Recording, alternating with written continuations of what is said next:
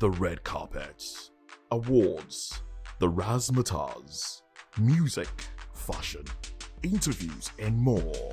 Spotlight on Voice of the People Television. Let's feed you with all the juicy stories in the global entertainment space, bringing you the glitz and glamour as they hot. Stay tuned to Spotlight, 1 p.m. Monday to Friday. Spotlight on Vop TV. Entertainment like never before.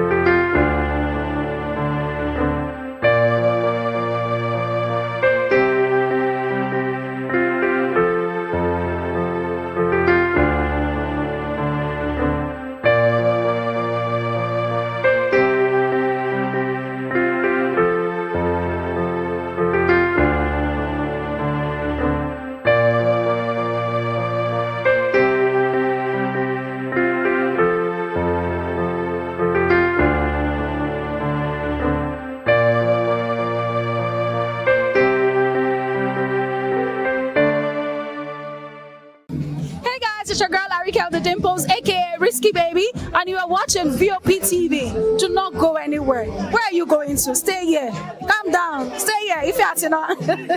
What's up, everybody? Who's Arco here, and I'm hanging out on Vop TV. Keep it locked, don't go nowhere. Let's go.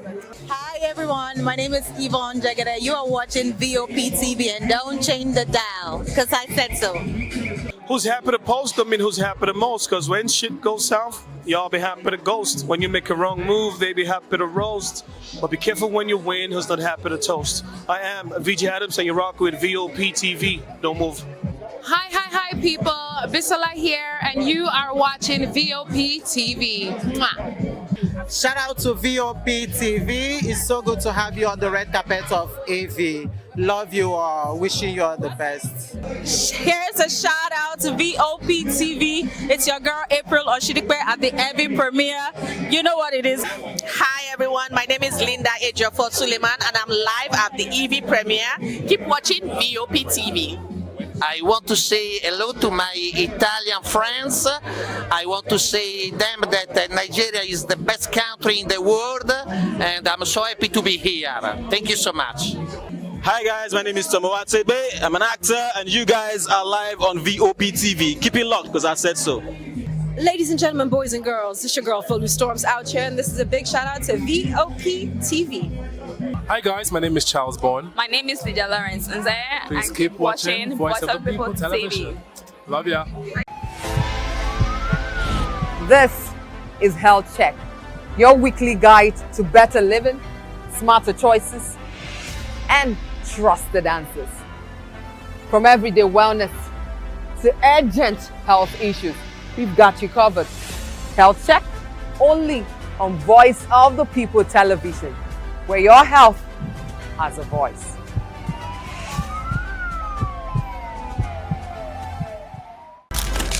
In a world where power shapes with every headline, in a nation full of questions, in a world filled with noise, the truth needs a voice. The policies that shapes our world and the economy that determines our future. Every hour, every day, the grapevine keeps buzzing. And together, we are committed to telling the stories that shape our world, because your voice is our focus. Don't forget, our voice matters the most. Let us come together and share our concerns.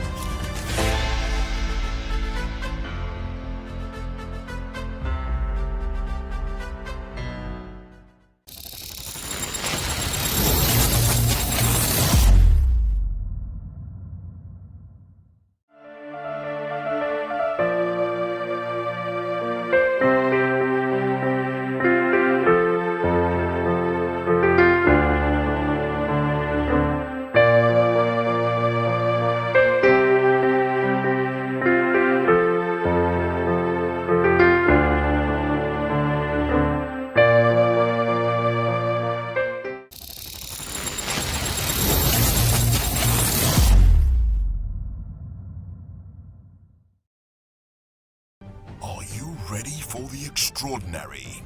Something big is happening on your screen.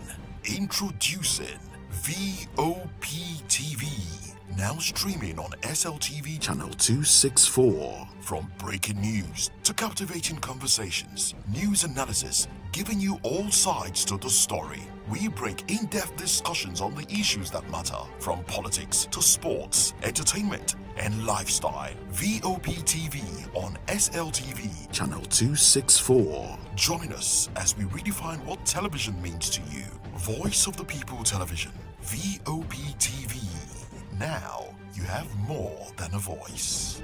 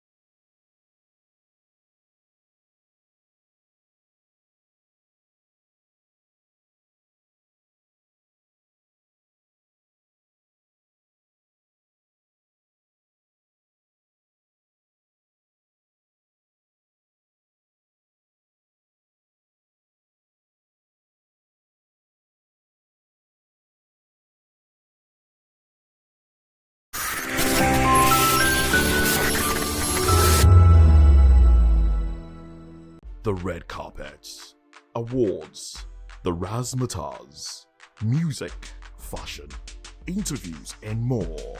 Spotlight on Voice of the People Television. Let's feed you with all the juicy stories in the global entertainment space, bringing you the glitz and glamour as it is hot. Stay tuned to Spotlight, 1 p.m. Monday to Friday. Spotlight on Vop TV. Entertainment like never before.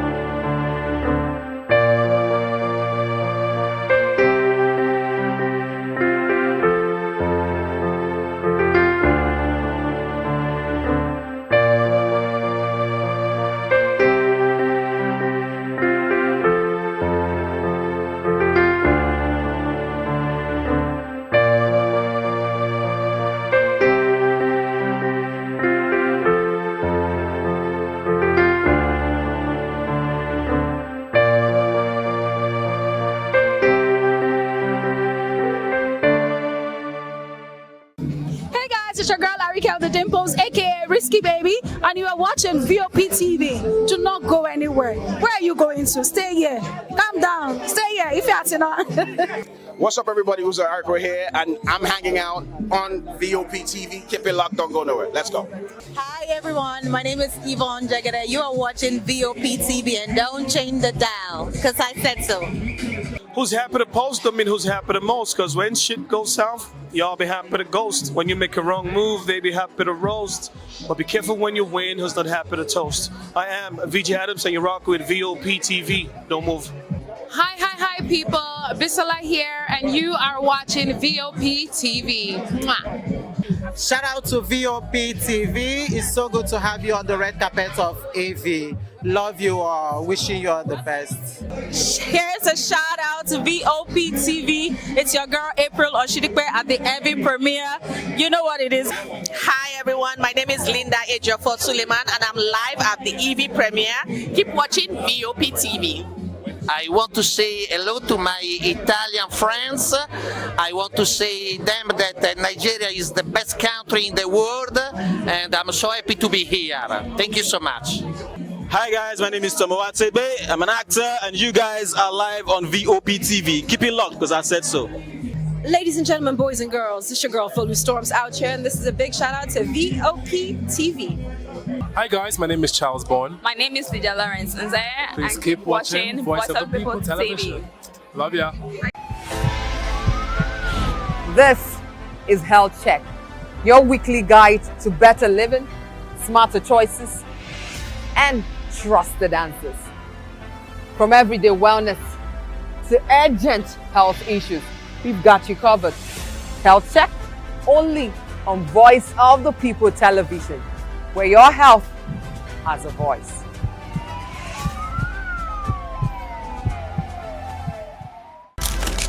In a world where power shapes with every headline, in a nation full of questions, in a world filled with noise, the truth needs a voice. The policies that shapes our world and the economy that determines our future. Every hour, every day, the grapevine keeps buzzing. And together, we are committed to telling the stories that shape our world, because your voice is our focus.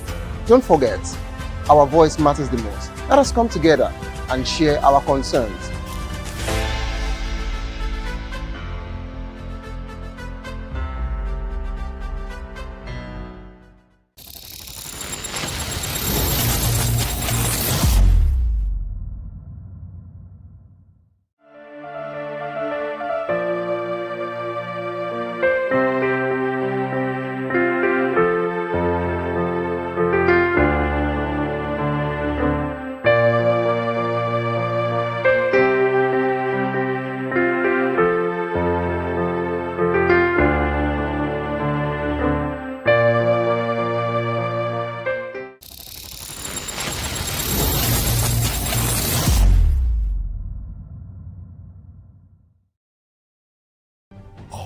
Ready for the extraordinary? Something big is happening on your screen. Introducing VOP TV, now streaming on SLTV channel 264. From breaking news to captivating conversations, news analysis, giving you all sides to the story. We break in-depth discussions on the issues that matter, from politics to sports, entertainment, and lifestyle. VOP TV on SLTV channel 264. Join us as we redefine what television means to you. Voice of the People Television, VOP TV. Now you have more than a voice.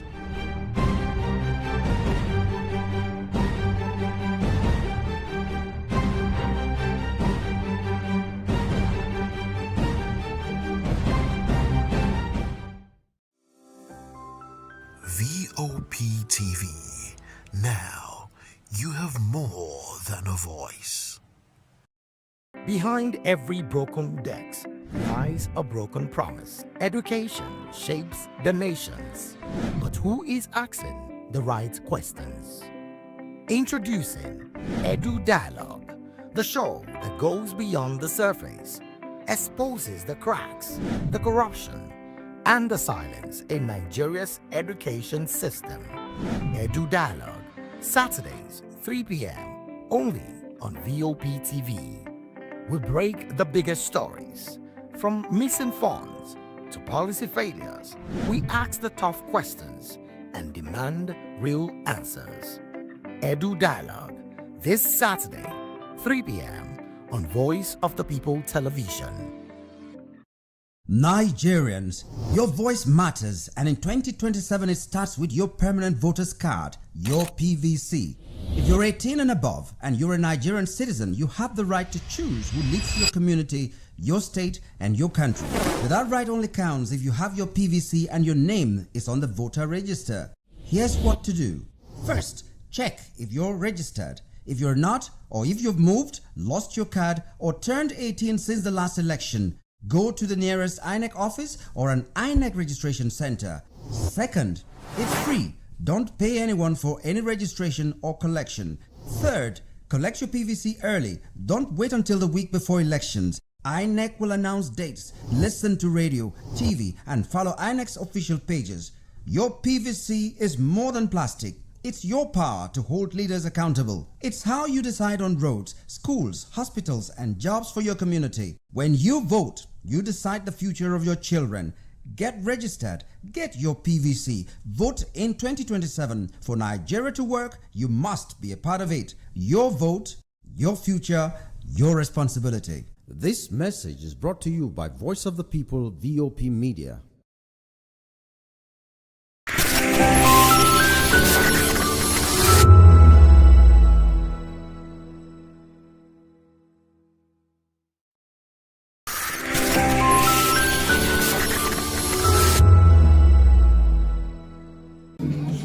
It's your girl Arika the Dimples, aka Risky Baby, and you are watching VOP TV. Do not go anywhere. Where are you going to? Stay here. Calm down. Stay here if you're not. What's up, everybody? Who's Arco here, and I'm hanging out on VOP TV. Keep it locked, don't go nowhere. Let's go. Hi everyone, my name is Yvonne Jagade. You are watching VOP TV, and don't change the dial, because I said so. Who's happy to post them and who's happy the most? Because when shit goes south, y'all be happy to ghost. When you make a wrong move, they be happy to roast. But be careful when you win, who's not happy to toast. I am VJ Adams, and you're rocking with VOP TV. Don't move. Hi people, Bisola here, and you are watching VOP TV. Mwah. Shout out to VOP TV. It's so good to have you on the red carpet of AV. Love you all. Wishing you all the best. Here's a shout out to VOP TV. It's your girl April Oshidikwe at the EV premiere. You know what it is. Hi everyone, my name is Linda Ejiofor Suleiman, and I'm live at the EV premiere. Keep watching VOP TV.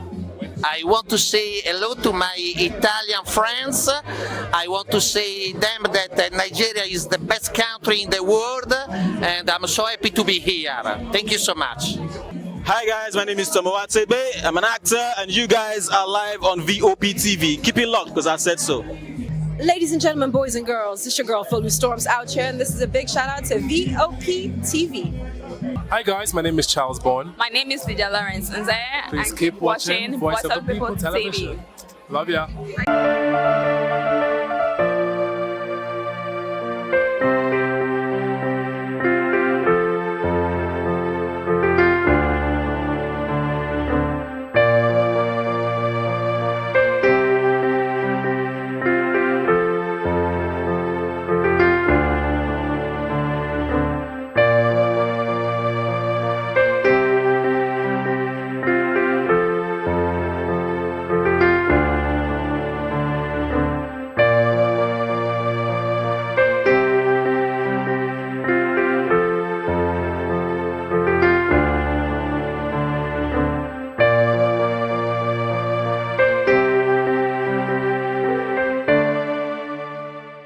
The red carpets, awards, the razzmatazz, music, fashion, interviews, and more. Spotlight on Voice of the People Television. Let's feed you with all the juicy stories in the global entertainment space, bringing you the glitz and glamour as they hot. Stay tuned to Spotlight, 1 p.m. Monday to Friday. Spotlight on VOP TV. Entertainment like never before.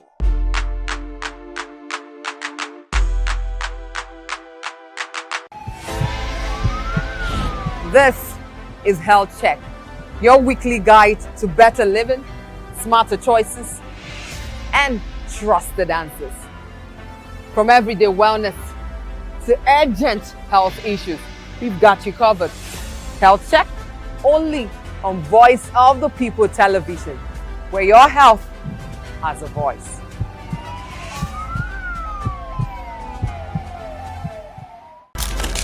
In a world where power shapes with every headline, In a nation full of questions, In a world filled with noise, the truth needs a voice. The policies that shapes our world and the economy that determines our future. every hour, every day, the grapevine keeps buzzing. And together, we are committed to telling the stories that shape our world, because your voice is our focus. Don't forget, our voice matters the most. Let us come together and share our concerns.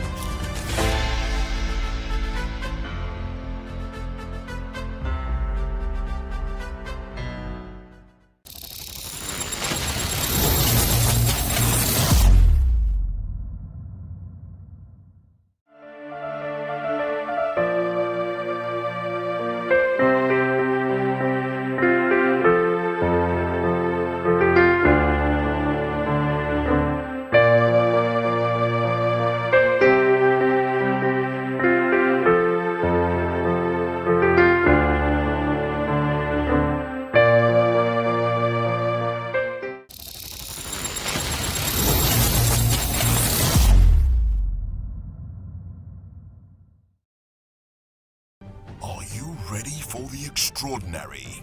Something big is happening on your screen. Introducing VOP TV.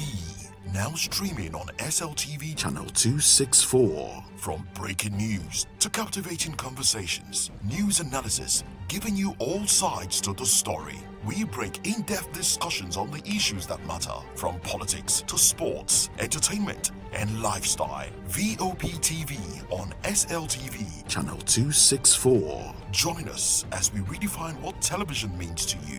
Voice of the People Television, VOP TV. Now you have more than a voice.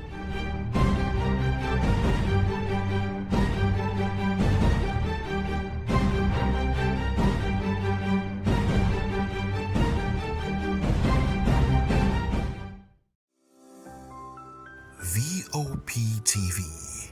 Now you have more than a voice. Behind every broken desk lies a broken promise. Education shapes the nations. But who is asking the right questions? Introducing Edu Dialogue, the show that goes beyond the surface, exposes the cracks, the corruption, and the silence in Nigeria's education system. Edu Dialogue, Saturdays, 3 p.m., only on VOP TV. we break the biggest stories. From missing funds to policy failures, we ask the tough questions and demand real answers. Edu Dialogue, this Saturday, 3 p.m. on Voice of the People Television. Nigerians, your voice matters, and in 2027 it starts with your permanent voters card, your PVC. If you're 18 and above and you're a Nigerian citizen, you have the right to choose who leads your community, your state, and your country. But that right only counts if you have your PVC and your name is on the voter register. Here's what to do. First, check if you're registered. If you're not, or if you've moved, lost your card, or turned 18 since the last election, go to the nearest INEC office or an INEC registration center. Second, it's free. Don't pay anyone for any registration or collection. Third, collect your PVC early. Don't wait until the week before elections. INEC will announce dates. Listen to radio, TV, and follow INEC's official pages. Your PVC is more than plastic. It's your power to hold leaders accountable. It's how you decide on roads, schools, hospitals, and jobs for your community. When you vote, you decide the future of your children. Get registered. Get your PVC. Vote in 2027. For Nigeria to work, you must be a part of it. Your vote, your future, your responsibility. This message is brought to you by Voice of the People, VOP Media.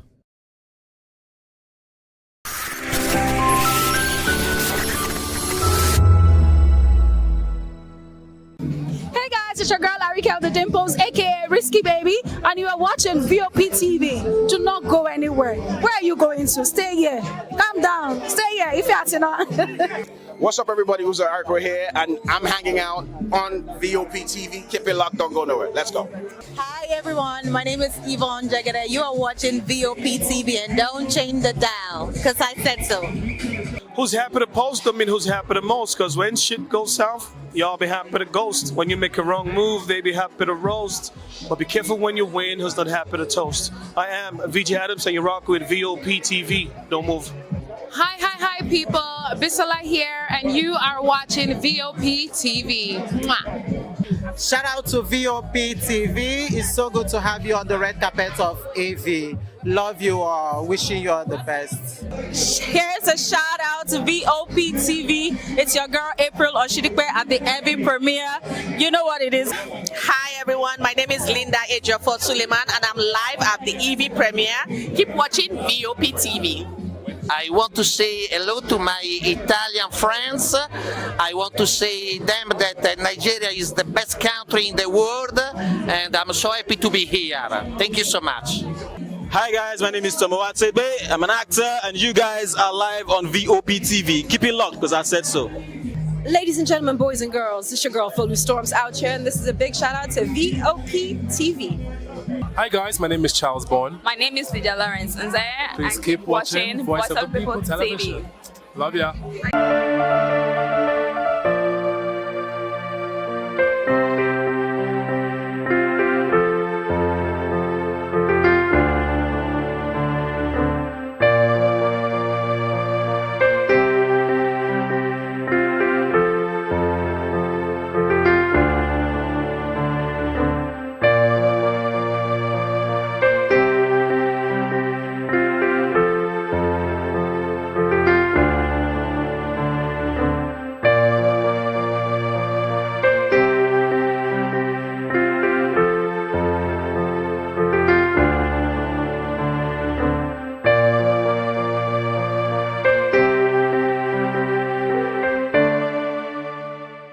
The red carpets, awards, the razzmatazz, music, fashion, interviews, and more.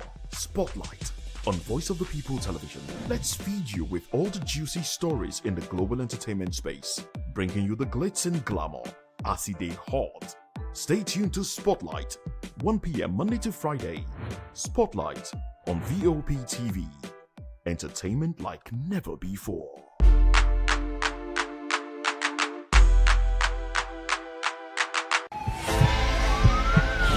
This is Health Check, your weekly guide to better living, smarter choices, and trusted answers. From everyday wellness to urgent health issues, we've got you covered. Health Check, only on Voice of the People television, where your health has a voice.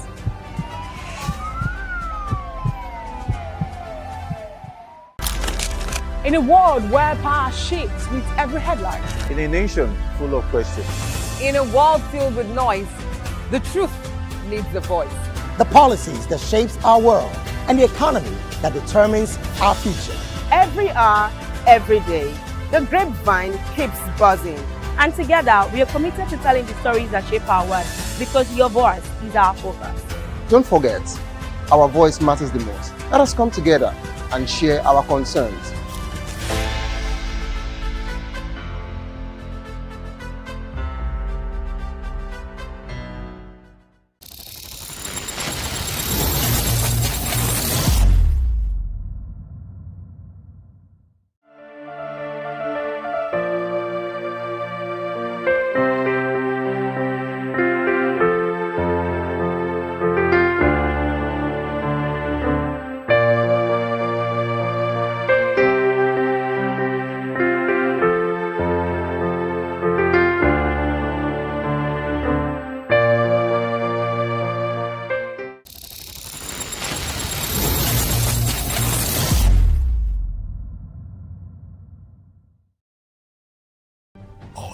Ready for the extraordinary? Something big is happening on your screen. Introducing VOP TV, now streaming on SLTV channel 264. From breaking news to captivating conversations, news analysis, giving you all sides to the story. We bring in-depth discussions on the issues that matter, from politics to sports, entertainment, and lifestyle. VOP TV on SLTV channel 264. Join us as we redefine what television means to you. Voice of the People Television, VOP TV. Now you have more than a voice.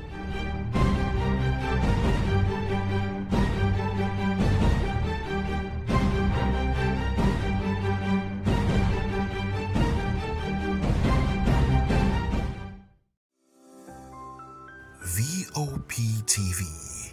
Now you have more than a voice. Behind every broken desk lies a broken promise. Education shapes the nations. But who is asking the right questions? Introducing Edu Dialogue, the show that goes beyond the surface, exposes the cracks, the corruption, and the silence in Nigeria's education system. Edu Dialogue, Saturdays, 3 p.m., only on VOP TV. We break the biggest stories, from missing funds to policy failures. We ask the tough questions and demand real answers. Edu Dialogue, this Saturday, 3 p.m. on Voice of the People Television. Nigerians, your voice matters, and in 2027 it starts with your permanent voter's card, your PVC. If you're 18 and above and you're a Nigerian citizen, you have the right to choose who leads your community, your state, and your country. But that right only counts if you have your PVC and your name is on the voter register. Here's what to do. First, check if you're registered. If you're not, or if you've moved, lost your card, or turned 18 since the last election, go to the nearest INEC office or an INEC registration center. Second, it's free. Don't pay anyone for any registration or collection.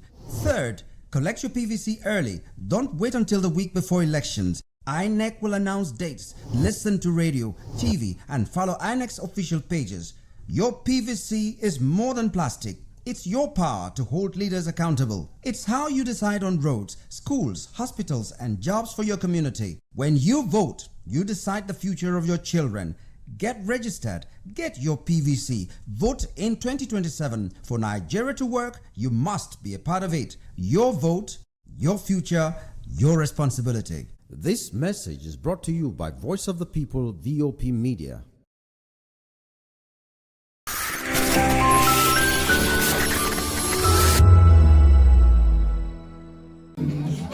It's your girl Larry Kel the Dimples, aka Risky Baby, and you are watching Vop TV. Do not go anywhere. Where are you going to? Stay here. Calm down. Stay here if you're not.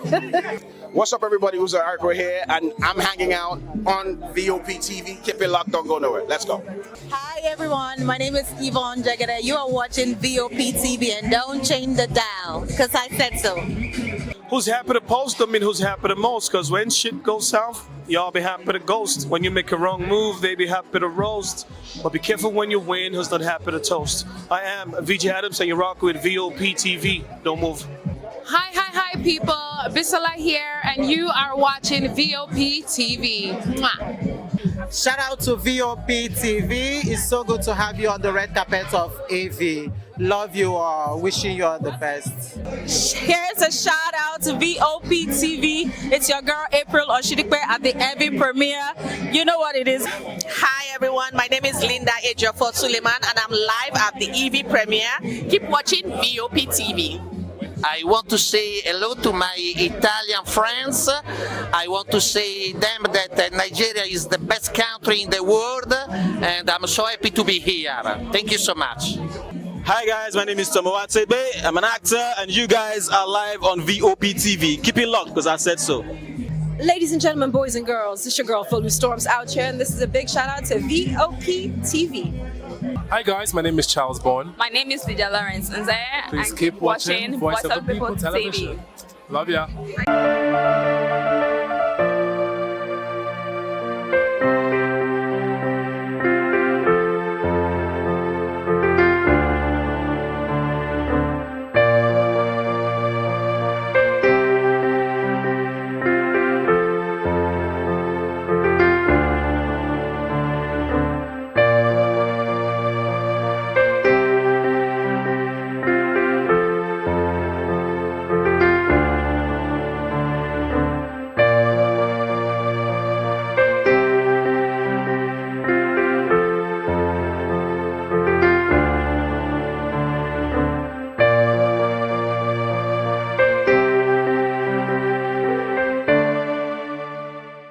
The red carpets, awards, the razzmatazz, music, fashion, interviews, and more.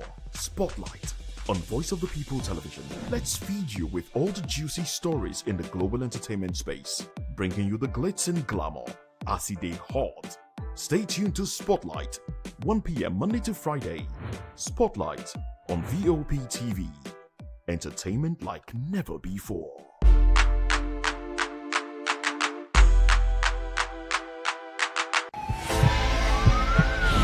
This is Health Check, your weekly guide to better living, smarter choices, and trusted answers. From everyday wellness to urgent health issues, we've got you covered. Health Check, only on Voice of the People Television, where your health has a voice.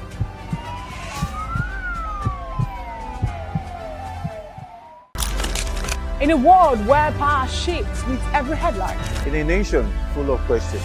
In a world filled with noise, the truth needs a voice. The policies that shapes our world and the economy that determines our future. Every hour, every day, the grapevine keeps buzzing. And together, we are committed to telling the stories that shape our world, because your voice is our focus. Don't forget, our voice matters the most. Let us come together and share our concerns.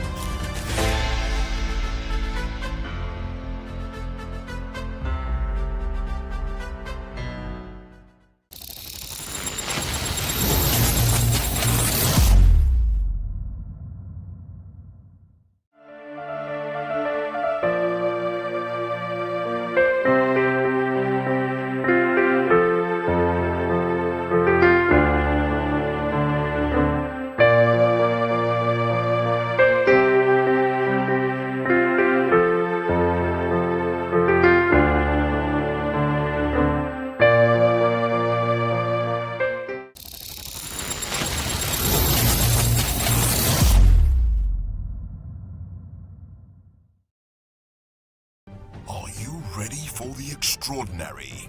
Something big is happening on your screen. Introducing VOP TV, now streaming on SLTV channel 264. From breaking news to captivating conversations, news analysis, giving you all sides to the story. We break in-depth discussions on the issues that matter, from politics to sports, entertainment, and lifestyle. VOP TV on SLTV channel 264. Join us as we redefine what television means to you. Voice of the People Television, VOP TV. Now you have more than a voice.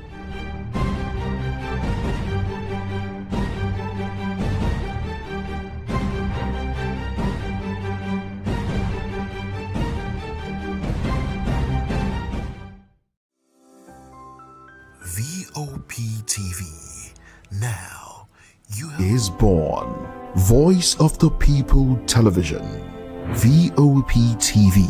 Youthful, full of vigor and penchant for excellence in the continent's media space. Exposing the wrongs, applauding the rights, dissecting the news without fear or favor, through factual and accurate stories and contents. Corruption kills three things that makes a society. The people and giving them a voice. Voice of the People TV is here to stay towards building a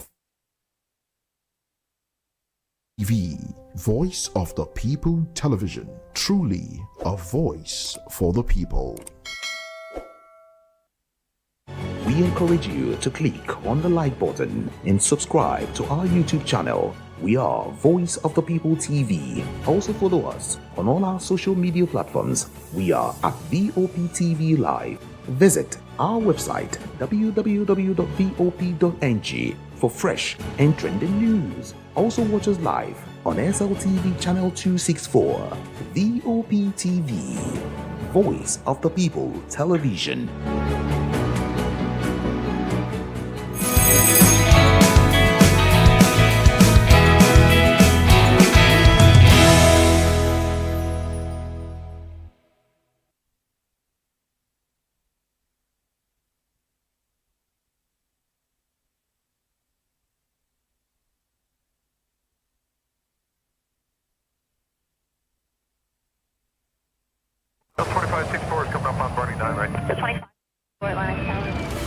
What happens in the hush behind hangar doors? Who signs the papers that gamble with lives? Which truths were grounded before they even ever had wings?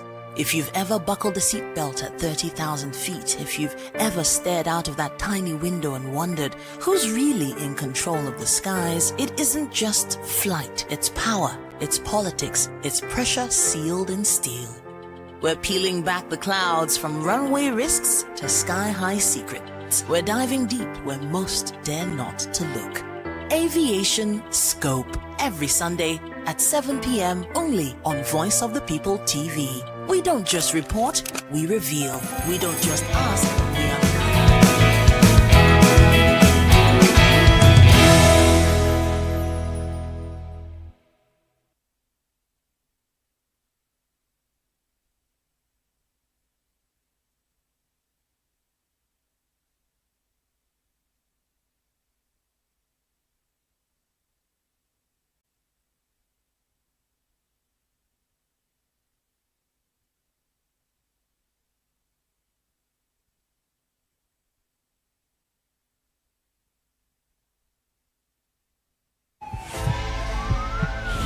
This is Health Check, your weekly guide to better living, smarter choices, and trusted answers.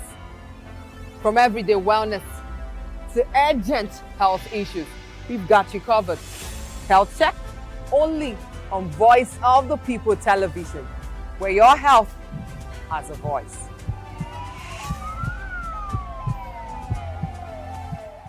Join us on People's Voice, where we amplify the voice of those that matters the most. Join the conversation. Share your thoughts with me. I am Savior Udo. Weekdays, Monday through Friday, from 4 p.m. to 5. Don't forget, our voice matters the most. Let us come together and share our concerns.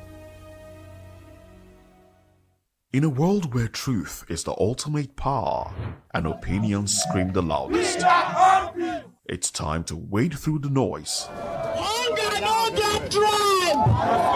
Hunger no get religion. And scan the human interest and trending topics that matter.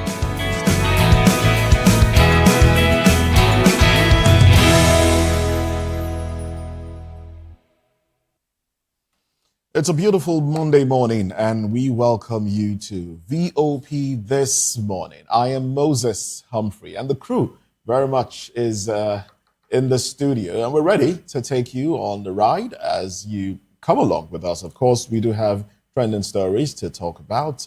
One of them is the rescue of the sister of former Power Minister Adebayo Adelabu. Well, security forces freed kidnapped victims in Oyo and Borno State as well. Well, in Oyo State, police rescued the ex-minister Adebayo Adelabu's sister, Mrs. Busayo Adelabu John Paul, and her 12-year-old twin sons. Now, well, it didn't stop there because video came out, trended on social media, and that's the video that you can see showing the rescue of the victims. Well, DSP Olayinka Anyolade said they were released unhurt. Now, let's take you to Borno State. In Borno, Operation Hadinkai rescued 360 women and children from Ngoshe Gwoza, where they were taken in March. So it's just about almost 100 days in captivity. That's for those rescued in Borno. Well, some reports say 416. Another report says 360. Well, Senator Alain Dume praised the military, Governor Zulum, and NEMA for freeing 416 captives, but called for more rescue, including pupils in Askira Uba. So, talking about the rescue of these individuals, quite well for the Borno 360 or 416, whichever one, it's quite a number, And the part that got me thinking was, the fact that the Mandara Mountains where they were kept, we learned that there are villages there. So it wasn't like they were kept in the forest or in isolation. There were villages there. So they had huts to each person. That's like a community brewing in that area, cut off from Nigerian government's sphere, as it were. And we have a lot more of such communities, isolated communities here and there, what we have now called ungoverned spaces. So they are just there. And insurgents take advantage of the fact that these communities are cut off and they thrive over there. They kidnap people, they take them there, they start out a community, and it just continues. Now, I know some Nigerians are saying, how was it possible to rescue that much number of people without casualties from their abductors and the rest of them? But I'll leave that to my colleagues to decide. Why do you want to put us on the spot? I'll leave that on the spot. You can't put us on the spot. Good morning, Nigerian. I'm Chukuma Okoro. When Moses was reading out of this, and I was just chuckling, I was chuckling, and I'm like, oh, okay. So let me start with the Adelabu story. The Adelabu sister and her twin boys, how they were rescued. It's a good thing they've been rescued, but unfortunately, we also have a good number of people, one-off cases, isolated cases, who have been in kidnappers' den for as long as 2 weeks, 3 weeks, 3 months or so. And yet, we've not heard anything about them. In some of them, ransom is paid. At the end of the day, they are killed. When these people were kidnapped, Nigerians were like, well, because their sister, the woman herself, worked formerly with Central Bank of Nigeria, highly placed, as a matter of fact, and being a relation to a former minister. Some Nigerians were like, well, it wouldn't be difficult to rescue her and her children. And we have seen that happen. And I recall that a friend of mine says, well, it's a very bad thing to be Mr. Nobody in Nigeria. Our society is highly, highly stratified according to classes. Unfortunately, we just have two classes, the political class and the rest of us. We have ordinary people who have been kidnapped, you know, and for months, nothing. The kind of effort, you know, we saw the police and the security agencies put in to rescue the Adelabu sister and her twins. We don't see that happen all the time. So it tells you that our society is very classy. We have the upper class and the lower class.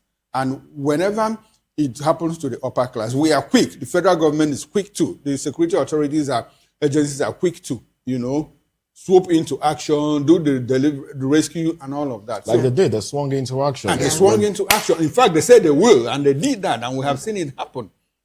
But what happens to the mass, you know, that are kidnapped daily on 2-3 people? If you go to Edo State, Edo has become a kidnappers, you know, heaven. Yeah. It's more like a hub. Yeah. And just in other parts of the country. So it's a good thing. Congratulations to the police. But I would like for them to extend, you know, that gesture, because I call it gesture now, you know, to other people who are in kidnappers then, you know, in all parts of the country. That said, I want to touch up on the Borno rescue. When I heard that 416 people were rescued, and I was like 416 of them. Is it that the terrorists that were guiding them just left them, abandoned them, and the police went and people file back, let's go back to town, let's go back to safe ground and all of that. They are yet to, I've not read or I've not seen where they gave an account of how the rescue operation was conducted. Yes. You know, but some people are saying, Nigerians, you know, if you go to pubs, if you go to bars, sit-outs and all of that, Nigerians, forget, they don't pay ransom. Ransom has been paid. You can't rule that out because, I mean, when you see how the kidnappings take place, you see people packed up in trucks, taken away, and we hear that, security agents confront them, but decide not to shoot so they don't hurt the abductees. Yeah. They let them go so as not to hurt the abductees. And then you now rescue them, and then you start to ask yourself, how? How? Yeah. How? That's what I'm asking. Is it that they just let them go? Maybe the kidnappers or the terrorists just said, okay, let's abandon this so that government will come and take it. It doesn't happen. There are so many questions, you know, begging for answers. But I think the first thing that just struck me when I saw Adelabu's sister's rescue video was, it's so sad that in this under this administration, a lot of lies have been peddled, a lot of propaganda goes on, such that even when something is real, Nigerians, the first thing, the instinct of an average Nigerian saying a lie, then they act. Where did they shoot this film? Meanwhile, if you look at it again, it might be real, but you know, in Nigeria, the more you look, sometimes the less you see. So there's a lot of rumor peddling, there's a lot of lies, you know, being peddled. And I also think that we have a VIP-focused defense strategy in Nigeria. And that's why you see everybody swoops in. I remember when the news of her abduction broke, the governor paid a courtesy visit to Adelabu in Ibadan. And there was a lot of media coverage and all of that. And I just knew within me that in the next few days, they'll be rescued. And indeed, that played out. But we should also not forget the fact that this Adelabu sisters incident is kidnapped, while the Oyo School incident is more of banditry and terrorism. However, it still boils down to security. So we should, the intelligence of our military is not in doubt. We just need them to be proactive, because we've also realized that high-profile abductions, they always get high-profile attention in Nigeria. And so I was just thinking, what would those teachers, relatives of the teachers in victims, I mean, whose relatives, you know, I'm just thinking about how they'll be feeling, because we don't know somebody. You know, it's so bad not to know somebody in Nigeria. And it cuts across every sphere of our national life. You have to know somebody sometimes for things to happen to work for you. Because I think merit is almost dead in Nigeria to a large extent. Because to even get your file to be moved from one office to the other, you need to know someone. If you don't know somebody, you need to wet the ground for things to happen for you. I just hope and pray and wish that the children in the forests in Oyo State or wherever they are right now are found hale, hearty, in one piece. Because anytime they're rescued, those lives, both the children. Because we know that some have died. Yes. And anytime it rains, my mind just goes my mind just goes to them, and I'm like, how are they even faring? Because I know that they won't be in one place, we're moving them. And if terrorists can actually keep over 300 people in an area surrounded by villages, then it means we have a lot on our hands. Oh, yes, we do have a lot on our hands. We do have a lot on our hands. And we have a lot of work. The government can say they don't pay ransom, but AFP brought out a report the other day alleging that Nigerian government has paid about $7 million in ransom to, so it's, I know you wonder why Nigerians doubt the government. Yes. Unfortunately. Well, let's move on to our conversation proper this morning. We're talking about politics now. ADC. Yes. So the ADC presidential candidate, Atiku Abubakar, has criticized ex-secretary to the government of the Federation, Babachir Lawal, for saying Atiku's presidency will be synonymous to a Fulani presidency.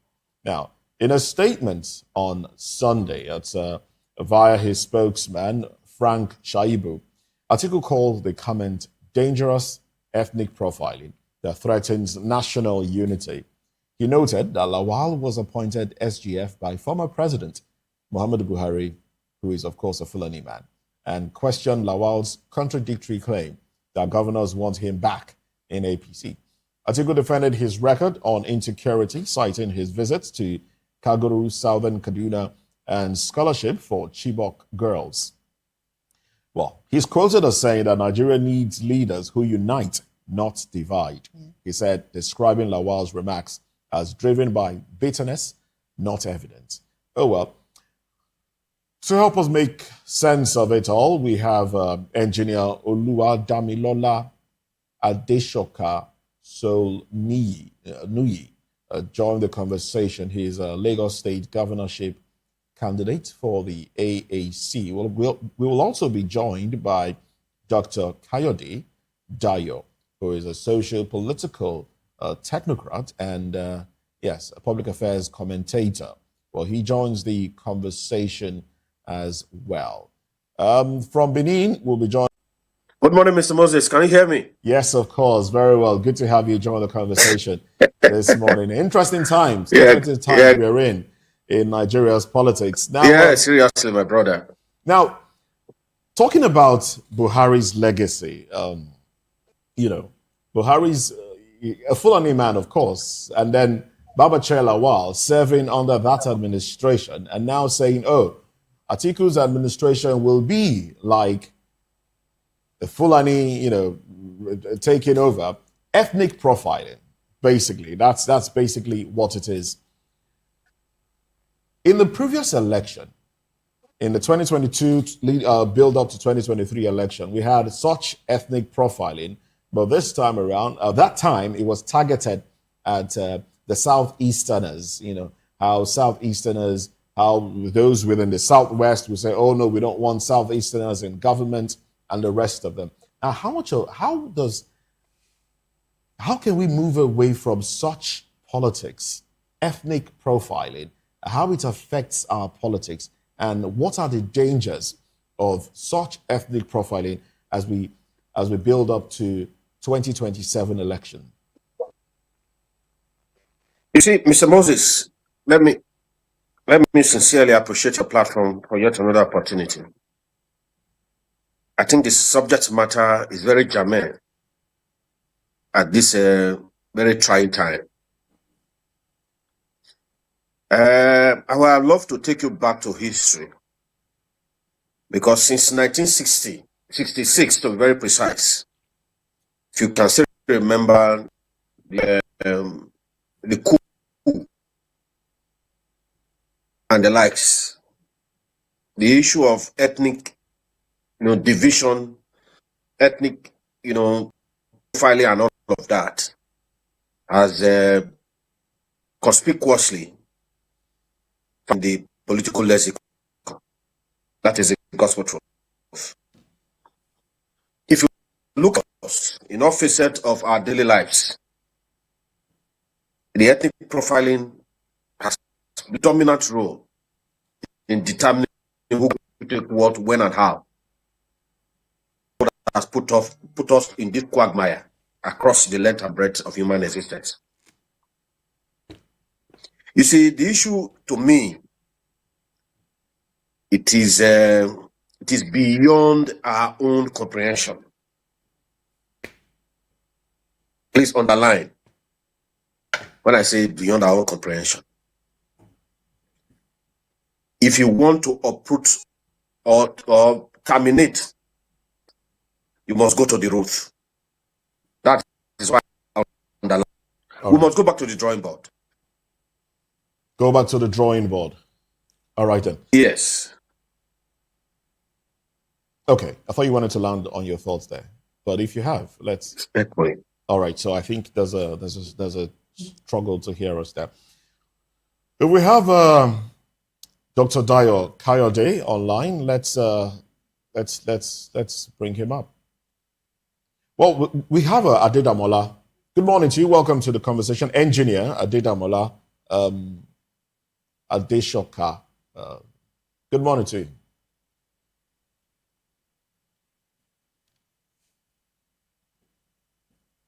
All right, I understand that we have a bit of a network problem there, unable to reach other guests, so we'll have to stay with Comrade Destiny and Abulele for a little longer.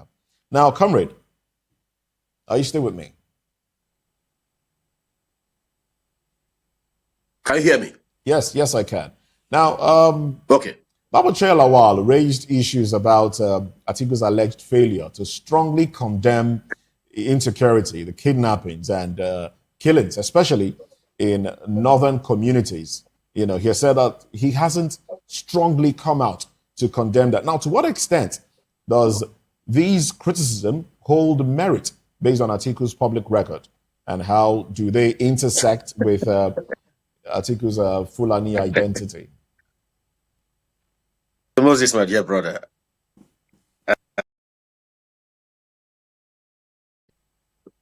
that such a comment is coming from Baba Chair. This is a man that played a very dominant role in the evolution of Buhari's administration. And he was very conspicuous of being in the SGF.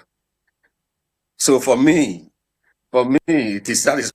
Just laugh. It's laughable. What do you make of it? What do you make of it? Is this just politicking? Do you think this is just politicking, trying to make Exactly. It is. It is. It is. You see, I sympathize with Baba Chair. That is the gospel truth. Comrade Destiny. Because these persons. Comrade Destiny. When you say that it is laughable, you know, what would you have made of, considering how Nigeria is structured, you know, the kind of ethnic politics that we play, our fault lines, you know, that keep widening every other day.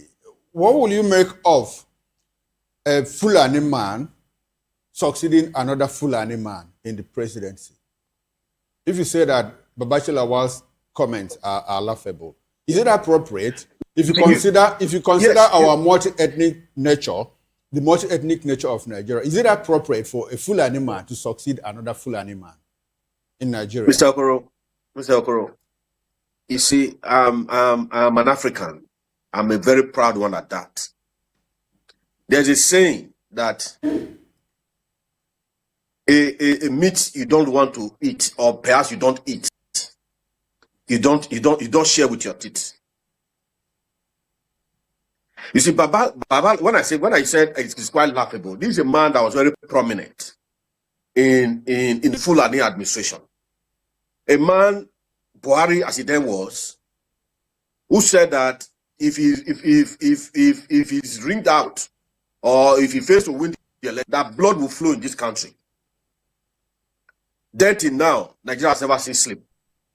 And this is a man that was a lieutenant of Buhari. That's why I said it's laughable. Exactly his point. If you are opposition, is that under Buhari, Nigeria more like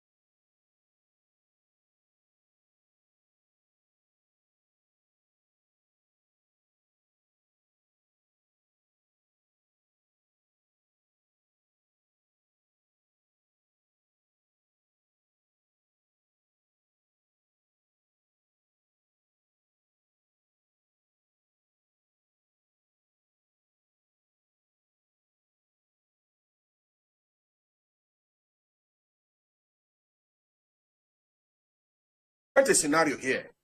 I was just barely 4 months or 6 to 7 months. There was certain revenue generation issue that happened. I took my state government to the media. I was live with one of the. You can ask your representative here. And I was summoned to the government house, and I explained myself that I'm representing and the people through me must be able to get a voice and get a representation and get what due them. You can do your findings. Okay, all right, comrade. I understand your position. I understand your position, but I do know, as far as this issue is concerned, Babachi Lawal was not running commentary on the Buhari administration. He was simply saying it is not proper.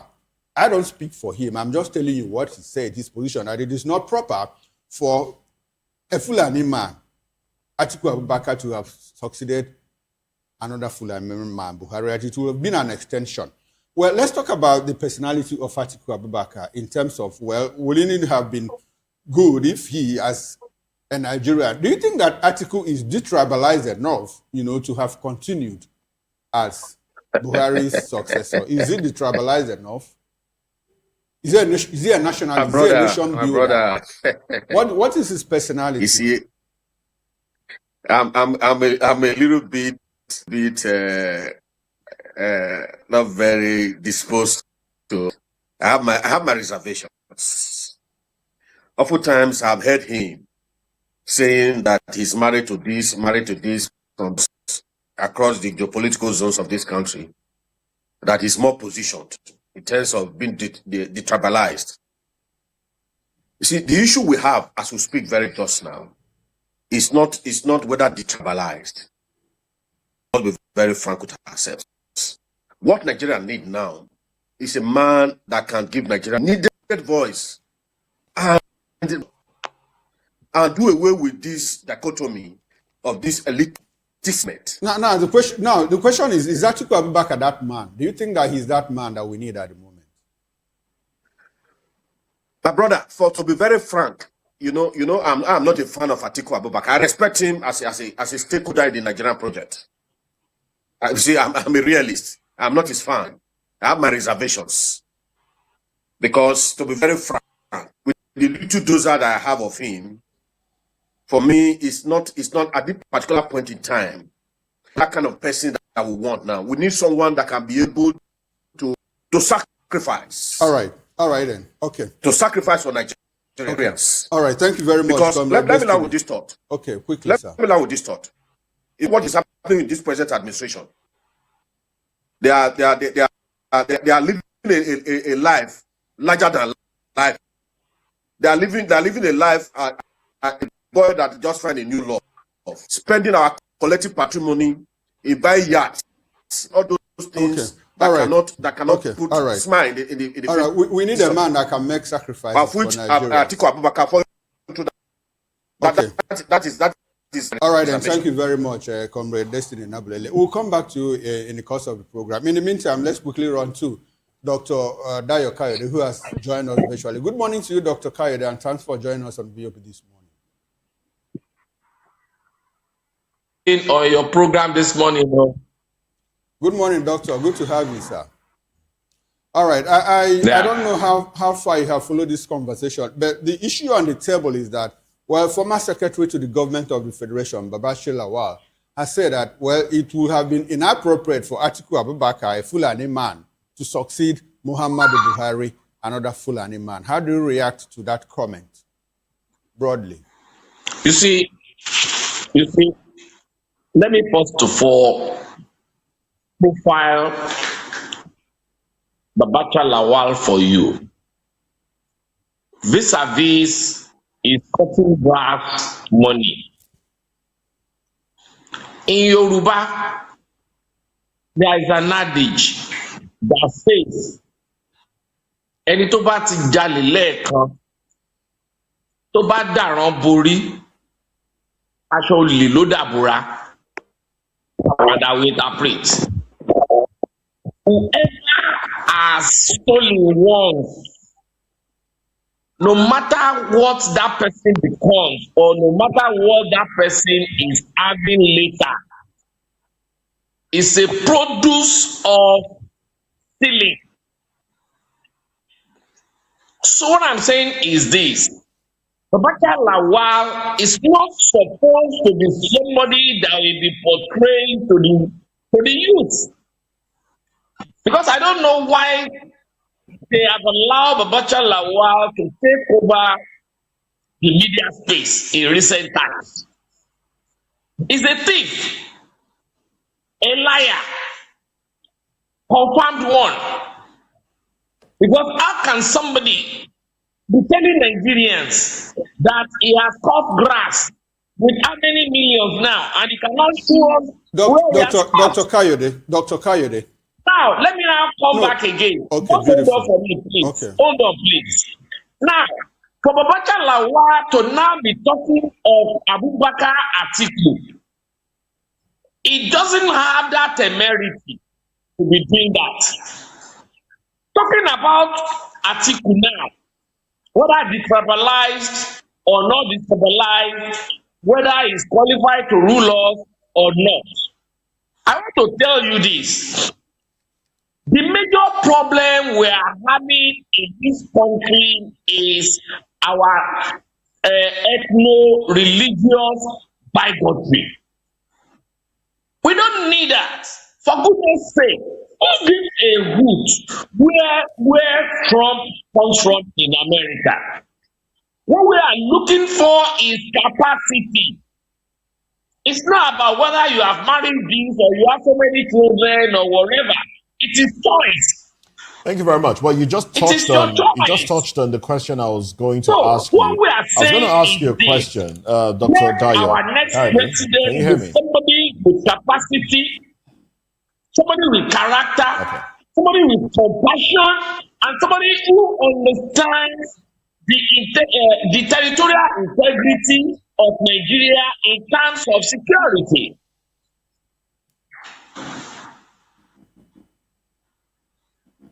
Okay.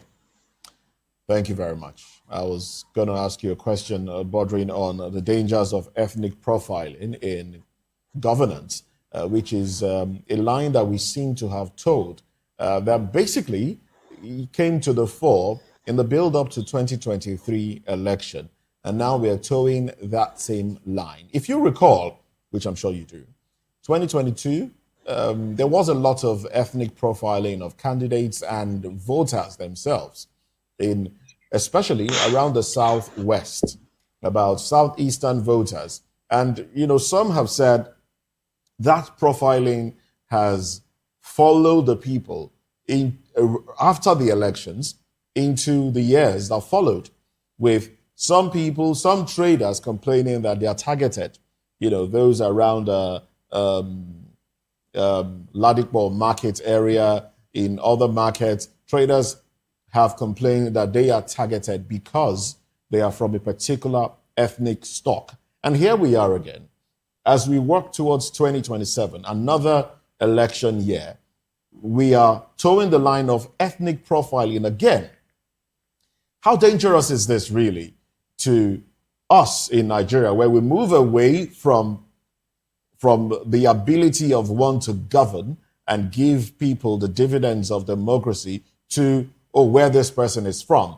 These ones are associated to cattle rearers and terrorists, and these ones are destroying communities. And, what are the dangers, especially as it concerns us here in Nigeria, and how can we move away from it?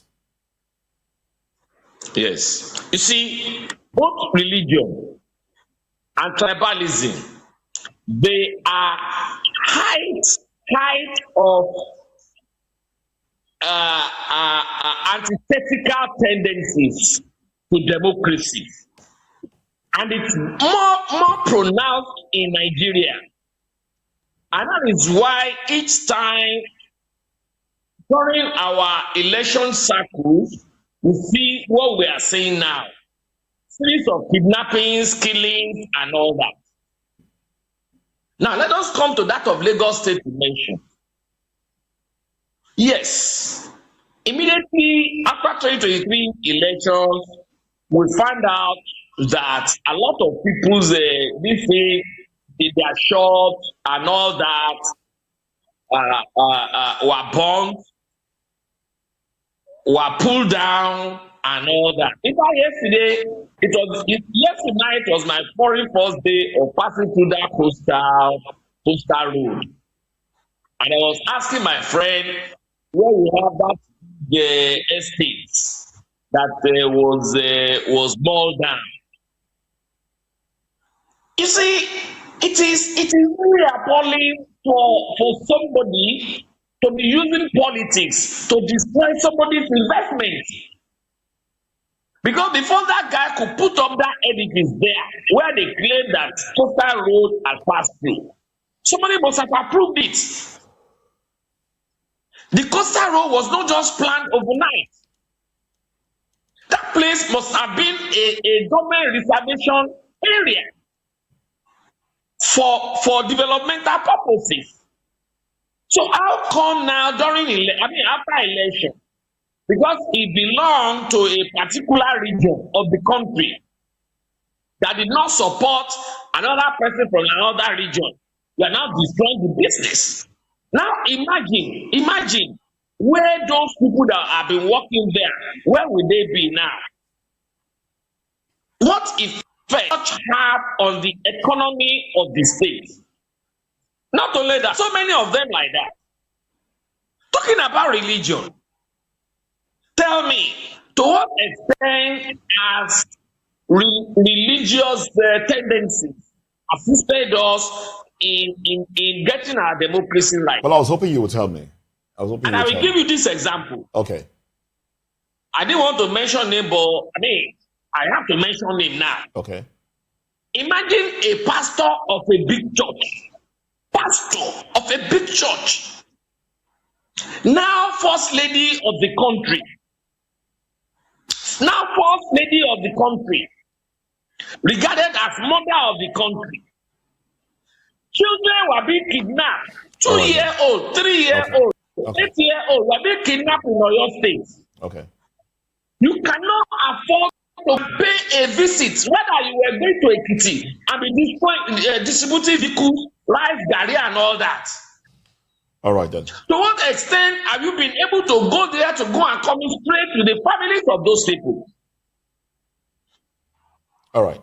And you claim to be a pastor. All right. Thank you very much.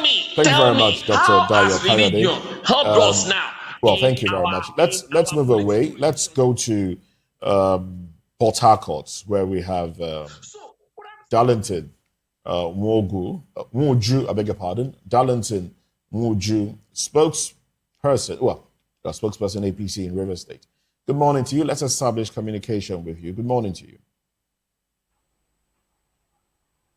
Good morning. Thank you for having me. Yes. Good to have you. Good to have you join the conversation this morning. My quick question to you is talking about Babachir Lawal and the statement that he made, describing Atiku's presidency as synonymous with Fulani presidency, comparing it to Tinubu's Yoruba associated leadership.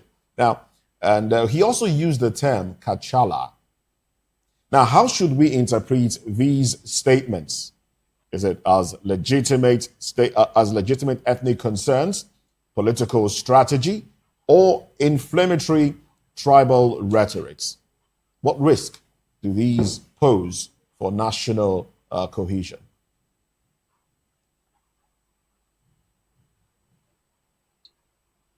Well, for me,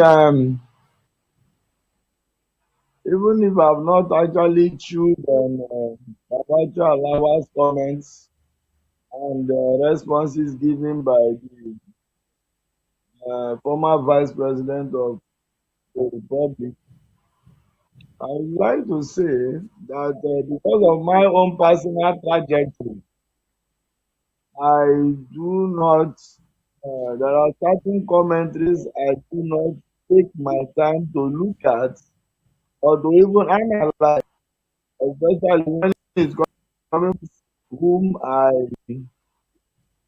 believe that their integrity index, if you are to weigh it on the balance, does not actually fit into my own idiosyncrasies when it comes to the integrity quotient. Because I believe, by and large, that we must bring and respect morality in a public sector.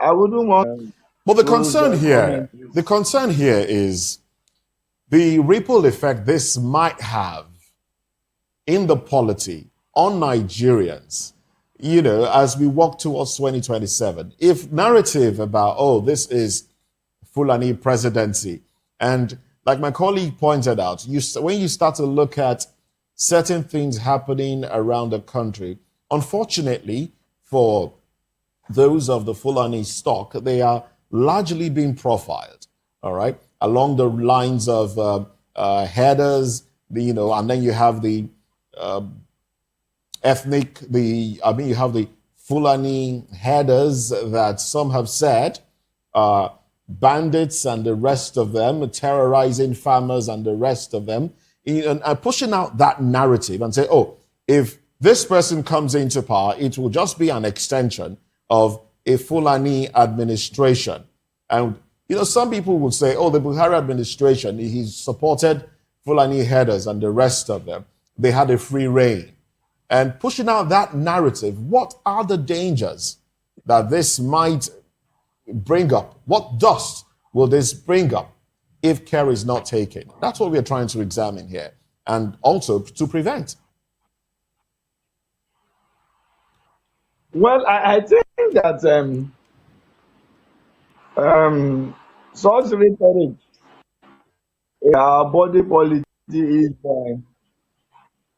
I think we should play on such rhetoric when it comes to religion, when it comes to tribes and all that. We should actually do as much as possible to play on issues that are germane to our collective development as a nation. Talk on issues. We should be able to discuss issues. Because now, when you refer to the Fulani people as maybe tribe of bandits, I've forgotten that there are Fulani that have suffered so much pain from the activities of this guy. I mean, the bandits now. In fact, from statistics available, you know, the statistics of children, school children that have been kidnapped so far across Nigeria, you would find out, and you will agree with me, that most of the victims have been northerners. So how do you now explain to me that is a tribal fight or a tribal war? This is a Nigerian problem. And so until you see that the Nigerian problem that must be sorted out, and that the persons who sponsor acts of terrorism against Nigeria and Nigerians must by all means be obliterated from our geographical space. Okay. So this has nothing to do with looking at people trying to, how do I put it, for lack of a better word, trying to make them objects or objectify okay. a particular ethnic group. Okay, more like stereotyping. You mean you want to say they are only stereotyping the Fulani people is unfair because they are also victims of the same. They are also victims. So all right, Mr. Darlington. Mr. Darlington thinks that, well, his position is that we shouldn't talk about this thing. We should just talk about Nigerian unity, how to build a country. Unfortunately, I'm not sure that a lot of people will agree with you, because once you don't talk about your problems, and we also hear that a problem talked about is already half solved. So if we continue to hide or paper over all of it, I don't know how far we can travel. Thank you very much. We'll come back to you in the course of the program. In the meantime, let's quickly, I want to run back to Dr. Dayo Kayode. Dr. Kayode, let's establish connection with you. Are you still with us, sir? True. Oh, beautiful, beautiful.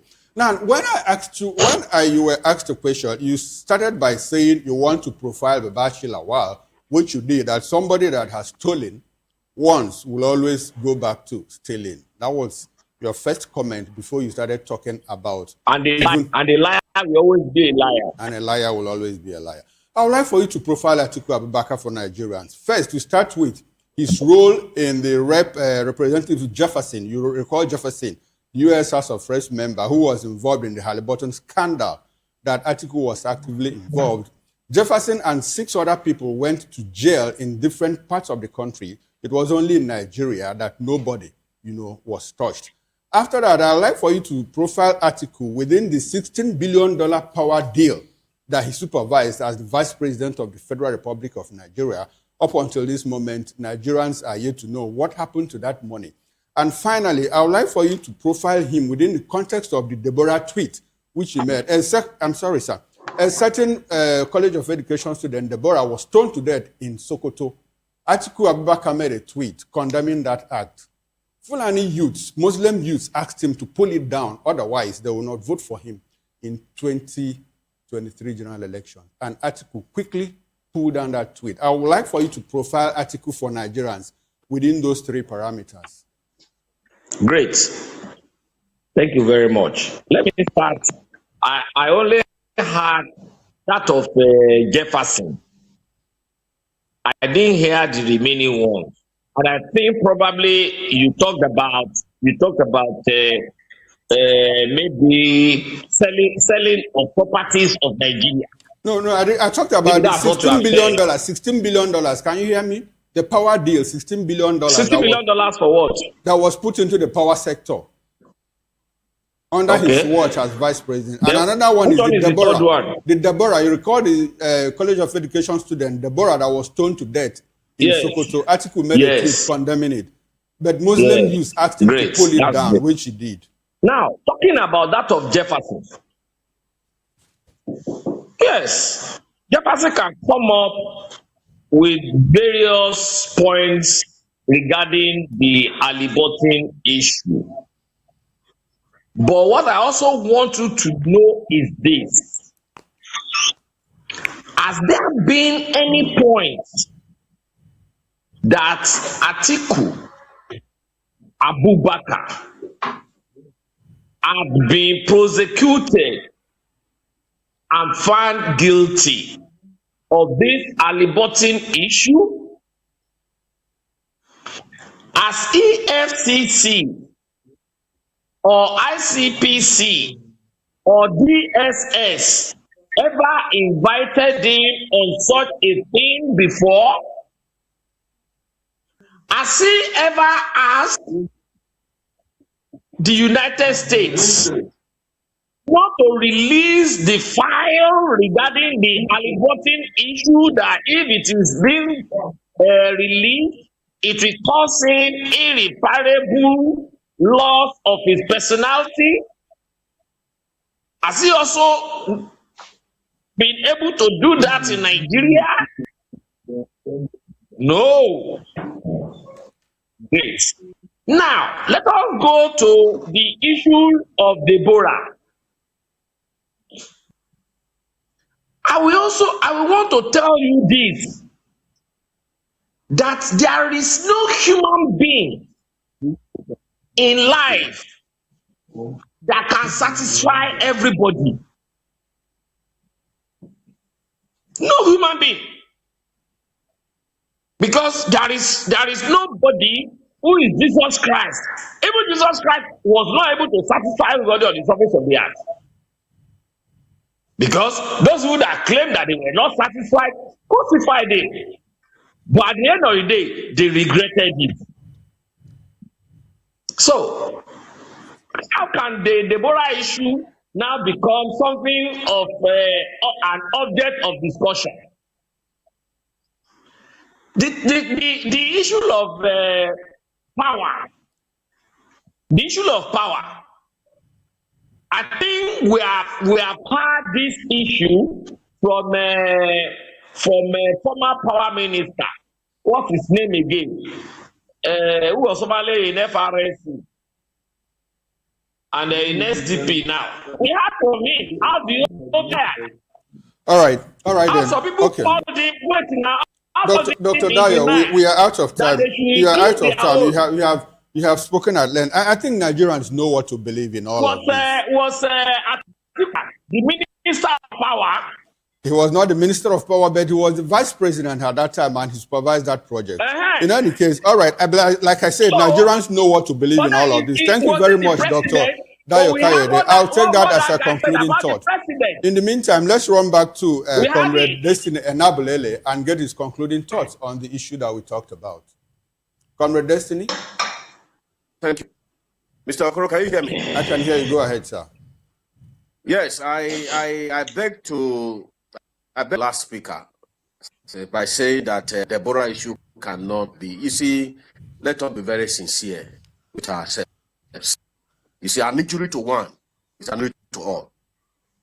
It's Deborah yesterday. And today, you and the like. Because over time, we have been mute to those things that matter to us.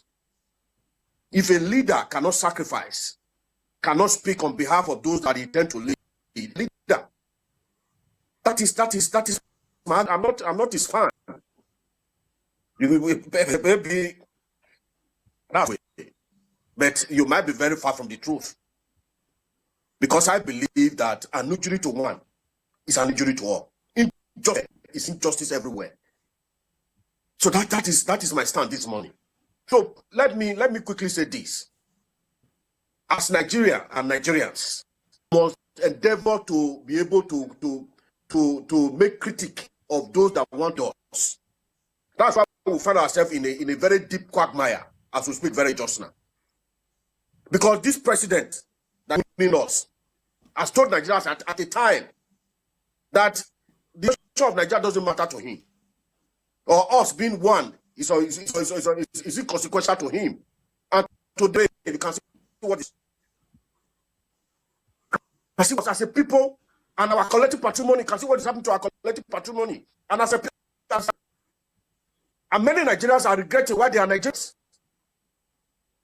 So for me, please, let me, we are all living in fear. For us, last speaker, we are all living in fear. And no longer apply our role so that we get an object of and ridicule. So for me, again and again, our 2027 drug close, we must put all these persons. We must put them and x-ray them and examine them. Any of them found one thing side.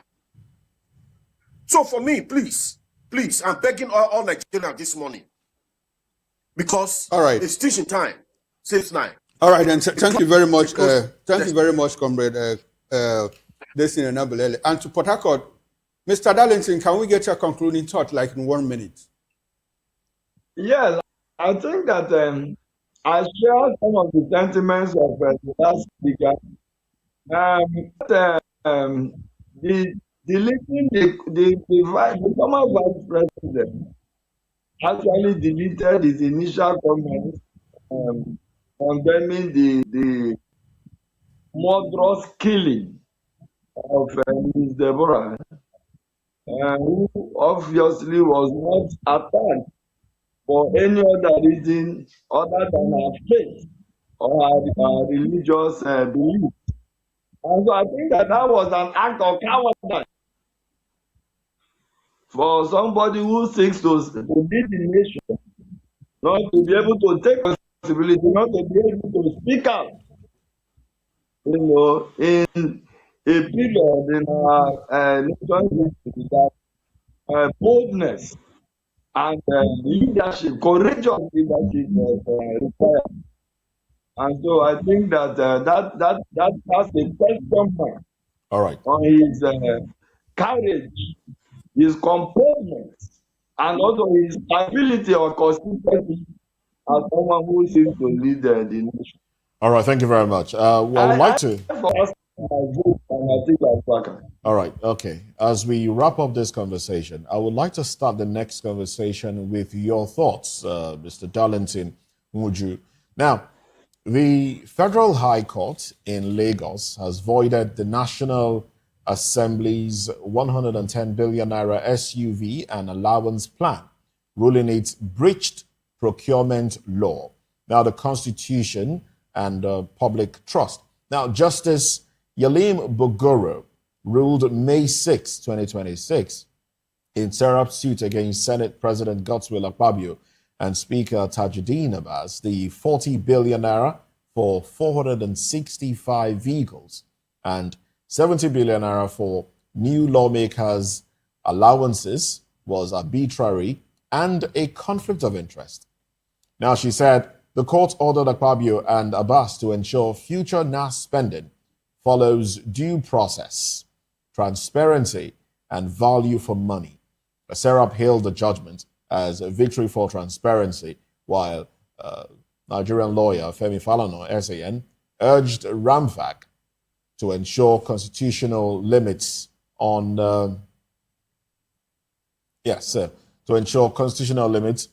lawmakers' pay.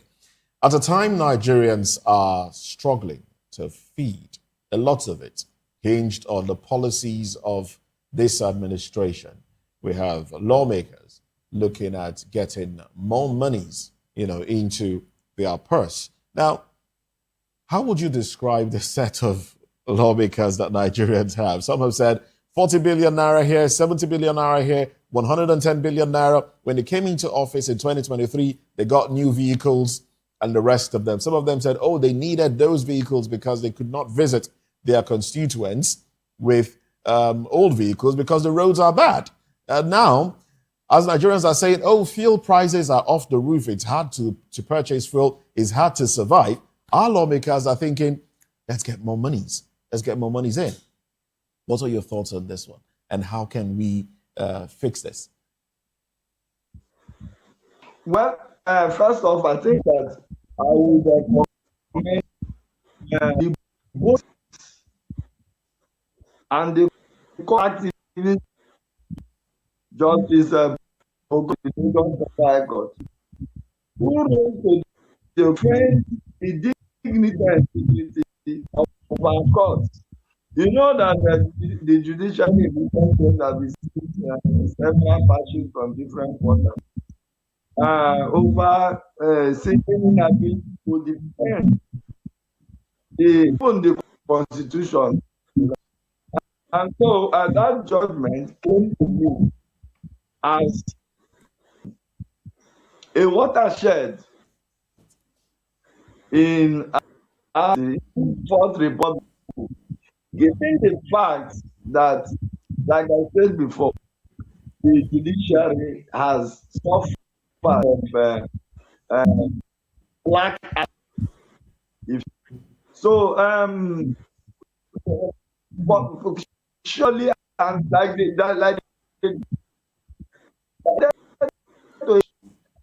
of and would fail in a season of economic difficulties where people are complaining about having to get ends meet. You now embark on using your privileged positions as laws that will only satisfy your bank account.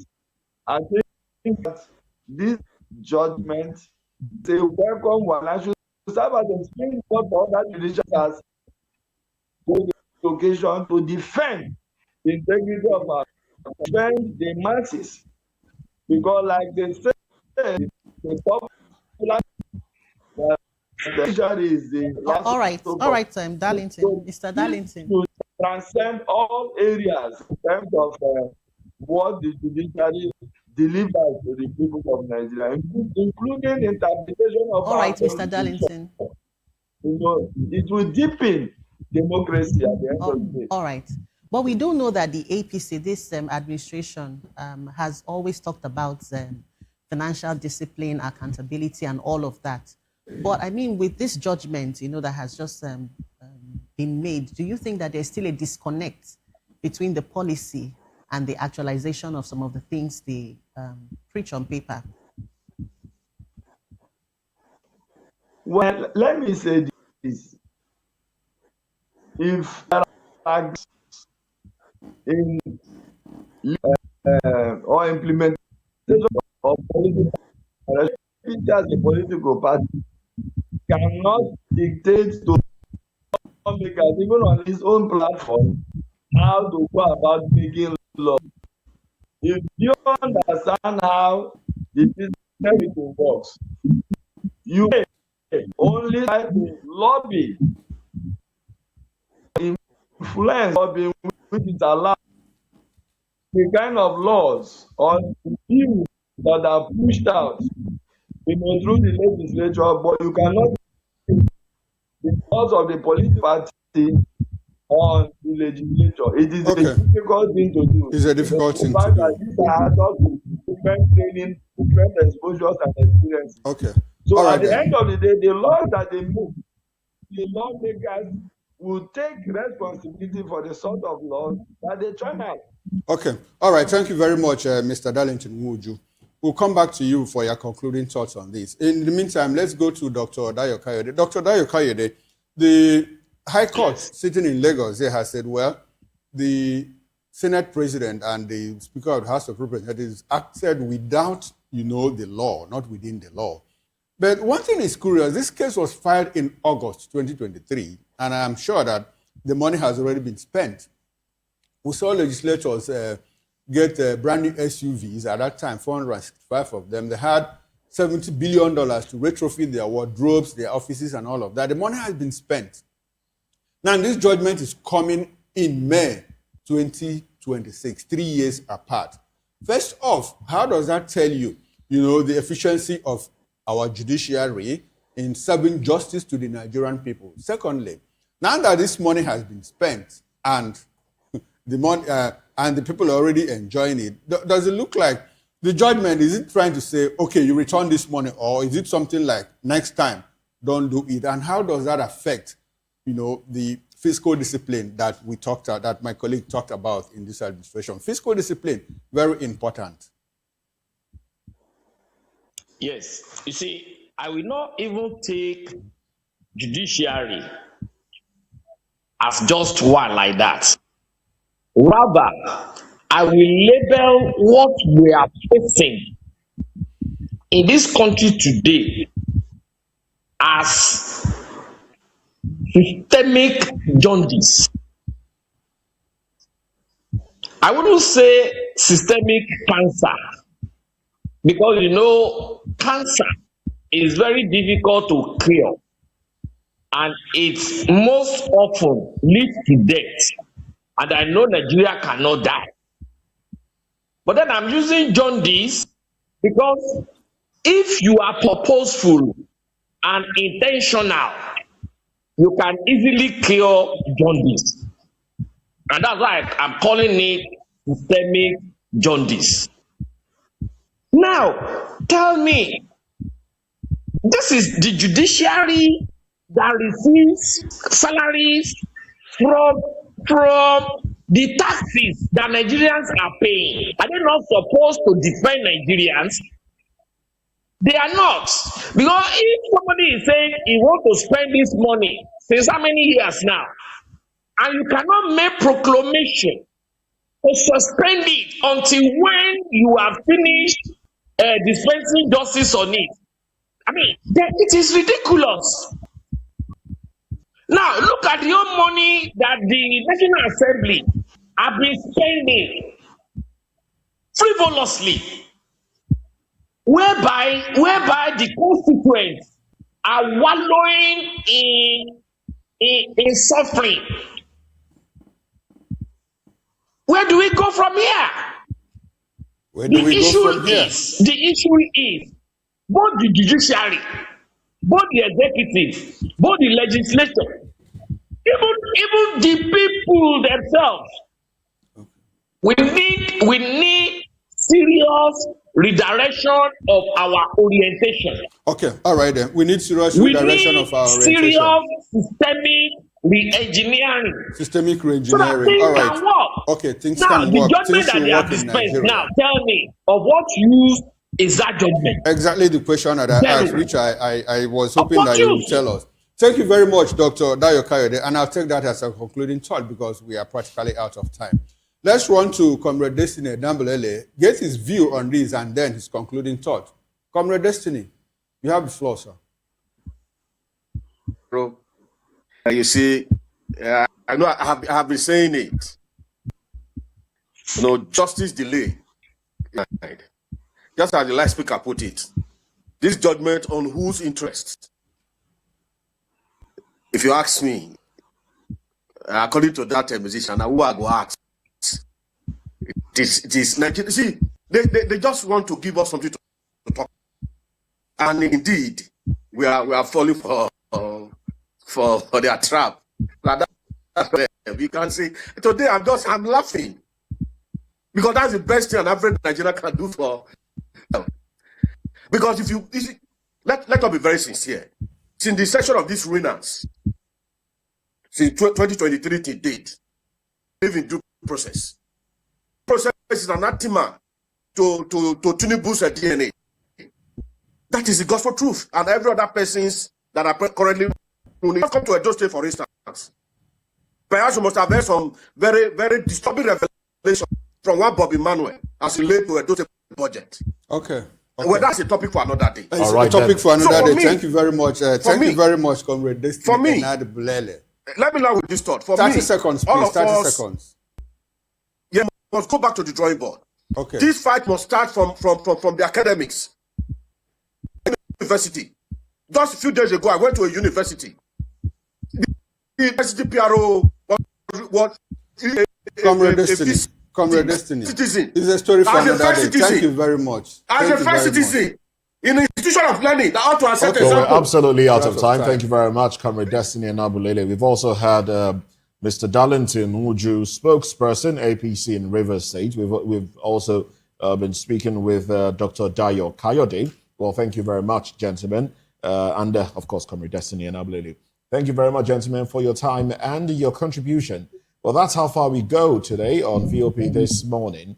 Newspaper Review comes up next. I'm Moses Humphrey. See you at 10 o'clock for Newspaper Review. I'm Jane Ogoye. Thank you for watching. Please join us on Newspaper I'm Chukuma Review. Okoro. Bye for now.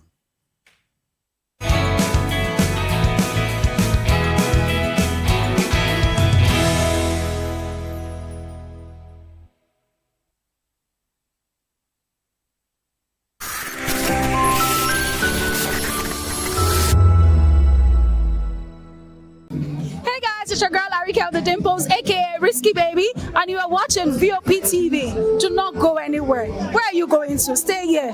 Calm down. Stay here if you're not. What's up, everybody? Who's Arco here, and I'm hanging out on VOP TV. Keep it locked, don't go nowhere. Let's go.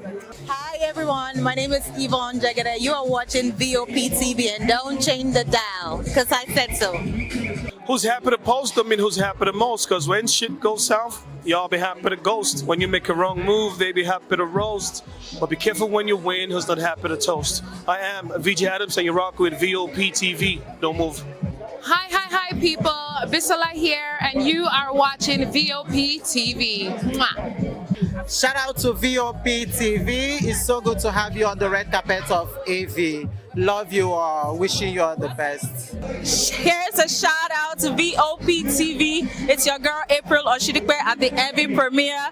You know what it is. Hi everyone, my name is Linda Ejiofor Suleiman and I'm live at the EV premiere. Keep watching VOP TV. I want to say hello to my Italian friends. I want to say them that Nigeria is the best country in the world, and I'm so happy to be here. Thank you so much.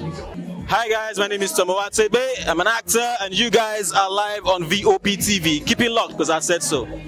Ladies and gentlemen, boys and girls, this is your girl Philly Storms out here, and this is a big shout out to VOP TV.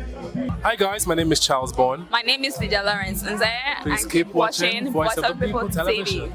Love ya.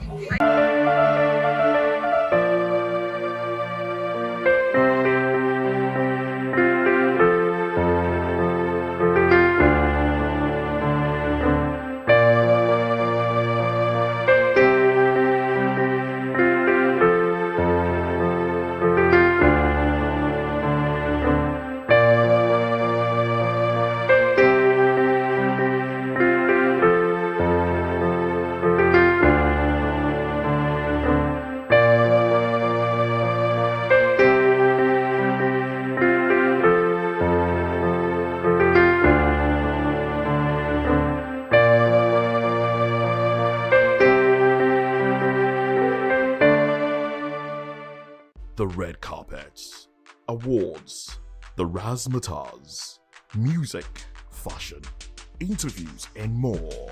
Spotlight on Voice of the People Television. Let's feed you with all the juicy stories in the global entertainment space, bringing you the glitz and glamour as it is hot. Stay tuned to Spotlight, 1 p.m. Monday to Friday. Spotlight on Vop TV. Entertainment like never before.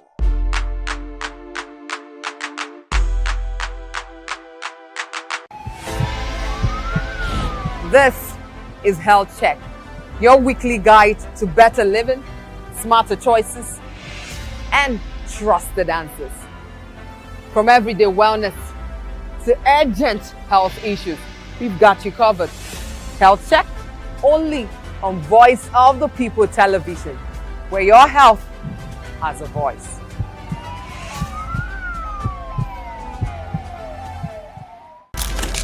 In a world where power shapes with every headline. In a nation full of questions. In a world filled with noise, the truth needs a voice. The policies that shapes our world and the economy that determines our future. Every hour, every day, the grapevine keeps buzzing. And together, we are committed to telling the stories that shape our world because your voice is our focus. Don't forget, our voice matters the most. Let us come together and share our concerns.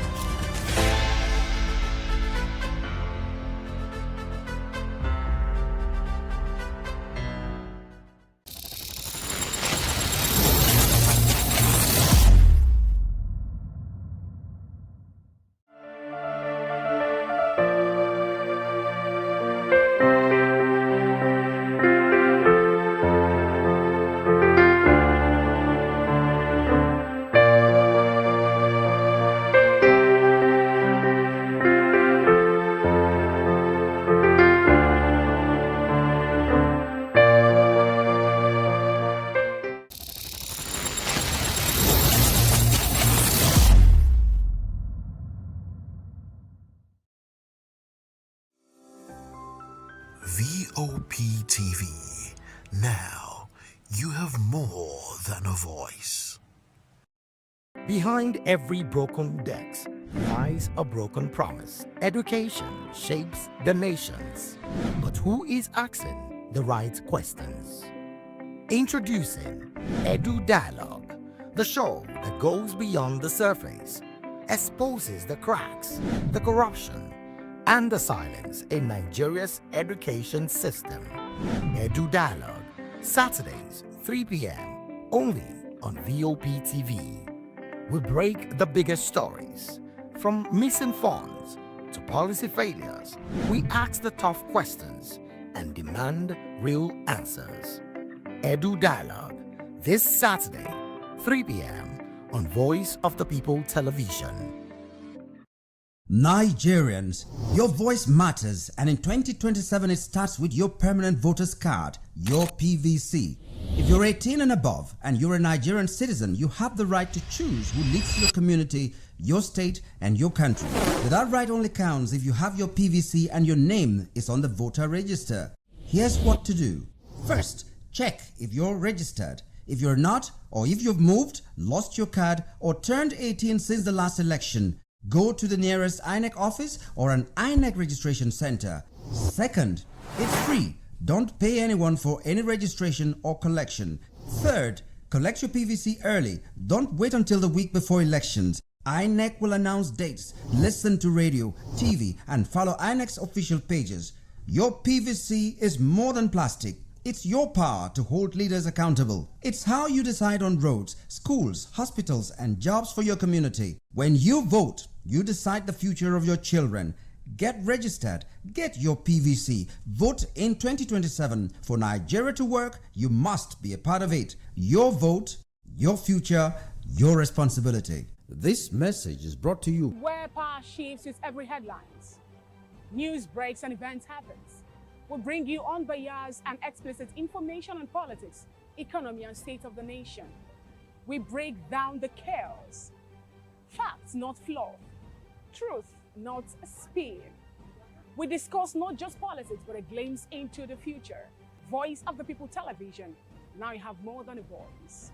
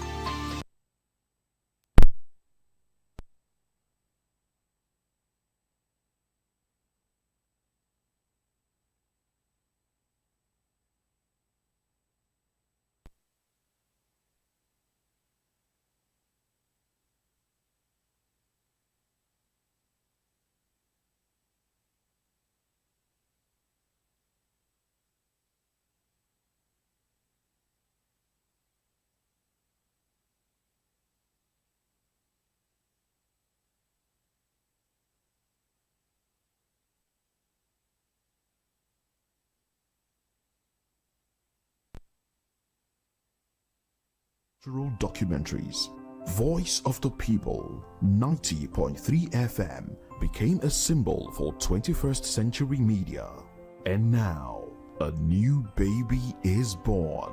Voice of the People Television, VOP TV, youthful, full of vigor and penchant for excellence in the continent's media, exposing the wrongs, applauding the rights, dissecting the news without fear or favor, through factual and accurate stories and contents. Corruption kills three things that makes a society.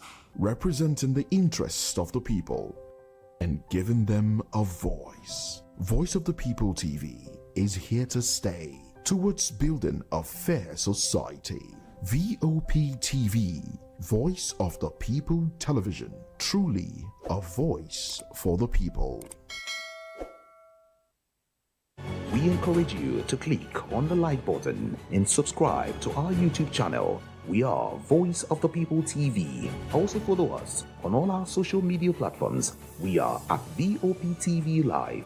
Visit our website www.vop.ng for fresh and trending news. Also watch us live on SLTV channel 264. VOP TV, Voice of the People Television. 2564 is coming up on Barney 9, right? The 2564 Atlantic Tower. What happens in the hush behind hangar doors? Who signs the papers that gamble with lives? Which truths were grounded before they even ever had wings? If you've ever buckled a seatbelt at 30,000 feet, if you've ever stared out of that tiny window and wondered who's really in control of the skies, it isn't just flight, it's power, it's politics, it's pressure sealed in steel. We're peeling back the clouds from runway risks to sky-high secrets. We're diving deep where most dare not to look. Aviation Scope, every Sunday at 7 p.m. only on Voice of the People TV. We don't just report, we reveal. We don't just ask, we uncover. Because when it comes to the skies, ignorance is turbulence. Aviation Scope, the sky isn't the limit, it's just the beginning. This is Health Check, your weekly guide to better living, smarter choices, and trusted answers. From everyday wellness to urgent health issues, we've got you covered. Health Check, only on Voice of the People Television, where your health has a voice.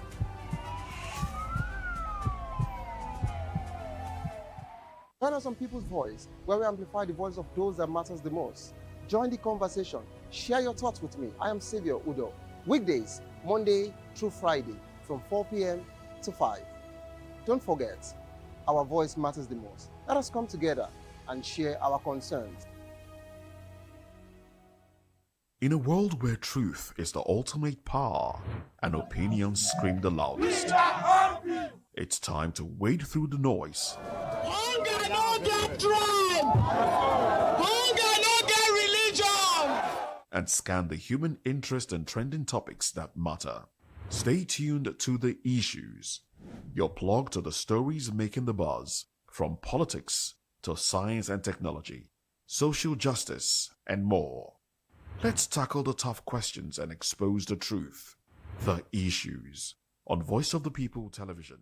Don't just react, understand. In a world where power shifts with every headline.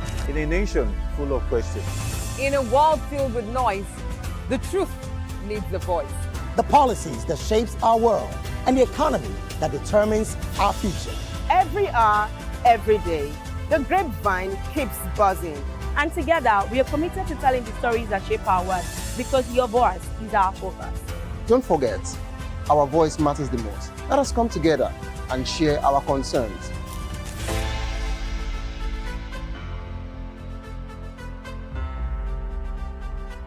Welcome to the locker room, the home of football talk that matters. I am Jerry Arpeon. Join us every weekday, Monday to Friday at 5 p.m. Nigerian time, as we share the hot takes and hot debates in the exciting world of football. And joining me are the usual suspects, Ikechukwu and Mayowa, as we break down all the hot takes and everything that's happening in the football. Don't just watch football, live it with us. Catch us on the Locker Room and Voice of the People television at 5 p.m. Nigerian time. And like I always say, if not 2012, with the sport.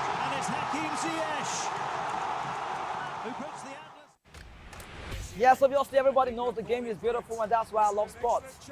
My name is Kizzy K, you're welcome to my republic. But remember, there can never be a transfer without a window. Just like there can never be a deep thinking without a Pep Guardiola in football. You can't say tennis without talking about Djokovic. So why not give me attention on the show so I can run your race on the TV like Lewis Hamilton Formula 1 star. Don't forget, when God have mercy on you, you can achieve your goals like Cristiano Ronaldo. I am a proud Nigerian, and right here, we talk NFF. For every sports update, commentaries, live interviews on the game, we got you on this, because right here at Voice of the People TV, the Sports Public Show has got everything just for you to be part of it. I love the beautiful game, and that's why Kizzy K loves sports.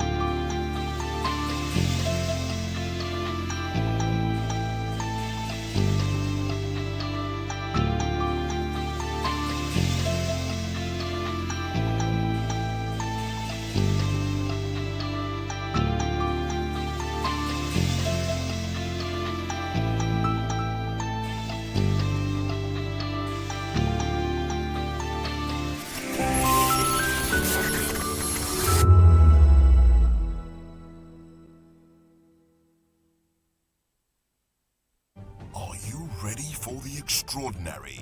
Something big is happening on your screen.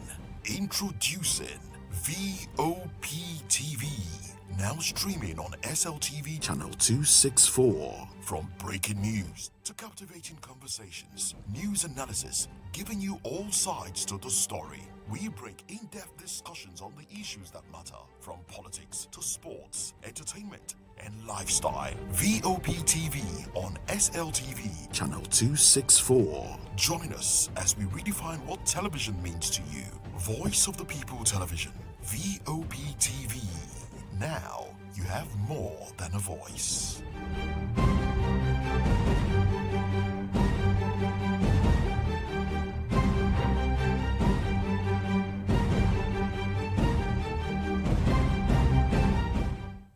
The red carpets, awards, the razzmatazz, music, fashion, interviews, and more. Spotlight on Voice of the People Television. Let's feed you with all the juicy stories in the global entertainment space, bringing you the glitz and glamour as they hot. Stay tuned to Spotlight, 1 p.m. Monday to Friday. Spotlight on Vop TV.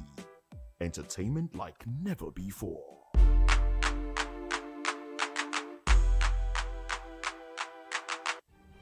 In a world where power shifts its every headlines, news breaks and events happens, we bring you unbiased and explicit information, economy and state of the nation. We break down the chaos, facts not flaw, truth not a spin. We discuss not just politics but a glimpse into the future. Voice of the People Television. Now you have more than a voice.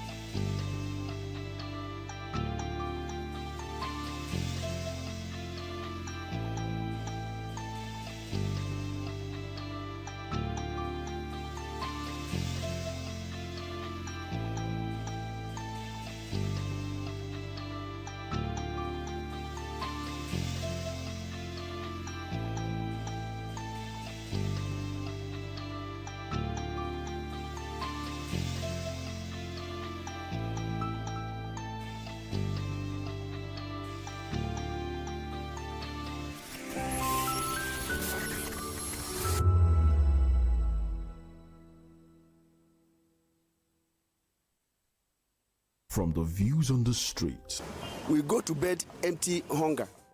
to the blaring horns of a hustling city, the loudest voices of the common man got a medium to be heard. This particular administration, they were coming unprepared. It's not a bad thing to renovate the president's law. Through top-notch programming, unbiased reportage of news, sports, business, entertainment, and cultural documentaries, Voice of the People, 90.3 FM, became a symbol for 21st century media. And now, a new baby is born. Voice of the...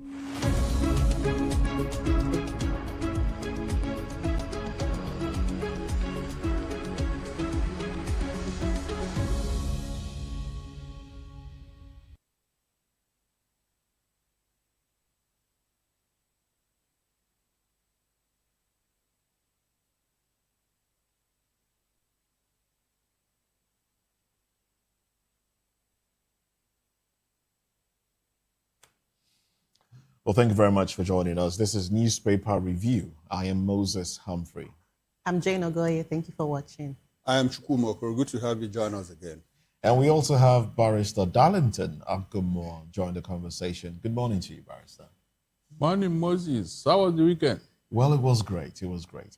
And it was even better with news of the release of those that have been abducted. You know, the Adelabu, John Paul, and the 416 abductees from Borno, victims from Borno who were released. I think that made my weekend a little better. Moses. Barrister? Is there any guarantee that they will not be readopted? The same people or a different set of people? The same people may be on the crossfire. Or did they have identity? There is no guarantee that they will not be readopted when the terrorists get short of money. I mean, we have seen it happen over and over again. Run short of money. The only thing that will make me happy to hear that they have been exterminated. Simple. It is possible. Other countries have done it. So you're of the opinion that the government paid ransom and these terrorists might come back when they need money again. Is that what you're trying to say? Is that not what is fueling the terrorism? No, tell me the truth. Is that not what is fueling the terrorism? Or have government not been paying ransom to them? Has government been paying ransom to them? Have they not been paying? Oh, God Almighty. All right, then.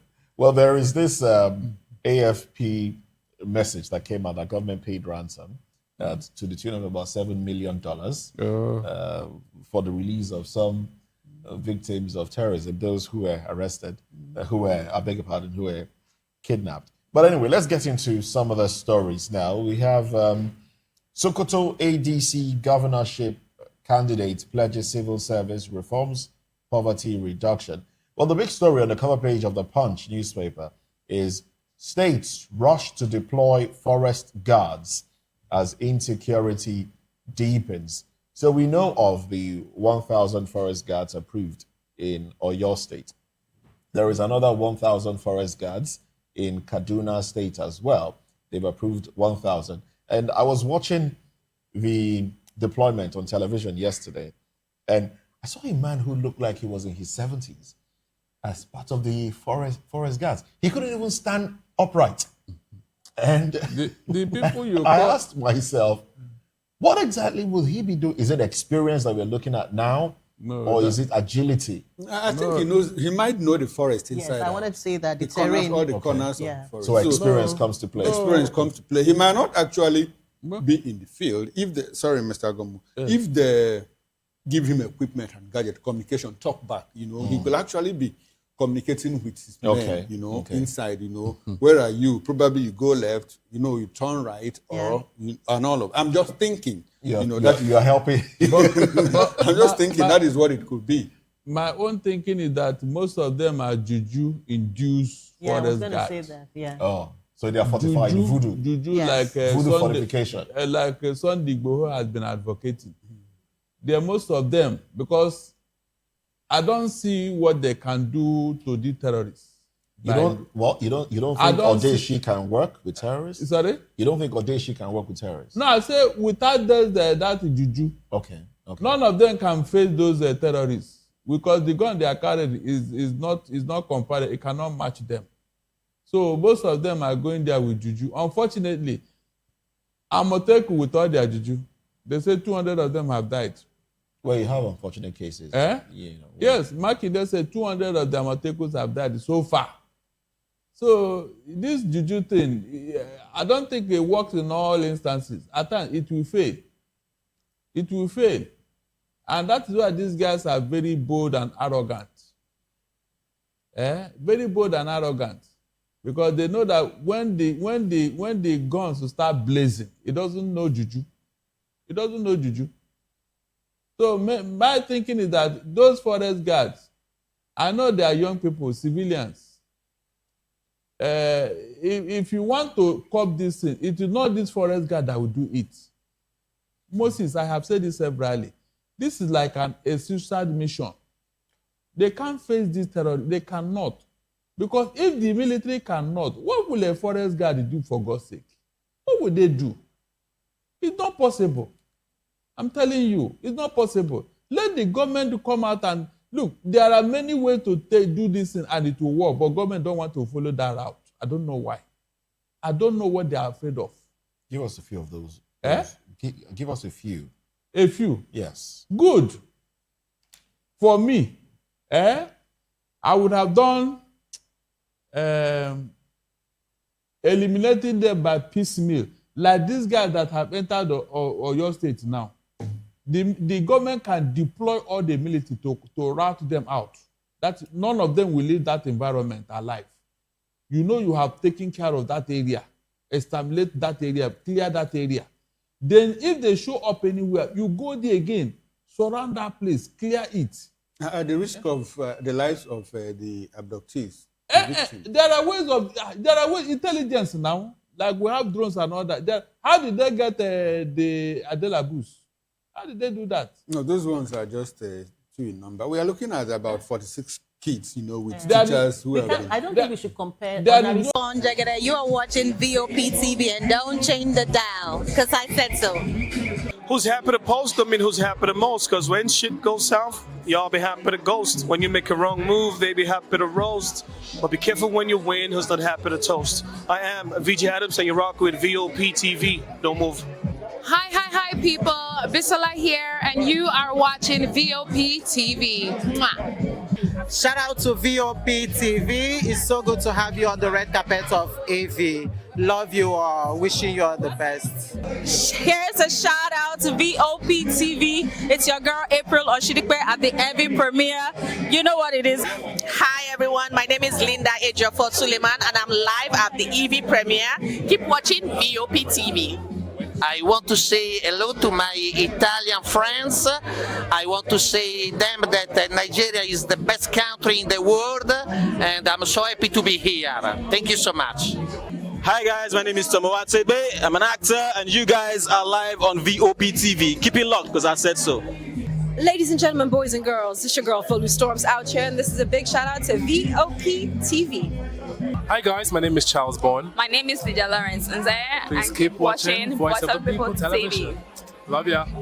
The red carpets, awards, the razzmatazz, music, fashion, interviews, and more. Spotlight on Voice of the People Television. Let's feed you with all the juicy stories in the global entertainment space, bringing you the glitz and glamour as it is hot. Stay tuned to Spotlight, 1 p.m. Monday to Friday. Spotlight on Vop TV. Entertainment like never before.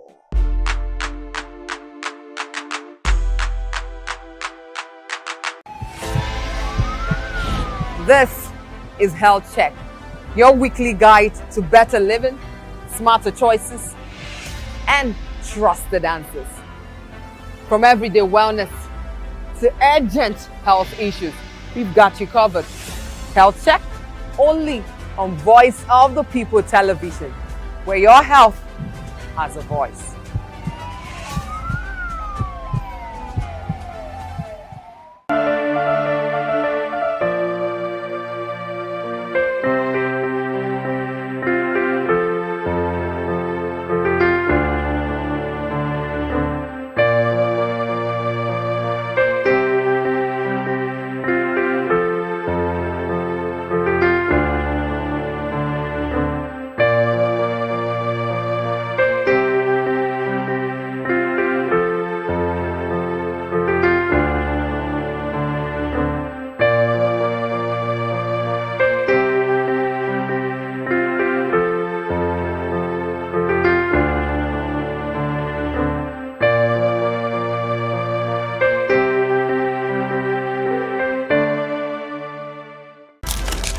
In a world where power shifts with every headline. In a nation full of questions.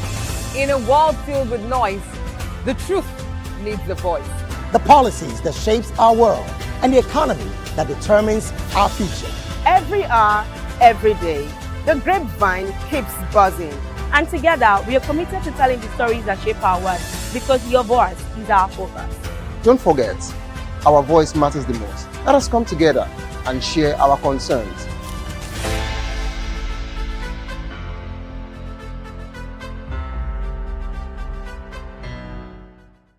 Are you ready for the extraordinary? Something big is happening on your screen. Introducing VOP TV.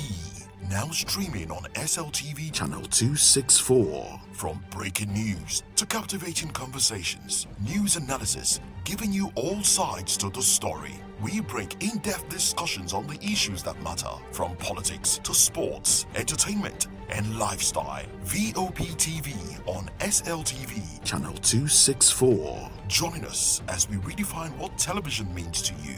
Voice of the People Television, VOP TV. Now you have more than a voice.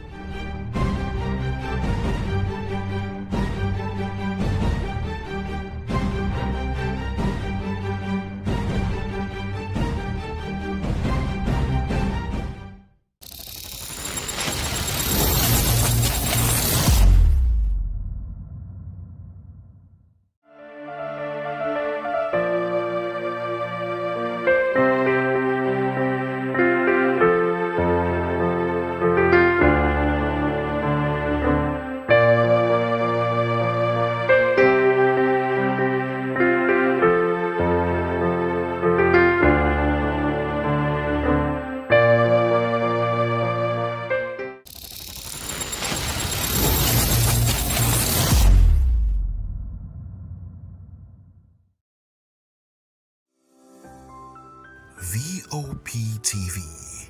Now you have more than a voice. Nigerians, your voice matters, and in 2027 it starts with your permanent voters card, your PVC.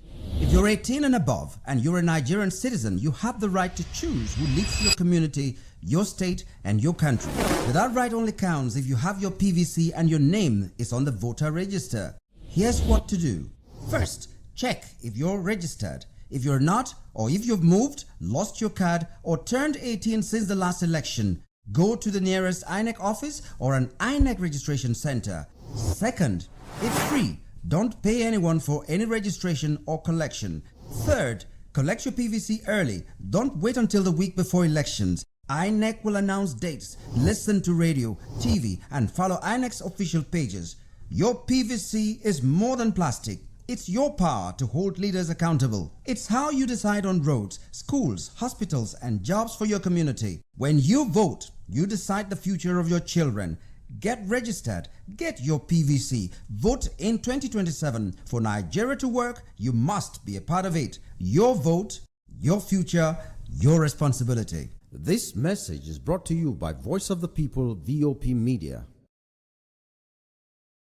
Behind every broken desk lies a broken promise. Education shapes the nations. But who is asking the right questions? Introducing Edu Dialogue, the show that goes beyond the surface, exposes the cracks, the corruption, and the silence in Nigeria's education system.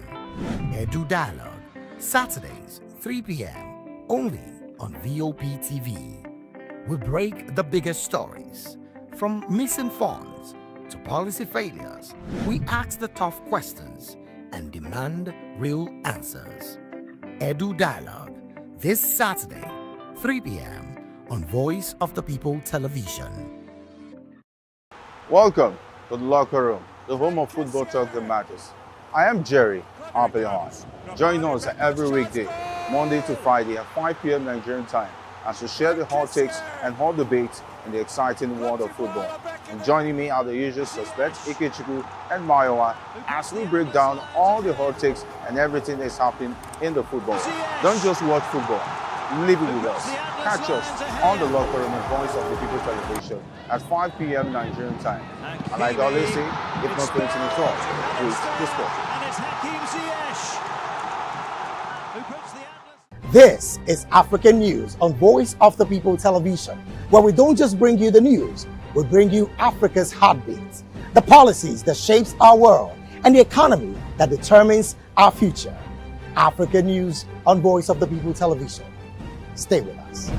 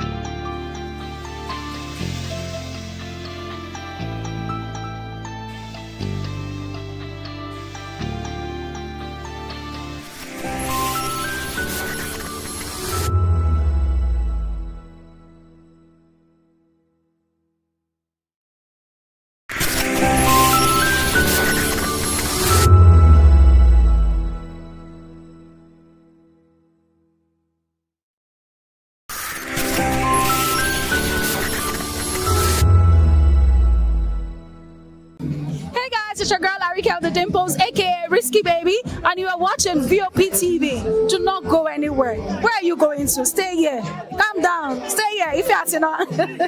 What's up, everybody? Who's Arco here, and I'm hanging out on Vop TV. Keep it locked. Don't go nowhere. Let's go.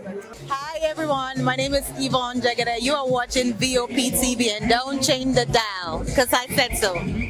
Who's happy to post? I mean, who's happy the most? Because when shit goes south, y'all be happy to ghost. When you make a wrong move, they be happy to roast.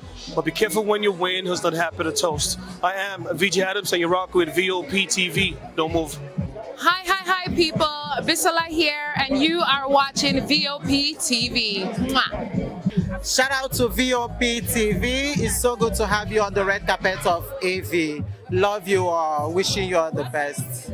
Here's a shout out to Vop TV. It's your girl April Oshidikwe at the EV premiere. You know what it is. Hi everyone, my name is Linda Ejiofor Suleiman and I'm live at the EV premiere. Keep watching Vop TV. I want to say hello to my Italian friends.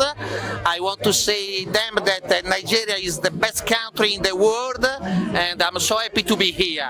Thank you so much. Hi guys, my name is Tomo Atebe. I'm an actor, and you guys are live on Vop TV. Keep it locked, because I said so. Ladies and gentlemen, boys and girls, it's your girl Folu Storms out here, and this is a big shout out to Vop TV. Hi guys, my name is Charles Bourne. My name is Lydia Lawrence, and please keep watching Voice of the People television. Love ya. The red carpets, awards, the razzmatazz, music, fashion, interviews, and more. Spotlight on Voice of the People television. Let's feed you with all the juicy stories in the global entertainment space, bringing you the glitz and glamour as they hot. Stay tuned to Spotlight, 1 p.m. Monday to Friday. Spotlight on Vop TV. Entertainment like never before.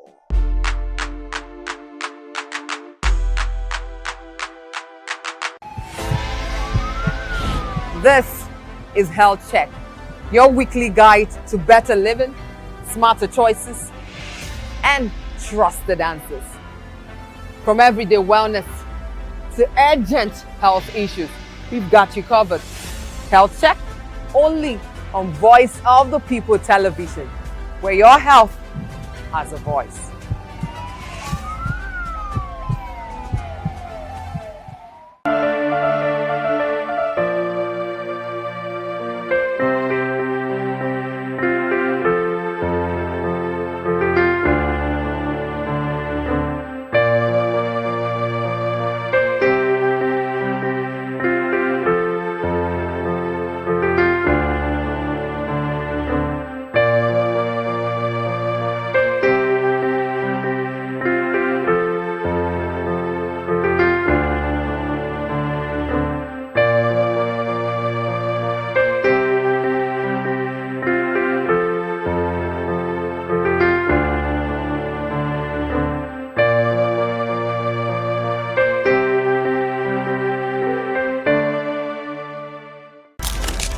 In a world where power shifts with every headline. In a nation full of questions. In a world filled with noise, the truth needs a voice. The policies that shapes our world and the economy that determines our future. Every hour, every day, the grapevine keeps buzzing. And together, we are committed to telling the stories that shape our world because your voice is our focus. Don't forget, our voice matters the most. Let us come together and share our concerns.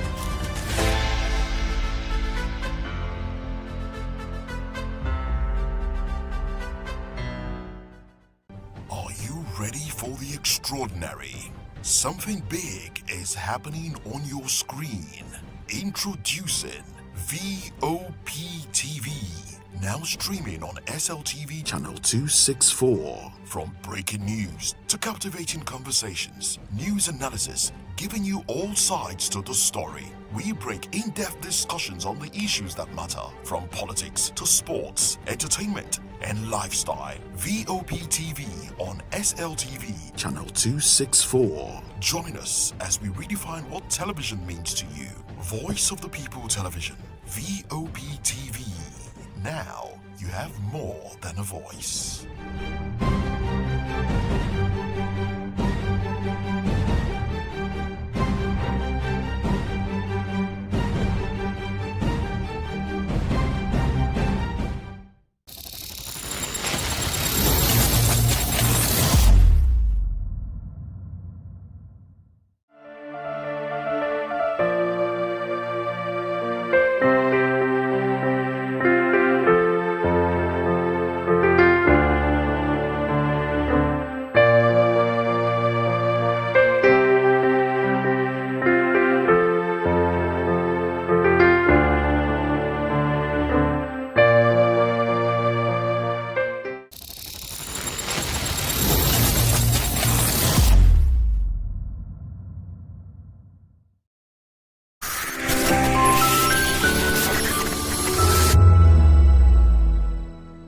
Basketball, media, even road safety. The deaf community in Nigeria has proven that disability does not mean inability. But in an exclusive interview, a deaf rights advocate told us many still face barriers every day from classroom to workplaces. She recalled the painful memory of her dead uncle, who died in a road accident. That loss, she said, fueled her campaign for inclusive road safety, and now change is happening.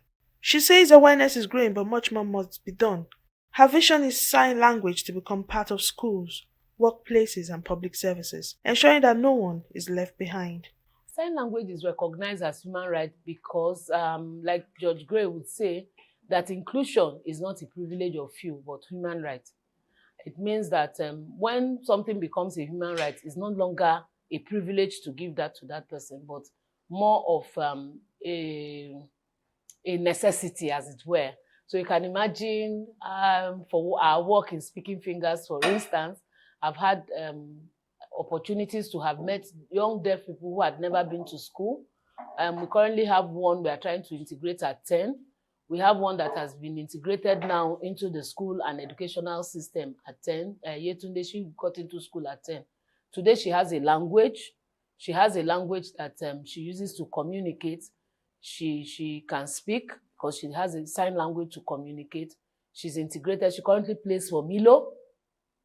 So, but back date when we met her, Yetunde will just be there looking at you. She actually has a physical disability alongside her speech and hearing impairment.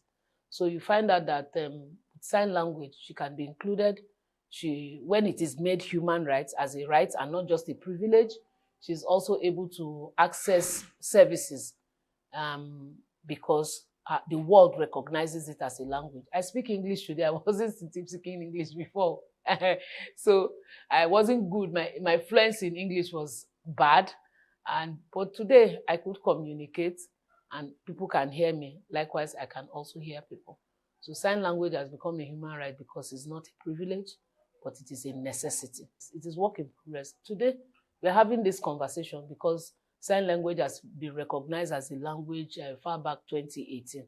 Does it mean that the deaf community existed at 2018? No.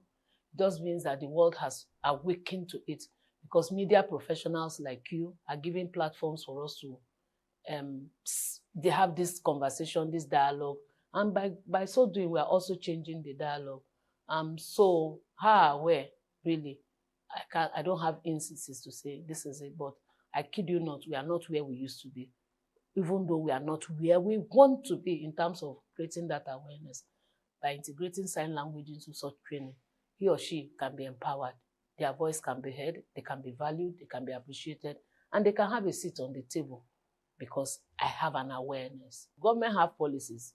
And one of the conversations we had today during the commemoration proper in terms of the celebration we had, as a result, someone said, the new competition is collaboration. So if you are not collaborating, if we don't see it from the perspective of multi-sectoral approach and just leaving it to government, government will always turn out, they sit in meetings, they sit in symposium, they sit in consortium and all those big names and come up with policies.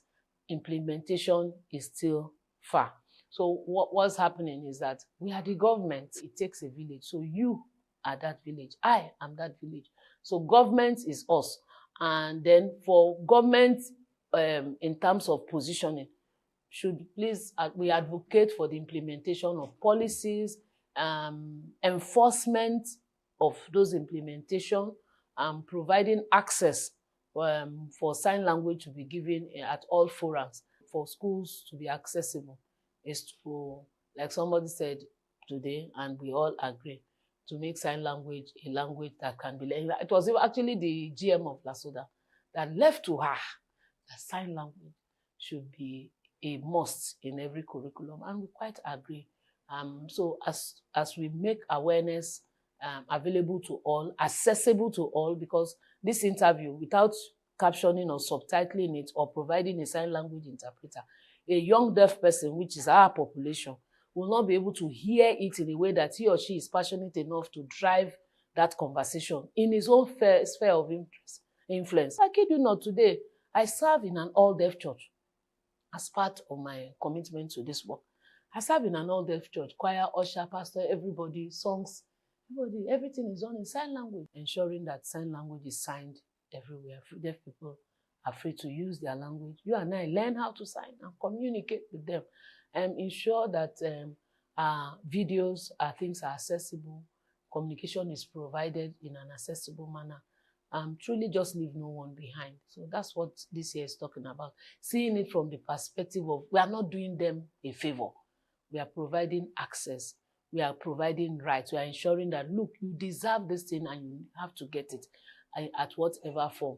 Even though we don't also want to build an entitled mentality, doing it from the place of empathy, understanding that we are all a work in progress, part-time, part-time, part-time. World Federation for the Deaf and the UN came up and said, let's discuss sign language as a right, as a full right. For her, inclusion is not a privilege, but a right, and she believes society must give the deaf community a seat at the table. I'm Onyeka Ogolo, reporting for Vop TV. Vop TV. Now, you have more than a voice. Nigerians, your voice matters, and in 2027 it starts with your permanent voters card, your PVC. If you're 18 and above and you're a Nigerian citizen, you have the right to choose who leads your community, your state, and your country. But that right only counts if you have your PVC and your name is on the voter register. Here's what to do. First, check if you're registered. If you're not, or if you've moved, lost your card, or turned 18 since the last election, go to the nearest INEC office or an INEC registration center. Second, it's free. Don't pay anyone for any registration or collection. Third, collect your PVC early. Don't wait until the week before elections. INEC will announce dates. Listen to radio, TV, and follow INEC's official pages. Your PVC is more than plastic. It's your power to hold leaders accountable. It's how you decide on roads, schools, hospitals, and jobs for your community. When you vote, you decide the future of your children. Get registered. Get your PVC. Vote in 2027. For Nigeria to work, you must be a part of it. Your vote, your future, your responsibility. This message is brought to you by Voice of the People, VOP Media. This is African News on Voice of the People Television, where we don't just bring you the news, we bring you Africa's heartbeat, the policies that shapes our world, and the economy that determines our future. African News on Voice of the People Television. Stay with us. This is Health Check, your weekly guide to better living, smarter choices, and trusted answers. From everyday wellness to urgent health issues, we've got you covered. Health Check, only on Voice of the People Television, where your health has a voice.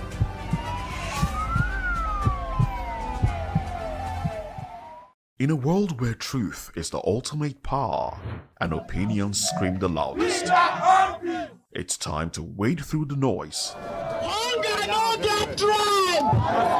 Hunger no get religion! And scan the human interest and trending topics that matter. Stay tuned to The Issues, your plug to the stories making the buzz, from politics to science and technology, social justice, and more. Let's tackle the tough questions and expose the truth. The Issues on Voice of the People Television, Mondays to Fridays, 8 to 9 p.m. The Issues. Don't just react, understand.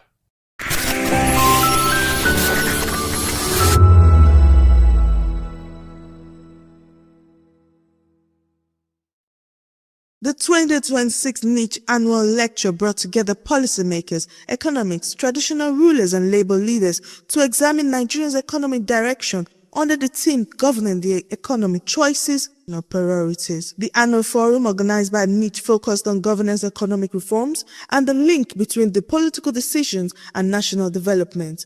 In his welcome address, Managing Director and Editor-in-Chief of the Niche, Ikechukwu Amechi, said the lecture series was designed to promote national development beyond ethnicity, religion, and political affiliations. In the last 3 years, we have, unfailingly, every Monday, drawn the attention of Nigerians to the incredible stories of young Nigerian entrepreneurs who are making giant strides in all fields despite their odds. He said the platform also highlights young Nigerian entrepreneurs making impact despite economic challenges. Delivering the keynote lecture, Abia State Governor Dr. Alex Chioma Oti said Nigeria's economic challenges cannot be solved with quick fixes, stressing that long-standing structural issues require discipline and consistent reforms. He warned that unemployment, poverty, and weak institutions are outcome of years of poor governance and bad political choices. There is no silver bullet for solving Nigeria's myriads of economic challenges, because economics is about cold, hard facts, not vanities. Governor Oti linked economic decline to corruption, political optimism, and weak institutions, adding that leadership quality directly affects investment, job creation, and national stability. Abia, I can say with every sense of conviction, is proof that economics cannot be separated from politics. He cited Abia State as an example of how governance reforms can rebuild investors' confidence, improve infrastructure, delivery, and strengthen public institutions. Investors respond not on emotions, but on hard facts. So have you created the enabling environment? If you've not created the enabling environment, businesses will not come. Chairman of the occasion, His Royal Highness Muhammadu Sanusi, also weighed in on Nigeria's economic reforms, including subsidy removal and exchange rates. He said while the policies may be necessary, their timing and implementation remain critical. You have to, when you get to a point where 100% of your revenue goes into debt service, you cannot continue. Where is the money going to come from? Other discussants include Obi of Onitsha, His Royal Highness Igwe Inemeka Alfred Achebe, Nigerian Congress President Comrade Joe Ajeru, Dr. Jumoke Ogunleye of the University of Lagos, and banking expert Chief Anogwe Ayemi. They all stress inclusive governance, accountability, and economic policies that prioritize citizens' welfare. First question everybody must ask of a governor or the president or a government is, what is the character of the state? That is what defines everything. Is the state a developmental state that's focused on the people? Is the state a rentier state that is a site for extraction of money by political elite? Is the state a kleptocratic state that just there to serve those who steal? Speakers also urge Nigerians to take the 2027 election seriously. Economics does not respond to emotions or sentiments. It is guided by thoughtful decisions and the judgment of those who were the instruments of power. The forum ended with a shared call for stronger institutions, discipline, leadership, and more informed electorate as Nigerians navigate its economic future. From Victoria Island, I am Monica Gola reporting for Voice of the People TV.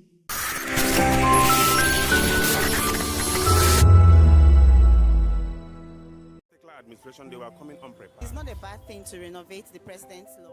Through top-notch programming, unbiased reportage of news, sports, business, entertainment, and cultural documentaries, Voice of the People 90.3 FM became a symbol for 21st century media.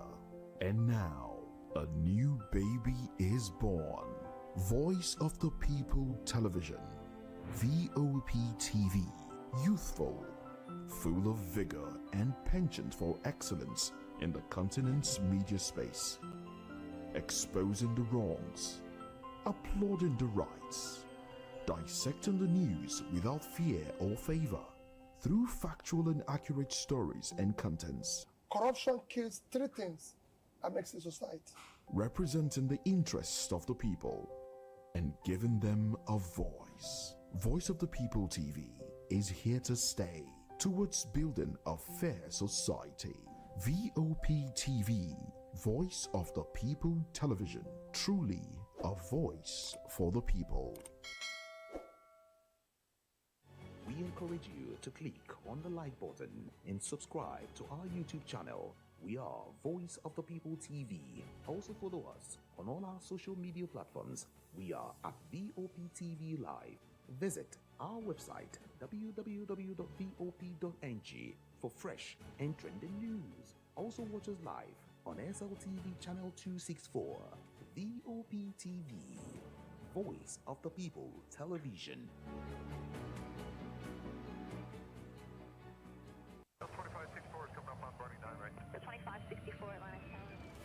What happens in the hush behind hangar doors? Who signs the papers that gamble with lives? Which truths were grounded before they even ever had wings? If you've ever buckled a seatbelt at 30,000 feet, if you've ever stared out of that tiny window and wondered who's really in control of the skies, it isn't just flight, it's power, it's politics, it's pressure sealed in steel. We're peeling back the clouds from runway risks to sky-high secrets. We're diving deep where most dare not to look. Aviation Scope, every Sunday at 7 p.m. only on Voice of the People TV. We don't just report, we reveal. We don't just ask, we uncover. Because when it comes to the skies, ignorance is turbulence. Aviation Scope, the sky isn't the limit, it's just the beginning. On Edu Dialogue, we bring you fresh ideas and conversations, shaping the future of learning in Nigeria and beyond.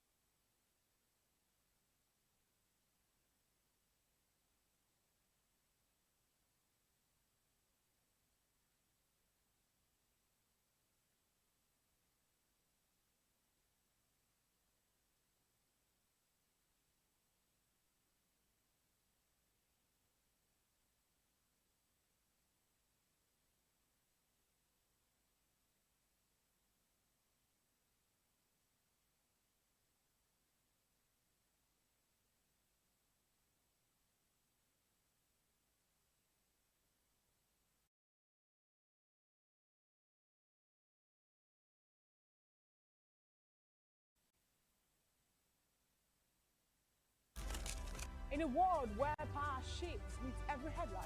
In a nation full of questions. In a world filled with noise, the truth needs the voice. The policies that shapes our world and the economy that determines our future. Every hour, every day, the grapevine keeps buzzing. And together, we are committed to telling the stories that shape our world because your voice is our focus. Don't forget, our voice matters the most. Let us come together and share our concerns.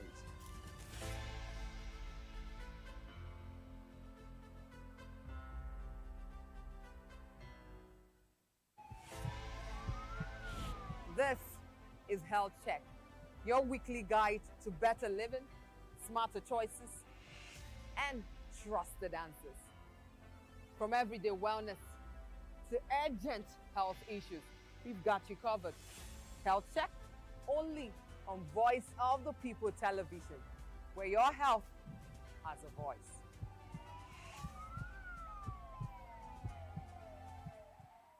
Welcome to the locker room, the home of football talk that matters.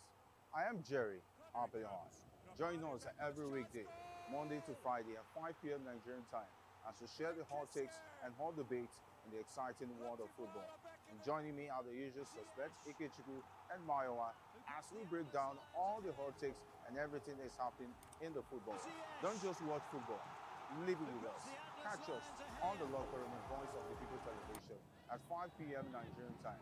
And like I always say, if not putting it wrong, please the sport. Welcome to Romeo Pizza.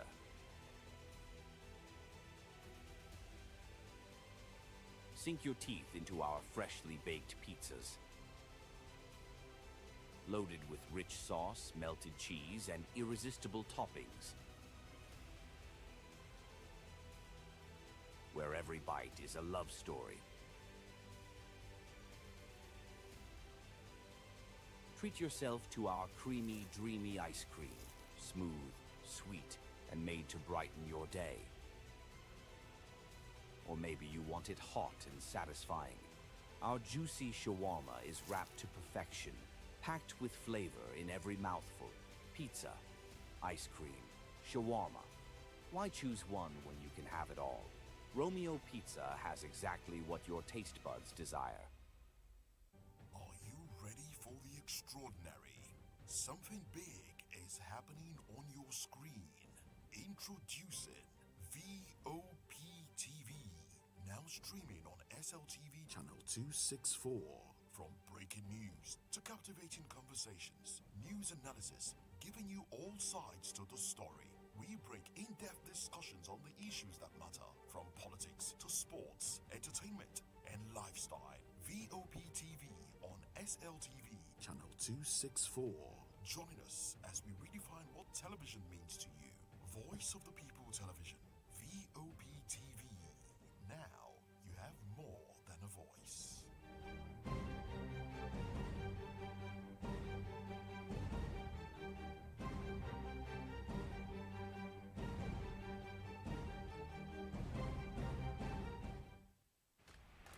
Yes, obviously everybody knows the game is beautiful and that's why I love sports. My name is Kizzy K. You're welcome to my republic. But remember, there can never be a transfer without a window. Just like there can never be a deep thinking without a Pep Guardiola in football. You can't say tennis without talking about Djokovic. So why not give me attention on the show so I can run your race on the TV like Lewis Hamilton, Formula 1 star. Don't forget, when God have mercy on you, you can achieve your goals like Cristiano Ronaldo. I am a proud Nigerian, and right here, we talk NFF. For every sports update, commentaries, live interviews on the game, we got you on this, because right here at Voice of the People TV, the Sports Public Show has got everything just for you to be part of it. I love the beautiful game, and that's why KGK loves sports. In a world where truth is the ultimate power and opinions scream the loudest, it's time to wade through the noise. Hunger no get drum. Hunger no get religion. And scan the human interest and trending topics that matter. Stay tuned to the issues. Your plug to the stories making the buzz, from politics to science. In a world where power shapes with every headline. In a nation full of questions. In a world filled with noise, the truth needs a voice. The policies that shapes our world and the economy that determines our future. Every hour, every day, the grapevine keeps buzzing. And together, we are committed to telling the stories that shape our world because your voice is our focus. Don't forget, our voice matters the most. Let us come together and share our concerns.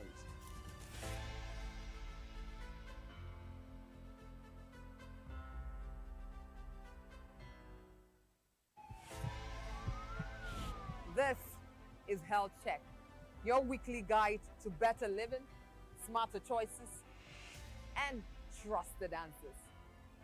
From everyday wellness to urgent health issues, we've got you covered. Health Check, only on Voice of the People television, where your health has a voice.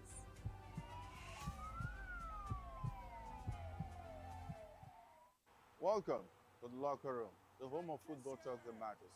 I am Jerry Arpeon. Join us every weekday, Monday to Friday at 5 p.m. Nigerian time, as we share the hot takes and hot debates in the exciting world of football. And joining me are the usual suspects, Ikechukwu and Mayowa, as we break down all the hot takes and everything that's happening in the football. Don't just watch football, live it with us. Catch us on the locker room and Voice of the People television at 5 p.m. Nigerian time. And like I always say, if not 20 minutes off, please discuss. Welcome to Romeo Pizza.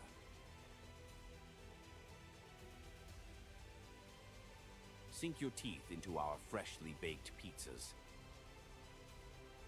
Loaded with rich sauce, melted cheese, and irresistible toppings. Where every bite is a love story. Treat yourself to our creamy, dreamy ice cream. Smooth, sweet, and made to brighten your day. Or maybe you want it hot and satisfying. Our juicy shawarma is wrapped to perfection, packed with flavor in every mouthful. Pizza, ice cream, shawarma. Why choose one when you can have it all? Romeo Pizza has exactly what your taste buds desire. Are you ready for the extraordinary? Something big is happening on your screen. Introducing Vop TV. Now streaming on SLTV channel 264. From breaking news to captivating conversations, news analysis, giving you all sides to the story. We break in-depth discussions on the issues that matter, from politics to sports, entertainment, and lifestyle. Vop TV on SLTV channel 264. Join us as we redefine what television means to you. Voice of the People Television, Vop TV. Now you have more than a voice.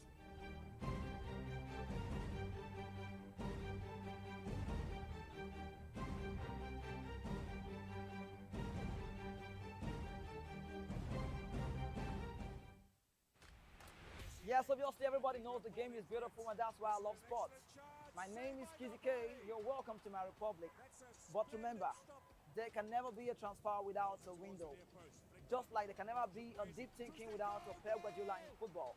You can't say tennis without talking about Djokovic. So why not give me attention on the show so I can run your race on the TV like Lewis Hamilton Formula 1 star. Don't forget, when God have mercy on you, you can achieve your goals like Cristiano Ronaldo. I am a proud Nigerian, and right here, we talk NFF. For every sports update, commentaries, live interviews on the game, we got you on this, because right here at Voice of the People TV, the Sports Public Show has got everything just for you to be part of it. I love the beautiful game, and that's why Kizzy K loves sports. In a world where truth is the ultimate power and opinions scream the loudest, it's time to wade through the noise. Hunger no get drum. Hunger no get religion. And scan the human interest and trending topics that matter. Stay tuned to the issues, your plug to the stories making the buzz, from politics to science and technology, social justice, and more. Let's tackle the tough questions and expose the truth, the issues. On Voice of the People television, don't just react, understand. Good evening, Africa. My name is Mama Kore, actor, model, producer, and I'm giving a big shout out to Vop TV, man. Keep watching. Don't change the dial. Thank you and God bless you. My name is AY, and of course, I represent the voice of the people, and that's why I'm on VOP. AY say so? Hi everyone, it's your girl Miriam Tima from the Real Housewives of Lagos and the Real Housewives Ultimate Girls Trip Africa. Shout out to VOP, the voice of the people. You already know. Stay tuned, keep watching. And don't forget, VOP is the best. All right, hello, it's a boy that's shaking the man fine back with Melanie Poppy Black Skin Boy. This is VOP TV. If you're not watching VOP, I don't know why you're watching. Maybe you're watching your weight. Hello, beautiful people. This is Wale Ojo, and you're watching VOP, Voice of the People. Hi, guys. You already know who it is. This is New Energy. Flyers Boy Ever Live. Keep watching VOP TV. Thank you. Hi, people. Ginny Albano here. Guys, please keep watching.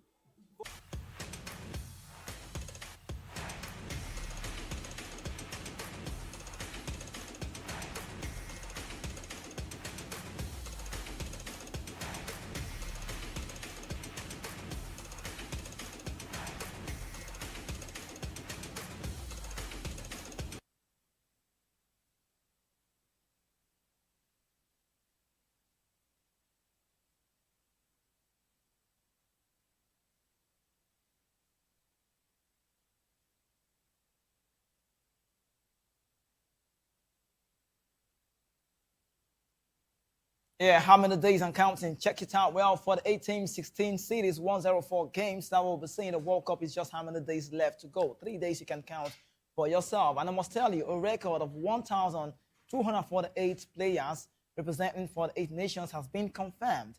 And also, our Messi man, Ronaldo Ochoa, are set for historic 6th, 5th World Cup campaigns. And that's about a record. Now, some 891 players are set to experience the competition for the very first time. While we'll be seeing 22 FIFA World Cup winners all returning to the global stage in this very dab. And Cape Verde side, Caracas, Jordan Obesican are set to experience the FIFA World Cup for the first time. You can see these ones are very big debutants. And 449 different clubs from 71 countries represented in this year's FIFA World Cup. We'll be seeing host nation Mexico, Canada, USA Open Tournament in green, red and white respectively. And that's a fact for you to know. And in line with FIFA regulations, the number 1 to 26 will be allocated to the players of each team, while we're saying with number 1 being reserved exclusively for one of the goalkeepers. Now, in a new innovation for 26 patches to honor our specific and also individuals' achievements, we also adorn team kits. I'm loving this very one. And we must tell you again on the show that past achievements like the golden boot, the ball, and the glove will be recognized with a gold honors patch. All FIFA World Cup 26 squads have been confirmed, and again we say 1,248 dreams for the 8 teams and a truly global cast for players in this very phase of the World Cup. Now, the world's largest coffee pot, we did say this one, was flown from Bosnia, from, I think that's about the Bosnia national team at the World Cup, and we did say that one. The pot can fill over 8,000 cups of coffee. We'll bring that to you so you can see this very big cup. Like everyone is having a feel about the very cup. And take a coffee and then you have to go chill yourself. And then we let you know that Iran World Cup squad has been notified that they must enter and leave U.S. soil on the same day ahead of the matches played in America. And that's coming from that very man, Mexican ambassador. His name is Terrence. And let's let you know, there will be 4 countries in this World Cup. Like we already said, that will make the debut. Just to highlight of it again, Jordan, Caracas, Uzbekistan, and then Cape Verde side. And this is the most WC, you can say, World Cup debutant in a single edition since 2006, when 6 nations made their bow. Now, it's big to let you know that the World Cup is very big, and I cannot wait to see how it pans out. The 26th World Cup will be difficult for many Congolese fans to attend due to one problem, to Ebola-related travel restrictions and also strict entry rules from the USA, Mexico, and Canada. A small group of selected, supporters, including Lumumba, the man V, and others, were allowed to travel through Europe, and that's via a health monitoring. And also, we only attend limited matches in Mexico, so they'll have just more fun when they are seeing the Congolese game. Meanwhile, many fans to I think that we've been seeing it on social media, has been out there. Many fans who already bought tickets are still waiting for FIFA decision on refund requests from FECOFA, and we'll see how it waits to go. But this is about Brazilian news right now. Some of the facts you need to know. Carlos Ancelotti has called on Ederson of Atalanta, who will be joining Manchester United just maybe by the summer.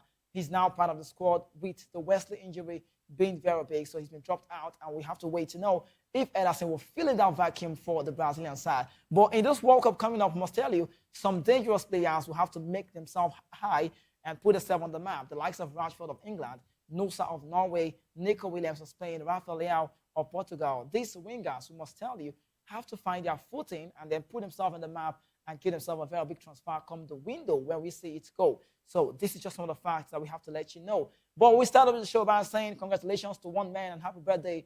If you say happy belated birthday, you would not be wrong. One man who has won the World Cup twice. He went to 3 World Cups and he clinched on 2. No other name but Cafu. He still remains the only player to feature in 3 World Cup finals. He won 2 of them. Cafu, like you know, is now the only player in football history to play in 3 consecutive FIFA World Cup. So we must celebrate him on the show today. And also another man who's more like, I'm liking the style of outfit. Our fashionista, you could say, Joe Conde. I don't think anyone has got a lot of outfit style, like styling clothes and together. A player who's a right back. He's playing for the French national side. And he came to this very tournament with a PlayStation 1. Vintage drip and also retro console from that very man. I'm talking about Joe Conde. He's just very fantastic in what he's been doing. He likes outfit a lot. He likes clothes. The clothes man. You could say he's a fashionista, or you could say football fashionista. Anyone works for me. And Jose Conde of Barcelona. He won the La Liga with Barca this past season. But we leave that one and let you know that it will be very big, because on the show this morning, we'll be telling you exclusively and extensively what will be triumphing out there, where we'll be seeing the Ghanaian side playing against the English people. And the news about Thomas Partey, it doesn't sound cool. It doesn't sound fitting. It doesn't sound sweet on the show. We keep saying it all the time. No Super Eagles, no Nigeria. The last declination of trophy was back in the Unity Cup to say. So, but regardless, Kurt Sediments, and we have to let you know everything that is going on for the World Cup. 3 days and counting. We'll be right there to see all of this game come to play. What team is your favorite to win this one? You tell me when the time is up. Yes, so on the show today, I have my friend, football pundit, Adeni Yojo, who will be dissecting all of these talks with me. You know how we do on the show. We go down the nitty-gritty to bring everything sporting just for you to be part and then enjoy how it goes. Adeni is feeling very great to have you this day join me. Good morning. Good morning. Good to be on the show again. Yeah, good to be on the show. World Cup. How do you feel? World Cup is closed right now. So how many days? 3 days to World Cup. How do you feel? Yeah, lots of entertainment. No Nigeria. How do you feel? Feel a bit bad. At least I'm not waking up in the midnight to watch or to see football games, but I still feel excited. Feel excited. Okay, let's get to analyze some of those games now. There's a lot of talks about African side, and it still feels bad that right now we have 48 teams, 16 cities, 104 games. On the short of African football, 10 African countries will make it to the World, already in the World Cup to say. Congo, DRC, I'm liking them. They are the last party that just joined. Now, I don't know what you make about the African side. They've got quality. Jomanda of the Ivorian side is just in the summer. RB Leipzig, maybe to City, maybe to Liverpool. We don't know what plans are for the Ivorian. Ahmad Diallo from the Ivorian side as well. I'm a face, the manager. Good man. Are you looking to the Senegalese? Charles, Sadio Mane, they got quality. Ndiaye, just have Khalidou Koulibaly. I love the Senegal squad. You look to the Egyptian side, there's also a man you can take off, Mo Salah. He's a king. Mamouche also got married some days ago. You look into some of the side, like you talk about the Congo police people, there's the Bakambu, Wan-Bissaka, all of these guys are part of this Vero phase. But I'm looking at the team, like the Senegalese side, for me, it looks to be, I don't know, maybe one of the favorites. But you cannot write off the Moroccan side. Hachem Hakimi, back-to-back Champions League with Paris Saint-Germain. He also did win it back with Real Madrid. A lot of stats about the side. Saibari in the team.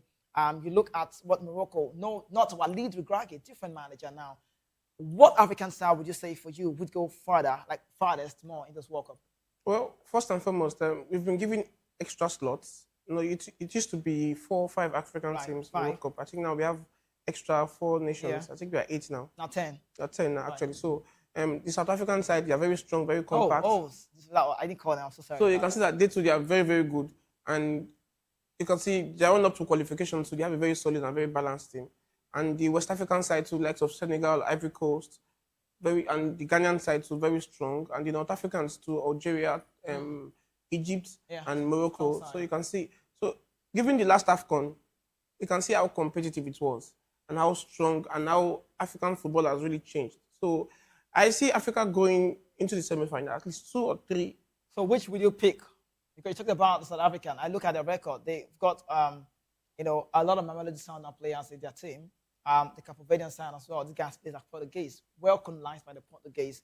And I just would say maybe the Africans might put a shock out. South Africans for 2 decades have not been in the World Cup, and it's time for them to put a smile on African face. But who would you want to pick? Like which team? Like pick one to say this one goes further more. I'll be tipping Morocco again. Morocco will go far because of the last World Cup. They went to the semi-final. They actually beat some heavyweights. Portugal, they shocked Portugal. Yeah, shocked Spain. So they shocked. So you can see. So I'm actually tipping Morocco again to go far this time. What about Senegal? Champions. Senegal, maybe quarter-final or round of, because there are a lot of teams in this tournament now, and there's no like underdogs. You can see we have Uzbekistan, we have Cape Verde. You can see that. So all of these nations, they want to actually put up the fight that, okay, we've got what it takes to actually make Africa proud and make their nation so proud. So, but for me, it's Morocco. Morocco. Okay, what about, let's pick it out from the player's perspective now. What player would you say, can you just pick out to say? Because you know what the World Cup does? It's always a time for young lads to showcase themselves on global stage, put themselves on the map, and let people know that, yes, we are in a World Cup. The likes of Hendrick of Brazil, I want to see him, get a start, or get an opportunity, not even a start, take it by chance. The likes of Jamal Musiala, we've seen him at big level time football. Kobo Mino are some quality right there. Ildes, the Turkish player, Ada Gule as well. So what African player or which African player can you pick out to say this one will put a mark, will just put out himself on the shine line? Yeah, from the North African side, look at Brahim Diaz. Oh, okay. Hakimi, without a doubt. We'll look at Amad Diallo, Ivory Coast. Who else? Ghana. We look at Semenyo. So we have a lot of stars that actually, Semenyo. that will entertain us this World Cup. So you see, we have lots of players. Right. Amazing players. We have this guy too in Cape Verde. What's his name again? But I want to ask you a question. This aspect of, let's say, some surprising results, the Algerian side beating the Netherlands, can this be a replication? We even saw Iran. I think Iran side stopping Spain on the draw. I think Ferran Torres scored the goal.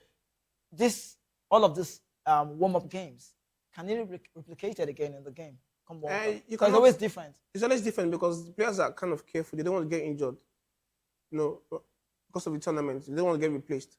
So we're already having injuries again. You can see that they're already like, okay, some are already getting injured. They're taking them back home and they're bringing up new players. So the warm-up games will be totally different from the tournament itself. Okay. Yes, we are still going to see some shockers. No doubt about that. We'll see some, like you could see when Saudi Arabia defeated Argentina in the last World Cup. So we are going to see lots of shockers too like that. So Adeni, if I want to pick it from you, what team goes higher? Morocco for you. A player to pick out. One player from Africa. From Africa, Brahim, Semenyo. Just one. Just one. Okay, we didn't Brahim. I'll pick Brahim. Brahim Diaz. All right, so let's get to the next phase. But a lot of talk point about Semenyo. He's just a man that loves to see himself get those passes. I watched the Ghanaian side. I did remember 2014 what they did. The draw against our German side, the Thomas Hummels, Muller in that very team, Kimmich, Tony Kroos, where the Ghanaians stood very strong. They almost won the game. The brothers scored a goal. Jordan Ayew actually made them miss that game to say Assam Gyan, Sule Montari, what they possess, all of these qualities. And of blessed memory, Atsu, 2014, they got a draw, against the German side. And can we see them replicating this one again? They've not really been decent in country football. Poor results from the Ghanaian side. But one man, Anthony Semenyo, he just want to get those passes.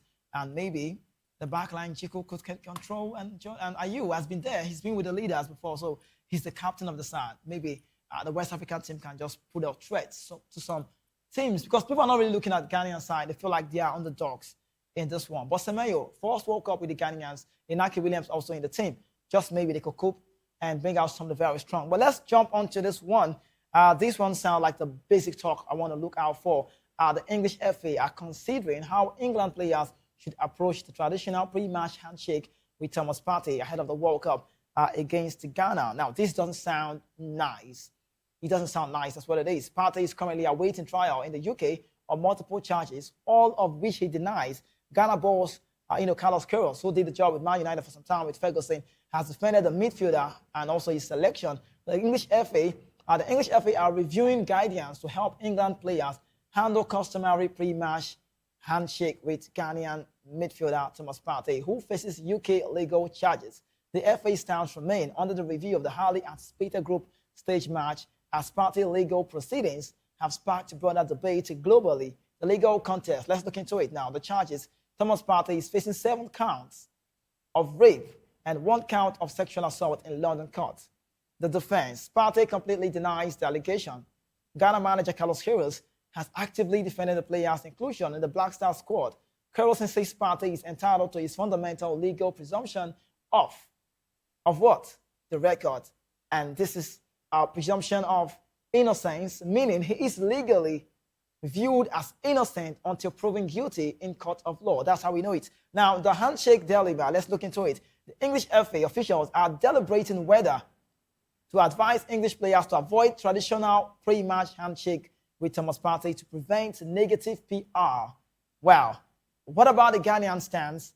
The Ghana Football Association and manager Queiroz states that respecting the legal process does not require them to cast him aside on the pitch. There are reports that if England players refuse to shake Partey or shake hands with Thomas Partey, that's a bad one, they may completely snub the pre-match handshake with the entire England team in solidarity. Now, let's look into the broader debate. It's a lot of talk points. Critics argue that playing for the national team while under a serious criminal investigation sends a confusing social message and then overshadows the game. That's what it is. Now, what about the supporters? They are maintaining that abandoning the presumption of innocence harms fair legal standards and unfairly punishes the player before a court verdict is reached. I think the word is you are innocent not until you're found guilty. I don't know if I'm right. That's what it is. That's what the law states in that part. I don't know if this sounds nice. I don't know how this wants to be because Thomas Partey currently is playing for Villarreal in Spain, the La Liga, but we know those proceedings. This is something that happened.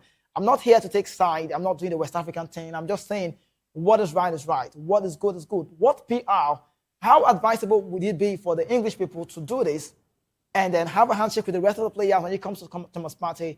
They will be avoiding him. How bad would this be? Or do you support that one to say it could spoil something about the PR?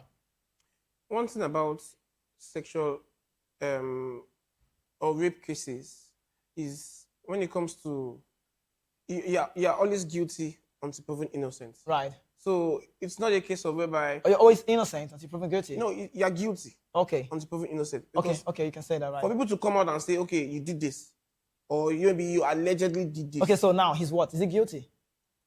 Is he innocent? Where do you place him? The trial is adjourned. See, I think are we to judge? This is not the first time things like this is happening. You understand? You remember the issue with what's his name again? The Mendy case. But yeah, but he was innocent later. We did say that. So you can see, and he actually destroyed his career. Right. Or actually dented his career. And City didn't really actually stand by him. So right. Now, with Thomas Partey again, now they're saying that he's innocent, but with the charges laid against him, for me, people say he's guilty because when a woman comes out and say, okay, maybe you raped me or you molested me or you abused me or you harassed me, the public will believe. Okay. And women they don't joke with things like that. Nobody wants to be associated with. Look at Mason Greenwood, Man United. Yeah.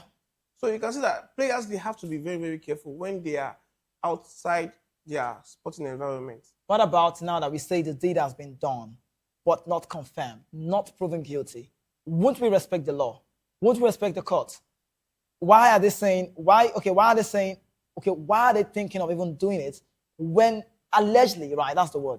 The investigation are still going on. And it's adjourned for now. Yeah, it's still adjourned, but I'm very, very sure that some people that maybe they've heard one or two about the issue, confirming or affirming whether he did it or not. So that's why the English FA too, they are trying to be very, very careful because it's still a very, very sensitive matter. Right. Nobody wants to be associated with a rapist or maybe an abuser. Right. So that's why, okay, they are maybe advising their players because of the sensitivity of this case or the seriousness of this case. You don't want to be too cozy or, okay, there's something like friendship with this person. Let us know that we are not in agreement or we don't support what he did or allegedly did. Okay, Adini, this is the field of play. This is football. This is a contact game. This is something that does not say wrong about whatever it is. Football brings people together, unites the world, right? I'm just still concerned about why do we have the court? Allegedly, not guilty, not innocent. Even Carlos Queiroz is saying he's justifying the coach, is justifying the selection. His point remains that up till date, we don't have a record to say Thomas Partey is guilty. It's just, I don't want to use the word, I don't want to sound like I'm taking sides, right? I just feel like they should play the game. Do what you need to do. Respect the game. It's football. If found guilty, then anything comes. What at the end of the day, he's innocent? If I was the manager of Ghana, I was the head coach of Ghana, I wouldn't take Thomas Partey to this tournament. Really? Yes. A key player for your team? I would not. Why? Because I think it sets a deterrence, and it sets this is a lesson to other players that whenever you are off the field, they should always, morals, code of conduct, ethics.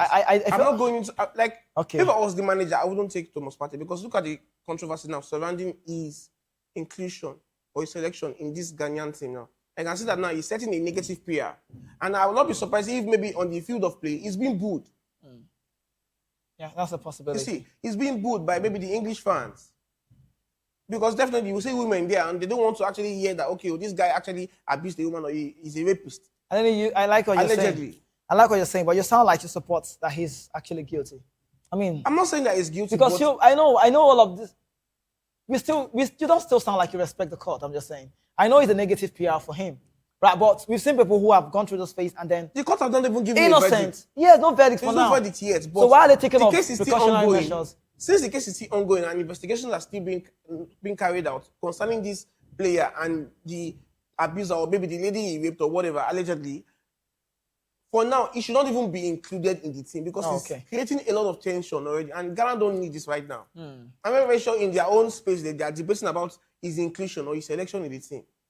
And imagine, this is the first game. They're playing England, the first game. You can see that, and he's going to stand trial over there, maybe after the tournament. In the UK. And imagine if he's found guilty. You know the image he's going to send to the Ghanaians? Okay. Well, your opinion, actually. Carlos Queiroz knows why he got him involved. Integral player for, the Ghanaian side. If they have dropped him, I don't know what the case would have been like. Integral not. Doesn't matter. There are other replacements for him. He should not be definitely included in this team. So look at the unnecessary controversy he's creating, or this is causing. So this is. Do you think you want to believe it affects the team? It will affect the team. Oh. It will affect the team, whether they like it or not. It will affect the team because imagine the first game is being booed, and maybe during the tournament, the investigations are still definitely it's ongoing. And maybe we now hear something in the media or in the news that, okay, actually, Thomas Partey actually did this thing due to maybe the victim's account. Yeah, sounds a lot of message.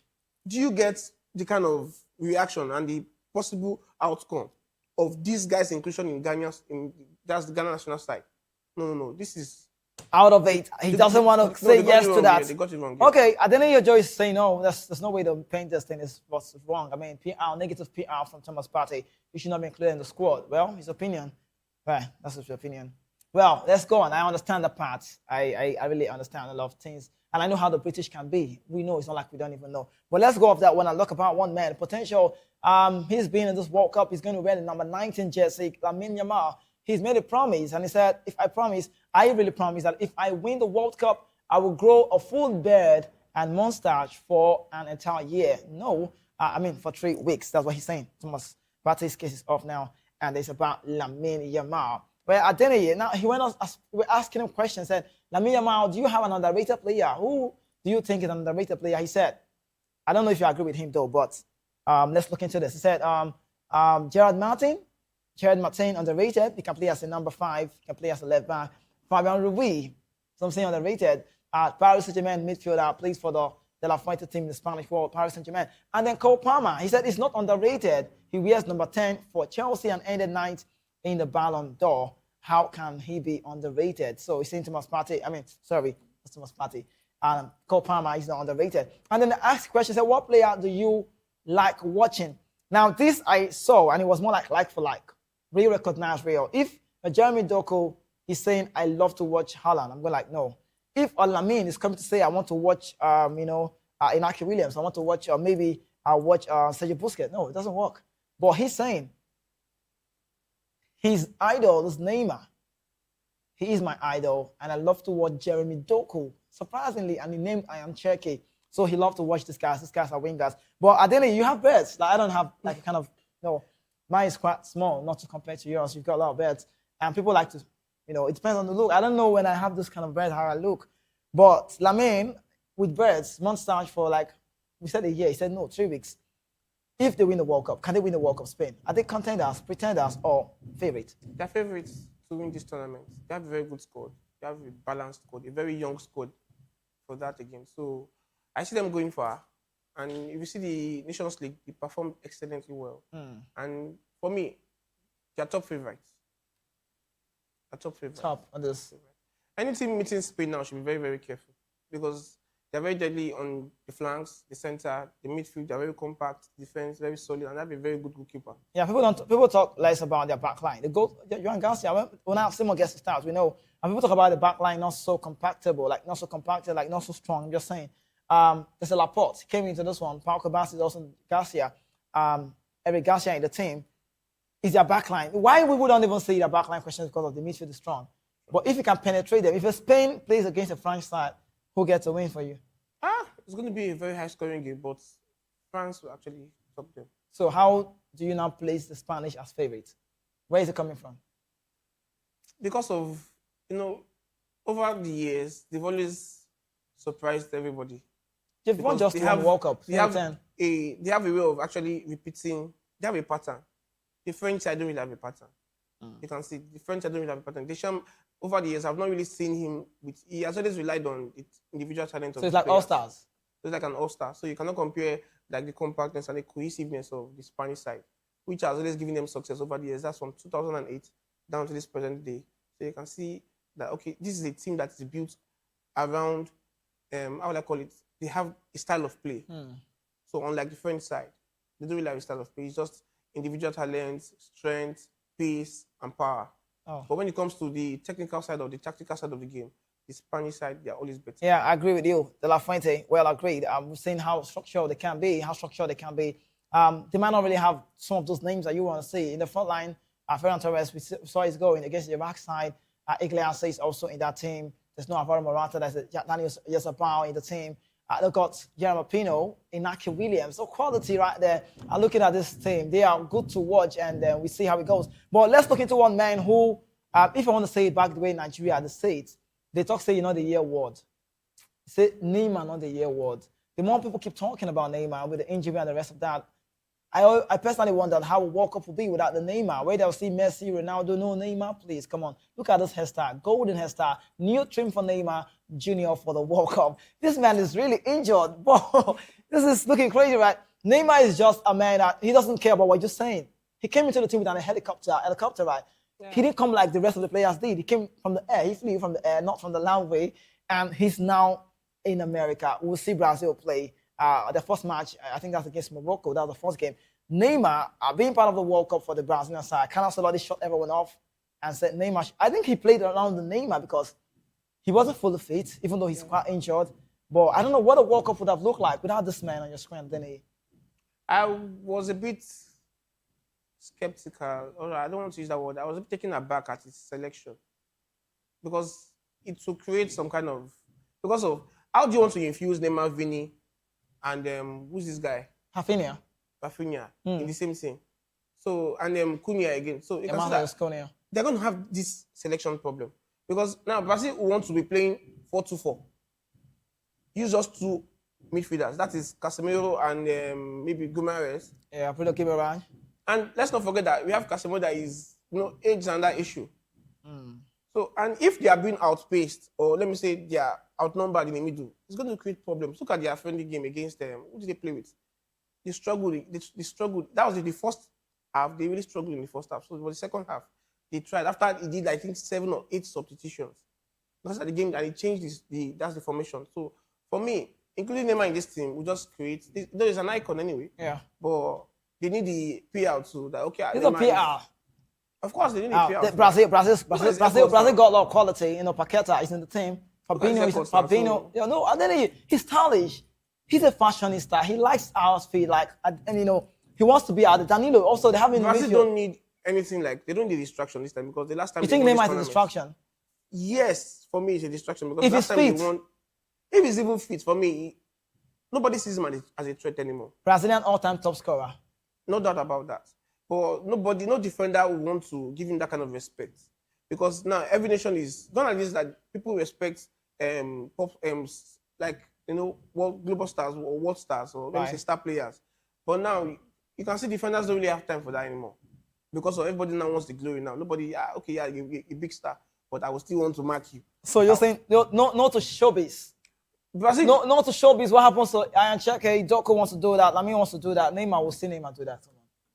And it's a very good role model to a lot of players, even Yeah, a Dewey. lot of them. Most Even of Dewey, them. Barcola, Yes. and the rest of them. Rashford, all of You them. can say Rashford. So for me, he has, he's a trailblazer. He has done his Yeah, part. I recall you asked the question, where do they play him? If you go to the left side of the Brazilian side, I got quality. Gabriel Martinelli would definitely play second fiddle, sometimes the first nine. But Igor Thiago is up front there. Also, Matheus Cunha, who gets a start for Ancelotti, we don't even know. But we know from the left side would definitely be Vinicius Junior. Rafinha might come from the right. He's done it with Brazilians. With the Barca side, Neymar will play like a number 10 if he gets to be fit.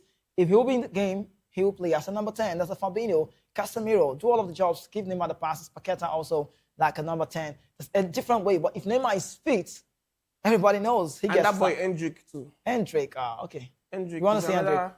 Is another star Quality. to watch out for. Another star to watch out for. I saw the clips during their training session. What did he do to? Yeah, he won man Casemiro? of the match in the last game. Last game. So you can see that's another start, another player to watch out for. Okay, so Hendrick, all of the best. I didn't loves you. Let's talk about career high. Most goals scored in the FIFA World Cup 4. Nobody has done it. Kylian Mbappe. This World Cup, I don't know. I don't want to talk about if he's going to ever win the Ballon d'Or, but I'm looking at Mbappe in this World Cup. Is he going to triumph? Yeah, because he's He has a record. Can someone break that record to start with? Of course, yes. For Records, in records finals, are meant to be broken. Okay. Records are meant to be broken. So for me, this he's still in top form, though coming back from injury, they're still trying to keep him, try to rest him a bit. But I'm very, very sure he's fired and he's all good to go. And he's in a star-studded squad again. So he has the likes of Olise, Cheki, and so Cheki. of course, we'll do well. Oh, you call it star-studded team. We're expecting a flurry of goals this tournament. Flurry of goals. You actually said they don't have a decent, they have squad depth, but the word is I think he does not really fancy the Shams team. 2014 we saw them. I think the Shams, that 2014 squad, the likes of Kabaye, Kabaye in the midfield, there was Brenner from the right side, Mamadou Sissoko in that team, Sakov, Rafael Payet. Was it Payet in that one? I think Benzema, Giroud, I recall. Yeah, this is going to be the 4th World Cup for the Champs and the final one for the Frenchman. Benzema was in that squad. So wish him all of the best. But then let's talk about Messi. Last chance, all-time top scorers. He's got 13 goals. Miroslav Klose did score against, I think, Klose. 4 in 2000 or 2010 or so. I think 2006 he got 5. I think 5-5-3. His goals. This is goals insane. 16 for Miroslav Klose and Ronaldo. He's broken Ronaldo's record. I think he did that in that German in the English game. And that was back in 2014. Now he's got 16 goals to his name. All-time top scorers in the World Cup. And look at this list you have on your screen. Nazario Ronaldo de Lima has got 15. Jared Muller's got 14. Lionel Messi's got 13. Just Fontaine, the French international, he's got 13 as well. So Messi is the only man still playing active football, and he's going to be in the World Cup for the last time. Can Messi make a major or possibly break this record? It's possible if they give him another round of penalties again. Penalties? Because most of his goals in the World Cup has come through penalties. That's no days. From the sports kick, yeah. Now. So how many goals out of the 13 goals, how many goals have actually come from open play? So it's a possibility. So it's maybe possible. So the more penalties Argentina they have in this tournament. Because the more penalties. So 13 to 6, just 3 penalties. Maybe they can have that in the group stage. And they're in a very, very weak group. Is there a weak group in the World Cup? Of course, yeah. There are teams that you should expect that this is their working. But you also believe there are no minors in the game? There are no minors in it, but for me, Messi might likely break this record. Might likely? Yes. But we don't want to see him break it. You can see, look at Argentina's group. Yeah. Where are they here? You can see the Argentina. Yeah, Argentina, Algeria, and who again is in their group again. So, of course, why not? If they have penalties, like maybe penalty the first game, penalty the second game, the third game, that's 16 already. I don't know. It doesn't work like that. But let's talk quickly. We don't have all the time. We need to run. look at the expensive selection so far. 26 World Cup and most valuable starting. There's a selection out there we've seen on social media, the likes of valuable players. The money summed up on these players. And then you look into it, you have to bring on your screen. Now, this is what it looks like. This is the money, 80 million euros. John Garcia is also in the team. Kobasi, Saliba, Nuno Mendes, Pedro Gonzalez, Vitinha, João Neves, Lamine Yamal, Haaland, and Mbappe. This one, most valuable starting 11 at the World Cup. How good can they? They can beat a team. They can win a World Cup, this squad. They should. Haaland is 200 million euros. That's big. Lamine has got 20 million euros as well. Mbappe's got 180.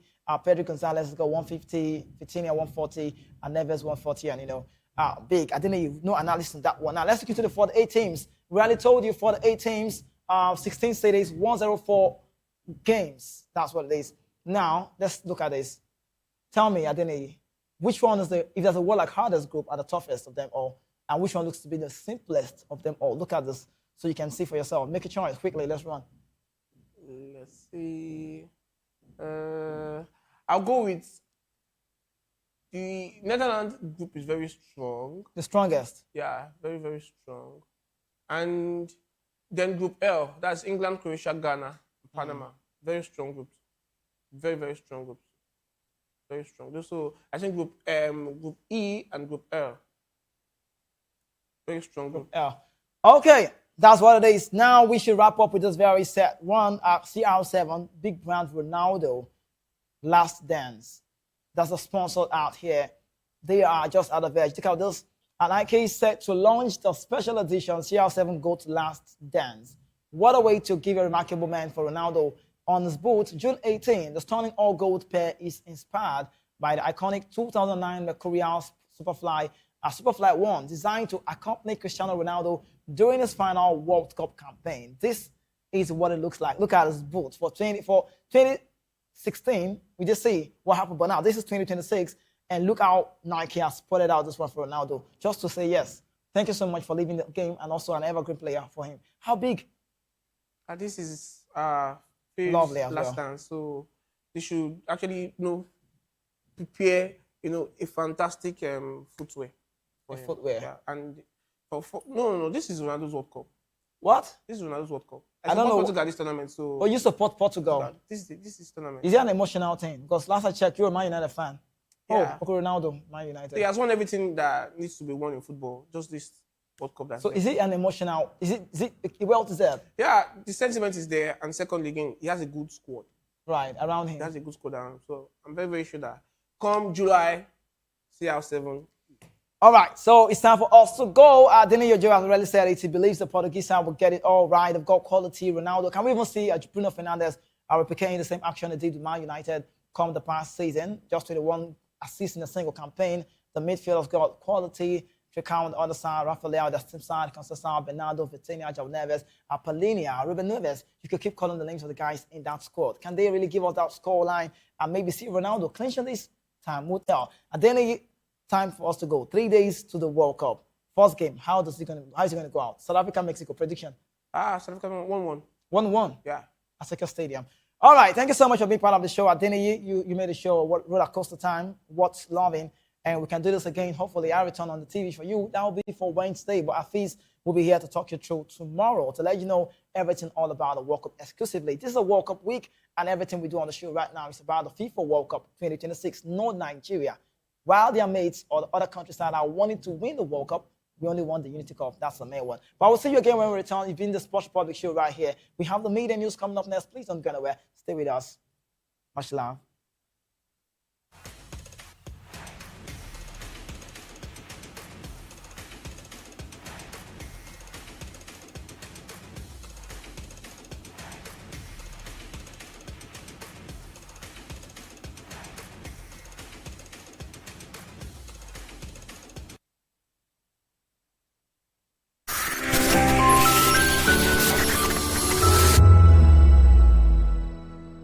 Nigerians, your voice matters, and in 2027 it starts with your permanent voters card, your PVC.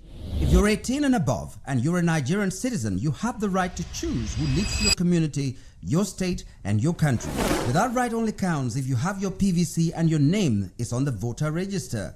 Here's what to do.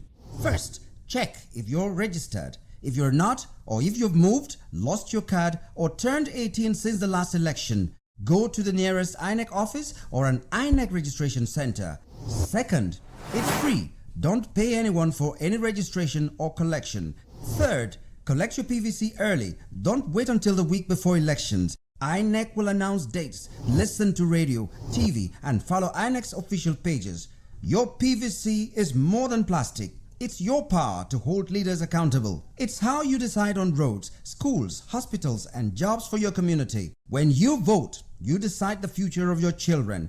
Get registered. Get your PVC. Vote in 2027. For Nigeria to work, you must be a part of it. Your vote, your future, your responsibility. This message is brought to you by Voice of the People, VOP Media. Welcome to the locker room, the home of football talk that matters.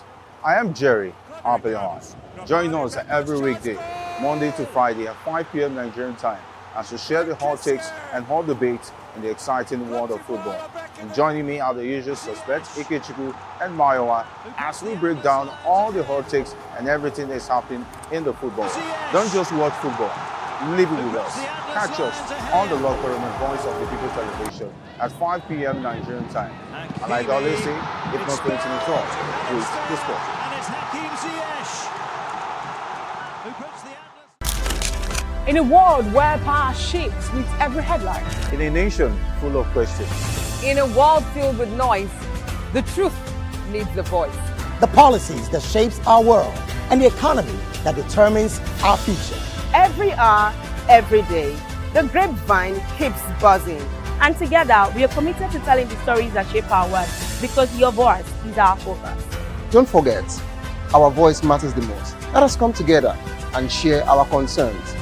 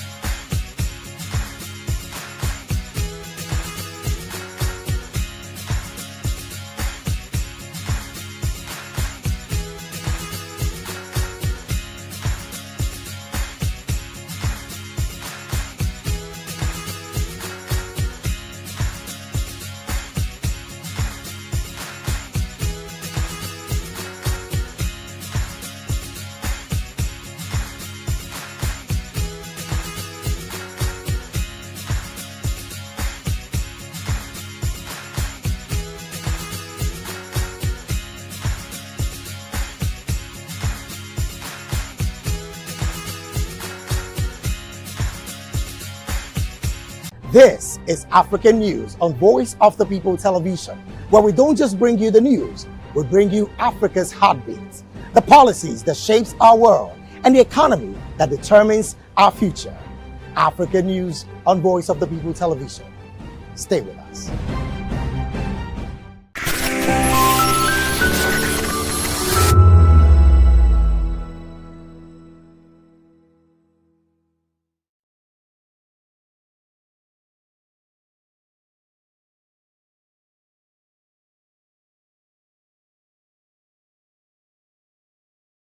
The Razzmatazz.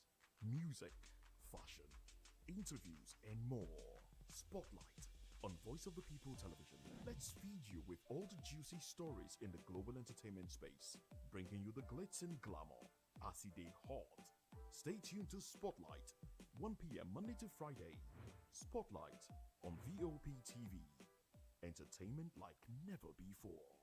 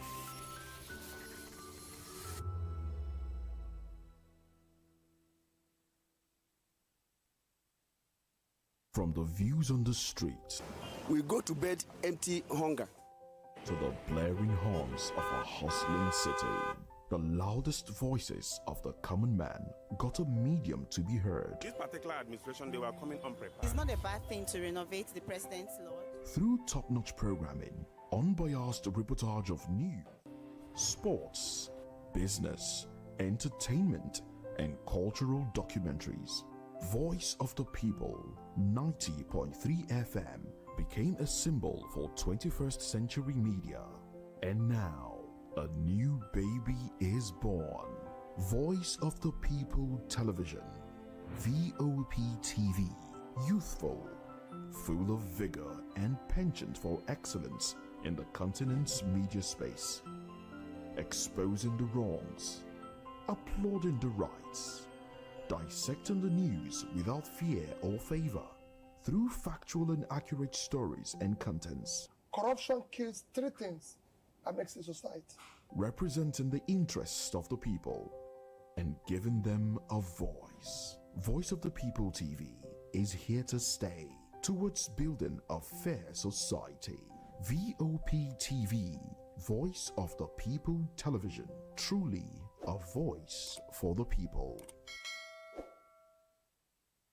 We encourage you to click on the like button and subscribe to our YouTube channel. We are Voice of the People TV. Also follow us on all our social media platforms. We are at VOP TV Live. Visit our website www.vop.ng for fresh and trending news. Also watch us live on SLTV channel 264. VOP TV, Voice of the People Television.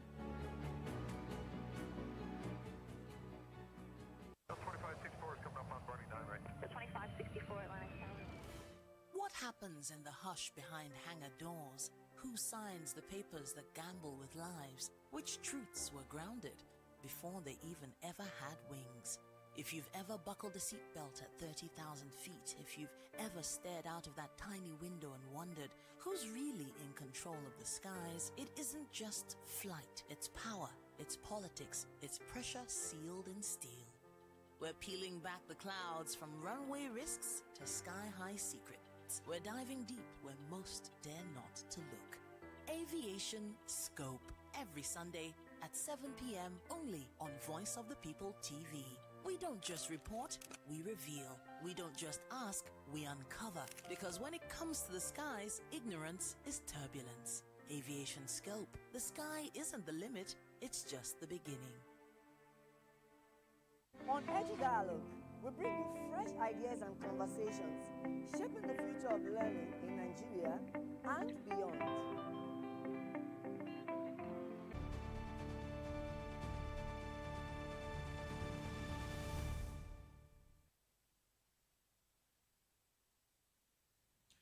Hello and welcome to the Midday News on Voice of the People Television. I am Solomon Ofem. But before we begin the news, kindly visit our website at www.vop.ng for fresh and trending news. First, the headlines.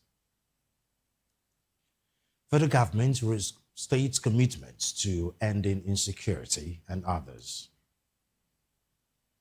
Musa and Sani say education key to defeating banditry and terrorism.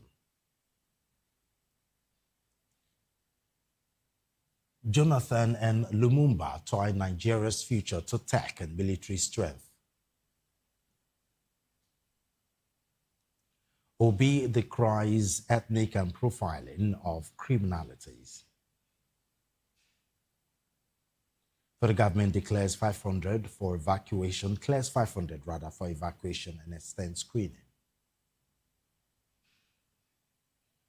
On a business news, Nigeria others plan $24 billion rice self-sufficiency initiative. And sports, Cliche tips Olise as France breakout star at World Cup. And in entertainment, Biosa Seriki George emerges Miss World Nigeria. Now details. Once again, welcome to the news. I am Solomon Ofem. President Bola Tinubu has restated the federal government's determination to defeat insecurity and secure the release of all persons held captive across the country, making the commitment during the National Interdenominational Church Service in Abuja as part of activities marking 2026 Democracy Day celebration. President Bola Tinubu also assured Nigerians that his administration would intensify efforts to ease the economic hardship facing citizens. Tinubu, who was represented by the Secretary to the Government of the Federation, Senator George Akume, congratulated Nigerians on the 27 uninterrupted years of civilian rule since 1999, describing it as a testament to the resilience, commitment, and sacrifices of citizens who fought for the restoration of democracy. Tinubu said he remains committed to fulfilling his constitutional responsibilities and would double his efforts to ensure that the socio-economic difficulties currently confronting Nigerians are substantially reduced by delivering sustainable democratic dividends. Acknowledging the hardship facing many households, he said the government is sensitive to all the pains, shares in them, and has heard citizens cry over the economic strain, insecurity, kidnappings, and displacement of several communities across the country. Still on insecurity, the Minister of Defense, Christopher Musa, and the Governor of Kaduna State, Uba Sani, have stressed the place of quality education in defeating ignorance, conquering hopelessness, and ensuring true and lasting security. They described quality education, active citizenship, and community collaboration with security agencies as vital in addressing banditry, terrorism, and other security challenges facing Nigeria. They spoke at the inauguration of the faith-based Kaduna Christian Academy, which was donated to the Christian community in Kaduna by friends of the Director General of the Department of State Services, DSS, Oluwatosin Ajayi. Musa described the academy as a strategic, non-kinetic intervention in the fight against insecurity, stressing that sustainable peace requires more than military operations and intelligence gathering.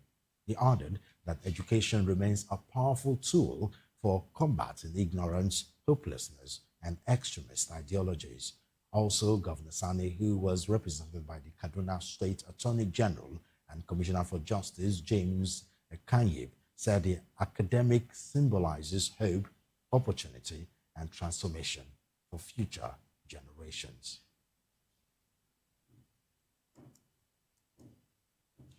Meanwhile, the federal government,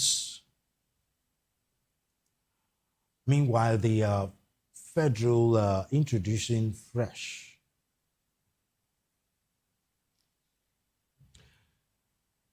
We do sincerely apologize. Meanwhile, the federal government has introduced fresh measures aimed at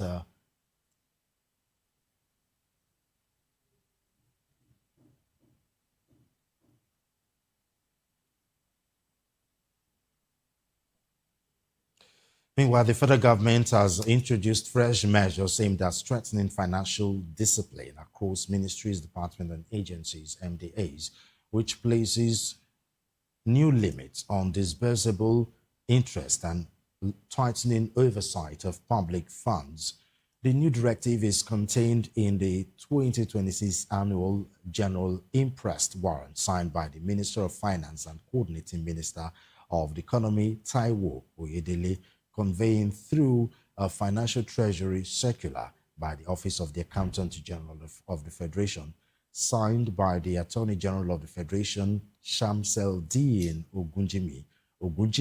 The circular authorizes accounting officers across the three arms of government to approve funds to eligible imprest holders while setting clear spending thresholds and compliance requirements.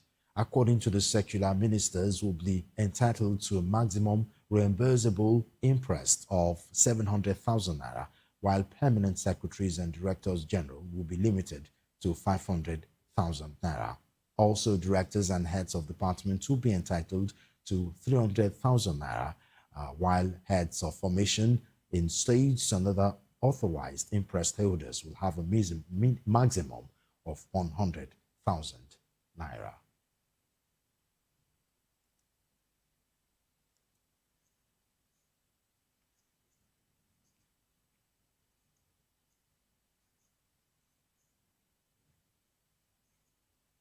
You're still on to the media news on Voice of the People Television. We'll go for a short break. We'll be right back with more news reports. Stay with us.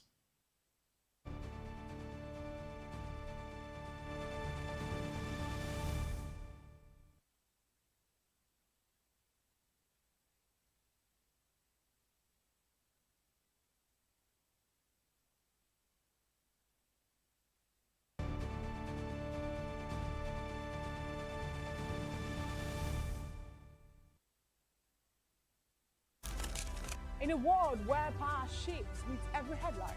In a nation full of questions. In a world filled with noise, the truth needs a voice. The policies that shapes our world and the economy that determines our future. Every hour, every day, the grapevine keeps buzzing. And together, we are committed to telling the stories that shape our world because your voice is our focus. Don't forget, our voice matters the most. Let us come together and share our concerns.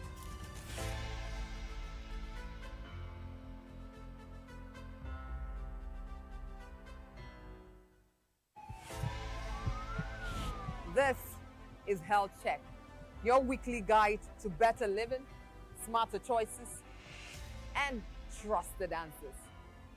From everyday wellness to urgent health issues, we've got you covered. Health Check, only on Voice of the People Television, where your health has a voice.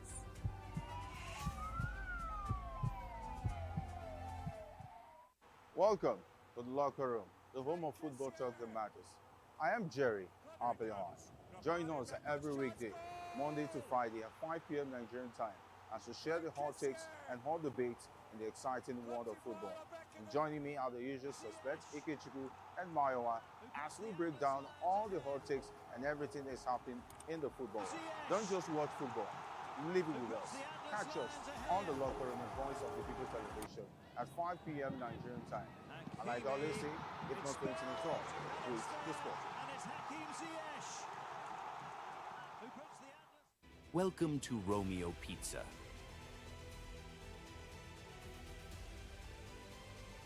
Sink your teeth into our freshly baked pizzas.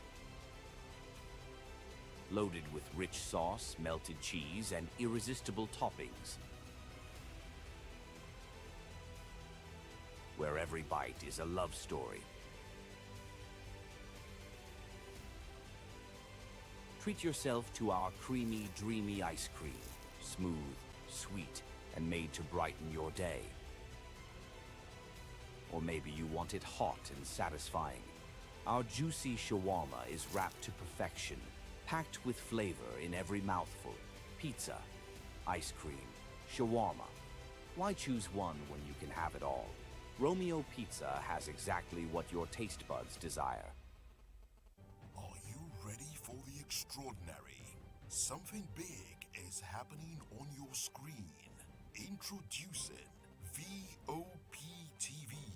Now streaming on SLTV channel 264. From breaking news to captivating conversations, news analysis, giving you all sides to the story. We bring in-depth discussions on the issues that matter, from politics to sports, entertainment, and lifestyle. VOP TV on SLTV channel 264. Join us as we redefine what television means to you. Voice of the People Television, VOP TV. Now you have more than a voice.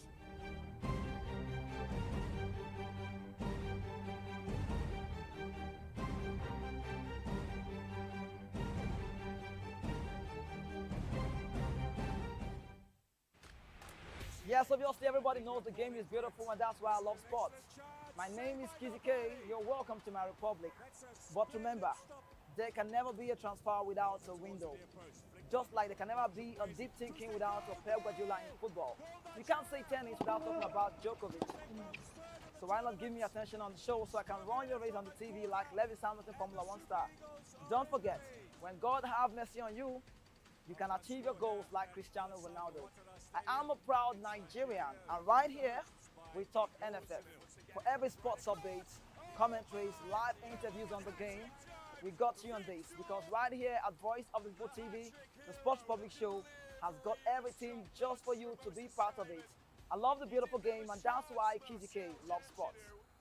In a world where truth is the ultimate power and opinions scream the loudest, it's time to wade through the noise. Hunger no get tribe! Hunger no get religion! And scan the human interest and trending topics that matter.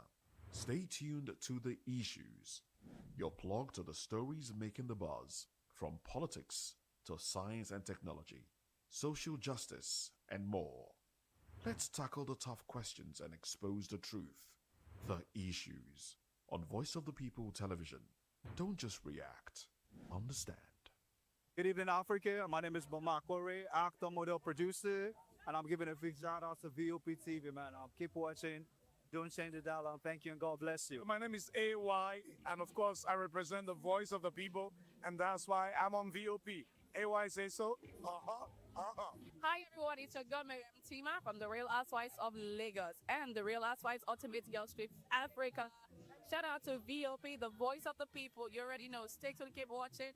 And don't forget, VOP is the best. All right, hello, all right, it's about that shagging man fine back with Melanie Poppy Blast Skin Boy. This is VOP TV. If you're not watching VOP, I don't know why you're watching. Maybe you're watching your weights. Hello, beautiful people. This is Wale Ojo, and you're watching VOP, Voice of the People. Hi, guys. You already know who it is. This is New Energy. Flyers boy ever live. Keep watching VOP TV. Thank you. Hi, people. Jenny Albano here. Guys, please keep watching Voice of the People. The red carpets, awards, the razzmatazz, music, fashion, interviews, and more. Spotlight on Voice of the People Television. Let's feed you with all the juicy stories in the global entertainment space, bringing you the glitz and glamour as they hot. Stay tuned to Spotlight, 1 p.m. Monday to Friday. Spotlight on VOP TV. Entertainment like never before.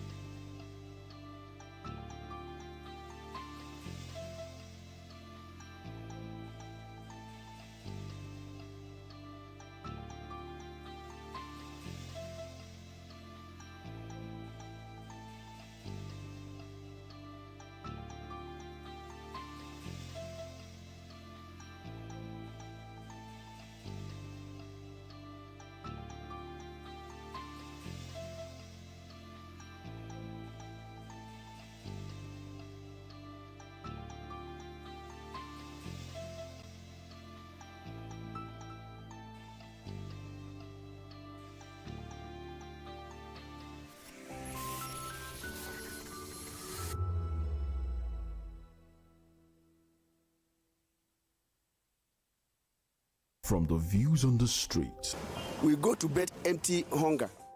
to the blaring horns of a hustling city, the loudest voices of the common man got a medium to be heard. This particular administration, they were coming unprepared. It's not a bad thing to renovate the president's lawn. Through top-notch programming, unbiased reportage of news, sports, business, entertainment, and cultural documentaries, Voice of the People 90.3 FM became a symbol for 21st century media.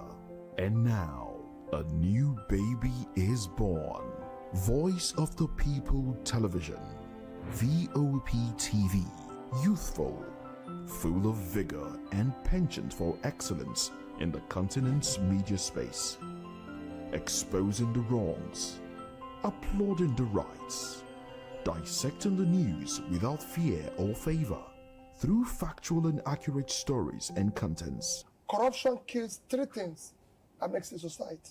representing the interests of the people and giving them a voice. Voice of the People TV is here to stay towards building a fair society. VOP TV, Voice of the People Television, truly a voice for the people. We encourage you to click on the like button and subscribe to our YouTube channel. We are Voice of the People TV. Also follow us on all our social media platforms. We are at VOP TV Live. Visit our website www.vop.ng for fresh and trending news. Also watch us live on SLTV channel 264. VOP TV, Voice of the People Television.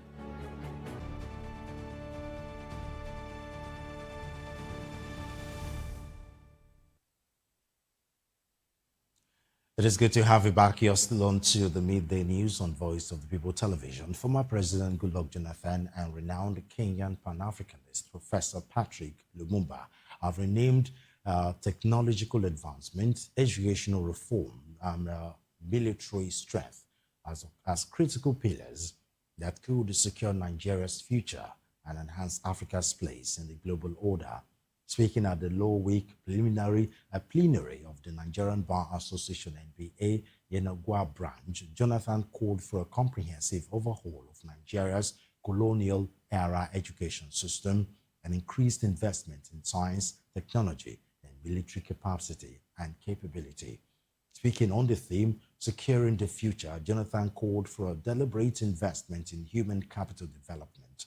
He stressed that technological innovation and military capability are indispensable for national relevance in today's world. In his part, Professor Lumumba urged African nations to embrace bold policies that would strengthen their economies, institutions, and strategic influence. He warned that Africa would continue being marginalized globally unless it develops the capacity to protect its interests and resources. According to him, strength remains a major determinant of influence in international relations.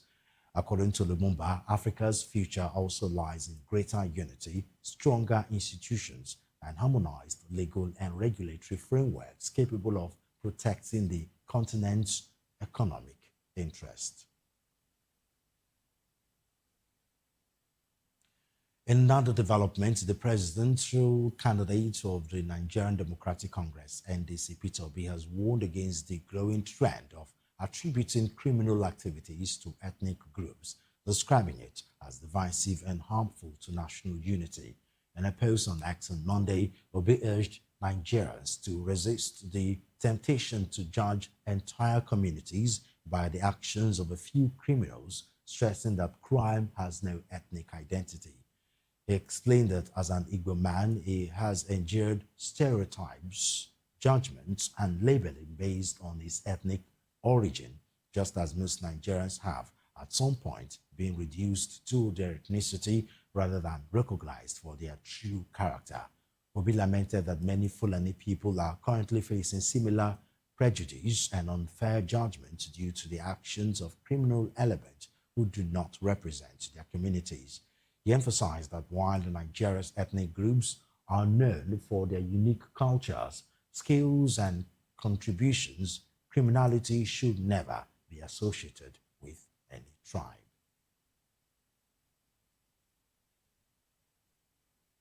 Meanwhile, the chairman of the House of Representatives Committee on Finance, James Faleke, has charged civil servants to uphold integrity and due process, irrespective of the pressure from political office holders, tying Nigeria's success in achieving rapid development.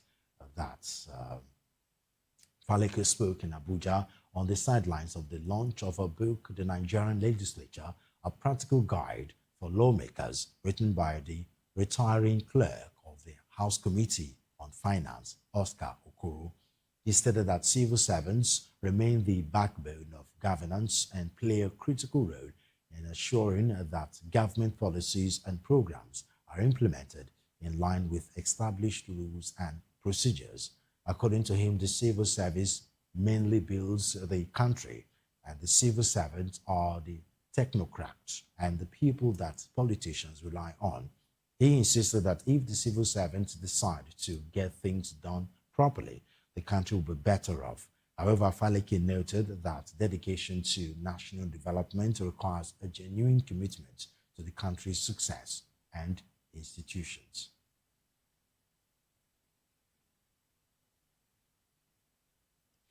Away from that, 270 persons out of the 500 Nigerians screened and cleared for evacuation from South Africa are expected back in Nigeria today, the Ministry of Foreign Affairs has said.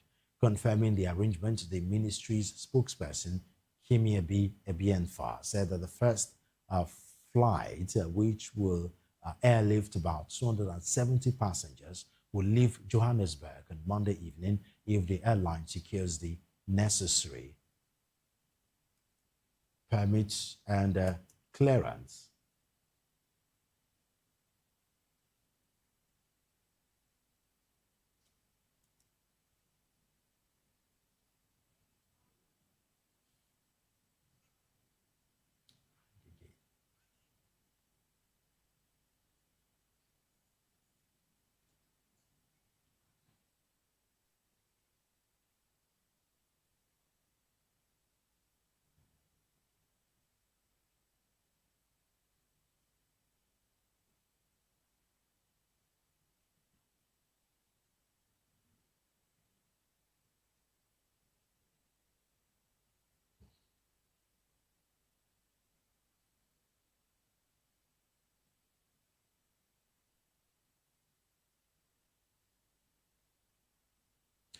We are still on to the media news on Voice of the People Television. Joining me to help analyze our news item is Darlington Agwoma, a legal practitioner and current affairs analyst.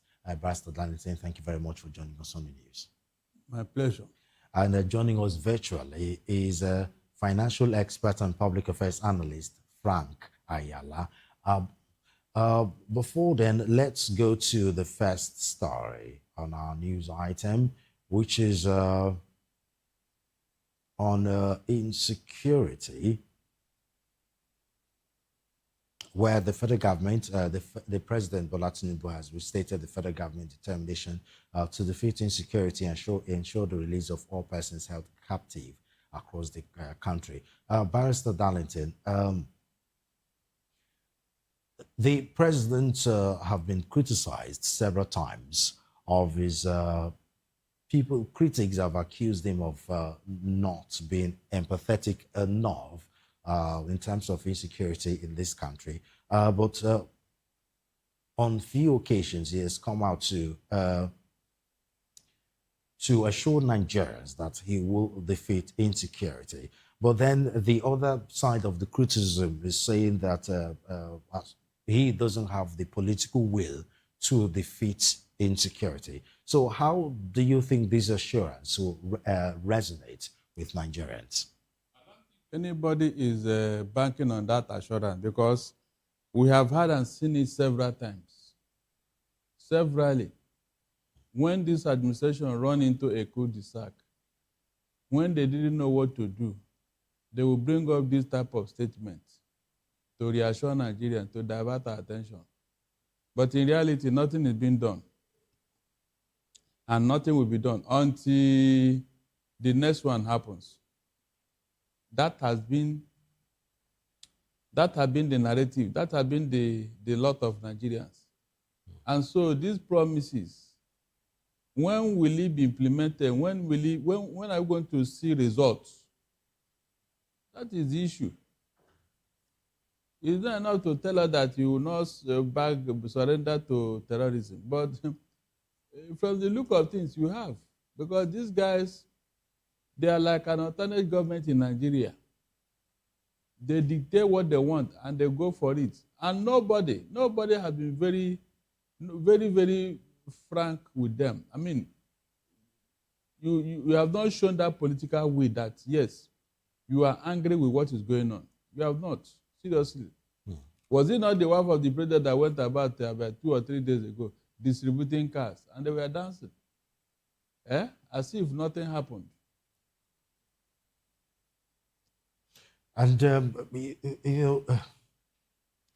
we've talked so much about insecurity in this country that we're beginning to sound like a broken record. Several persons, security analysts, security experts have come out every day to say that this federal government know how to defeat insecurity if they really want to defeat insecurity. What do you think, if the allegations are true, why do you think that is the case?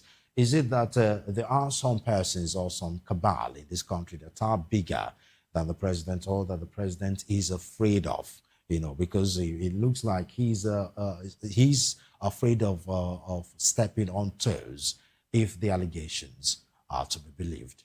No, the political will is not there. And then two, insecurity has been weaponized. It has become a political tool in the hands of the people in government. I mean, the facts are there. The facts are there. Why are they rehabilitating them? Why are they calling the terrorists our brothers, that we should forgive them and all that? The one that even surprised me was when the wife of the president was threatened. Threatened, and nobody reprimanded that man. The president did not even utter a word. Utter a word. To show that protection over his wife. So there is more to it. There is more to it, because the boldness of these terrorists is very annoying. Their boldness is very, very annoying, seriously. The way they do what they do and the way they say what they is very, they will be committing crime and then be videoing it, telling us the whole thing they are doing. Like that man, they cut off his head in your state. They showed it to the whole world. They are not afraid. So that will tell you that something is happening that we don't know. And nobody wants to tell us. So to them, it looks like whatever they do, it is inconsequential. Nobody is strong enough to reprimand them for their action. I mean, look at it yourself. Since this is that since Tinubu came into office, have you seen him make one statement against the terrorists? I mean, national brokers against the terrorists. Has he ever? Every time, we are going to get them. We are going to deal with them. It will not happen again. This enough is enough. I don't know how many times he's going to say it without nothing being done. If he had been acting, if he had been doing what he needs to do, what he swore to do for Nigeria, to protect lives and property, Solomon, I don't think we'll be where we are today. I don't think we are going to be where we are today. Something would have happened for these people to know that, yes, there's a government. Now, Tinubu was represented by the Secretary to the Government of the Federation, Senator George Akume, acknowledged the hardship facing many households. They said the government is sensitive to all the pains, shares with them, and has heard citizens cry over the economic strain. Critics keep saying his government has become one of the highest spending governments, instead of reducing the cost of governance. It has increased. More ministries and departments were open. There's incessant traveling outside of the country, all through the government coffers. How does he, with this amount of spending, how does he calm the nerves of Nigerians that is sensitive to the pains and shares with them the hardship that ordinary Nigerians are going through? That will be very difficult for Nigerians to believe, seeing the very high amount of money being spent by the government. What this president is saying is different from what he is doing. That is just the simple truth. All the statements he has made, he cannot even begin to walk the talk. He's saying another thing and doing another thing. The profligacy is so, in fact, the profligacy is unimaginable. And yet you are telling us you bear our pain. You bear, are you bearing our pain? Are you being prudent with the resources available to you? The answer is capital no. For example, look at all the contracts awarded to his cronies. Was any of them bidded? Was it costed? Is Nigeria getting value for their money? Eh? These are answers that are very obvious to everybody. So, how can you be doing all these things and you are telling Nigerians you bear their pain? You are not bearing anybody's pain. You are not. You are not. Seriously. The way you are spending money, even on irrelevant issues. Ordinary ICC that was renovated in Abuja, we can spend 39 billion and renamed it after you. And when you came, instead of you to tell him that this thing is too much, you are celebrating him, telling him that he should not mind naysayers. Naysayers over our money that you are wasting. Naysayers. Now, still on insecurity, the Minister of Defense, Christopher Musa, and the Governor of Kaduna State, Ubasani, stressed the place of quality education in defeating ignorance, conquering hopelessness, and ensuring true and lasting security. Now, the Defense Academy, the military, have called this situation non-kinetic approach to insecurity. In this case, now they are anchoring this on education.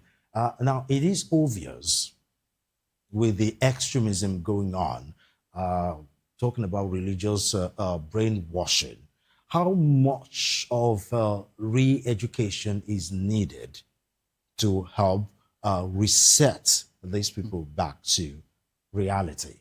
It is said that a bad workman always quarrels with his tools. There is nothing these military chiefs have not told us. The other time, he said that we should fight them. The other one said that we should pray.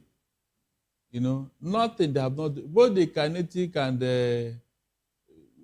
non-kinetic approach, has it worked? They told us that these guys are from what's it called? Libya, that they are not Nigerians.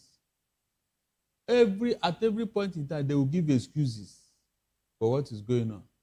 So, if it is education, what are you doing about it, especially northern leaders? Because the 18 million children out of school, 80% of them came from the north. 80%. So, what are you talking about education? How can there be education when children are being kidnapped and kept in their den in the forest? And they are telling you Boko Haram, that is Western education is evil. So when you hear and see all these things, why are you trying to pamper the situation? Is there any deliberate effort to educate Northerners or Northern children? At least abolish the Almajiri culture.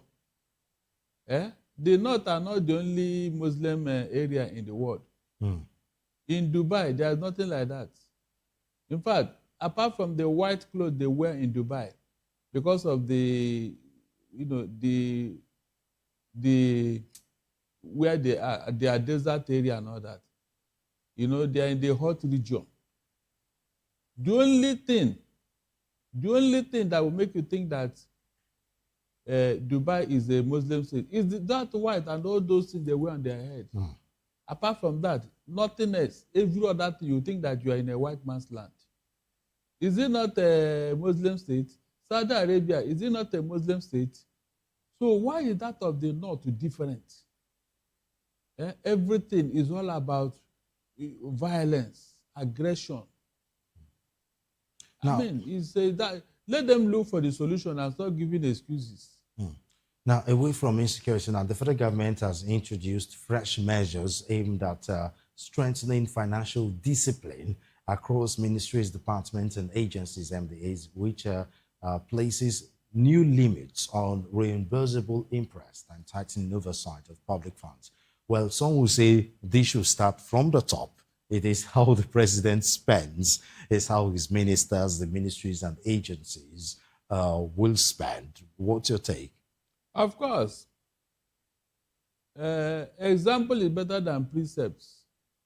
If the federal government will start by being prudent, I'm sure every other person will fall in line. Limiting the amount of money, is that who will follow it? Was it not this president who said that whenever he's traveling, his entourage will not be more than, I think, 10 or be 15 within the country, and then 25 when they're going out of the country? Since he made that statement, has he kept any of them? Has he observed his own rule? Has he? These are issues. You cannot be telling people to do what you say and not what you are doing. Who will listen to you? They will know that you are joking. They won't take you serious. They won't take you serious. That's why all the marching order you are giving the military, did they obey any of them? Did they listen to it? They are not taking him serious because they know that what he's saying is not what he's doing. So telling us that ministries should be spending 700,000, that is just fallacy. At the end of the day, some of them will be spent up to 5 million. Up to 5 million naira. And nobody will be reprimanded. Now, to politics now, the presidential candidate of the Nigerian Democratic Congress, NDC, Peter Obi, has warned against the growing trend of attributing criminal activities to ethnic groups, describing it as divisive and harmful to national unity. Obviously, he took himself as an example that being an Igbo man, he's been judged several times based on his ethnicity as an Igbo man. What's your take? Of course. The greatest problem of Nigeria today is tribalism, ethnicity, and religion. If you remove these three things out of our life, Nigeria will be, in fact, Nigeria will become paradise. But at every point in time, tribalism will come in. If you look at the appointment of Tinubu in the administration, all of them are sectional. Go and count how many Southwestern and Yorubas that are in his government. It's like the only region in this country today is the Southwest. All the appointments, especially major appointments, it's like there is no other person in Nigeria except the Yoruba. So when you see all these things, you will not doubt what will be said. The way Obi has been hounded, just because he's an Igbo man, will equally tell you the story of that man. It's obvious to everybody. Now, but he made this statement broad, including insecurity in this country, where a lot of Nigerians have attributed insecurity to Fulanis. So once you're a Fulani, you already have that stereotype of being a member of Boko Haram. You know, so that extends not just with him as an Igbo man, but in this context on insecurity. Is it not when you identify a problem that you can solve it? Is it not when? Because when you go to hospital, the first thing the doctor will do is for you to go and do tests. From the outcome of the test, they will not know what exactly is wrong with you. Are you telling me that up to today, we don't know that particular ethnic group that is behind this insecurity? No, tell me. Is it not obvious? America have mentioned their name. America have named them. They even put a figure. But this is exactly what Peter Obi is saying. You don't use a few criminals to paints every. I mean, there are Fulanis that are not criminals, that are not bandits and member of Boko Haram. Okay. Let us call out the criminal element among them. He said, Fulani militia, Fulani herdsmen. I don't know the one who have been calling out. Eh? And then their brothers in the hem of affairs are behind them, supporting them, giving them backup. So how do you want to separate the criminal element from the ones you claim are innocent?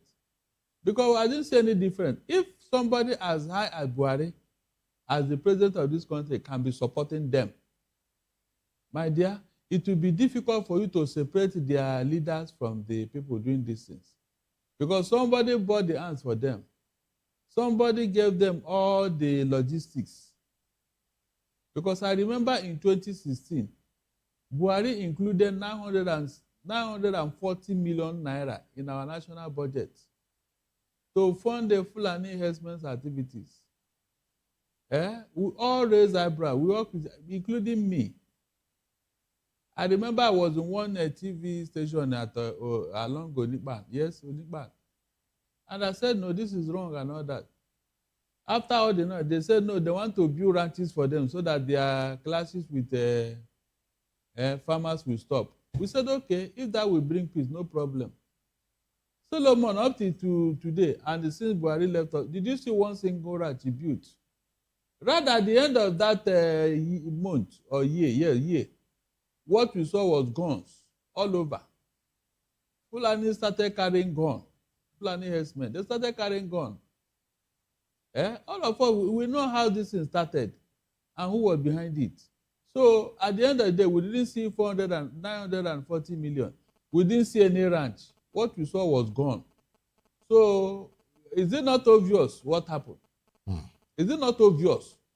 So when people are saying you should not, the good ones among them, come out and make statement. Instead of you, when your people go and kill people, you pretend as if you are not aware. You didn't know what they did and all that. It's wrong. Okay. Their criminal silence is more than enough evidence to say that, yes, they are supporting it. You have seen and heard what Shegumi is doing. You have seen and heard what Shegumi is doing. Is that, will you now say that one too is innocent? You heard what Erofai told you. How they want to recruit them. Okay. Please, they are involved. Thank you very much, Barrister Gomo. It's always a pleasure talking to you. Thank you very much for your time. My pleasure. That was Darlington Aguma, legal practitioner and current affairs analyst. Still on VOP television, the Nigerian Democratic Congress, NDC, says it has introduced stricter financial accountability measures that will require candidates to fully disclose campaign funds received and spent during elections. In a statement by the National Publicity Secretary, OSA Director, announcing the measures as part of resolutions at its second National Executive Committee NEC meeting, the party said it would not operate as a personality-driven political platform. The NDC stated its determination to build a sustainable political institution founded on party supremacy, internal discipline, and transparency rather than as a Therefore, as part of efforts to strengthen accountability, the NDC directed, among others, that all funds raised by the candidates of campaign must be disclosed to the party and managed through designated campaign accounts. The NDC also reaffirmed the supremacy of party structures, stating that government elected on its platform must consult the party before major policy decisions and appointments.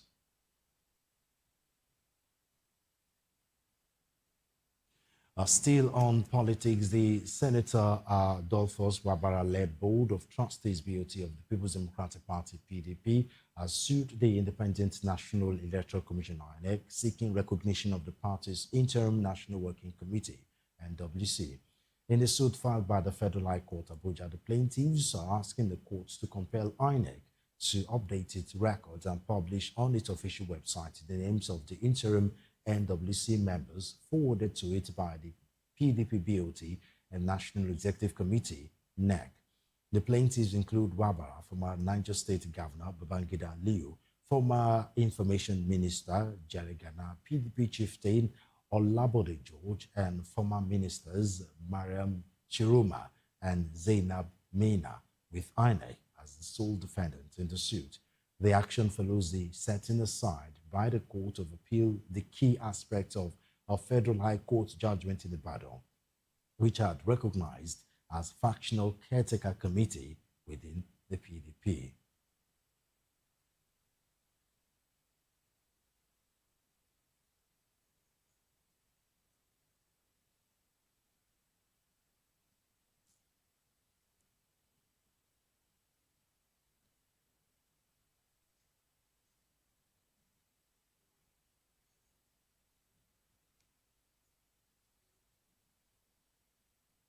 And now to business news. The Nigerian telecommunications operators have rejected the capital importation figures released by the National Bureau of Statistics (NBS), saying they do not fully reflect the scale of spending in the sector, which recorded 2.13 trillion naira in 2025 capital expenditure.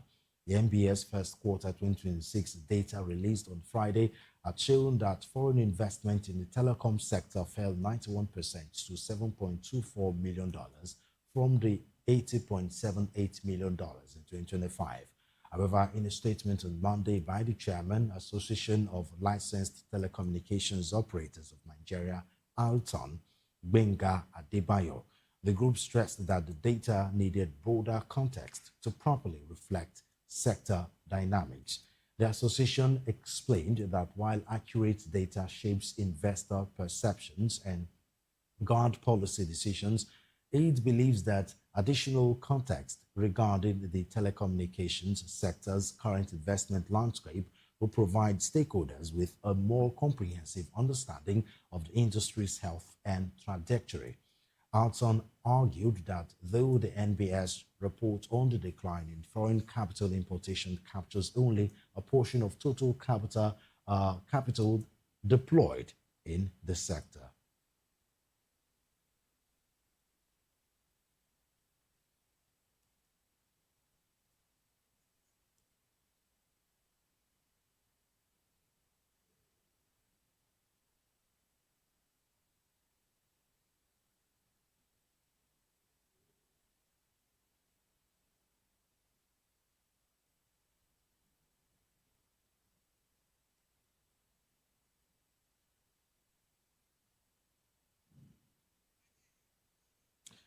And out to sports news, former France defender Guy Clichy has tipped Michael Olise to emerge as France's breakout star at the 2026 FIFA World Cup, given his talent and quality.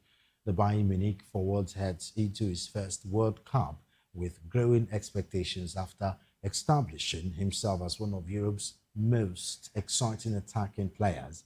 Though Olise has become a key figure for both club and country, Clichy believes the tournaments in the United States, Canada, and Mexico could elevate him to another level.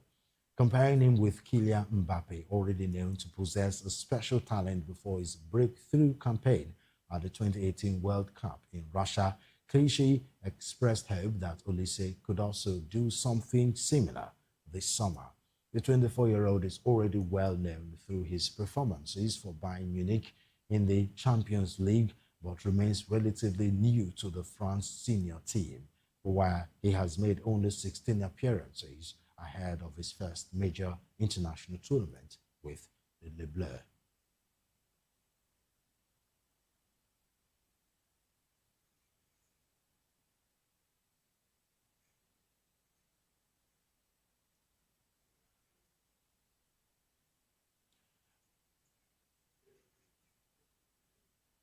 And now to entertainment news. Bayelsa State Representatives Tamuno Shoye Karibi George has won the National Pageantry Grand Finale in Lagos to become the Miss World Nigeria 2026.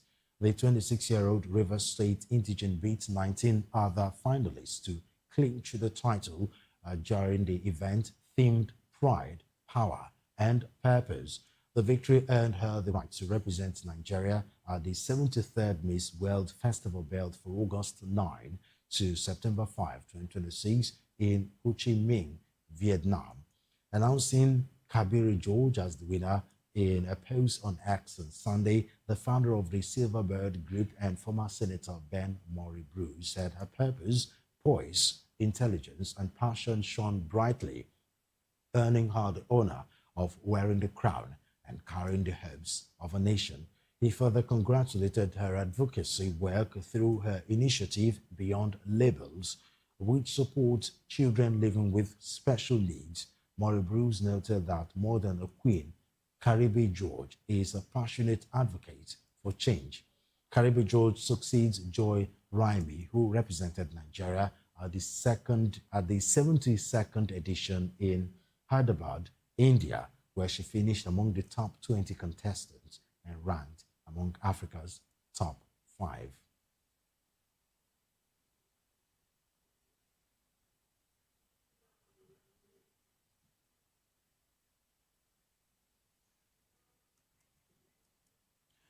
And that's the news. Before we go, do well to subscribe to our YouTube channel. On YouTube, we are Voice of the People TV. And on other social media platforms, we are at VOP TV Live. If you witness news happening near you, we want to hear from you. Send your eyewitness reports, event coverage, request photos or videos directly via WhatsApp to 0814-606-4057. You can also reach our newsroom by email at news@vop.ng. I am Solomon Ofem. Good afternoon, and thank you for listening.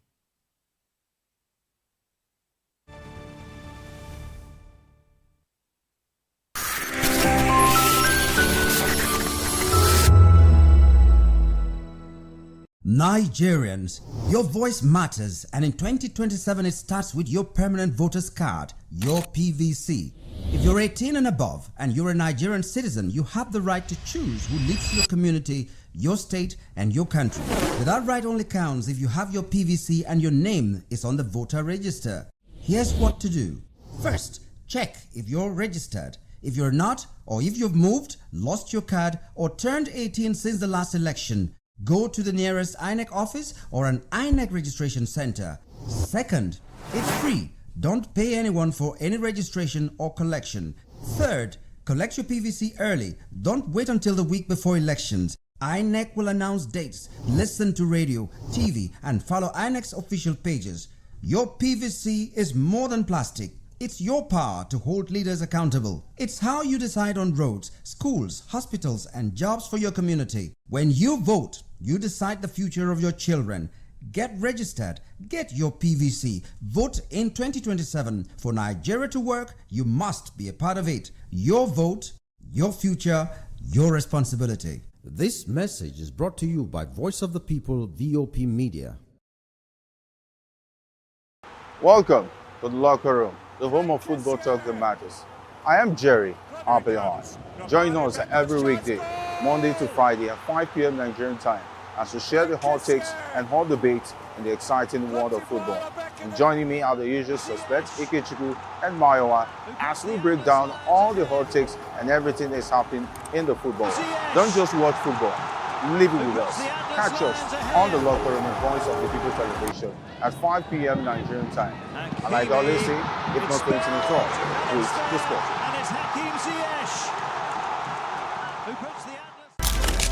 In a world where power shapes with every headline. In a nation full of questions.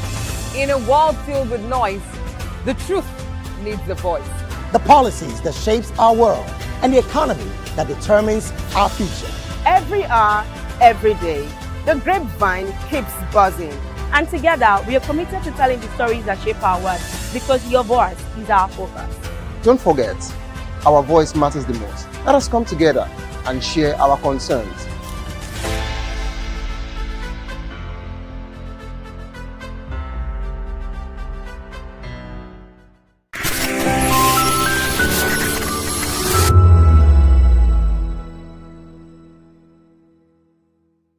On your screen, introducing Vop TV, now streaming on SLTV channel 264. From breaking news to captivating conversations, news analysis, giving you all sides to the story. We bring in-depth discussions on the issues that matter, from politics to sports, entertainment, and lifestyle. Vop TV on SLTV, channel 264. Join us as we redefine what television means to you. Voice of the People Television, Vop TV. Now you have more than a voice.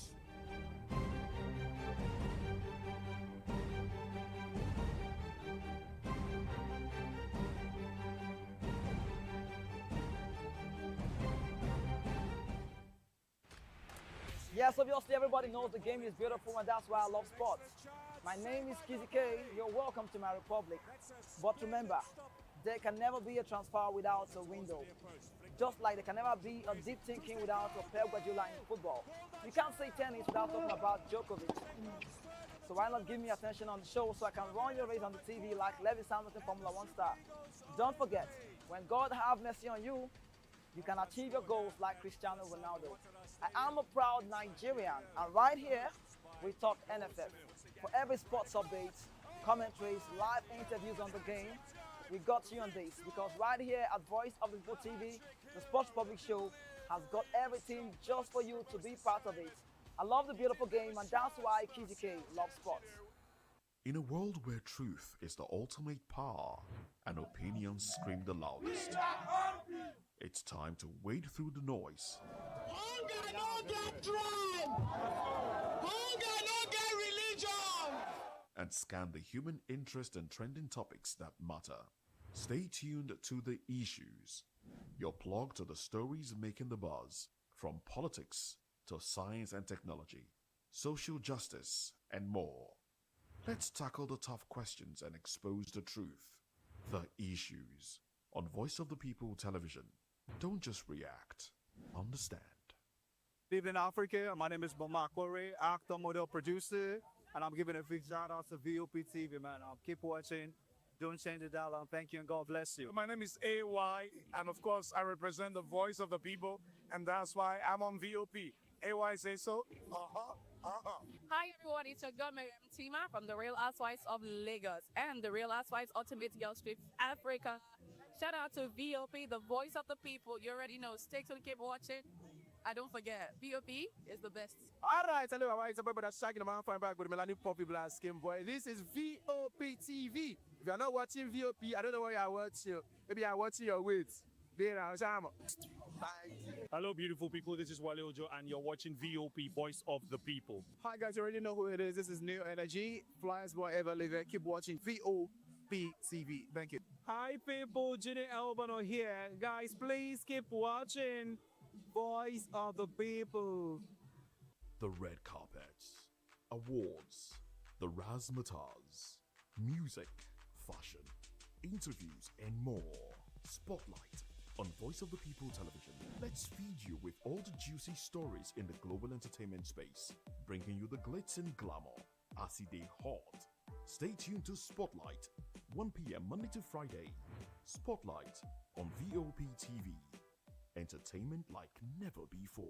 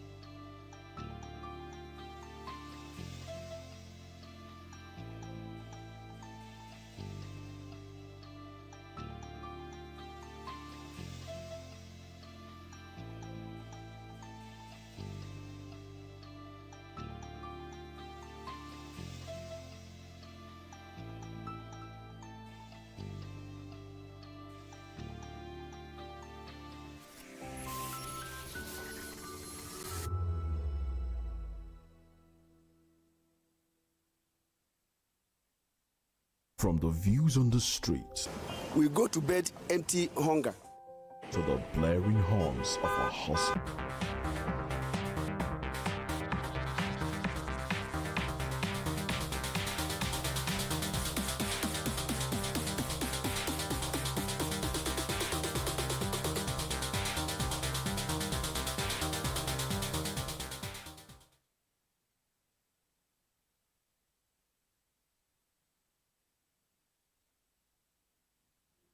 Hello, beautiful people. Welcome to the Spotlight Show. Yes, it's happening here on Vop TV, the place where stories come alive and voices matter. This is the show where we shine a light on creativity, culture, style, music, and purpose-driven people. And yes, it's another beautiful, beautiful day to stay inspired and grounded because it's a special day. And guess what? We're going to talk about a lot of things. And you know that I'm your beautiful host, Precious Akumanu, aka call me Prezi. As it waiting, as it be. Like I said before, it's a special day, and trust me, a lot of things are going to happen today because trust me, I have a lot of things to talk about. And yes, before we go, just get ready because we're about to dive into matters.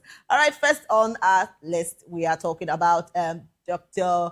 Okonje Iweala's daughter, Dr. Onyinye Iweala, daughter of Ngozi Okonje Iweala, has been promoted and confirmed with tenure as Associate Professor of Medicine at the UNC School of Medicine and Chapel Hill, North Carolina, United States. And the elevation marks a major milestone in her academic career and reflects her contribution to medical researches, teaching, and patient care in the field of allergy and immunology. And yes, Dr. Iweala, whose work focuses on food allergies, environmental allergies, and chronic hives, is recognized for her growing impact in clinical medicine and scientific research. So the award of her tenure signifies the institution's confidence in her long-term academic leadership and scholarly contributions, drawing praise from colleagues and family and fans. They've actually come out to, congratulate her on her promotion. This is really beautiful. And I love the fact that young ladies are really doing absolutely good. When I see our ladies doing something like I'm so excited and happy. This is something to be happy about. When you see your child, doing more than you, because I've seen a lot of, basically most of our celebrities this time around, their children are actually, following suit and doing better than them. We talk about Whiskey's child, talk about a lot of children are, doing basically well, more than your parents. And this one is, you have to be happy as a parent. You see your child doing good things, it's something to be proud of. And when we talk about Dr. Onyinye Iweala, it's a beautiful, beautiful promotion. And congratulations to her. You see, fans have actually come out to, congratulate her on her promotion. And yes, we'll take some comments over to the comment section because we'll have a lot of people excited and happy about the promotion. And people started talking, people are really talking about how women are really evolving, in academics and the rest of them. So let's take some comments and see what comment section people have for us. And Ledger Ra said, congratulations, this is great. And Amechi Ambrose said, Igbo were people, actually. And, think about people that are Igbo. I don't want to come and generalize now. If you want people to say, Prezi, you're going far. See, it's even if it's Igbo, even if it's Yoruba, even if it's Hausa, what I'm trying to say is that, see, ladies are really turning up. I don't know. I always ask the questions, where are our men? But then, they are our men, but I'm happy that our ladies are really, doing beautifully well, and I'm proud of them. I am proud. Let's take more comments. We have a lot of people talking about this, and people are really congratulating her. And Joyce Jacob said, "Lion know the born goats." Abio. And Ken Nick said, congratulations. Somebody else said, Arike said, beauty and brains, actually. You see, when you have beauty, have brains, you are good to go. I'm telling you. All right, Cakes by Lanre at Jide said, congratulations, Onyinye. It's actually a beautiful one. Let's take more comments from our comment section. People, they are really talking about Dr. Onyinye Okonje Iweala's daughter, and it's really beautiful seeing that our young ladies are doing absolutely beautiful. And okay, Cynthia said, now this legacy I want set for my daughters. No be today twerk or beg online. Oh, it's really funny at okay, Cynthia. Okay. Oh. And Successful Benji that 01 said, marry better woman. Abio. Miss Cheesy said, congratulations. And someone else said, congratulations. Real Rita Top said, congratulations. Let's see. It's good that you train your child and you see that your child is doing well. You have to you're going to be happy as a parent. You'll be a proud parent to actually show people that, oh, see what my daughter is doing, see what my son is doing. You see, so it's good that You try. I'm speaking specifically to all our mothers. See, this is a good example of train your child well, actually, because I have a lot of parents that overlook their children and may probably don't look towards the fact that the child needs to learn and stuff like that. So when the child grows up, he becomes something else. But it's beautiful that you give your child that good education, give your child, train your child well. Seriously, you'll be proud of that child. And come to think of that, I've seen Dr. Okonjo Iweala's daughter, Dr. Onyinye. It's beautiful to see that she is doing beautifully well. And you see, a lot of people have come out to congratulate her on her promotion, and it's a good thing. I love young ladies really coming out well. This period, this 2026 has been a lot, with young ones trying to, young ladies actually doing specifically great things, improving on their education, doing a lot of beautiful things. And I love good news, especially. Yes, I beg, no, one help me. I love good news. I don't like hear anything. And when it comes to good news, please, I'm always there. Call me. All right, well, still saying congratulations to Dr. Onyinye Iweala. Yes, it's a beautiful one, and congratulations to her. So yes, we're going over to our next story, and it happens to be Nigerian music star Adekunle Gold has taken his creative expression beyond music with the launch of a custom design earrings known as Wave under his newly introduced jewelry and lifestyle brand. So Tough Man, the limited edition accessory inspired by wave patterns and available in silver and gold finishes, reflects the singer's growing interest in fashion, design, and lifestyle innovation. So the unveiling of the wave earrings has generated excitement among fans and fashion enthusiasts, with many applauding the awarded-winning artist for diversifying his creative portfolio. Adekunle Gold said the project was born from a desire to create something people can wear, extend his artistic influence beyond sound and entertainment. So the launch marks another milestone in his entrepreneurial journey and reinforces his status as one of the Nigerians' most style-conscious and innovative entertainer. This is... when I first saw these earrings, I'm like, please, not be drink bottle be this. I be can bottle. But see, I always talk about fashion, and I love fashion. When it comes to fashion, please, I'm there. I love the fact that Adekunle Gold has really brought out this piece earrings known as Wave. And it's really pretty, if you ask me, because I know a lot of people that came out and said, that these earrings look like canned drinks, I understand the fact that, but it's really inspiring that you have to create something like that. People always, have to have their canned drinks. So I don't even know what came about this whole idea, but I'm seriously liking it. You see, fans have actually come out to, congratulate Adekunle Gold on his new piece, The Wave.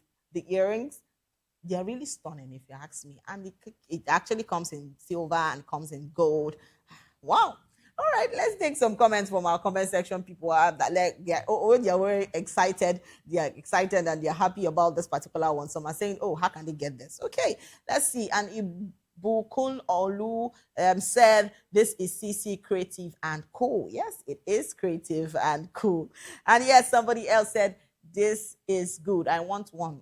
Okay. And Celia said, I go need one, Sha. Actually, tough. And somebody said, tough with fire. And Beautiful Faces said, so unique. When I saw it on his ears, I said, how come this is a can't cook head? Oh my God. And Amokwe Ibadan said, make I go break my kolo. Okay, he's well with you. And Wachuku Pressure said, it looks like can opener. It looks like a lot of things. Okay. And Sheyu Fumi said, I have it in case you want to buy DM. Okay. I feel people are already having it. That's beautiful. Okay, Black Geomel said, this is good. I want one. And we have a lot of comments. See, people are saying, I've already gotten it. I'm gonna come down. Something never drop when I don't do. But it's really lovely seeing Adekunle Gold getting his new piece. And when we talk about fashion, I think Adekunle has this fashion sense that is really, really beautiful, because each time I see him with his jacket, he has this different style that always, that's always looks good. And actually, if we talk about Simi, his wife, is lovely seeing the both of them, and I get both of them will be in the fashion space together. So it's lovely seeing that his beautiful piece is out there and it's named The Wave. It's really creative and cool, like someone said. Let's take more comments. A lot of people are still talking about Adekunle's gold masterpiece earrings. And somebody said, no be to drink, no be can opener be this. Okay. And Oluwa O1 said, big fish designer earring, 150K pairs. Okay. When we say big fish, we're talking about Adekunle gold. And Ifoluwa said, tough. And Mr. Kingsway said, I just got to glue a pin to some canned propers. I think a lot of people, when they see this kind of design, I feel people would want to, start creating their own piece. Because trust me, it's not as, basically people say, oh, they see this design. It's not as easy as you people see it. You might go buy the fake, but when you see the real designs, it's really expensive and it's worth it. When I saw the earring, it says a lot. At first I knew it looks like a can opener, but definitely there was something that was very different. I saw the inscriptions on the body and stuff like that. So it's really really beautiful to see that kind of earrings are being made from and crafted by Adekunle Gold, and it's lovely to see that. Let's take more comments. A lot of people are still happy about Adekunle Gold's masterpiece earring, and yes, somebody said, I love this. And DJ Vesh said, how about a design that can actually open bottles of beer and beverages at Adekunle Gold shares? Okay. And Kekzidi said, I want one, make I use rock my next single. Okay, that's nice. And Judith said, superb.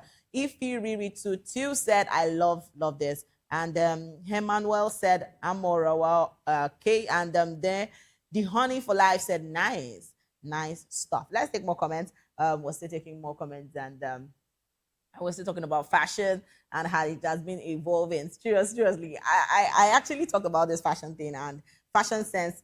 When it comes to our celebrities, they are the banger. They are giving us back to back, and I'm like, oh my god!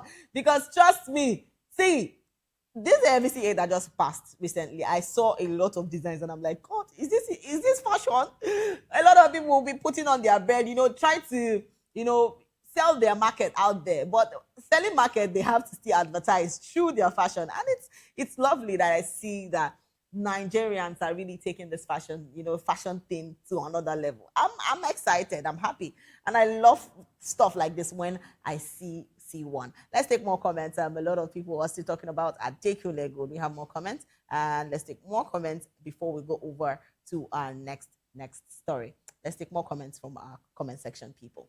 Trust me, Adekunle's masterpiece earring is lovely, and so come to think of it, where people will feel like, oh, I can just go get it. It's not that easy. You have to. It's the money. All right. And Jaye D15 said, finally, I defined them since. Ikeoluwa said, I go buy malt in the morning. He's well with you. And Berry the Berry said, I love them. Okay.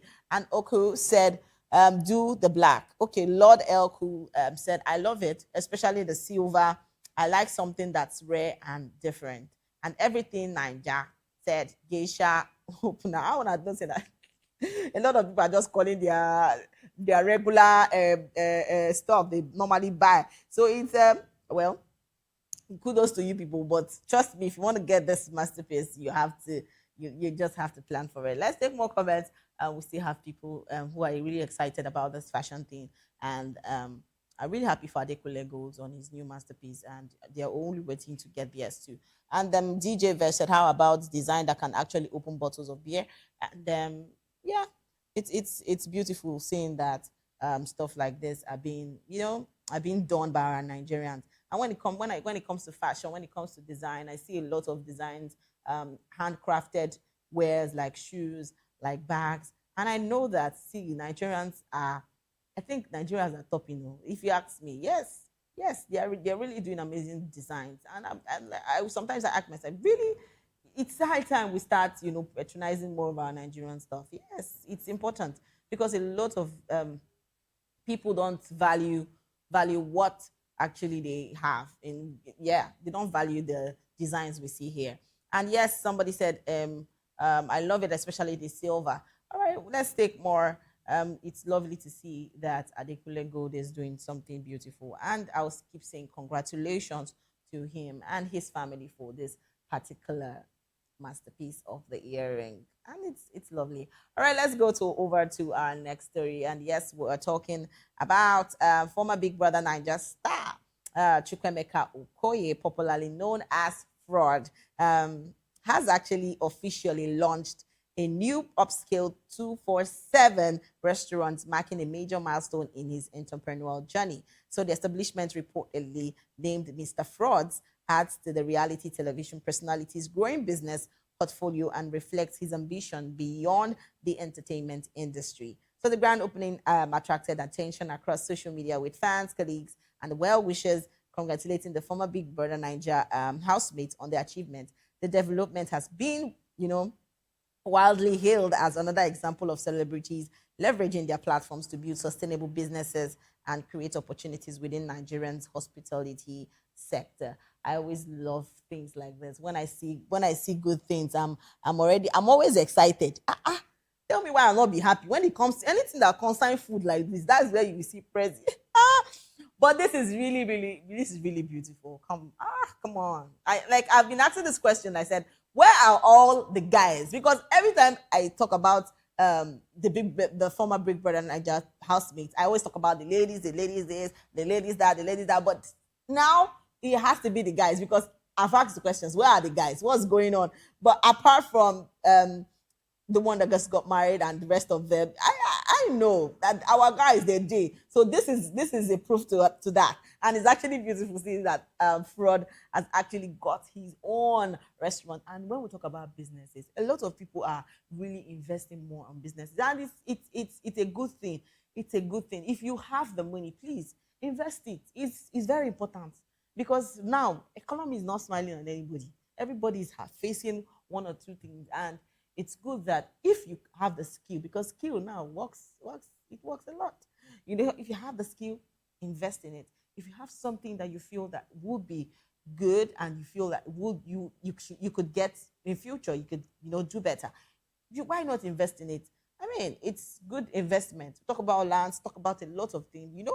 When I was even speaking the other time about Lucy Donald's estate, about her estate, and talking about how she we all know that she's into the movie industry, but yet she still wants to invest in lands, and it's beautiful. And coming to think about Fraud right now, I love the fact that he has actually done something that he feels that is okay for him, and this particular one is beautiful. I mean, congratulations to him. And yes, see, I love the setting. When we talk about restaurants, and we're talking about places that are good to. When just walk inside, not just to walk inside, go no say the place just set. It's beautiful. Everything, the interior decoration, everything was just on point. And I love stuff like this. Say if you sit down for this kind of place, if you want food, go they hungry you to chop. You get what I'm trying to say? All right, see, our fans, they're already excited about this for Fraud. And yes, we'll take some comments from our comment section people and see what they have for us. Let's go over to the comment section and see. A lot of people are excited for Fraud, and they are saying congratulations to him. And yes, Omoge Onila said congratulations. And Ola Wealth Makeover said he's good. He's a good guy. He's close to God, and he has good intentions, and he's always in the spirit. So he deserves the best. I noticed all this on him when he was in Big Brother house. Okay. The fans of Fraud. And yes, somebody else said, my G, let's get it started at Call Me Fraud. Okay, let's get it started. A lot of you are excited. And people wait to like food. Okay. And yes, somebody else said, simply, G Lady said, people will use BB and opportunity well. Actually, you get it? They used the opportunity well. And yes, Moamu Boo said, Esther was found shaking and crying. She was forming, thinking she is great. Well done, Fraud. Okay, let's take more comments from our comment section. A lot of people are happy about this for Fraud, and they're talking specifically about the cooking thing. And when I talk about people that really loved food those days in the Big Brother Niger, I'll be talking about white money. I'll be talking about there are lots of them. Like it's really beautiful to see that these people are really.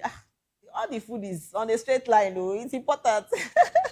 So you see, people don't they come out talk say, oh, fraud, you don't they open your restaurant. Okay, fine, that's cool. You should say you know go do this. You know, they start mentioning the kind of foods they specifically love. But actually, when I see stuff like this, I'm always excited to talk about it. Seriously, it's really beautiful. Let's take more comments. A lot of people are still happy about fraud and yes, the new restaurant. And yes, Mies said, I like the name and the front used for the signage. It's giving funky rather than an upscale restaurant vibe.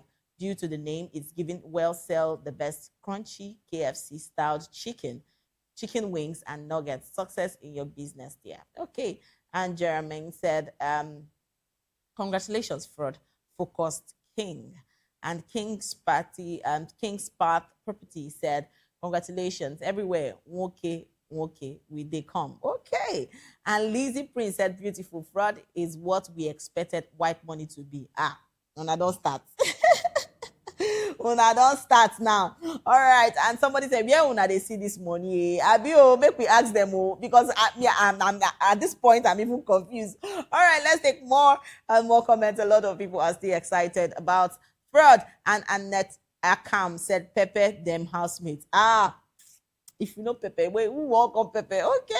And Steve Akada said, this one we use cooking wine una for the house. Never open even mama put. Hey God, una don't start. Una want the call names now. All right. And Jen said Jutes took the platform and literally flew with it. Actually, you get? And Labod 03 said, please employ white money. Una dey calm down for this comment section. Una no get joy. You waiting. All right. Online Martha said, still clapping for others until it reached my turn. Amen to that for you. And let's take more comments. A lot of people are still happy and excited about Fraud's new restaurant, the Mr. Fraud. I think that name says it all. And I am Tobiano said, slow tiger one name. Okay. And Wooden Floors Nigeria said, this business looks good and fancy, but overhead. Utility and maintenance is the real problem. They should offer total lifestyle and relaxation.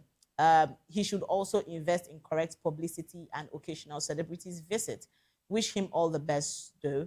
Congratulations. Okay, for people where don't they get the business idea, putting in your idea. Okay, I hope he sees that too. And Fam David Ada said, the Sims in Big Brother are winning. When a man is intentional about anyone he likes, it cuts across every aspect of his life. Okay, that's a beautiful one.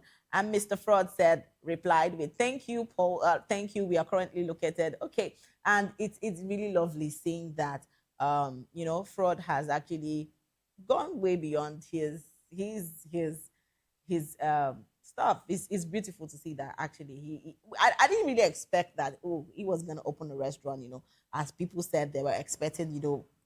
Trying to see white money and the rest of them. But I mean, it's everybody's choice. You just can't make a choice for somebody. And seeing Fraud doing this, it's really beautiful. And I'll keep saying congratulations to him and his family. I think we have more comments. Let's see more comments. And before we go over to our next story, let's take one more comment and go over to our next story. Because trust me, when I see people really excelling and doing beautiful things, using their time, value their time, value the things they do. I always talk about it and I'm always excited about it. And Uloka Diana said, God of money, locate me to build my own. Amen to that. And then somebody said, Omo, I wish you had one. Honestly, it would have been nice. I was actually thinking you'd venture into a fast food restaurant business. Immediately you come out from the house. All the same, wish you the best, bro. And Gizzy Kitchen said, congratulations. And somebody said, I love his silent wins. Congratulations. Okay. And come to think of it, I think Fraud is not always this person that, always comes out there to put stuff. But trust me, his wins are always silent. Like I always said, his wins are really, really silent. And I love people that, are really focused on what they love doing. All right. Yes, guys, we'll take a short break because we have a lot of stories and we have a lot of stuff to talk about. We'll take a short break, and when we come back, we'll still have more stories to talk about. So please don't go anywhere. Stay with us.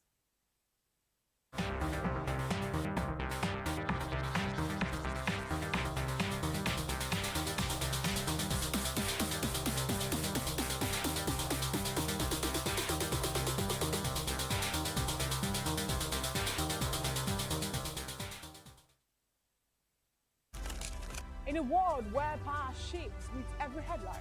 In a nation full of questions. In a world filled with noise, the truth needs a voice. The policies that shapes our world and the economy that determines our future. Every hour, every day, the grapevine keeps buzzing. And together, we are committed to telling the stories that shape our world because your voice is our focus. Don't forget, our voice matters the most. Let us come together and share our concerns.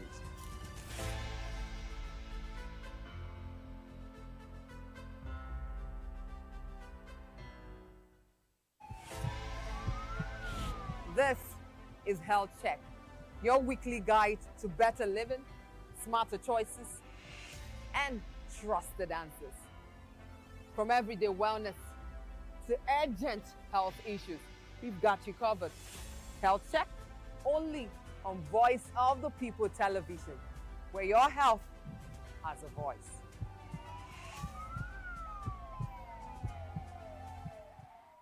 Welcome to the locker room, the home of football talk that matters. I am Jerry Arpelon. Join us every weekday, Monday to Friday at 5 p.m. Nigerian time, as we share the hot takes and hot debates in the exciting world of football. And joining me are the usual suspects, Ikechukwu and Mayowa, as we break down all the hot takes and everything that's happening in the football. Don't just watch football, live it with us. Catch us on the locker room and Voice of the People television at 5 p.m. Nigerian time. And like I always say, if not 20 minutes off, please the sport. Welcome to Romeo Pizza.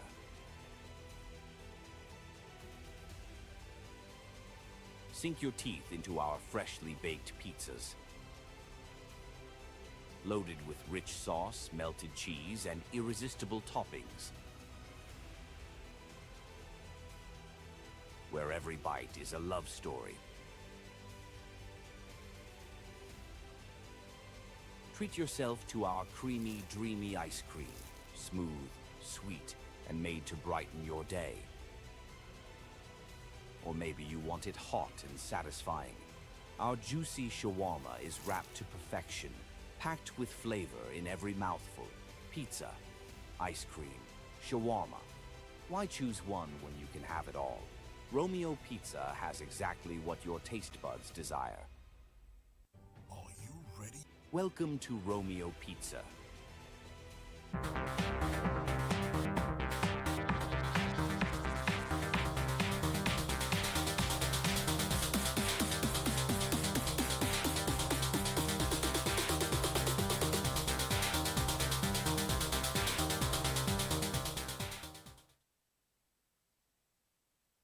And yes, welcome back to the show. Spotlight is still happening here on Vop TV, your favorite hub. And yes, I'm still your host, Precious Akumanu, aka Call Me Prezi. And we've been talking about a lot of things recently, and we're talking about people that are really investing in businesses, and that's a good thing. And yes, next on our list, we're talking about Tiwa Savage. And guess what? So, Nigerian Afrobeat star Tiwa Savage has made a strong return to the music scene with the release of her new single, Energy. So the track features fellow artists Wandiko and Marvel, bringing together a dynamic blend of talent in a collaboration that celebrates confidence, ambition, and positive vibes through an infectious Afrobeat sound. And the release has generated excitement among fans, music enthusiasts, and many praising the chemistry between the artist and the song's vibrant production. So Energy is being viewed as one of the Tiwa Savage's notable release of the 2026, further reinforcing her influence in the African music industry and her reputation for delivering chat-worthy collaborations that resonates with audiences across the continent and beyond. I love this. I love when I hear sounds like this. And you see, one thing about this particular Tiwa Savage new single is it's not even about the song itself. It's about the steps that she really implicated on this. Because why not? When somebody is big, she's big. Come on. I give it up for Tiwa Savage. See, let's give her flowers. This lady, in fact, now we'll call her the Afrobeat mama. Seriously, this is really beautiful to see. I love the fact that I've been saying this. I said, be like saying only women are going to talk about these things. What is going on? There has been beats upon beats since I don't know when, but then we have been hearing good sounds sounds that are really, really beautiful. And I love when I talk about songs like this. I mean, I'm already excited. I can't wait. Please, I can't wait. All right, just as me and some other fans are also excited about Vop Savage new single. A lot of people are happy. So we'll go over to the comment section and see people that are already excited and they've already started downloading and listening to her new song Energy. So yes, let's go over to the comment section and see what they have for us. And Final Boss 100 said, "Auntie dancing well." See, when I wanna come and start saying, Joseph Celestine said, "The country is bleeding. Now song be on a problem. The matter never reach on a side. That is why." See, the issue is a lot of people are talking when it comes to the whole thing. Nobody is happy about the whole situation. But trust me, we're not going to cry every day. We're not going to. Sometimes it brings depression. Do you want everybody to be depressed? I mean, sometimes away from all this whole issue, away from all this whole situation, sometimes we just need some time out to think, to free our minds and stuff like that. So I understand what you're saying at Joseph, but trust me, you see, when it comes to music, I don't think it's something you cannot take away from people. All right, and Big Cheesy said, "Mommy," and Mireje said, "Yes." All right, let's take more comments. A lot of people are happy about Tiwa Savage new single. And Oyika Sola said the song has been on repeat. Actually, you get it? And Saint Creed said, I was trying to see if anyone did the moves better than Tiwa Savage, and I didn't see any. Mama is too good at what she does." And guess what? I think I saw a video where Arasta and Tiwa Savage was actually doing the dance. It's beautiful. I mean, I can't wait to start. Though I have to go for dance classes. But I mean, it's that simple that you could actually move your body that way. All right, let's take more comments. A lot of people are still talking about Tiwa Savage new single titled Energy. And Peace by 207 said, "Blessed your girl, my 001. And I'm a real unique girl said, "Queen Energy is unmatched." Actually, it is. I feel maybe I don't know if it's only me or I just need to ask. I feel like any song that has been released by Tiwa Savage is always a banger. Like, it's a lot.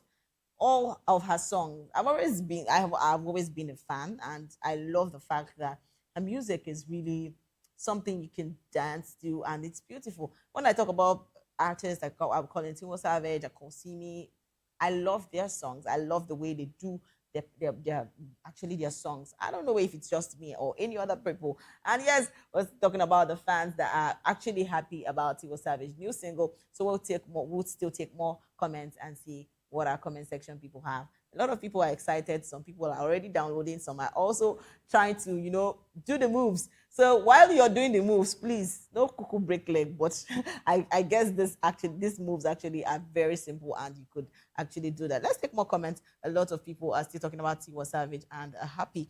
And Tomo Lola said, "Energy, vibes, steez, brain, beauty brain. I beg, leave it for my queen. She is fire." Okay. For all the Tiwa Savage fans, let's take more comments. And somebody said, "Really had fun making this with you, baby. Sexy beast." Okay. And Tesla Boy said, "Original. Just blend." NG said, "#1 ABG." Okay. And Chris Blade Comedy said, "Rugged fire." All right. And Odigi said, "Steps."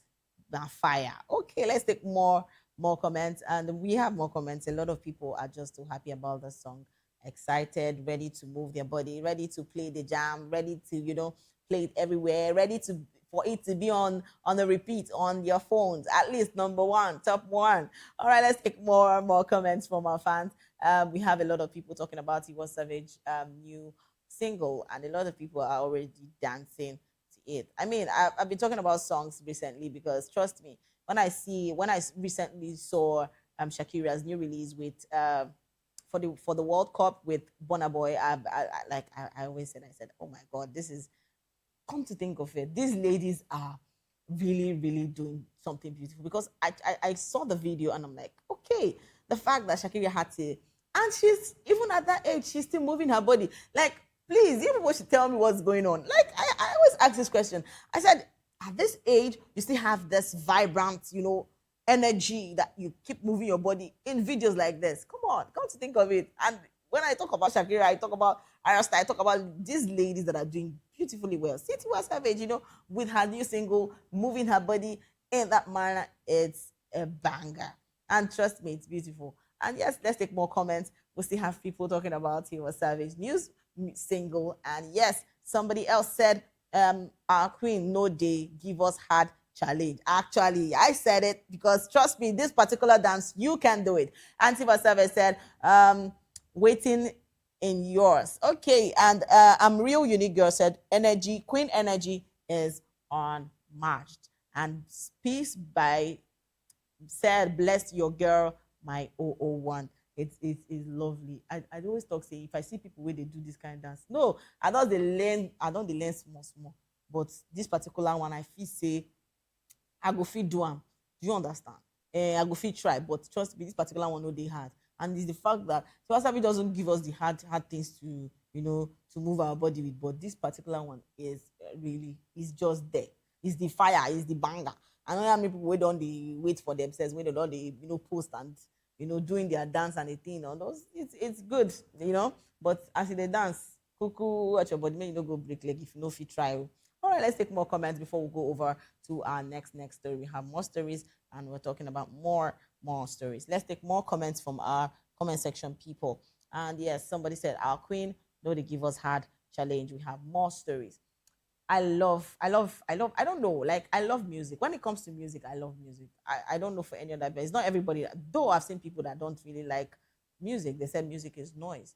But to me, I think music is a lot. It does a lot. Your mind, your soul, it does a lot. For people who say they don't like music, kudos, so enjoy yourself because trust me, you don't know what you're missing. When it comes to bangers, especially Nigerian artists that are doing lovely well. Lovely songs. I mean it. It speaks a lot.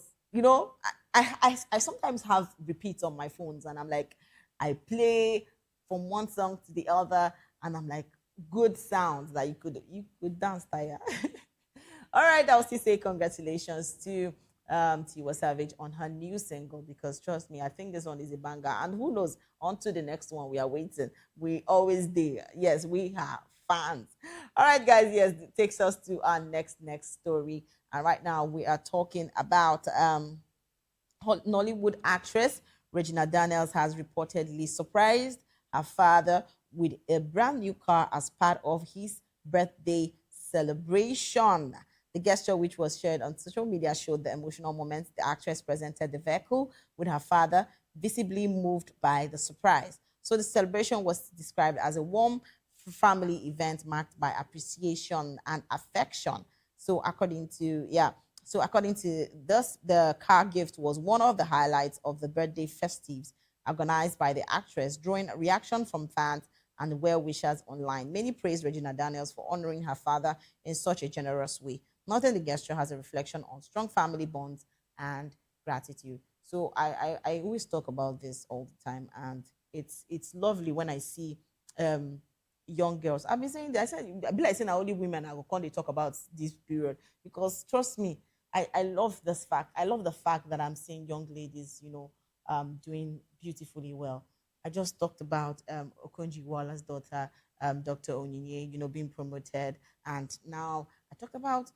I'm talking about Regina Dan, and we all know that recently that Regina Dan has really been topping a lot of things. Seriously, I saw a video where she had to, go visit people at a psychiatric hospital, showing her own emotions, and it's lovely seeing that she's actually, has the capacity to give back to the people, and it's lovely seeing that she has that energy, that mind, that thing that she wants to do for people, and it's lovely. I actually love the fact that she's going this way this time, and a lot of people are really happy for her. And come to think of it, it's not only her that she actually got a car, because I know that people who don't they talk say, oh, well, you don't buy for your mama, buy for your sister, buy for this one, come buy for your father. But it's how over the time her father and the mother hasn't been too close, but right now because of her, I think they recently when there's all this whole issue started, I think the family bond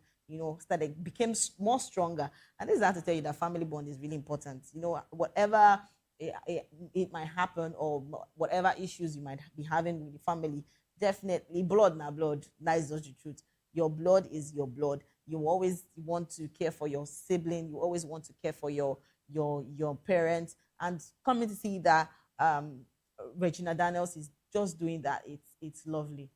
She's doing adorable. She's just being so adorable. And trust me, parents going to be happy. They're going to be very happy about their child. And when I talk about Regina, I'm just so excited, because trust me, this period, on a stretch, 1 month, just they give a family back to back. It's beautiful to see that you are earning, and yes, people around you are also enjoying that benefit. Because I always talk, yes, if you don't earn like this, people where they're around you supposed to chop those kind of benefits. It's good. Say when you don't get this kind of money, you always they surprise your papa. You give your mama good life to live.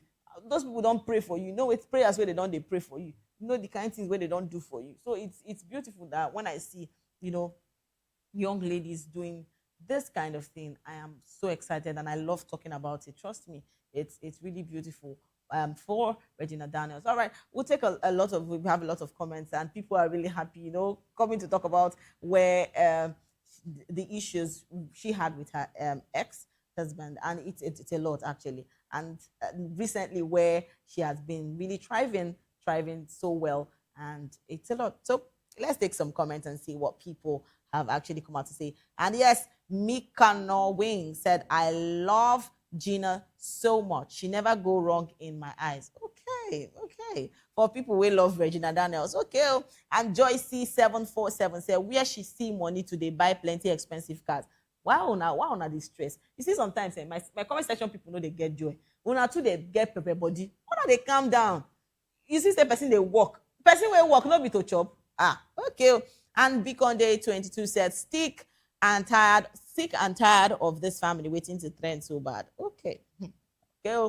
And the Sharon Matthews said, type shit, baby. Okay. And Fano said, "I love this video." Let's take more comments. We have a lot of people talking about Regina Daniels, and they are so excited about her new, her new ways. Definitely, she got her father a new ride, and her mother a new one too. But let's talk. But right now, she got her dad a new ride, and it's lovely seeing that daughter-father relationship is a lot. You see, I feel I been only me they see this kind of relationship between daughter and father. More than no vessel, but it's the relationship is sweet. When you deal with your father, say now your papa. But trust me, it's really beautiful. Let's take more comments. We have a lot of people so happy for Regina Daniels, and they are really excited about she having to get her father a new ride. I always talk about this. The relationship, your family relationship is very, very important.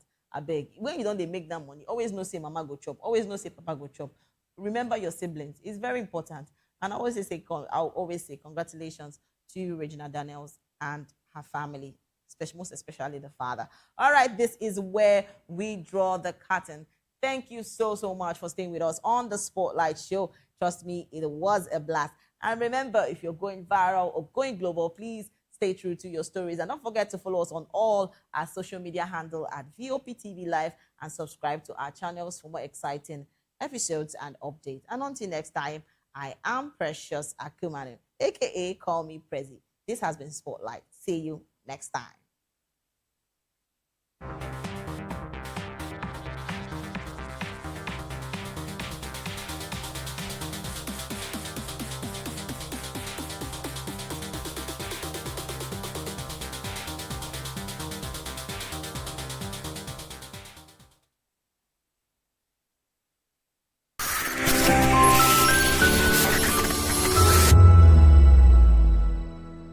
Nigerians, your voice matters, and in 2027 it starts with your permanent voters card, your PVC. If you're 18 and above and you're a Nigerian citizen, you have the right to choose who leads your community, your state, and your country. But that right only counts if you have your PVC and your name is on the voter register. Here's what to do.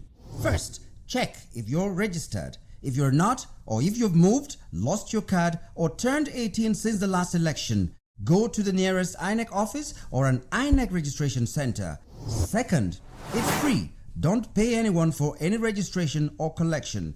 Third, collect your PVC early. Don't wait until the week before elections. INEC will announce dates. Listen to radio, TV, and follow INEC's official pages. Your PVC is more than plastic. It's your power to hold leaders accountable. It's how you decide on roads, schools, hospitals, and jobs for your community. When you vote, you decide the future of your children. Get registered. Get your PVC. Vote in 2027. For Nigeria to work, you must be a part of it. Your vote, your future, your responsibility. This message is brought to you by Voice of the People, VOP Media. Welcome to the locker room, the home of football talk that matters. I am Jerry Arpehon. Join us every weekday, Monday to Friday at 5 p.m. Nigerian time, as we share the hot takes and hot debates in the exciting world of football. And joining me are the usual suspects, Ikechukwu and Mayowa, as we break down all the hot takes and everything that's happening in the football. Don't just watch football, live it with us. Catch us on the locker room and Voice of the People television at 5 p.m. Nigerian time. And like I always say, if not 20 minutes off, please the sport.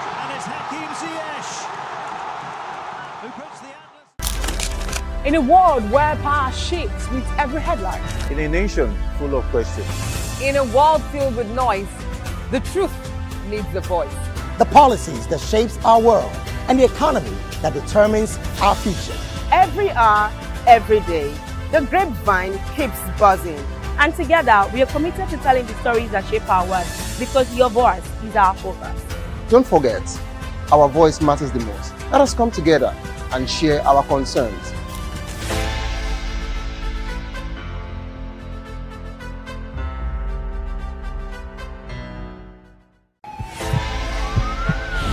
This is Health Check, your weekly guide to better living, smarter choices, and trusted answers. From everyday wellness to urgent health issues, we've got you covered. Health Check, only on Voice of the People television, where your health has a voice.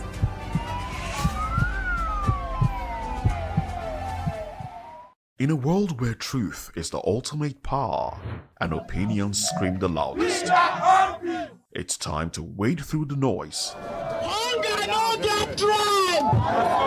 Hunger no get religion. and scan the human interest and trending topics that matter. Stay tuned to The Issues, your plug to the stories making the buzz, from politics to science and technology, social justice, and more. Let's tackle the tough questions and expose the truth. The Issues on Voice of the People television, Mondays to Fridays, 8 to 9 p.m. The Issues. Don't just react, understand.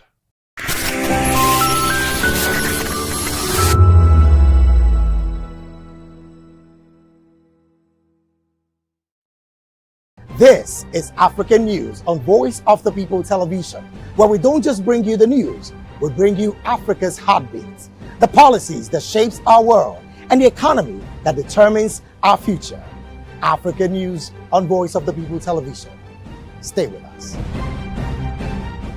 My name is Esther. They call me the Oga Patapata of them are the general overseer of them all. Every man, every woman has got a voice where integrity is the volume. So this is Voice of the People's TV. Voice of the People's TV. So this is the people's voice.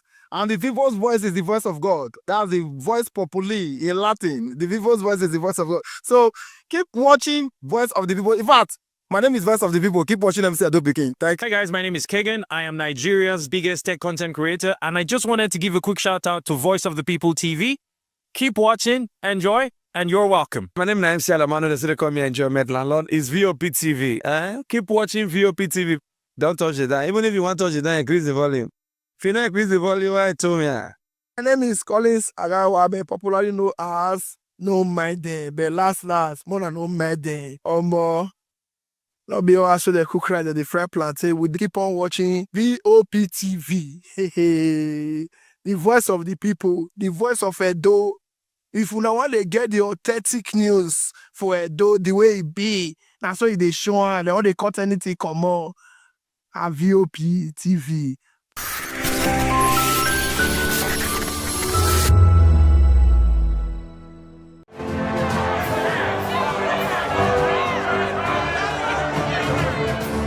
Do you want your voice to be heard? Do you know that you matter in the scheme of things?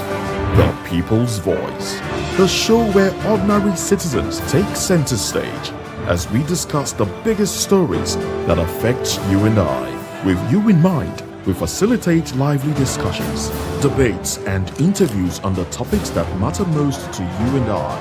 From social justice to economic empowerment, education to healthcare, governance, and more. Tackling tough topics and amplifying your voice. Join the conversation and make your voice count. The People's Voice. Make your voice count. We encourage you to click on the like button and subscribe to our YouTube channel. We are Voice of the People TV. Also follow us on all our social media platforms. We are at Vop TV Live. Visit our website www.vop.ng for fresh and trending news. Also watch us live on SLTV channel 264. Vop TV, Voice of the People Television. The red carpets, awards, the razzmatazz, music, fashion, interviews, and more. Spotlight on Voice of the People Television. Let's feed you with all the juicy stories in the global entertainment space, bringing you the glitz and glamour as they hot. Stay tuned to Spotlight, 1 p.m. Monday to Friday. Spotlight on Vop TV. Entertainment like never before.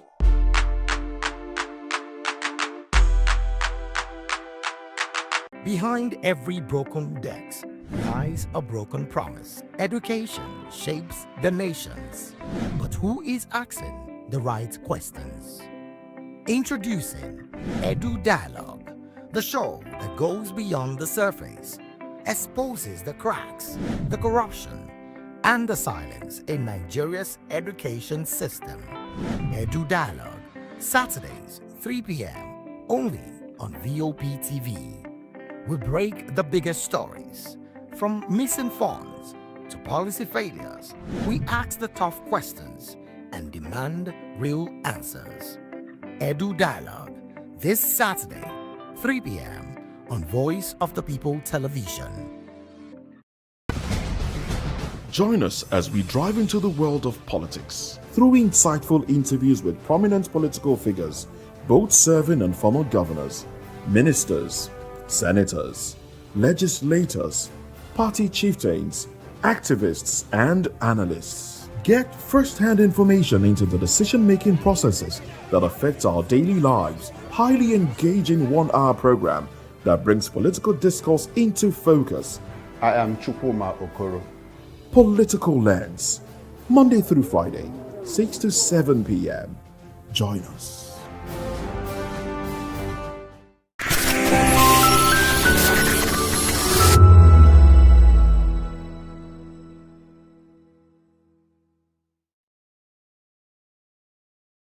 Also follow us on all our social media platforms. We are at Vop TV Live. Visit our website www.vop.ng for fresh and trending news. Also watch us live on SLTV channel 264. Vop TV, Voice of the People Television.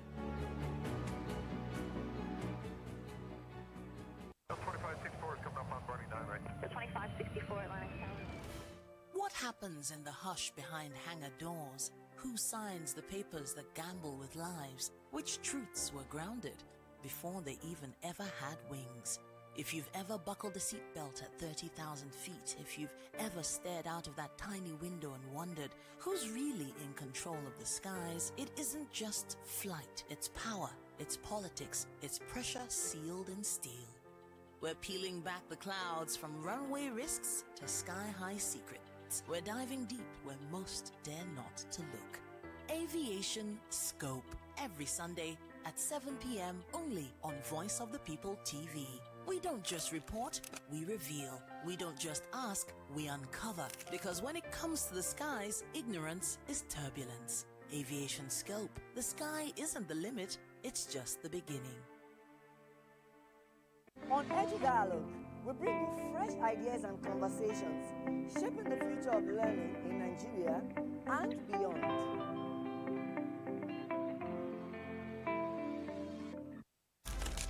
In a world where power shifts with every headline. In a nation full of questions. In a world filled with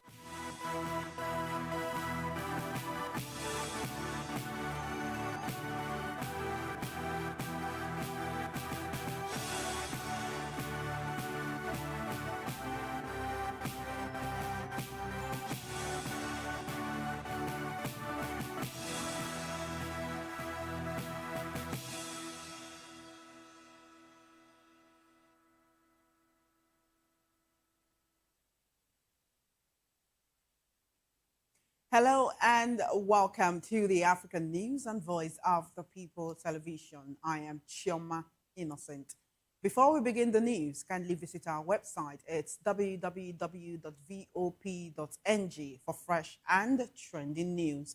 You can also follow us across all our social media platforms at VOP TV Live. Now, the news.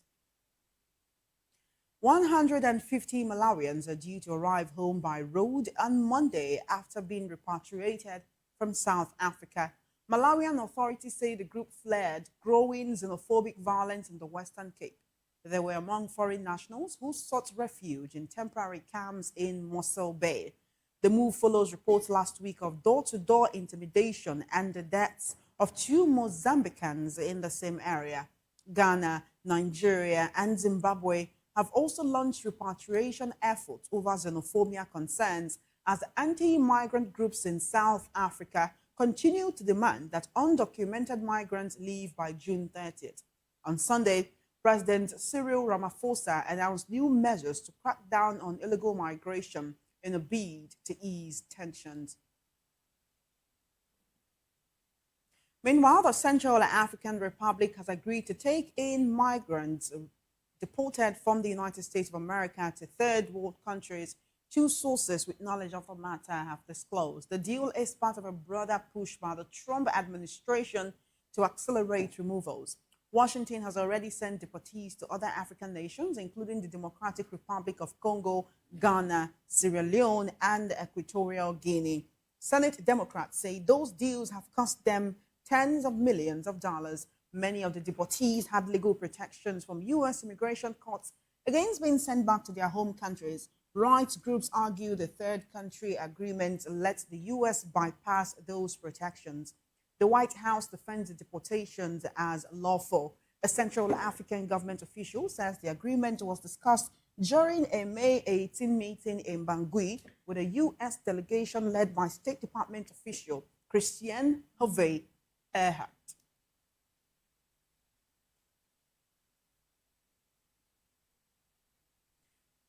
In another development, Mauritius said on Monday that it has not received any proposal from the Trump administration to buy the Chagos Islands. Now, in a recent statement, this comes after the Telegraph reported that the White House was considering a plan to purchase the Indian Ocean archipelago from Mauritius. The Mauritian government said it has not been approached by the U.S. either directly or indirectly about a separate agreement for Diego Garcia or the Chagos Islands. It added that Mauritius's position is unchanged and that its sovereignty over the Chagos archipelago is non-negotiable. The Telegraph reported on Sunday that the plan was one of several options being drafted by the White House. The paper said the options aim to provide alternatives to British Prime Minister Keir Starmer ceding sovereignty of the islands to Mauritius. In April, Britain put its deal to transfer sovereignty of the Chagos Islands on hold. The islands are home to the U.S.-British Diego Garcia Air Base. That deal had been criticized by U.S. President Donald Trump.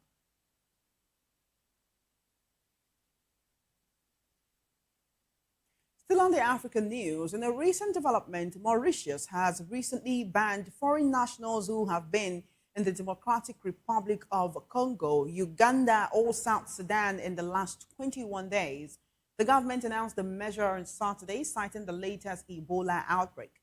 Mauritian citizens and foreign nationals with valid work, residence, or student permits can still enter if they've been in those countries. They'll face a mandatory 21-day quarantine on arrival. The government is also rolling out health screening and risk assessment at entry points for travelers from the affected nations.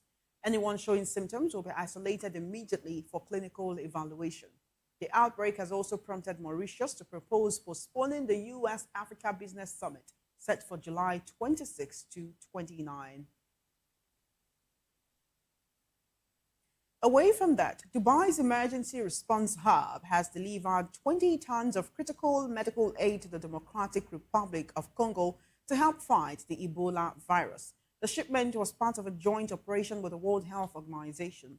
Dubai humanitarian flew supplies from Al Maktoum International Airport to Uganda before they were moved to DR Congo. The aid includes multi-purpose tent, disinfectants, personal protective equipment, and thermometers. It will support about 280 healthcare centers in DR Congo and is expected to help hundreds of patients over 4 weeks.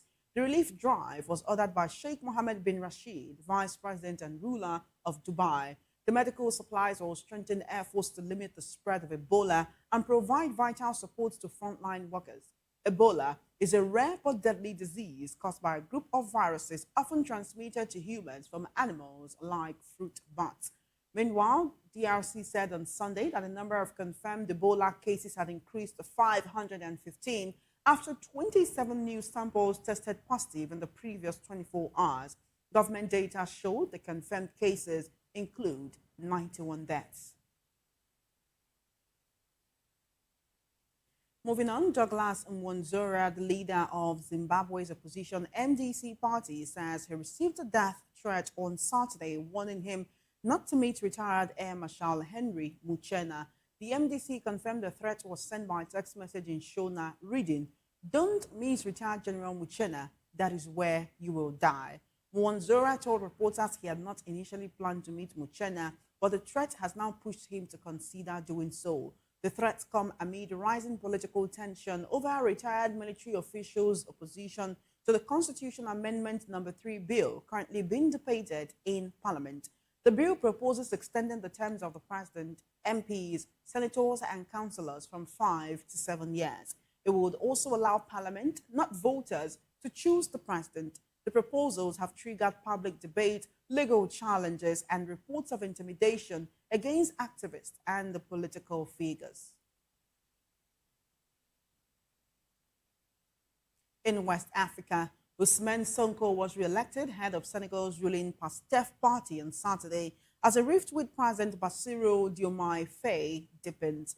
In the party broadcast, Sonko said that without a clear doctrine to sustain change, revolution risks losing their purpose. He described the Congress as historic 2 years into their term.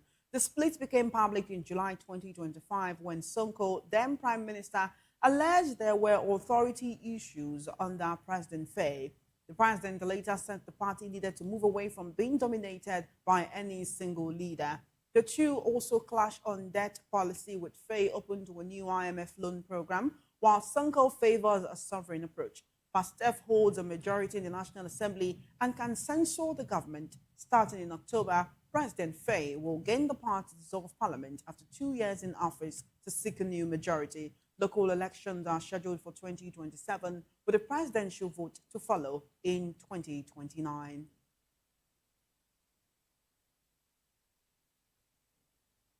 In East Africa, Kenya's former Chief Justice David Maraga was arrested on Monday during a protest against a plan to build new infrastructure inside Nairobi National Park.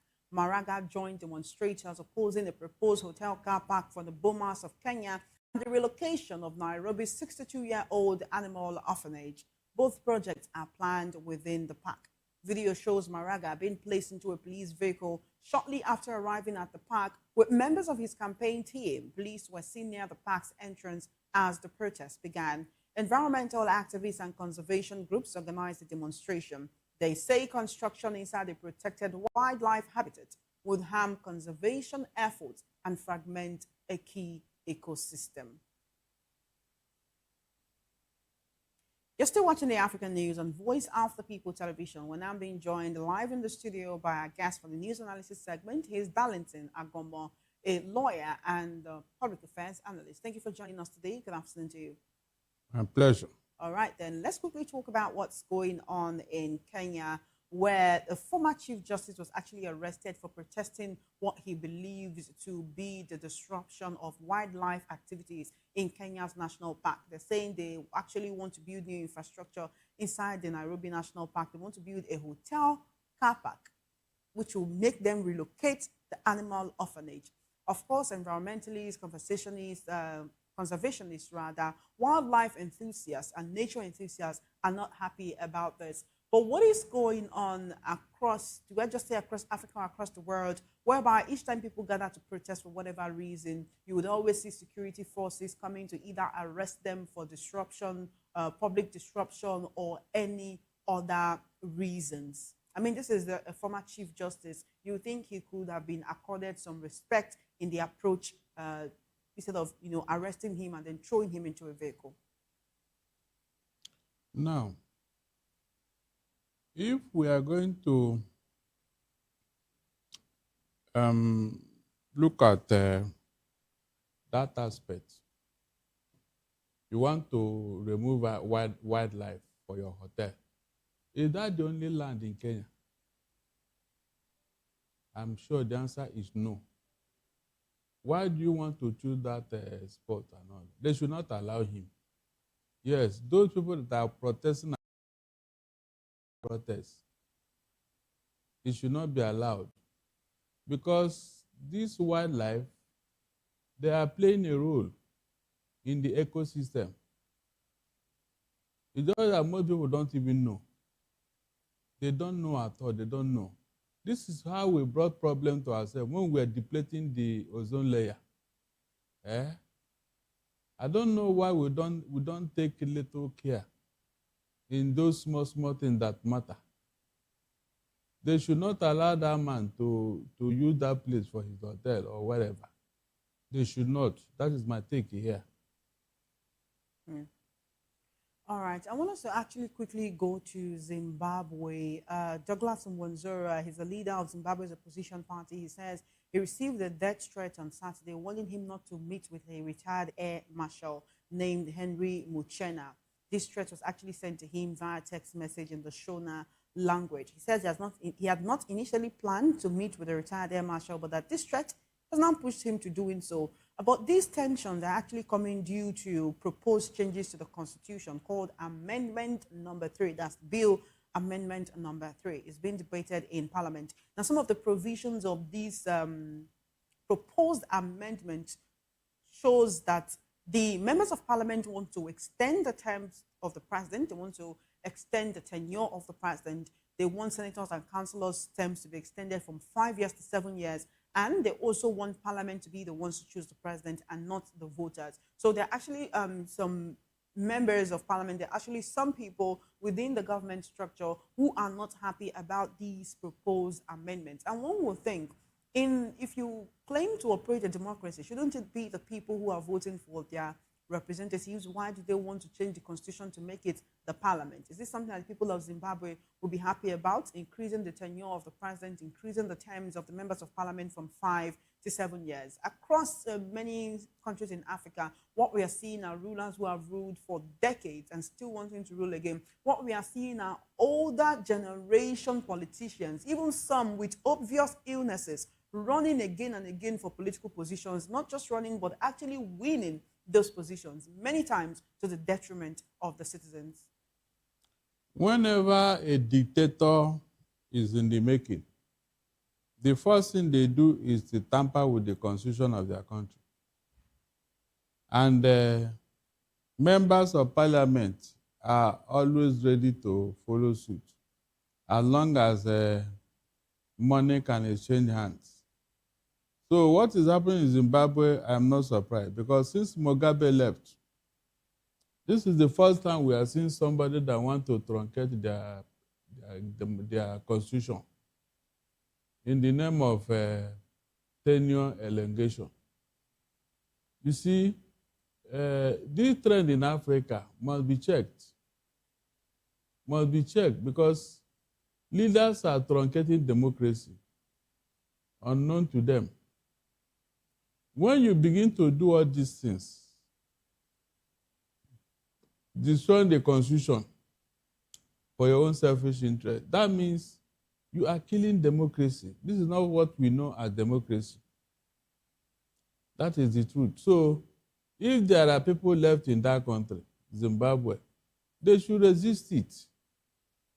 They should resist it because from the time of creation, the battle has always been between the good and the bad. That is the truth.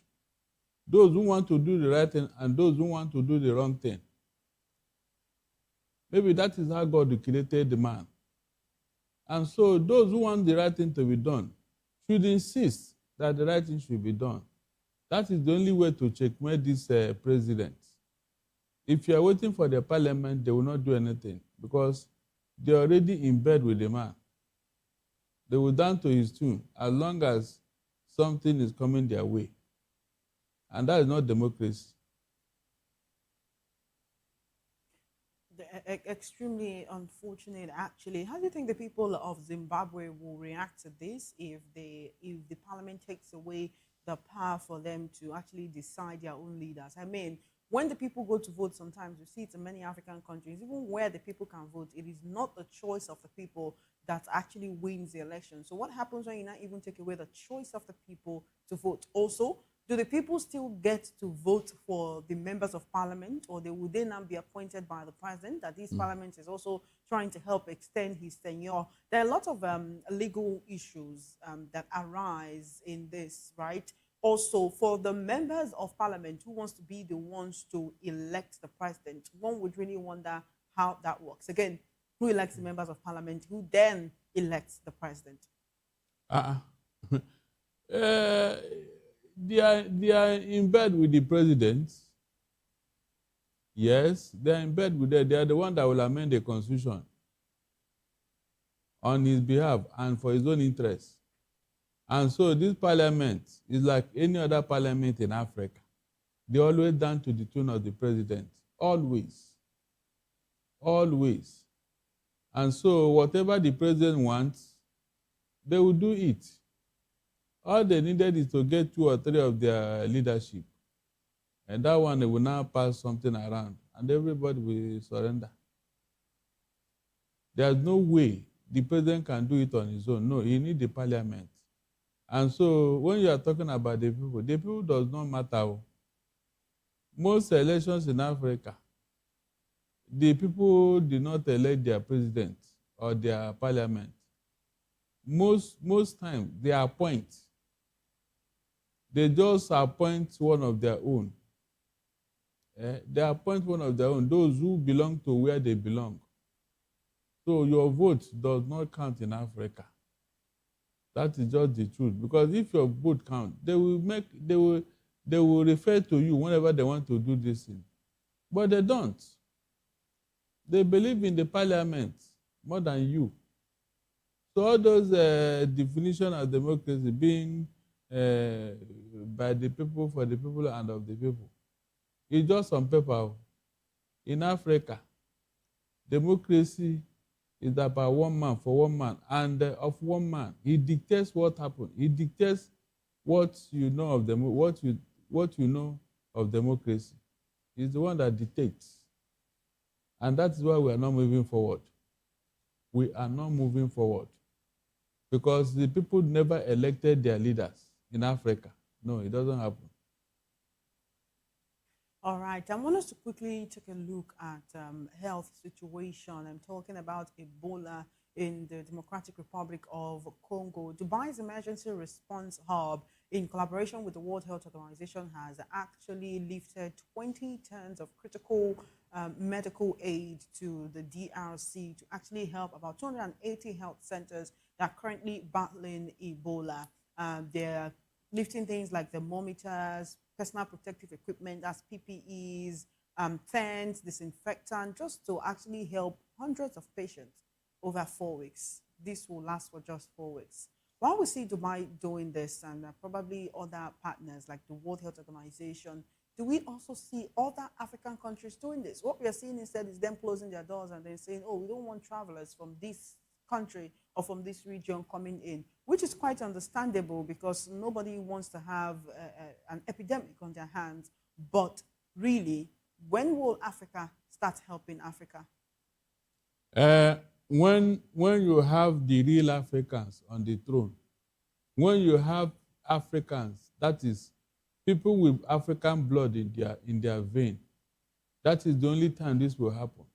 But not these selfish plunderers who are parading themselves as our leaders. They are not there in anybody's interest. No, they are not there. This thing they are doing to Africans. Just let Donald Trump release 1 or 2 or 3 Americans to call. You see how they will go to the airport and give him red carpet and worship him. Eh? Is that not neocolonialism? We worship people that are white-skinned against our own people. And that is a problem. So the same inferiority complex has been on for a very long time, and it has not gone out. It has not gone away. Our leaders are not helping matters. They have sold us as slaves to the white man. They don't help Africa. They don't believe in Africa. They don't believe in Africa. That is why whenever they steal money from their country, they go and hide it in the Western world. They don't believe in Africa, so why would they help you? All the so-called African collaboration they have been talking since 1960 up to today is just on paper. It's just on paper. Inter-African trade, has it taken off? The answer is no. The answer is no. They don't have a headquarters in Ghana. After. After, what happened? What happened? They didn't improve trade in Africa. The answer is no. So all they are doing is just on paper. The political will to do the right thing is not there. They will never help each other. Never. Well, the Central African Republic has joined a host of African countries that are receiving deportees from the United States of America. Some of these other countries include the Equatorial Guinea, Ghana, also the Democratic Republic of Congo. And one would think, oh, Congo gets into a deal to receive migrants or to receive deportees from the US. And sometime later, they are dealing with Ebola. Do you think that President Donald Trump will still want to send migrants to the DRC, or he literally doesn't care what happens to them, seeing as they are battling with Ebola? Have you heard reports of the U.S. Helping out with supplies, or is it the money that I believe we've talked about this once, and you say, oh, they're more interested in whatever it is that they will get from the U.S. So is it what they will get from the U.S. that they'll be using to treat this Ebola that is in the country now? I don't think Donald Trump cares. So he's going to send migrants there regardless of the Ebola that is ravaging the country. Exactly. So that you people can go and finish yourself there. It doesn't concern him. Because is he not a leader that accepted it? Is he not a leader that said he should bring them?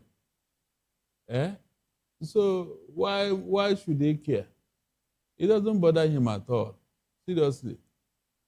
The moment 1 or 2 African leaders accepted that deportation, I know that this is a problem. That means it has opened doors for others.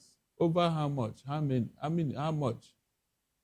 How much are they getting? Because that money will not enter state coffers. No. The leader on seat will collect that money and put it in his pocket. Yes, that's a part of the privileges he's supposed to enjoy. Meanwhile, the people that are coming, they are coming in the name of the country, not in the name of the leader on seat. And so whatever money they are going to make, he's going to make is for himself. The government may not even bother because nobody checkmates anybody. The people that are coming in are they on their own. They will only show them where to stay and all that, and then they go and fend for themselves. How they feed and how they carry out their social life. The government may not bother. That's the reality. It's quite unfortunate. But would you say some of these people would rather have returned to their home countries than to be dropped in an African country that they have no cultural ties to, they have no identity, they literally have no cultural identity with that country. They know nobody there. All they'll have is each other. They literally do not even have the same skin color with the people where they are dropped. Also, these African countries that have agreed to act as third countries where these migrants are being dropped or dumped as the case may be. What they plan to do with them, integrate them into the workforce. Do you see them having an explosive population crisis or xenophobia, actually, like we're seeing in South Africa, where the people of these third countries now begin to harbor negative sentiment towards these deportees? That is the irony of the whole thing, because I don't know how grown-up men like that wouldn't know where they came from. All of them came from one country or the other. Why Africa? That is the question I expected. Were they offered the option of returning to their home countries, or did the U.S. government, headed by Donald Trump, rather decide to just dump them anyway as long as they're not on U.S. soil? I think they agreed. If not, they wouldn't bring them here. Did they agree to be let out in chains, thrown on the aircraft, and just, taken to somewhere that they do not know? If they force you into an aircraft, there's nothing you can do. Yes. After all, they didn't enter that aircraft on their own. Somebody was leading them. Somebody was guiding them until they entered that aircraft to leave America. The question is, don't they know where they come from? And why Africa? That's why I believe that Donald Trump is doing all these things, because he has no respect or regard for Africa. That is the truth. Why Africa? Why not one of these Asian countries? Why not take them there? It must be Africa, where we have headless leaders who don't think. Is it not when you have a head that you will think? But here we have leaders, but they don't think. The future implication of this is nobody thinking about it. Nobody, That is the irony. They don't think ahead. They don't. And it's very unfortunate. Why would Donald Trump have the way only in Africa? Whatever he wants, whatever, he will use Africa to do experiments. Experiments. Yeah? Imagine ex-convicts dumping them in Africa. It's unfortunate, seriously. We don't have leaders. The fault is from our leaders and AU. They are the ones who should have said no. If these people are not from Africa, then take them where they came from, into America. They must have come from somewhere. By their language and everything, you must know where they come from. They have relatives. Call them. Tell them they should come and pick them at the airport. But nobody will do that. Nobody will do that. Well, some of these people actually left their countries due to violence or threats of violence, and we do hope that they try their best to settle in nicely, even though they're in a place where they literally cannot fathom how things work, and also hope that the governments of these African countries try their best to help them settle in as much as they can, probably facilitate their flights back home if they want to, or maybe we are going to see an integration of those people into the local way of life. That said, let's look at our final topic of analysis this afternoon. It is actually, unfortunately, about xenophobia in South Africa. 150 Malawians are set to return home today, Monday, as they are fleeing xenophobic attacks in South Africa. This act is actually coming after 2 Mozambican nationals were unfortunately murdered by marauding anti-immigrant people who are pushing this sentiment, right? Also, over the weekend, we saw President Cyril Ramaphosa talking about enacting some anti-immigrant laws to actually try to throw some ice or some water on the fire that has been brewing. You have Mozambicans, Nigerians, Ghanaians, Malawians leaving South Africa. In the midst of all of this, many African countries begin to say they're not happy with what's going on in South Africa. And in fact, jokes are being made right now as South Africa will battle Mexico during the World Cup. I don't really know much about football, but I know that there is a match coming up. And on Twitter, you can see many African nationals saying that tomorrow they will support Mexico against South Africa because of these xenophobic attacks. We're not exactly hearing the voices of those who may be against this xenophobia. Why is South Africa so against other African nationals in their countries when we know that we need each other to thrive? I mean, we should be able to coexist peacefully. This thing is not ordinary. Opposition politicians in South Africa are behind these things. You know, in Africa, we don't play politics with things that matter, no. It is these things that are very important to them. They want to put the government in bad light. They want to put the government in a very, bad position so that they will not be able to win the next election. Because when this thing continues like this, there will be pressure. There will be pressure both within and outside the country. That is what the African politicians do. Whenever they want to campaign or they want to exploit the situation in their country, they won't consider their national interests. They are only interested in getting what they want. Because this xenophobia now, has it not given South Africa a bad name? Has it not? But people are using it to do politics in South Africa without thinking of the implication. That is the irony of the whole thing. And so, it is now left for the government to fight it if they are really willing.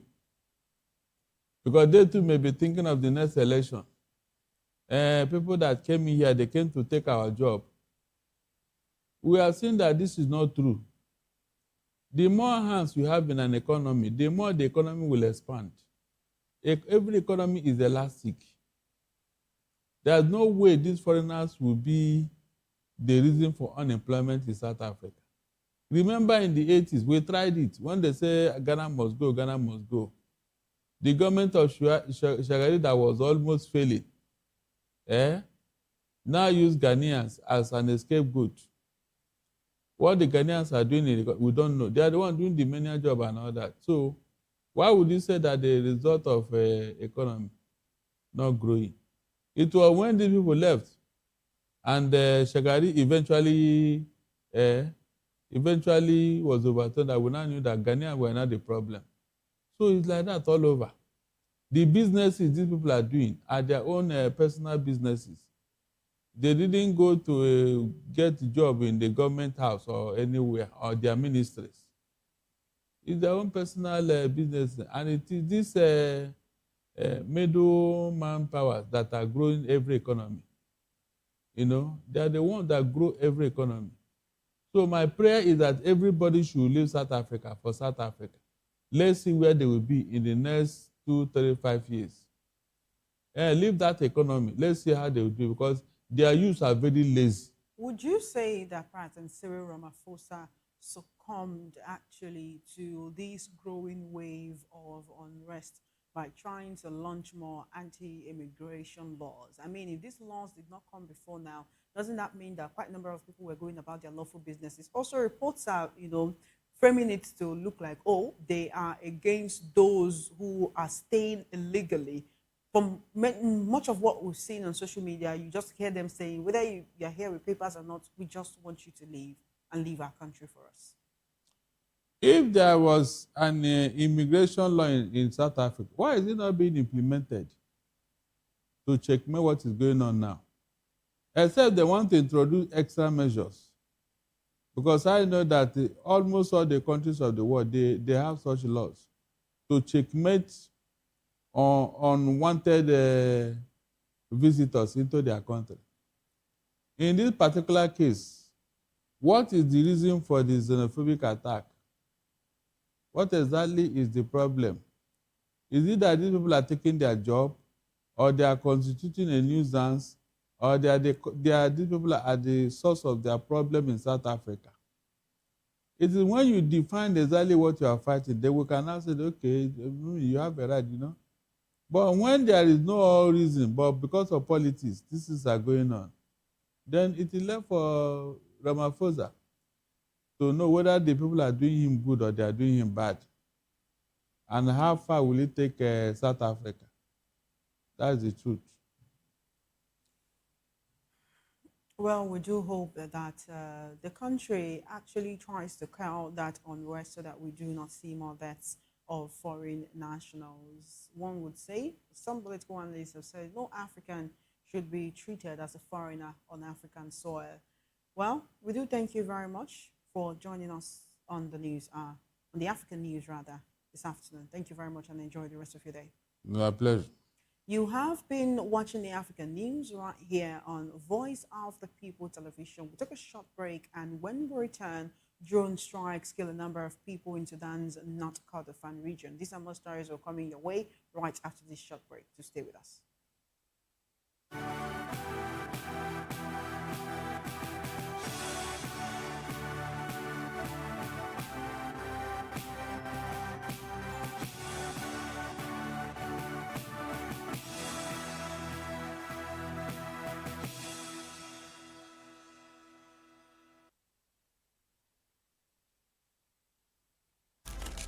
In a world where power shifts with every headline.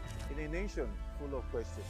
In a world filled with noise, the truth needs a voice. The policies that shapes our world and the economy that determines our future. Every hour, every day, the grapevine keeps buzzing. And together, we are committed to telling the stories that shape our world because your voice is our focus. Don't forget, our voice matters the most. Let us come together and share our concerns.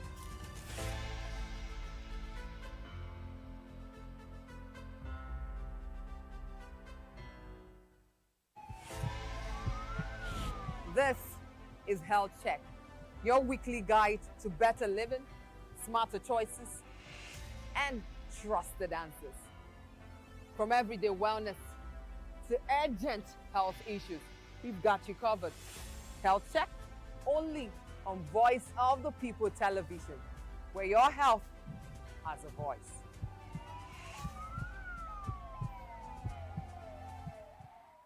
Welcome to the locker room, the home of football talk that matters. I am Jerry Apelon. Join us every weekday, Monday to Friday at 5 p.m. Nigerian time, as we share the hot takes and hot debates in the exciting world of football. And joining me are the usual suspects, Ikechukwu and Mayowa, as we break down all the hot takes and everything that's happening in the football. Don't just watch football, live it with us. Catch us on the locker room and Voice of the People television at 5 p.m. Nigerian time.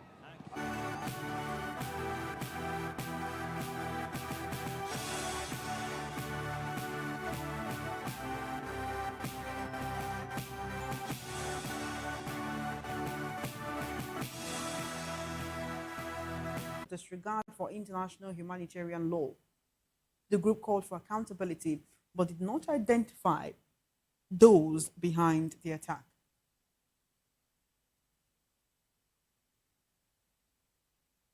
In this report, Egypt's Foreign Minister Badri Abdelati and Iran's Foreign Minister Abbas Araghchi held a phone call on Sunday to discuss regional developments, according to Iran's ISNA news agency. The call comes after Iran launched another missile attack on Israel. Tehran said the strike was in response to Israeli operations in Lebanon, including the bombing of Beirut's southern suburbs. ISNA reports the two ministers discussed Iran's response to Israeli strikes in Lebanon and what Iran called repeated ceasefire violations on all fronts.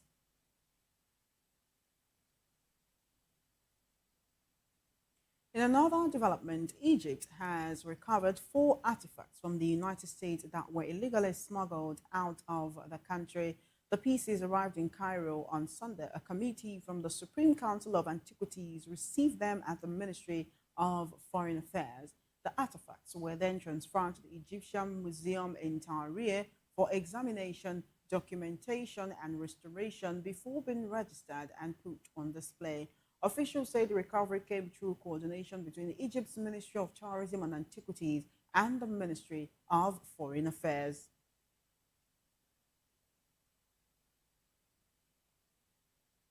Now to business. South Africa's rand weakened on Monday to 16.6050 per dollar, down 0.3%, as rising oil prices and renewed Israel-Iran tensions hurt global risk appetite. Brent crude jumped more than $4 a barrel after Israel said it struck a petrochemical plant in southwest Iran. The dollar also strengthened near a 2-month high following a strong U.S. jobs report. Analysts say Iran is facing pressure from a stronger dollar, higher oil prices, and unease over the Israel-Iran conflict. The currency has been volatile since the start of the U.S.-Israeli war on Iran in late February. The JSE Top 40 index fell 0.6% in early trade, and the benchmark 2035 government bond yield rose by 13 basis points to 8.85%. Markets now await South African GDP data due on Tuesday and current account mining and manufacturing figures scheduled for release on Thursday.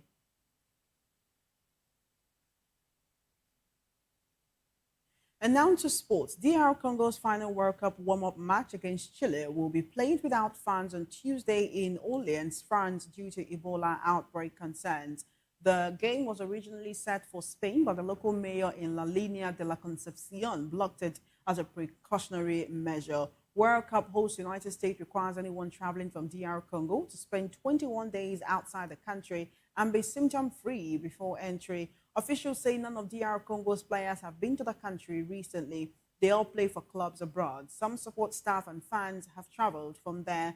The team is wrapping up preparations in Spain after a training camp in Belgium. This is DR Congo's first World Cup since 1974 when it competed as Zaire.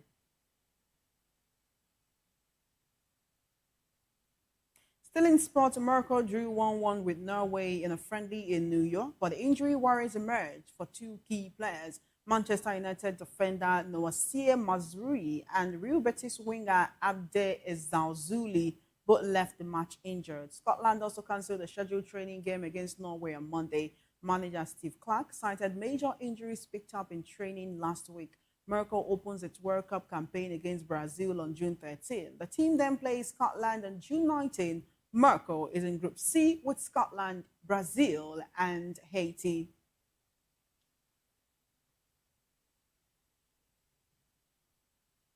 And that's all on the African news. Thank you for watching. Do not forget to subscribe to our YouTube channel. On YouTube, we are at Voice of the People TV, and on our social media platforms, we are at VOP TV Live. If you witness news happening near you, we want to hear from you. Send your eyewitness reports, event coverage requests, and others to our phone number. It's 0814-606-4057 on WhatsApp. You can also reach our newsroom by email. It's news@vop.ng. I am Chioma Innocent. Thank you for watching.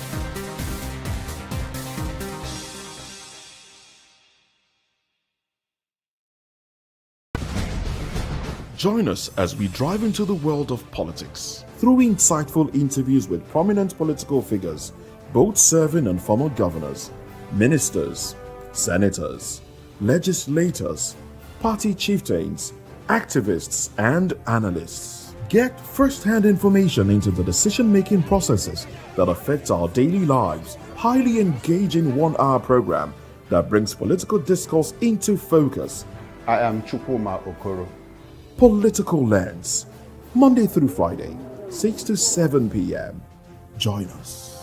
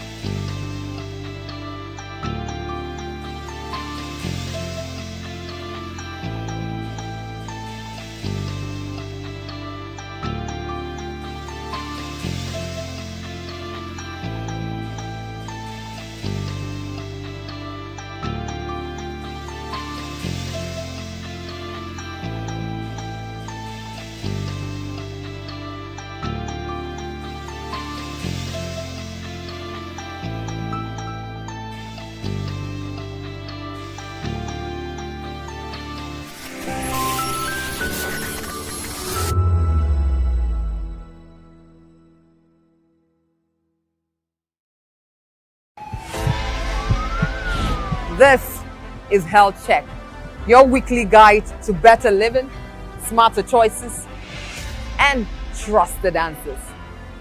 From everyday wellness to urgent health issues, we've got you covered.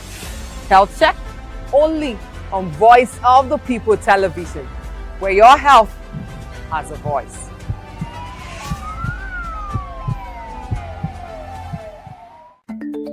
Africa is on the move, a continent of rising voices, untold stories, and powerful transformations. From the streets of Lagos to the heart of Nairobi, from the mines of Congo to the tech labs of Cape Town, the African story is being written every day.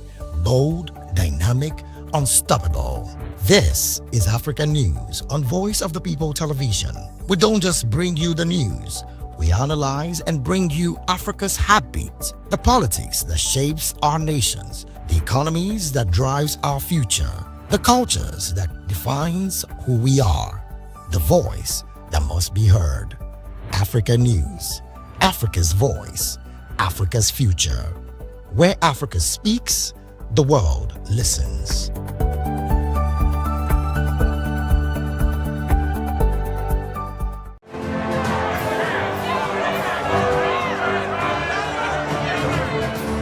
Do you want your voice to be heard?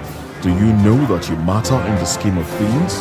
The People's Voice, the show where ordinary citizens take center stage as we discuss the biggest stories that affect you and I. With you in mind, we facilitate lively discussions, debates, and interviews on the topics that matter most to you and I. From social justice to economic empowerment, education to healthcare, governance, and more. Tackling tough topics and amplifying your voice. Join the conversation and make your voice count. The People's Voice. Make your voice count.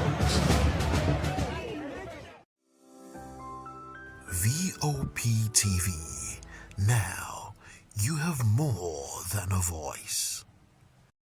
Nigerians, your voice matters, and in 2027 it starts with your permanent voter's card, your PVC. If you're 18 and above and you're a Nigerian citizen, you have the right to choose who leads your community, your state, and your country. But that right only counts if you have your PVC and your name is on the voter register. Here's what to do.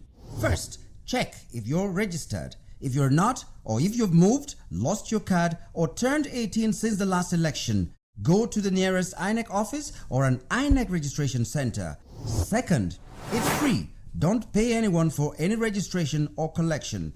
Third, collect your PVC early. Don't wait until the week before elections. INEC will announce dates. Listen to radio, TV, and follow INEC's official pages. Your PVC is more than plastic. It's your power to hold leaders accountable. It's how you decide on roads, schools, hospitals, and jobs for your community. When you vote, you decide the future of your children.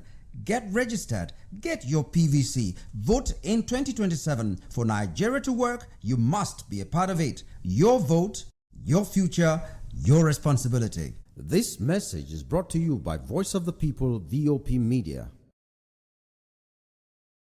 Are you ready for the extraordinary? Something big is happening on your screen.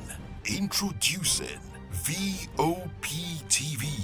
Now streaming on SLTV channel 264. From breaking news to captivating conversations, news analysis, giving you all sides to the story. We break in-depth discussions on the issues that matter, from politics to sports, entertainment, and lifestyle. VOP TV on SLTV channel 264. Join us as we redefine what television means to you. Voice of the People Television, VOP TV. Now you have more than a voice.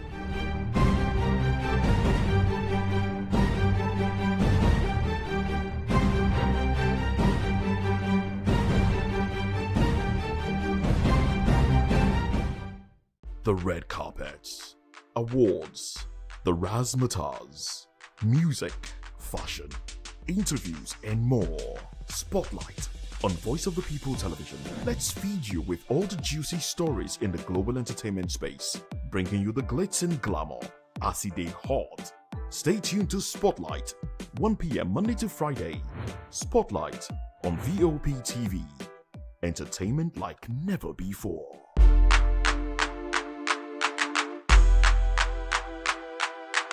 In a world where truth is the ultimate power and opinions scream the loudest, it's time to wade through the noise. Hunger no get tribe.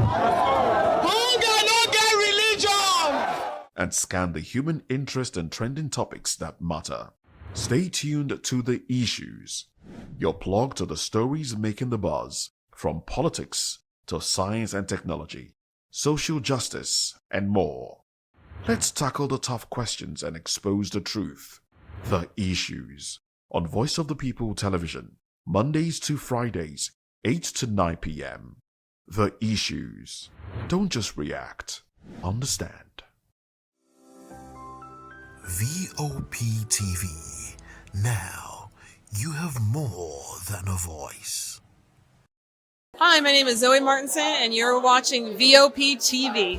What's up, people? It's your boy Dulo checking in. I'm here with the fisherman, Dulo, aka Kubi. I want to shout out the VOP, the voice of the people. Make sure you guys tap in, tune into the voice of the people today, tomorrow, and every day. Hi, everyone. My name is Princess Fathia Nkrumah, and you keep watching Voice of the People TV. Rukomi ni Akweja. Ricky Adelaida, the fisherman. Voice of the people. I'm part of the people. So go on and always watch Voice of the People. Wagwami people, it's your girl Endurance Grand, and I'm giving a special shout out to VOP TV. Keep listening, keep watching. My name is Akio Shota. This is VOP TV. Hi, my name is William Lamte. I'm an actor, and keep watching Voice of the People TV. Keep it locked.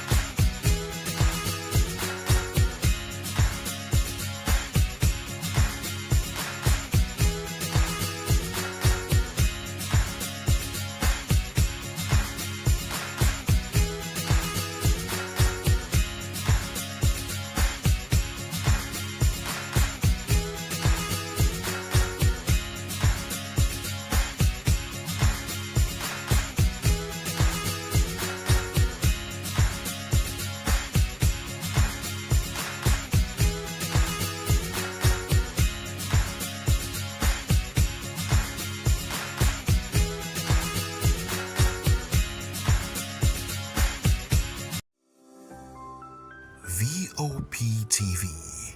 Now, you have more than a voice. Hi, my name is Zoe Martinson, and you're watching Vop TV. What's up, people? It's your boy Dulo checking in. I'm here with the fisherman, aka, well, Dulo, aka Kubi. I want to shout out the VOP, the voice of the people. Make sure you guys tap in, tune into the voice of the people today, tomorrow, and every day. Hi everyone, my name is Princess Fithia Nkrumah, and you keep watching Voice of the People TV. Rukomi ni Akweja. Ricky Adelada, the fisherman. Voice of the people. I'm part of the people. So go on and always watch Voice of the People. Wagwami people, it's your girl Endurance Grand, and I'm giving a special shout out to Vop TV. Keep listening, keep watching. My name is Akio Shota. This is Vop TV. Hi, my name is William Lamte. I'm an actor, and keep watching Voice of the People TV. Keep it locked.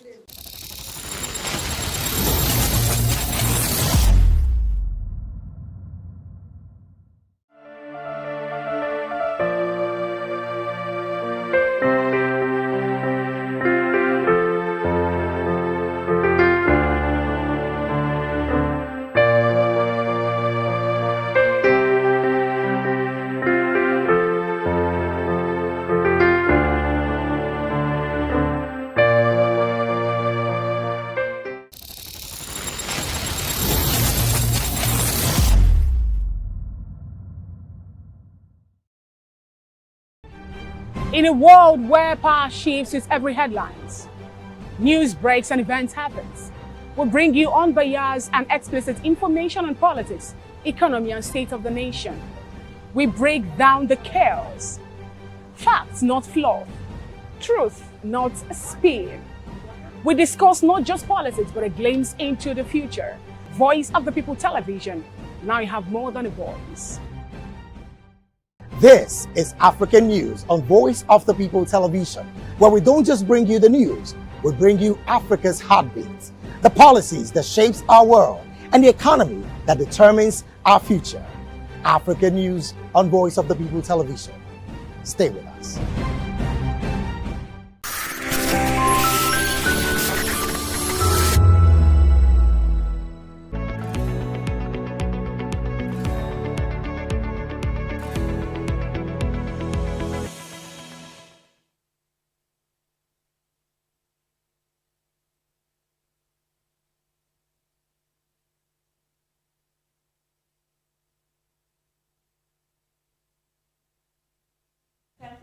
All right, good day and welcome to Health Check on Voice of the People Television. I am Praise Peters, and it is always a pleasure having you join us on the show. You know, Health Check is usually where we shine the light on your health, your well-being, you know, elevate really. And you can always watch us live on YouTube at VOP TV Live and on SLTV channel 264, wherever you are watching from. So today is quite an interesting episode, a very special one at that. I'd love to call it Children Special, something like that. Okay, so today we are going to focus on our beautiful and adorable kids. You know, Children's Day may have just passed, but today we want to continue a conversation that goes beyond celebration. Because when we talk about children, we are really talking about the future of families. We're not just talking about families, we're also talking about communities. We're not just talking about communities, but we're talking about the society itself. I mean, the kids make up the society because they eventually grow and become the future leaders, of course. So many conversations around children's health only begins when a child feels sick, and it is not meant to be so. A child's health is meant to be a priority even before they are born. And we shouldn't always wait till they are very sick or we notice something very significant or there's something wrong before we pay attention to them. So children's health is much more deeper than treatment. It is focusing on their nutrition, it is focusing on their emotional well-being, their development stages, their sleep patterns, their learning environment, their immunity, their maternal health, and several other things to that. So today, that's what we are going to be doing. And the question is, are we really giving them the proper health care that they need? And the actual question, again, is, are we raising them in a healthy way? Are we raising them in a healthy way intentionally? And are we responding only when problems appear? Well, I'm not doing this alone. I am joined by Dr. Gift Jagade, a licensed medical doctor in both Nigeria and in the United Kingdom, with experience in acute medicine and pediatrics. She's also passionate about preventive health care, community health advocacy, and improving healthcare access in underdeveloped communities. Nice to meet you and welcome to the show, Dr. Gift. Thank you very much. Thank you so much for coming. It's so amazing to meet you today. Yeah, thank you so much for inviting me. I really You're appreciate welcome. You're welcome. It's always a Thank pleasure. you. All right, so let's dive right into the topic of today. We are going to start from the fact that when people hear children's health, many people think we're talking about hospitals, we're talking about medications and all of that. But medically speaking, what truly defines a healthy child? What truly defines them? Is it only when they are robust? Or because we know that people judge healthy living with, oh, you look fat, you look good, you look, this child is so plumpy and all that. So what truly defines a healthy child beyond not just being sick? Okay, so the WHO actually defines health as the complete state of physical, emotional, social, and mental well-being. So for a child, when you say that a child is healthy or not, you're actually looking at both the physical aspects, the social aspect, the mental aspect, and then the emotional aspect. So that means physically, how does this child look? Is he overweight, underweight? Is this child able to relate with others socially? Because there are some children who are very healthy, yet they can't talk to you, they can't communicate clearly. And then also when it comes to their verbal response, can they speak well, like I just said?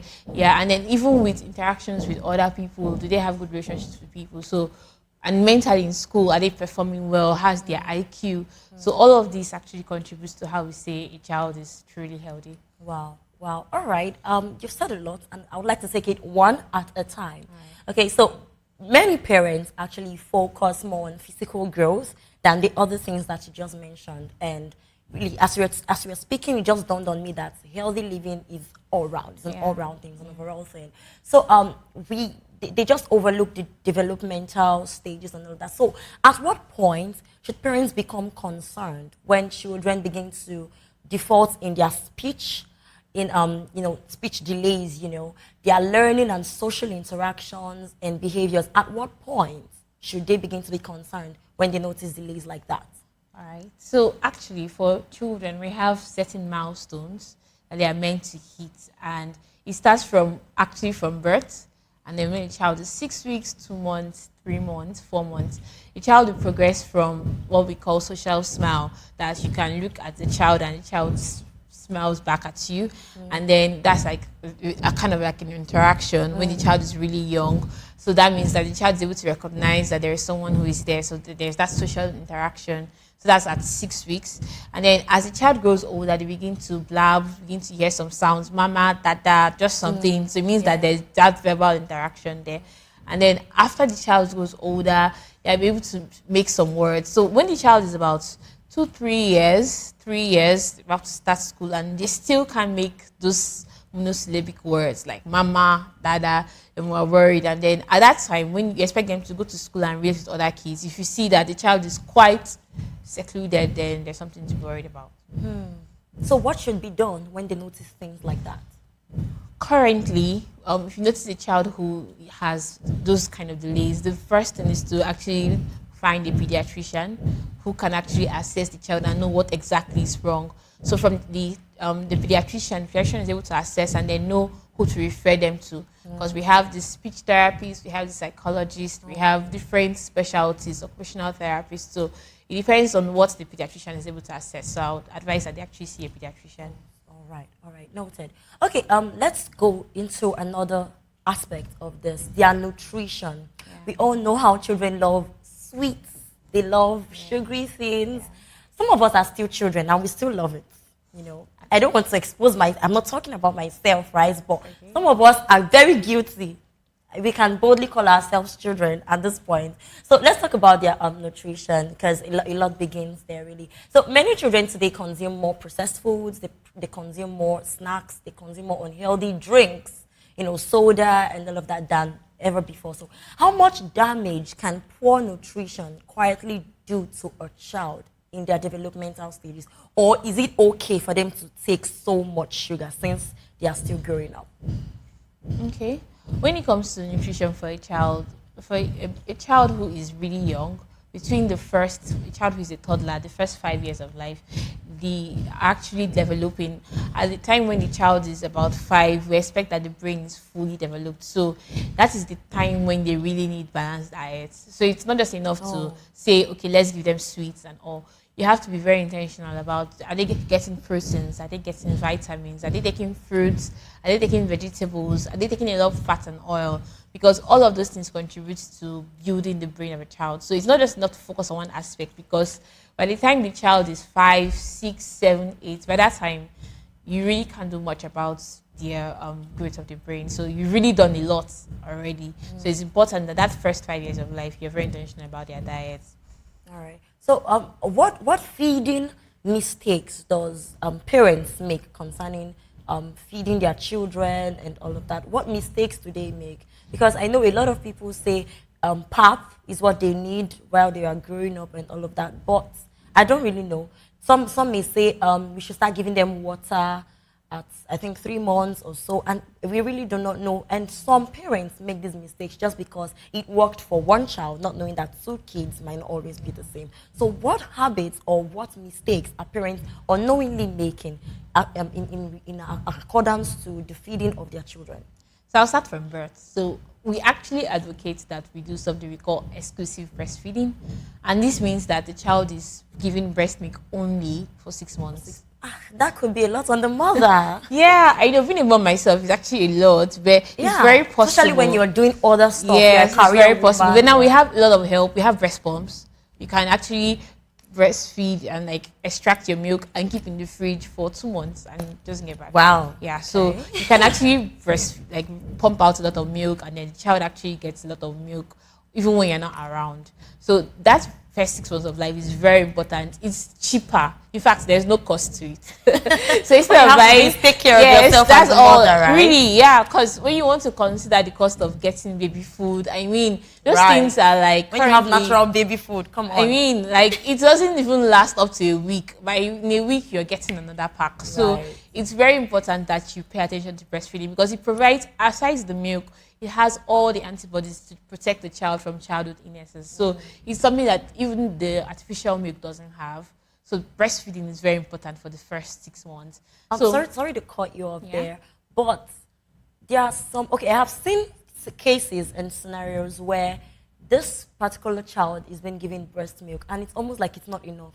Like the belly of the child keeps, opening up, and even at 3 months, it's almost like the breast milk is not enough for the child anymore. It's always crying, and every minute they want breast milk. So what should be done in cases like that? Well, really, for you to be able to assess a child and say that the breast milk is not enough, we need to assess the child based on the amount, the standard, the weight check standard. So we have let's say a standard weight that we expect per age for each child. So at 3 months, we expect the weight to be at a certain range. If a child has that certain range, we're fine. Yeah, so we're fine. So it's just for the child to take more quantity of breast milk. So you can't really say objective. You can't say subjectively that breast milk is not enough. It has to be very objective based on the charts. Oh, okay. Yeah. All right. So after 6 months, then we move on to something we call complementary feeding. So from 6 months to 2 years, the WHO recommendation is actually to breastfeed the age 2. Ma? Yeah, I know, right? Okay. So age 2. Yes. I know it's very difficult. I mean, currently with everything that goes on right now. Mothers, how are you doing it? I know. Now I see why mothers are celebrated 100 times in a year. Yeah, you get it right. we're really so aside the breast milk between that age range, we are giving other things. So at 6 months, you can start your pap. And then at 6 months, pediatricians actually say you can give anything. Yeah, so you can give rice, you can give swallow, you can give soups. Let them begin to have family diets. So that really helps them to adapt. Yes, you start with semi-solids, you can mash the potatoes and all of that, but then just introduce the food. Because I see some mothers in the clinic where they come in and say, this child is a year, 3 months, 15 months, and then what does he eat? He just takes pap or just cereals. And then they come in a lot of times with diarrhea and vomiting. So they're stooling because their body they're not getting enough. So their mom is like, oh, just the cereal is fine. But then I have to keep educating and explaining to them that you need to give this child food. So from that 2 years and above, by then the child is able to eat every other thing at home. So that's the sequence of diets for a child. All right. So you didn't talk about water. We can't give them water. You can start water at 6 months. So for 6 months, a child will not take water. Yeah, water is life. I know, right? But breast milk has everything completely. So apart from milk, we have water in sufficient amount in breast milk. So that's enough. And then we have antibodies, and then we have all the vitamins. So everything the mom eats is being processed in the body in appropriate proportions. That's the way God has arranged it. So the child doesn't need extra water. It's just perfect the way God has done. Just perfect. Okay. All right. Moving on. Let's go to the frequent illnesses, because you mentioned that some kids now come in having diarrhea at such young ages. Even there are sometimes I hear very outrageous sicknesses happening to very young kids. I mean, how old are they that they're already suffering things like this? So really, what's really going on? So some parents say that their children are always sick.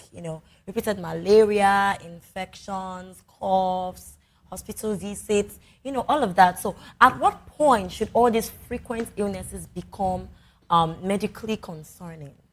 Okay, so currently we have some common causes of under 5 mortalities. So that means for children who are below the age of 5, we have some common childhood diseases that can cause an alarm for possible mortalities or deaths. And this includes, the first one is pneumonia, more like a chest infection. Yeah, the second one we have malaria, and then the third one we have is we have pneumonia, we have malaria, and then we have people who suffer from malnutrition.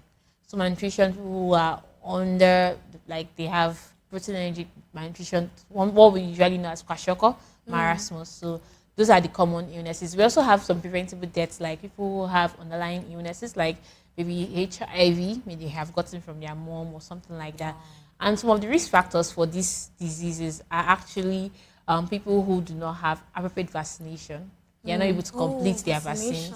And then people who are actually not exclusively breastfed. Yeah. Yes. Okay. And then so they are at risk of many of these illnesses. They don't have their breast milk completely for that 6 months alone. And then another thing that could also make them at risk is the environment where the child lives. Currently, some people actually overcrowd the child. Do not expect that a room where a baby will be living will have more than 2-3 people in that room. But sometimes we see people who live like 5 people in a room. I mean, other children, plus the mom and dad, 5 of them all in one room. That overcrowding can be a risk factor. And then exposure to smoking. People who have like passive smokers at home or firewood, those things actually make the child at risk of chest infections, and they have it frequently. Another angle to it is actually people, when the child starts school at age 2 or 3, they have relationships with other children.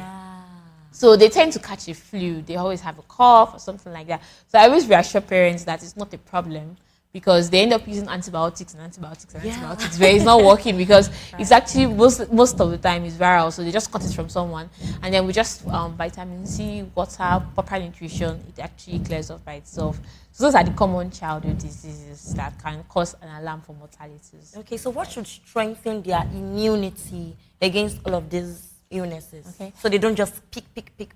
Yeah, so having to have their vaccination is very important. The child has to be vaccinated right from birth. I feel like this should be really emphasized, because some parents do not really know the value of those vaccinations. They just feel like, oh, I can skip, I can just come back another day and so please really lay emphasis on that. So we have vaccinations right from birth. So the child is 6 weeks, 10 weeks, 14 weeks, 6 months, 9 months, 1 year, 15 months, and even to the child is 2 years. So all of these vaccines are actually created to be able to protect the child from common childhood diseases, like we have tuberculosis, we have for pneumonia itself, even from diarrhea and vomiting. We have vaccines for it, rotavirus. So all of this actually prevents the child from having diphtheria, the flu, and everything. So it is well prepared to be able to prevent all of these things. So it's very important that you don't skip your vaccines, because it protects your child from just catching anything from anyone,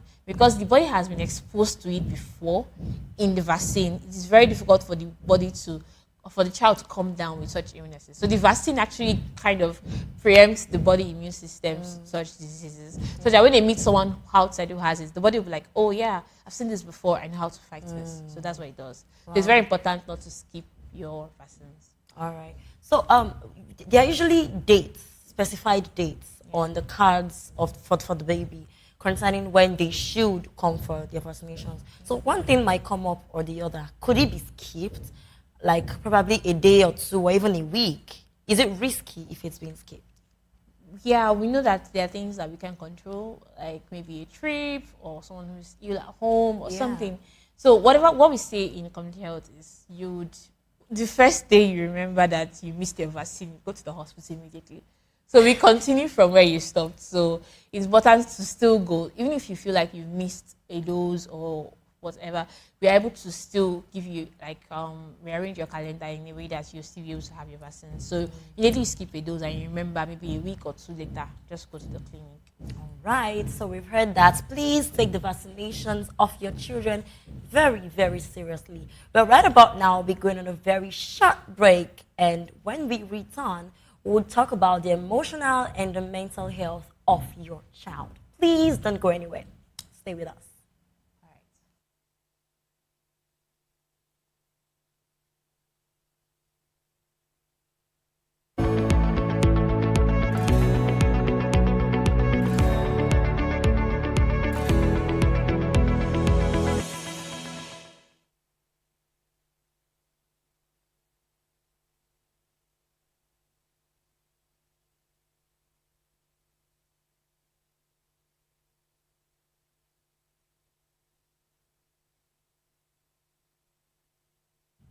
All right, welcome back. This is still Health Check on the Voice of the People television. We're still talking about the children health and how to pay close attention to them, knowing that they are tender, they are sensitive, they are quite new to the world, and we should pay close attention to them, really. So right about now, we're talking about the mental and emotional health. And Dr. Gift has been doing a lot of work here, talking and explaining in details some of all of these things. So, Dr. Gift, a lot of people still struggle to connect with their children. A lot of people struggle to emotionally align with their children, mentally align with their children. But, children also experience fear. Children experience anxiety, children experience emotional withdrawal. You just see this particular child so withdrawn, keeping to him or herself, and you're like, what's wrong with the child? And they just assume that everything is fine with the child. So really, how early can emotional struggles begin with a child? All right, thank you so much, Praise. I'm almost calling you Dr. Praise now. Okay.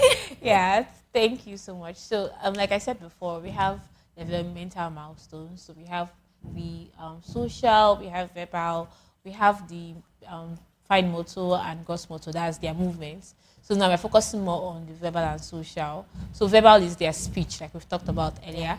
And then social is the emotional relationship. So right from when the child is very little, they actually start to exhibit signs of emotional relationship. So like I talked about earlier, the social smile, where they can look at you and smile back, or even something we call separation anxiety. So the child is 6 months, they know when the mom is going to leave the house, and they're crying because they know that, oh, my loved one is leaving home. And then you'll be like, this child, how do you know? It's actually part of the milestones that they're supposed to hit. So those are like normal things for children. We expect them to behave like that. So most times when the child begins to have emotional struggles, usually when the child begins school, and we usually see it in school-age children, so between 10 and 14 years, clashed up with teenagers, so who are like 13 years to 19 years. So at this time, they are going through puberty, and their body is changing, their environment is changing, they're getting attracted to girls, to guys, and a lot of things are very different. And one of the things that we actually advocate for children, for parents, is really that they should ensure that you are friends with your children. You're friends yes, with very your intentional about friendships, because it's not just about providing for their needs or paying their school fees. I mean, I work all day just to make sure you have food to eat. That's not what they want to hear. They want to hear you being interested in their day. So right from when you're in primary school, or that's from that 6 years, 7, 8, 9, 10, you're already speaking to them, trying to know their friends, who they don't like in school, people who may be disturbing them, their teachers' names. All of those things gives the child a cue that you're their friend and they want to tell you more. And it's very important when you become teenagers, because at that point, you just need somebody who understands them. And because you're their mom doesn't mean you understand them, because they actually have a mind of their own, different from yours. So you have to be very... Please emphasize on that, because you are their parent. Because you're their mom or your dad doesn't mean you understand them the most, because they are a different person entirely. They have their own likes, their own dislikes, their own passions, different from yours. So you have to be very particular to know, okay, what really do you like? What do you want to do?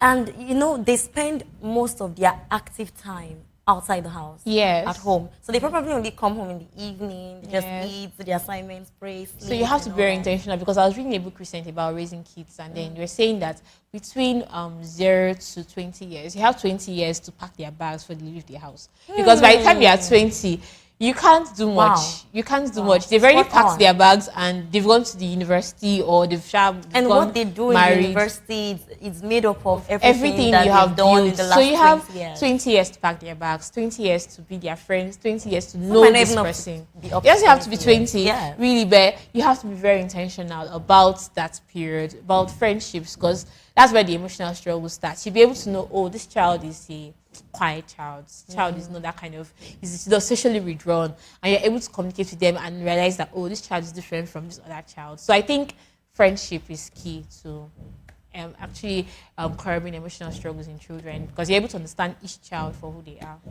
So how can adults really identify these kind of things? Because not all adults are friendly rather. So how can adults really pay attention to the abnormalities in a child, and what can they do about it? I'm talking about some people that are already making the mistakes right now. So the people who are already in that shoe, what can they do about it going forward? Well, there's an extreme where we have people who are autistic, autistic spectrum disorder. So these children are totally emotionally withdrawn. They can't communicate well with their friends. You see them doing repeated action over and over again, maybe putting a certain toy in the same place, not wanting to change their routines and all. So when you notice those red flags in a child, it's very important that you refer them to appropriate authorities. The Lagos State government has done a lot with having homes for such children who have special needs, and really amazing work that they have done. So we can actually refer them to those places. But then for children who are just in between, and you realize that, oh, this child doesn't really know the right or the left, it's very important that you're able to teach them, because a lot of people just feel like, this child is a child, there's no need to correct. Yes. There's no need to talk about it. But you have to teach them, because children need mentors. You need to be able to teach them that, oh, this is the way it's done. This is the way it has to be done. And you can't just rely on, oh, they will learn it someday. No. And some of these kids, they're even smarter than... Yes, they are. Smarter than you could ever even imagine. You just see them do some things and you'll be like, I gave birth to this child yesterday. They have it. All right. Okay. Let me bring that conversation now to technology. Yeah. Right. So since we have tilted this conversation towards teenagers, let's talk about screen time. Let's talk about modern childhood technology and all of that. Knowing that as they grow up, they tend to be given assignments that has to do with, oh, go search the web and all of that. And sometimes kids, parents now do gifting of their children. Like they gift technology gadgets to their children. So many children now spend long hours on the phone, spend long hours on the television, their tablets, on the social media and all of that. So how does excessive screen exposure affect their sleep, affects their behavioral patterns, affects their learning process, and even their social development entirely? I think I'll start from the last one, social development. Okay. So the screen time actually makes them feel like isolated. They feel like, oh, I can just be on my phone and I don't need the world. I don't need the world. I mean, I can connect with anybody. I just need to go to their Instagram page and find out what they are doing. But that's not enough. You have to be very particular about physical interaction. You know, in the olden days, we used to go out and play. I don't know if you remember then. Right. Oh, you're very excited to just go out on the field Yeah, and connect play with with your other friends. children. Right now, the kids are Go always out, let me see you. they're always indoors, and we don't have that time. So, as parents, you have to be very particular about social development.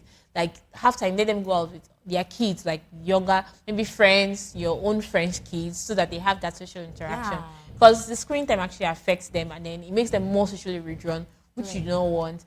And then also you talked about apart from social development, it affects their behavior, their learning. Even though they get to learn online, you have to actually still teach them the way, because everybody can say anything And monitor online. what they are learning. Yes, everybody can say anything online. Everybody just goes online and type their own opinion. Yeah. But you have to be the standard. You have to set the rules. Oh, this is what is meant to be. This is what you can watch and what you can't watch. This is how long you can stay on your phone and how long you can stay. Because all of those things affects their learning ability, reduces focus. Exactly. Because when they go to school, it's like, when are we closing? Like, what's I the need to go time? back to my phone. Yeah, I need to go back. But when you teach them, you can actually have some time for them to have book time. So they should read. Yeah, read I books. was even going to say that there is a way these can make them rely so much on social media, knowing that they can just type whatever question they have and they won't even want to think and all that. Knowing that even the more they think, the more they are able to use their brains as they are growing up. Reading books still helps their vocabulary. They're able to speak better, and they get to have like an in-depth knowledge of someone who writes a book. When someone writes a book, you get to learn so much what the person has learned in 20 years. So you can't just learn it from a 30 seconds TikTok video. You have to read. 30 seconds. Yes, so you have to read. Those 30 seconds TikTok videos actually reduces the attention span. Yeah, true. So you just discover that they can't really focus in class. 1 hour lecture and they're like, Are we closing? Go, Please, I need be to go home closing. now. And when they hear the break time bell, they're like, yay, and all of that. So it's really, really reducing their attention span. So let's talk about school environment now and child safety. You were talking about that earlier, how that they go to school, they mix with the crowd, they mix with other children, and they tend to pick a lot of things that they are not meant to. So how can their environments really, really help them? How do you think parents can help their environments, overcrowding, getting infected with other children and all of that? What can parents do about it? Okay. When it comes to overcrowding, it starts from the home. So when you have more than 2 kids, you have to consider living a one-room apartment too. But you have children's room, So you have children's room, you have parents' room, and then you have your living room. So that they're not all crowded in a space. More than 3 people within a space is too much. Because even if you have a room, you need to have 2 windows facing themselves, like adjacent to each other. Thank you. So if you know that you are not financially ready, please don't give birth to plenty. Yeah, very important, because once you have more kids, more expenses. Yeah. So you have to create space for them. You can't just continue living in the same house, because all of those things make them at risk of a lot of infections, like I said earlier. Then when it comes to hygiene, because they go out to school, coming back, you have to be very particular about making sure they have their baths. They have their baths, they wash their hands, their clothes are clean. Those little things actually helps them to stay fit. And then mosquito nets are something that we also have very available, even in Lagos State, especially at the primary health centers. So you can get a mosquito net for your children, especially the under 5s. They should sleep under a net, because it actually prevents malaria, and malaria, like I said before, is one of the causes of under 5 deaths. So we don't take it for granted. All right. Talking about the mosquito nets and all of that, are you trying to say that children are more liable to get malaria and all that? They're more liable to get deaths from malaria. We know for all us adults, we feel like, just malaria, I'll just take drugs and we're fine. But for a child, when a child has malaria, I've seen kids who have malaria and then they start to have seizures just because of malaria. Or then they start to become very unresponsive. They go unconscious just because of malaria. Just because of malaria? Yes, we've had kids like that in the hospital before. So when a child has malaria, we don't take it for jokes, because it actually can kill a child. It can kill a child, because it's something we call cerebral malaria, where it just goes to the brain and the child has fitting and you're trying to control it. So if you have a child who has malaria, please bring them to the hospital. Let's treat them. And then if you notice that whatever you're using at home is not working, please come, let's give them the proper medical care.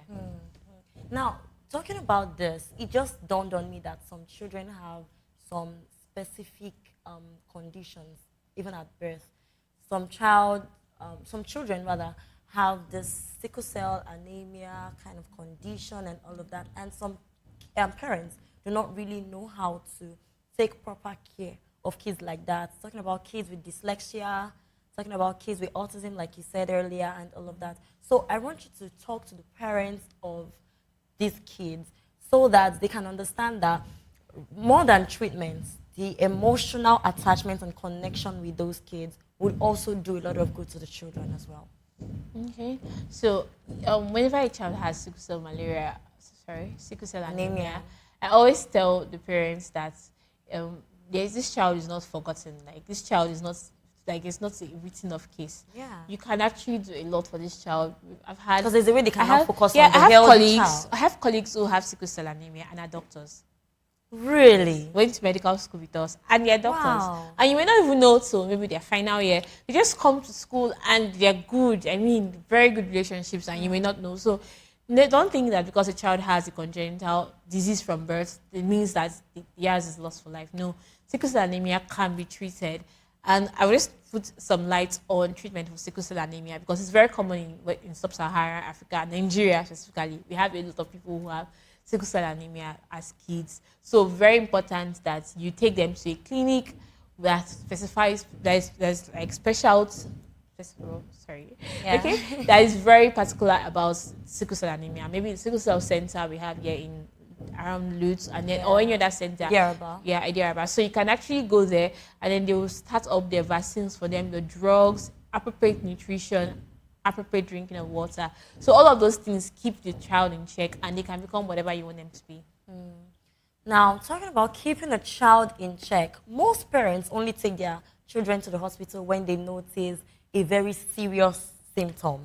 You know, when a child is already developing high temperature and some other things like, oh, mommy, I'm having headaches, mommy this, mommy that. And they just rush to self-diagnose them and give them probably what they take on a lower dosage and all of that.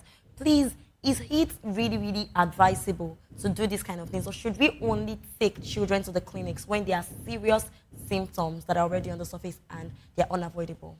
For children, we do not advise that you would self-medicate. So you do not use the same drugs you use for the previous illness for this one, or because this child is looking like the same thing is wrong with this other child, so I'll use the same drugs. It's not good at all because different symptoms can come as fever. Different diseases can start as fever. So a child's body can be hot and like 20 different things can be wrong with the child. It's not just malaria or cough or whatever. So it's very important you bring the child to the hospital. Let's do appropriate test and then know what to give the child. It's very important. Okay. So we're wrapping up, but before we wrap up, beyond clinical practice, you've also, I know right from your profile, that you've also been involved in several health outreaches. I think there was one that you did at Surulere, the Mama and the Child outreach, and you focused on maternal and child health, really. So very briefly, what have experiences like that shown you about the healthcare realities, about mothers, about children that are in the rural or urban areas in the community? All right. So we had the outreach at Yaraba last week about maternal and child health. So we're focusing on pregnant women and children come to do routine checks. We had pregnancy supplements for these mothers. And we had, beyond the pregnant women and children, we actually saw a crowd of people who just came in and they wanted to have like their checks done. And we saw a lot of emergency situations. We got a patient who came in just to check what her blood pressure was, and it was over 200, 120. My goodness. That's like an emergency. We had to call the clinic, the primary health center, for a doctor to see her immediately. And that was... I think you might see the person and the person will look so healthy. I mean, she walked right into the stage, like walked in. She's literally walking. Yes, and it was really amazing that we were able to pick it on time. So I think that one of the things that the outreach actually helped us to do was to be able to help people to be very conscious about routine checks. So it's not just about when you're sick that you should go to the clinic. It's very important from time to time, do your blood pressure checks, do your blood sugar checks, do other checks just to be sure that you're fine. And it really will go a long way to ensuring and preventing diseases. A lot of people are usually caught up in the web of I'm busy. Yeah. They're usually caught up in the web of I'm stressed. Tomorrow. And some people are even very, very particular about the expenses of the hospital, like when they get to the hospital. So we really need to put it out there that your health is your It's very life. important. Is And your Lagos health. State government has insurance schemes available that people can Okay, tell us actually- about it. So we have like some insurance schemes. I can't really talk much about it. Okay. But then I know that we have the LASTMA insurance scheme where people can actually pay a certain amount at the beginning of the year, and then it covers a percentage of their healthcare. So when you go to the hospital, you're not paying 100%. They're paying like a certain percentage. So it really goes a long way to cover it up. So people can actually speak, and we even have HMOs in private organizations that cover costs. So there are options for insurance, health insurance. Don't just feel like, oh, I have to carry the burdens myself. The Lagos State government is doing theirs. The federal government has its own scheme, that's the NHIS scheme, and then even HMOs, private companies have HMOs that can actually help. So those things actually help to defray the cost. So you can try that. Wow. So this outreach and this vision that you had, what did it really teach you about communities and all of that? What was your experience like? So beyond this mama and child outreach we had last week at Surulere, we've had previous outreaches like in Ojo, the leprosy community in Ojo, where we went to see them and then provide healthcare to them. And other outreaches we attended across the country. Oh. We've had a lot of people who are not very conscious about their health. Like you said, the routine checks are very important. And then also about telling people about the red flags in pregnancy, red flags for a child who is sick or not. So it's really about health awareness and health campaigns. So all of these outreaches are just a way to bring the hospital down to their doorstep. Let them know that, oh, we are here for you. You don't have to come all the time. It's actually very important that we tell you these things one-on-one, face-to-face. There's no barrier whatsoever. So I think that's what it has actually helped us to do, to be able to bring healthcare down to people's footsteps. The grassroots. Yeah, to the grassroots. And then to be able to help them to understand better how to prevent illnesses. Wow, amazing, amazing. All right, so before we wrap up the show, can you just give a word of encouragement to some parents out there who are not really understanding the well-being of their children? Give some encouragement to the kids who have been adopted, who are, we really don't know where they are right now. So just say something about the children's well-being and to the mothers as well. Okay, so once again, happy Children's Day. And thank you. I'll respond for them. And to parents, I want to say that for mothers especially, you're doing a lot and your efforts are not unseen. God sees them, and then everyone around you sees them. Your children are your pride. So I want to encourage you to keep doing more. And if you have children who are unwell, it's very important that you take them to the hospital. It's not just enough to go to a side chemist and feel like, oh, you can get a drug and you'll be fine. We have primary health centers, not local governments in Lagos, and you can just walk in and get a card and see a doctor. So that will actually help you get access to healthcare. And then also for children who have been adopted and feel like, oh, you have one illness whatsoever and you feel like you're beyond or you're below others. Like I said before, we had people who had sickle cell anemia, people who have autism, people who have different diseases still become a lot of things in life, become great people. So it's not just enough to stay back. You have people who are ahead of you, who have gone before you and had done very well. So please maximize your potential and become everything that God wants you to be. And thank you very much, Praise, for having me on the show. Thank you so much. Thank you so much. All right. Thanks so much, Dr. Gift Jagede, for sharing your time and your insights with us today. It was really, really, really amazing time. Thank you. And that brings us to the end of today's edition of Health Check. Thank you so much for watching. You can also watch this episode again on YouTube at Vop Tv Live and on SLTV channel 264. And as we leave today, please remember this. Healthy children are not raised by chance. They are raised with intention. They are raised through awareness. They are raised through care. They are raised through protection, healthy environments like we've discussed, and intentional decisions. Our heartfelt concerns goes to the children who have been abducted in the state. Please, we're urging the government to do something about our children. We really want to have them back to their homes. It is well We trust that God will continue to help us in this country. So this will be all for Health Check. I am Praise Peters. And until next week, please have a wonderful week. Stay healthy, stay safe, and have a beautiful week. Bye for now.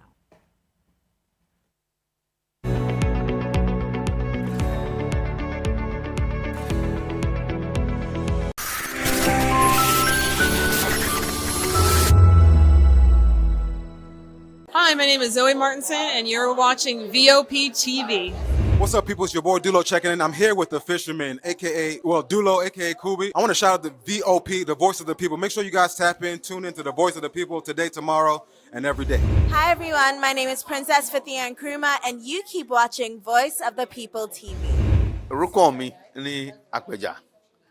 Ricky Adelaide, the fisherman. Voice of the people. I'm part of the people.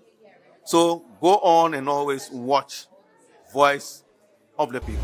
Wagwami people, it's your girl Endurance Grand, and I'm giving a special shout out to VOP TV. Keep listening, keep watching. My name is Akio Shota. This is VOP TV. Hi, my name is William Lamte. I'm an actor, and keep watching Voice of the People TV. Keep it locked. In a world where power shifts with every headline. In a nation full of questions. In a world filled with noise, the truth needs a voice. The policies that shapes our world and the economy that determines our future. Every hour, every day, the grapevine keeps buzzing. And together, we are committed to telling the stories that shape our world, because your voice is our focus. Don't forget, our voice matters the most. Let us come together and share our concerns.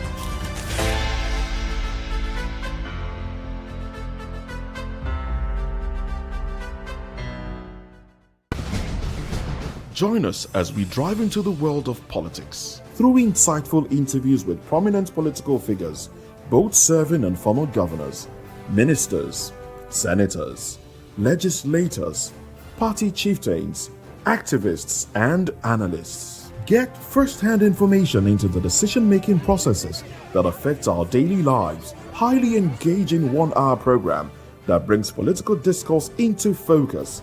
I am Chukwuma Okoro. Political Lens, Monday through Friday, 6 to 7 p.m. Join us.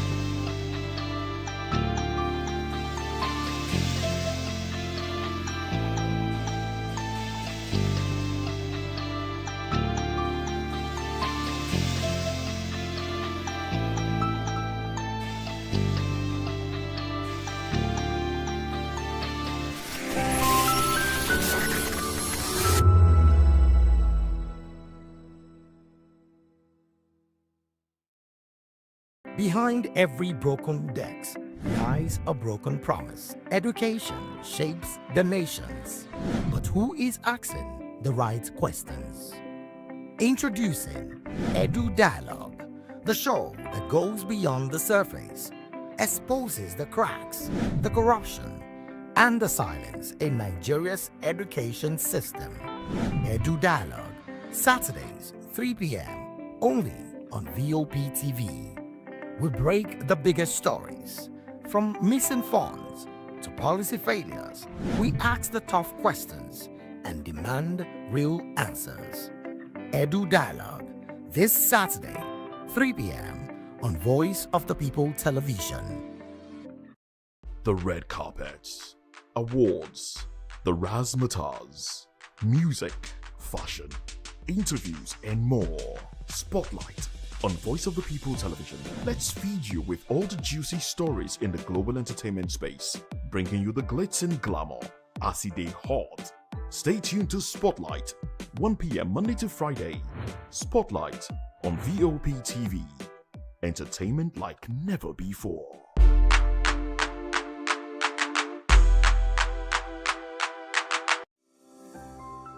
VOP TV. Now, you have more than a voice.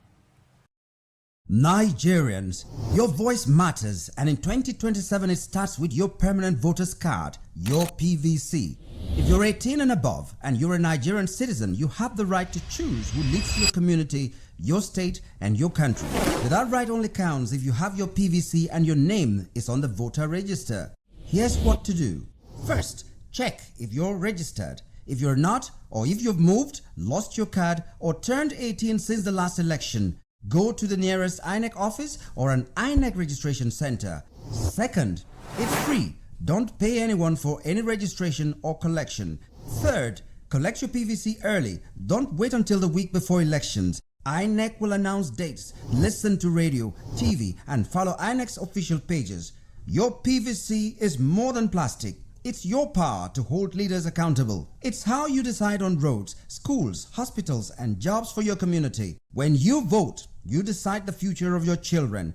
Get registered. Get your PVC. Vote in 2027. For Nigeria to work, you must be a part of it. Your vote, your future, your responsibility. This message is brought to you by Voice of the People VOP Media.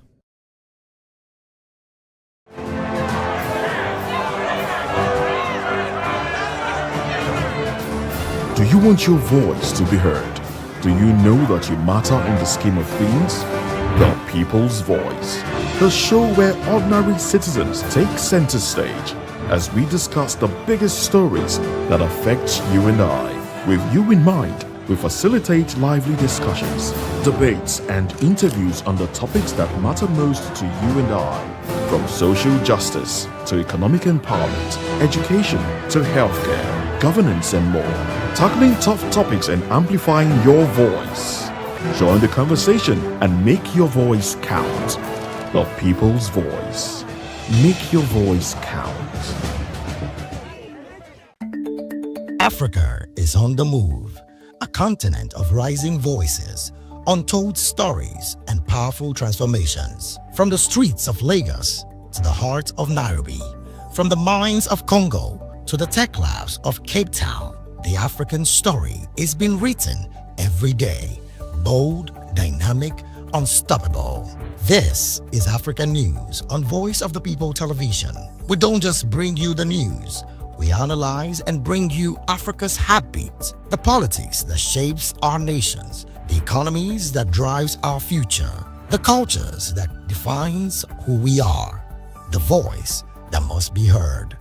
Africa News, Africa's voice, Africa's future. Where Africa speaks, the world listens.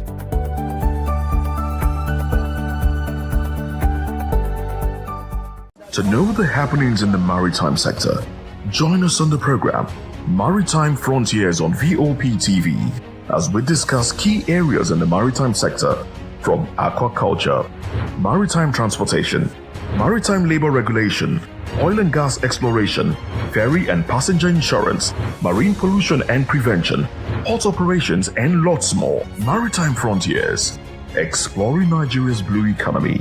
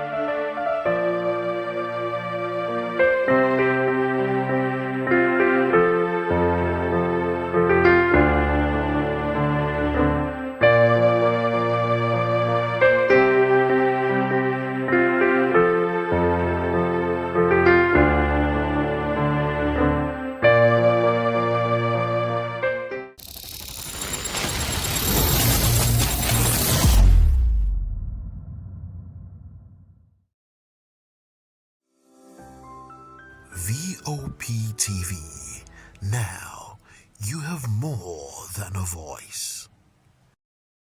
The Dare Adeboye Foundation, in partnership with the Ogun State government, hosted the 2026 Future Leaders Assembly, the second edition of the Ogun State Secondary Mother United Nations at the Youth Center in Redemption City, Mowe, Ogun State, held under the theme, Think Global, Act Local, raising the next generations of leaders. The event brought together about 150 secondary schools and over 2,500 students, alongside teachers, policymakers, and youth development stakeholders. Speakers and participants called on governments and institutions to prioritize job creation, workforce development, and practical education to prepare young people for the evolving global economy. The foundation would like to raise children that can think for themselves, that can think to make positive changes in their community, in their schools, in their families, in their homes, and even globally. Now we talk about children, talking about sustainability, talking about making or adding to the sustainable development goals. These are things that we didn't have or were not seen before, but now those are the kind of children we want to raise, and that's what the foundation is doing, creating awareness for sustainable developmental goals that even children can be involved in. There have been decent responses during the quiz, if that's what we are particular about. But this obviously shows that students in this generation need to broaden our curriculum, and we need to make sure that students are not in this caged sense. We need to ensure that in most Ogun State schools, the curriculum is expanded so it can allow for greater knowledge of other things that are outside of the Nigerian local kind of sense. I think it's an absolutely amazing initiative because, we have to empower the leaders of tomorrow. And the leaders of tomorrow is all of us, the young people, and those that are younger than us. So absolutely very, very amazing initiative. Little and start where they are. Sometimes we think that in order for us to get on a global stage that we have to start somewhere very big. But we have to start where we are. We have to start by shaping our mindset in the right direction. We have to start by believing in ourselves. Absolutely. So start where you are. Where you are, right where you are. Start there. It is sad that we are dealing with a very high level of insecurity in Nigeria today. Very disheartening to see. It's terrible. Imagine 2-year-olds, 7-year-olds being kidnapped, being beaten, teachers being beheaded. Is a terrible, terrible thing to see. And it's really sad, for lack of better word, that we're experiencing that in this day and this time in Nigeria. However, it doesn't matter what is going on around us because life would always be life, sadly. We really hope that our government will do something about it as soon as they can. We hope that they would just empathy. And that's why, we're having this program today to raise future leaders, to have compassion, to not think of themselves alone, to think about other people, to be able to feel the things that people feel.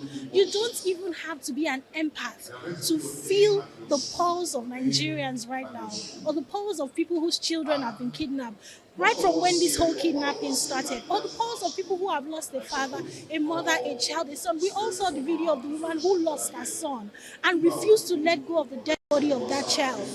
Everybody saw it. Why are we not doing anything about it? Why are we not trying to do something? Because something can be done. I really believe so. These people are not even hiding. They come out to make videos, to talk to people in authority. So I believe that if they are really compassionate enough and they want to eradicate this thing, they can do something about it. VOP TV. Now, you have more than a voice. My name is Esther. They call me the Oga of them are the general overseer of them all. Every man, every woman has got a voice where integrity is the volume. So this is Voice of the People's TV. Voice of the People's TV. So this is the people's voice. And the people's voice is the voice of God. That's the voice populi in Latin. The people's voice is the voice of God. So keep watching Voice of the People. In fact, my name is Voice of the People. Keep watching MC Adobe King. Hi guys, my name is Kagan. I am Nigeria's biggest tech content creator, and I just wanted to give a quick shout out to Voice of the People TV. Keep watching, enjoy, and you're welcome. My name is MC Alamano. They call me Enjoyment Landlord. It's VOP TV. Keep watching VOP TV. Don't touch it down. Even if you want to touch it down, increase the volume. If you don't increase the volume, I told me. My name is Collins Agawabe, popularly known as No Minded, but last, more than No Minded, or more.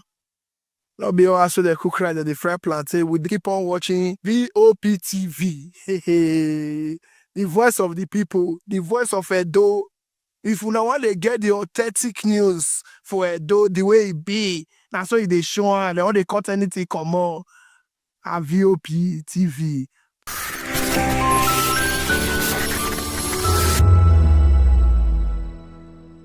Are you ready for the extraordinary? Something big is happening on your screen. Introducing VOP TV. Now streaming on SLTV channel 264. From breaking news to captivating conversations, news analysis, giving you all sides to the story. We break in-depth discussions on the issues that matter, from politics to sports, entertainment, and lifestyle. VOP TV on SLTV channel 264. Join us as we redefine what television means to you. Voice of the People Television, VOP TV. Now you have more than a voice.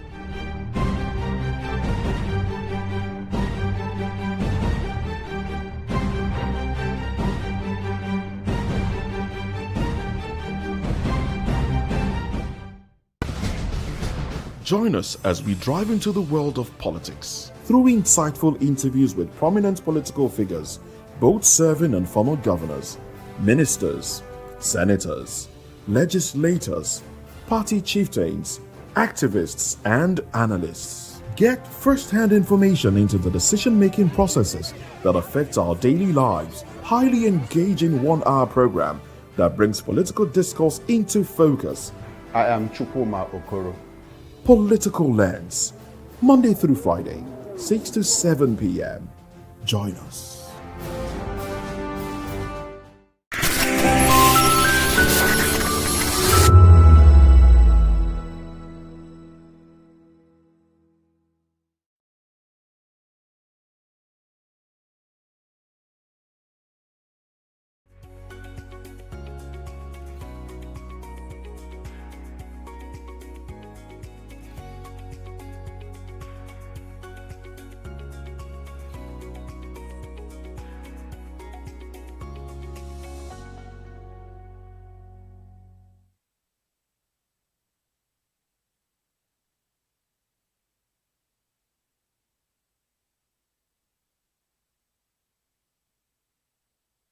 Hello there and welcome to the program. Yes, it is People's Voice on Voice of People Television.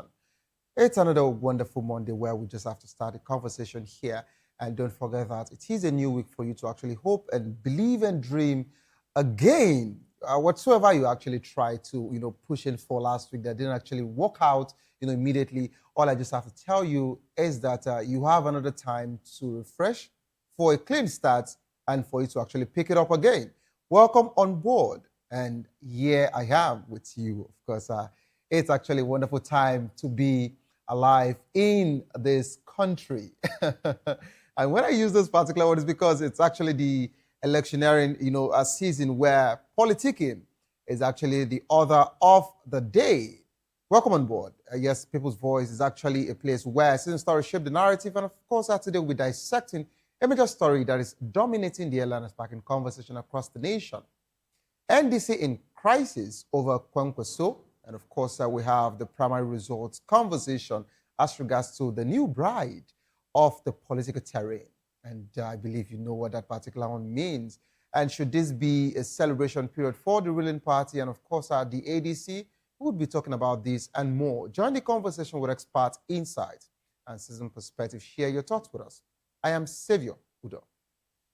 Let's look into other news stories with details. Kaduna governor says government alone cannot fund education.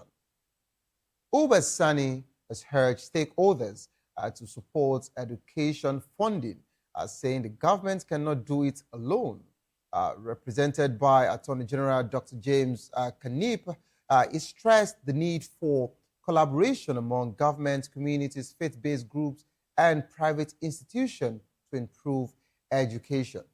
He also reaffirmed his administration's commitment to accessible, affordable, and equitable education for all children. Is this not a very, funny situation? I understand that the government cannot do so many things alone, but can we call a spade a spade?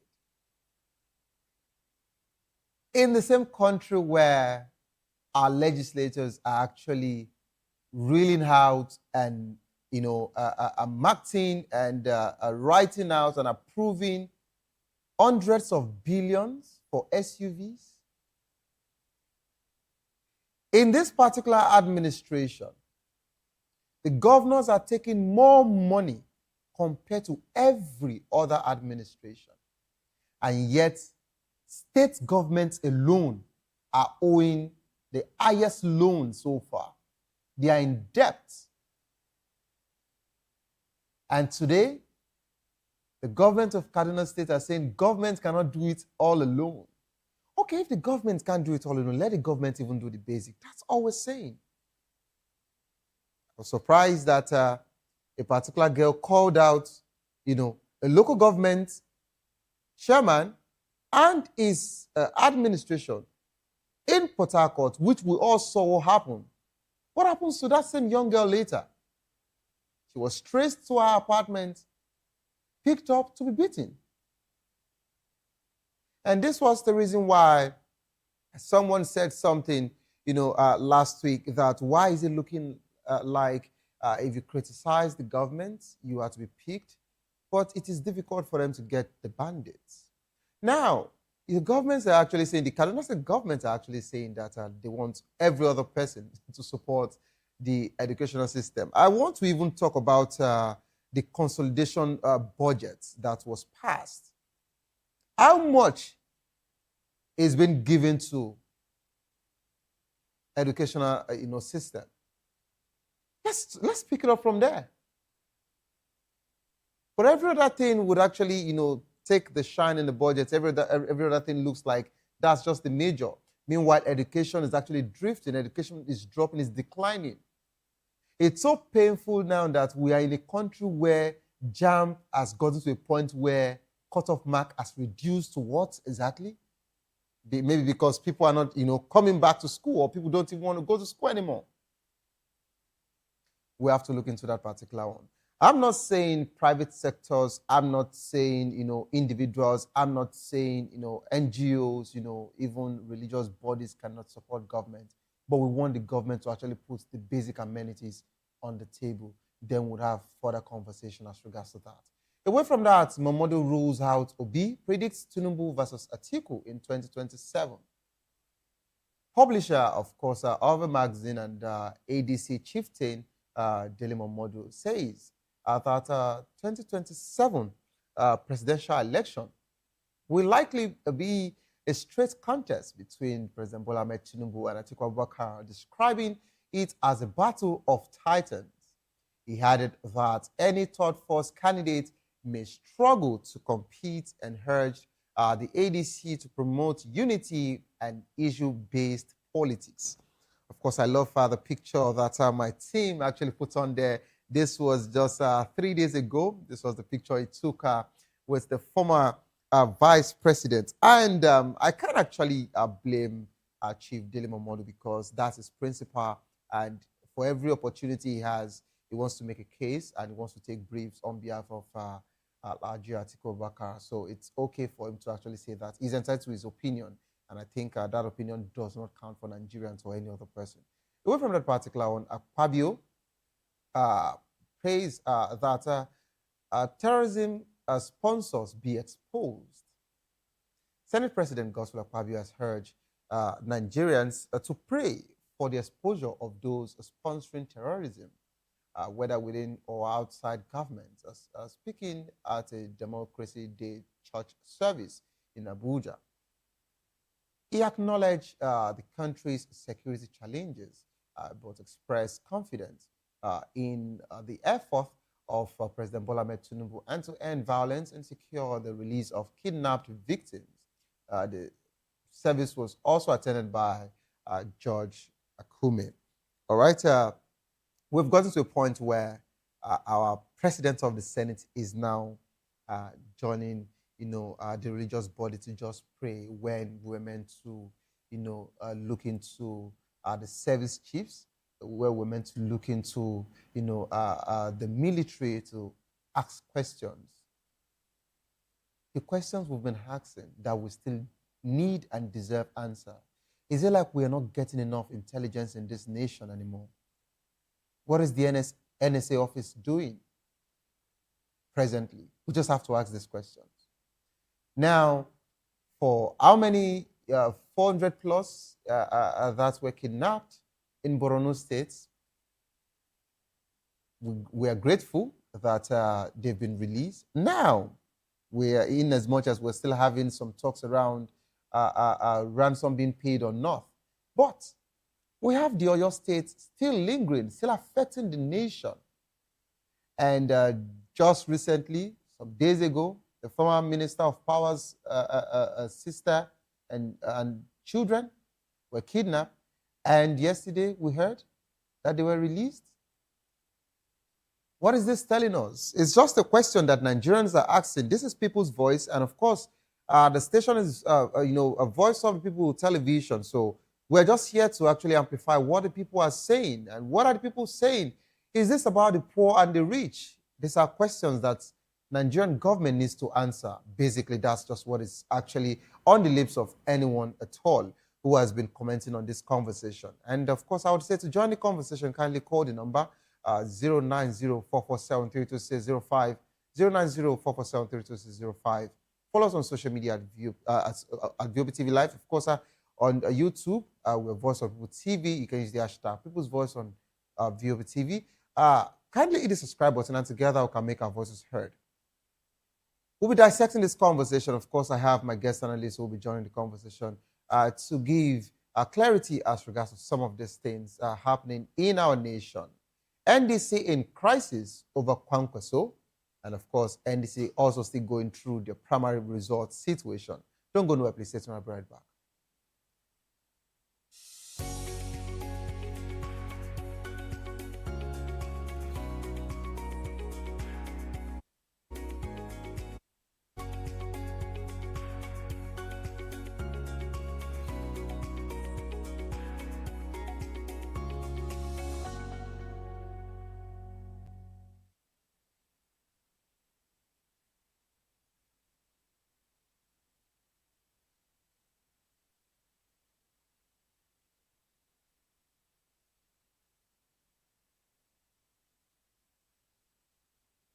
Welcome back to the program. It is the People's Voice on Voice of Television. The Nigerian Democratic Congress, NDC, is facing internal crisis over allegations of hijack and delayed primary results.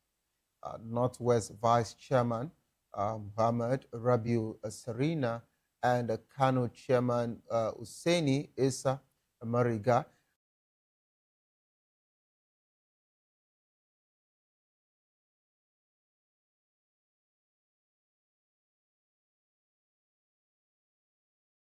as joined by Barrister Bobby Kadiri, a legal practitioner. Good afternoon, Barrister. Yeah, good afternoon. How are you doing? Barrister, can you hear me?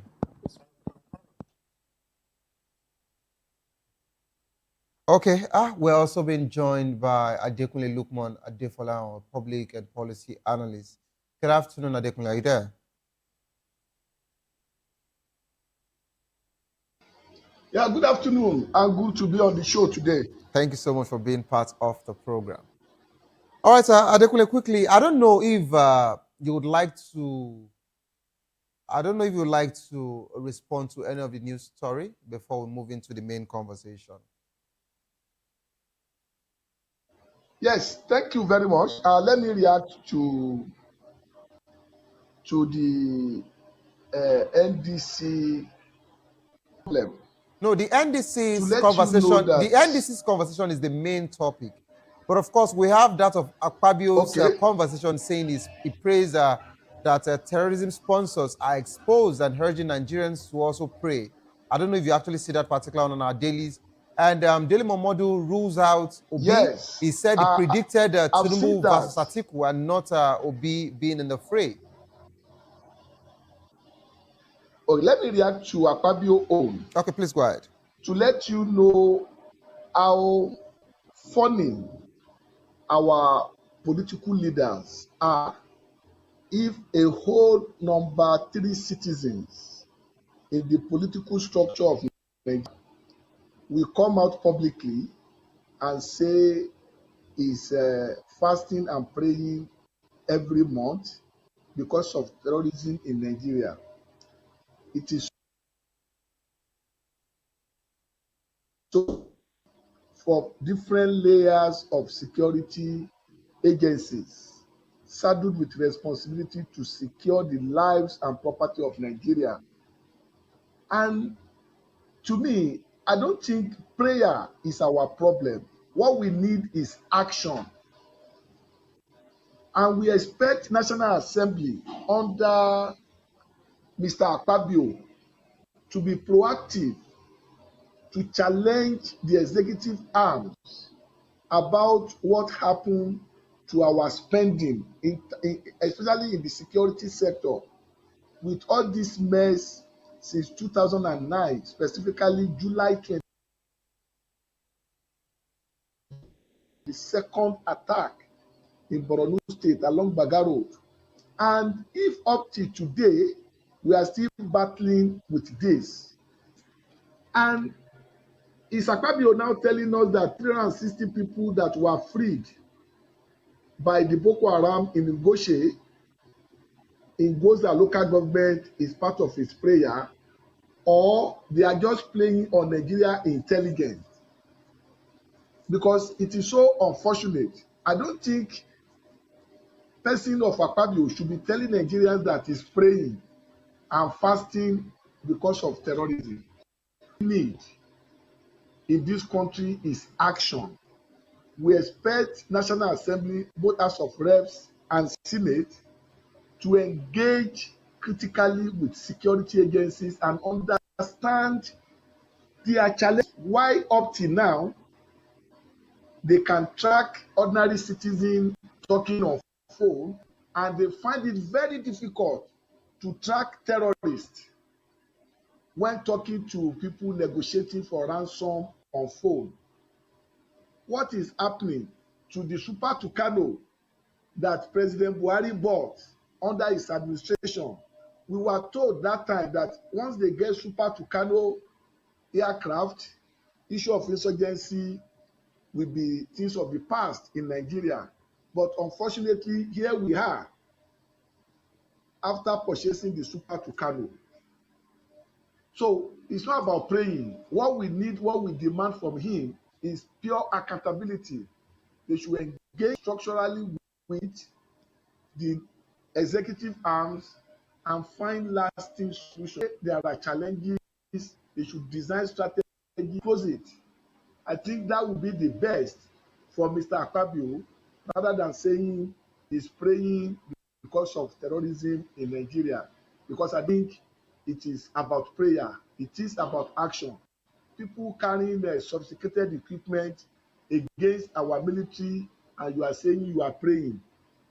Former spokesperson of defense was abducted on his way from his town, Katsina town, and his wife, to the level of criminals are now showing the videos, footage of how they are dealing with the general and his wife, and somebody is saying he's praying.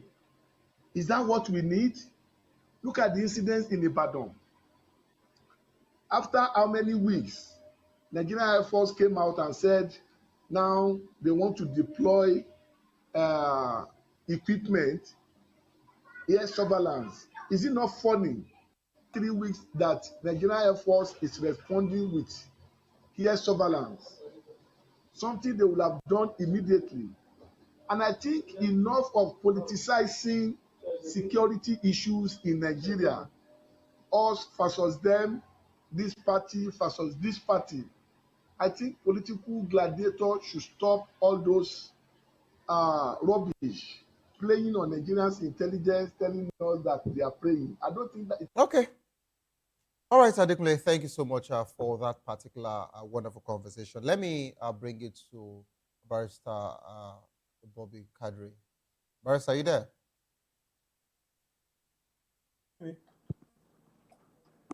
Yeah, hello? Barrister, are you there? Can you hear me? Yeah, I'm here. Can you hear me? Can you hear Yeah, me? loud and clear. All right, you heard what I, when I talked about the news stories. Of course, other news stories, I talked about Kaduna, government saying that the government cannot fund education alone, and requesting that other stakeholders, should actually join the government in doing this particular, job of theirs. What do you have to say as regards to that?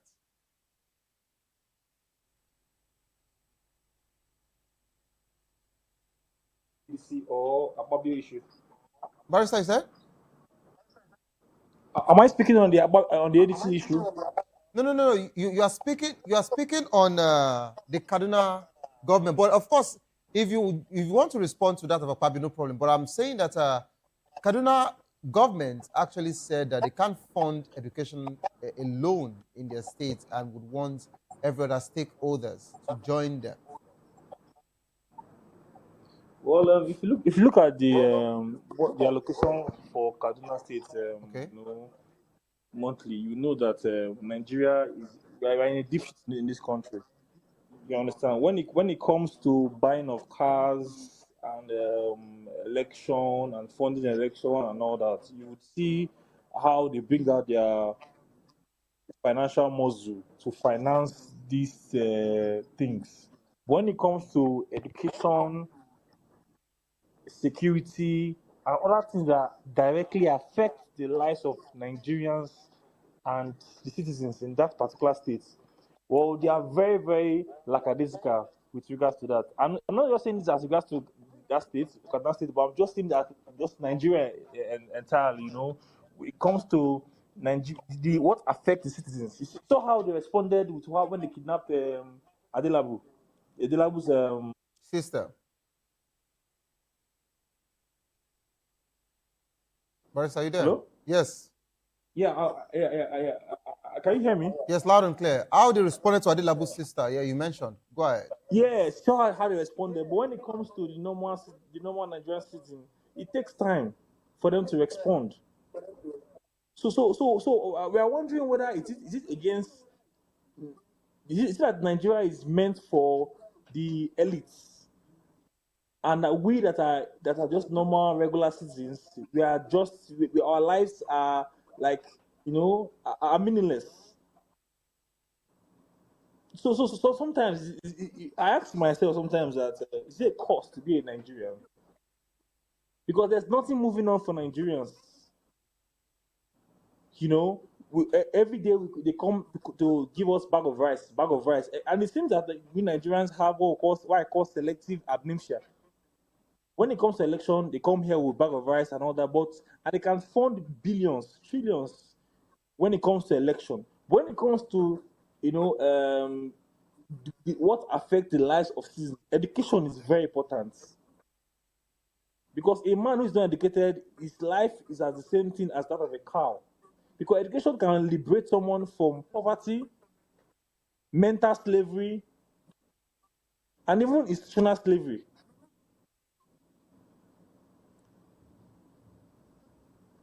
Okay.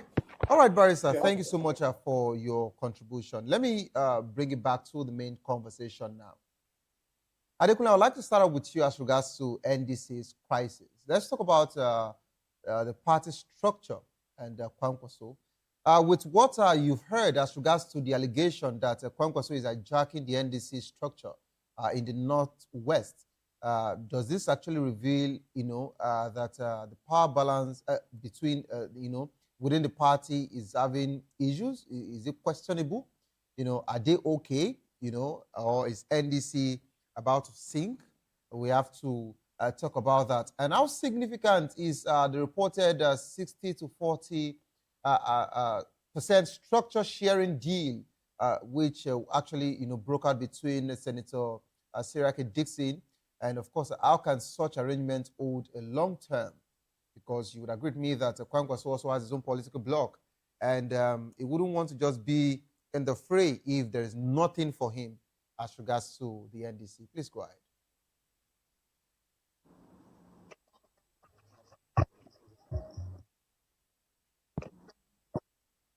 Adekunle, are you there?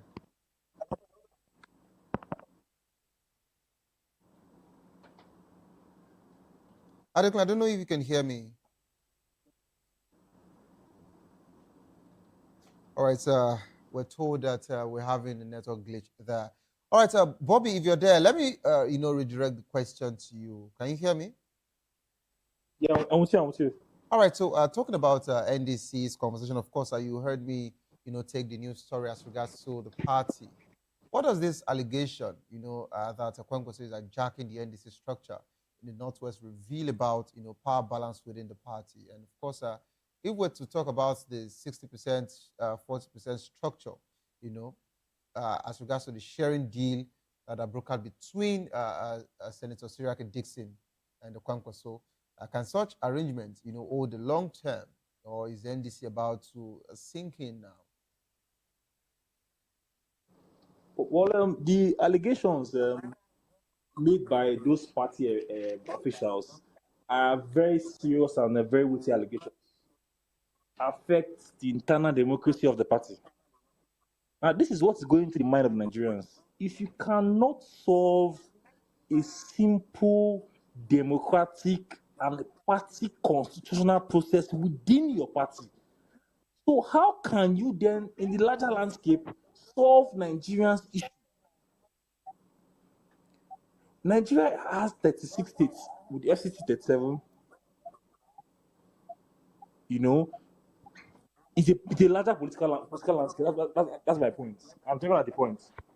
So if you cannot within your party now resolve simple political election and follow your constitution within the party. The ADC is even the NDC, sorry, is even a lesser party or a smaller party compared to the APC. I am not campaigning for any party. But my problem is this. You are saying you want to solve Nigeria's problem. You want to liberate the Nigerian citizen. But you cannot, within your party, solve a small political issue. How should Nigerians, in general, view such allegations? Anyways, going back to the issue, there is no evidence that has been brought before us to show us that this is what's at stake. It's just matter of hearsay. So my point is that the allegations has not yet been substantiated. So every political party, of course, has their own issues here and there. Even the APC within themselves have their own issues. You understand? But for a party like NDC, this is a very costly mistake if it happens. So I think the party should set up a panel within themselves to solve this particular issue, because in a way, if you look at from afar how the ADC is galvanizing, you see that Kwankwaso has his own favorites, especially for the Kano State elections and all that. You understand? Probably they have struck a deal with Siraki allegedly with Siraki Dixon. You understand? Yeah. So, but now should that come at the cost of the peaceful political process and constitutional alignment of the party? The question should be answered in the negative. So my humble advice is that political parties, they are voluntary organizations, and they should follow through democratic process. For a political party, their keys, especially in Nigeria, they are keys to the democratic institutions of Nigeria. So if a political party cannot solve its internal democratic problems, how do Nigerians believe in its entirety they can solve a larger democratic problem in Nigeria? And that's the problem. Charity begins at home. So if you're a teacher and your child at home is wayward, and you go to the classroom and are trying to educate other children, how do you want those children to see you when your own child who's at home is wayward? It's just a simple logic. Do you understand me? All right, Bobby. Yes. I love the fact that you're trying to give, some clear ideology that should be, in political, parties, and of course, let's call it internal party crisis, solutions. But this is not just about the NDC now, which is even the sad story. If you look at the ADC is also having internal crisis. If you look at the APC as we speak, they're also having internal crisis. Of course, I don't know if you actually flipped through the dailies over the weekend, you would see where some members are actually saying that they will be camping from APC, to NDC. And of course, you saw over last week that the likes of Deputy President of the Senate, Omoagege, also left the APC for NDC. And we have numerous people now complaining that the primary was not free and fair, that they just picked their consensus candidate, and that was just it. Now, if we're having internal crisis in almost all the political party in Nigeria, which boils down to your question and your worries, because first, internal party democracy should actually be properly outlined, and internal crisis should also be fixed and settled.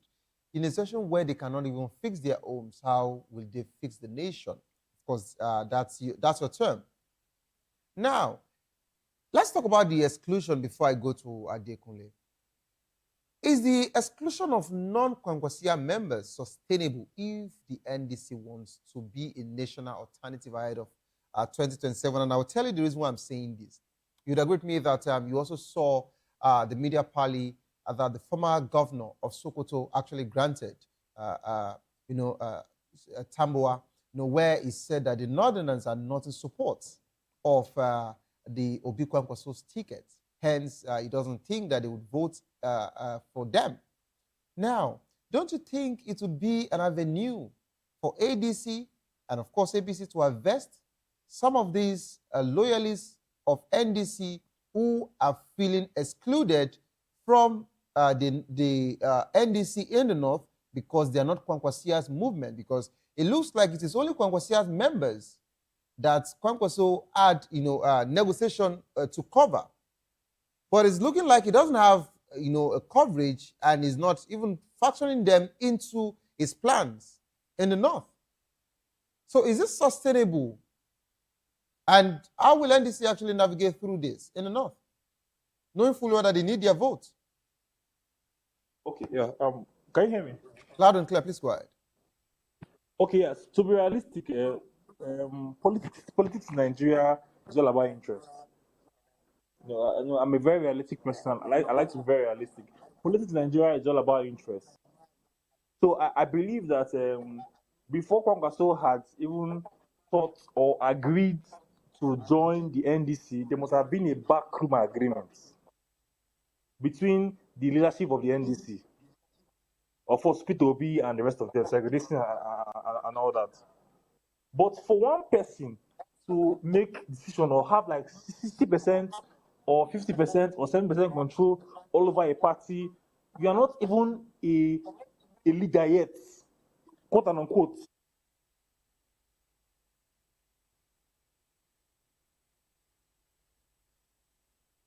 Hello, Bobby. Are you there? Of the party and making decisions. I feel like that is being too selfish, Okay. and it will affect the NDC. Okay. Now, mind you, allegedly, there are some, some people who are, or some persons who are in the NDC and who are not really members of the NDC. More like spies, who are cankerworms, who come to affect the structure of the party and create up a chaos within the party. How do you You verify understand? this? How do you verify this? So these factors are things that the NDC the officials need to really consider, in making their decisions. And I Okay. feel like there should be a deal. And I like the deal that Peter B struck with the party. He will go for 4 years, and I hope he keeps to that agreement. And and hand over powers What to do the you mean North by or you thereabouts. hope it keeps to that agreement? Are you in any way doubting or not really trusting 100% that Well, Peter Obi just want to do politicians are all? very funny. Okay. But Peter Obi, anyways, have been consistent with All right. his. Let me. If you go. I'll come back to you. I'll come back to you, Bobby. Let me go to Adekunle. I believe he's in now, and I am told that the rain is quite heavy in Abuja, the nation's capital. All right, Adekunle, are you there?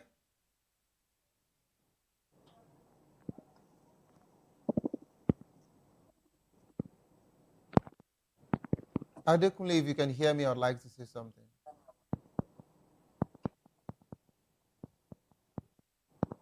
Okay, so I think the rain is not actually accommodating Adekunle, and it's really painful because he has a lot to say as regards to this conversation. Let me stay with Bobby. Bobby Kadri. Bobby, are you there? Yeah, I'm here. All right. Bobby, I believe you're also in Abuja presently, right? Yeah. I practice in Abuja, based in Abuja. Okay, so I'm surprised that your network is even still surviving a little, but it's okay. All right, quickly, we'll be moving to that of the delayed primary, but still on this Kwankwaso's conversation, does this crisis, weaken Kwankwaso's position as vice presidential candidate, or does it strengthen his grip on the party base? You would be responding to that, but I want to do it, simultaneously so we can actually have a robust conversation as we start wrapping up the conversation. Now, the delayed primary. Why is a 10-day delay, releasing primary results a red flag for a party's internal democracy? Because you would agree with me that every other political party that also did their primaries, we heard something like this, and some of them also delayed, and some the results that was initially announced was cancelled, and the names that was later uploaded were totally different. Of course, the APC also had that particular one in their fray, but here we are with the NDC. I'd like to respond to to these, and of course, what are the most likely reasonable reasons behind the NDC's leadership failure to release results on time? Is it about logistics, dispute, or deliberate stalling? Please go ahead. Okay. Let me go straight to the issue of delayed primaries. Okay. So I don't know. Yes, I'll go back to the other one. So stakeholders in the party are very unhappy about how the primaries were conducted, and for the past 10 days, the results have not been released yet. The delays has led to, well, if you're looking at it critically, it has led to uncertainty, rival,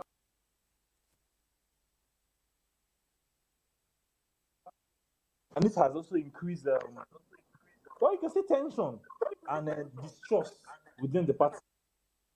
You understand? I would liken it to what happened between Atiku and the former governor of Rivers State. You understand? Of course, there's a bit of distrust within them and all that. And you can even see how, if you go to the primaries, how people are being counted during the APC primaries. To count 1, 2, 3, 4, 10,000. So you see how Nigerian politics has a very, very unique shape.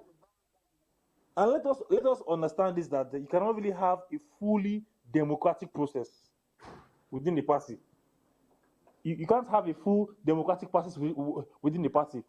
You understand? Nigeria we have different cultures, different people entirely, different kind of. So you cannot say that okay, that's fine. You have a fully democratic process within the Nigerian political landscape. It's not possible. You understand? But let us at least have at least 70 or 60% democratic institution. At least people who are involved. When you hear Peter Obi, what comes to your mind first is transparency. When you hear Kwakwaso, a man who can work, who can deliver, who is being loved by the people. But this thing about delays of elections and all that, it goes to show that there are some disagreements within themselves, within the party. Maybe what they agreed on, deals are not being struck. Some persons are unhappy, and some persons are feel like they have won the election, but their result is being delayed because of some persons, ulterior motives who they feel like should not supersede the interest of the party. One person alone cannot dictate what happens within a whole political party. That's not possible. Hello?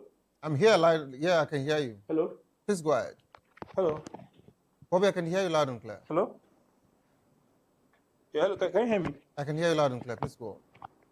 Yeah. So one person alone cannot dictate what happens within the political party. That's unfair to the political process of Nigeria. And people like us who are watching, who are taking the back seat and watching, and hoping that one day we could also go into politics and all that. It's a form of discouragement to the youth who are watching and all that. You understand? To affect largely the political process in Nigeria. And this is you can say is the cause of the political apathy in Nigeria. You don't necessarily in developed countries, you don't need to go and beg people to go and get their PVC and do advertisements for people to go and vote and all that. You understand? It's a political process. Every Nigerian should be proud to go and cast their votes, in Nigeria. But you see that there are a lot of political apathy in the country.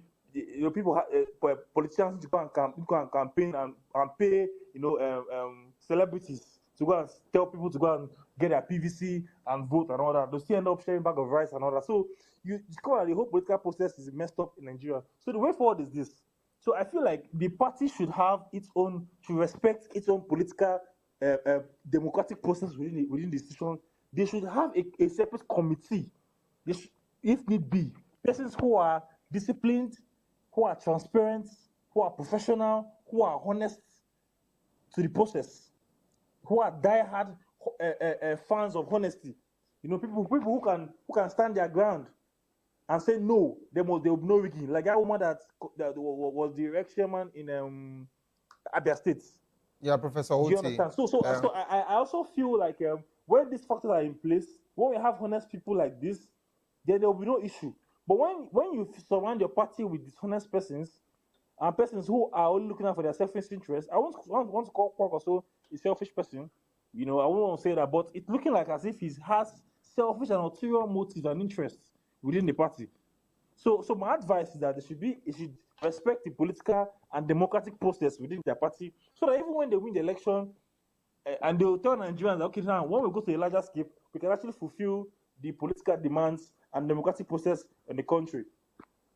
So that's my own humble advice. And also the election results should be released, and the persons who won the election should be declared the winners. You don't bring your dirty linen in public. Okay. I love the fact that behind closed doors, before they bring out such things in the public.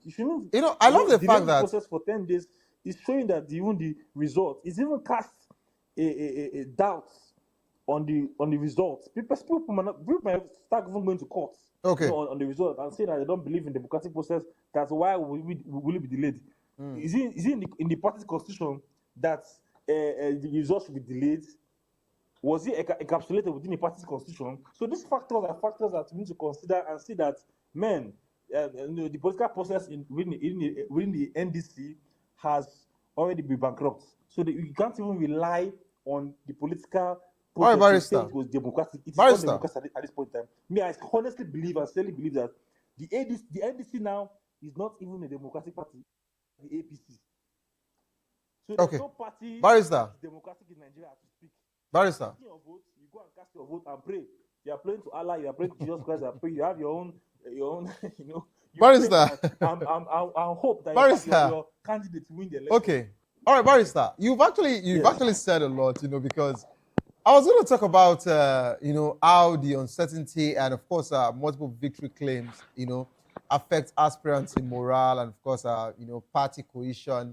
And to what extent, does this delay, for public perception, as regards to NDC?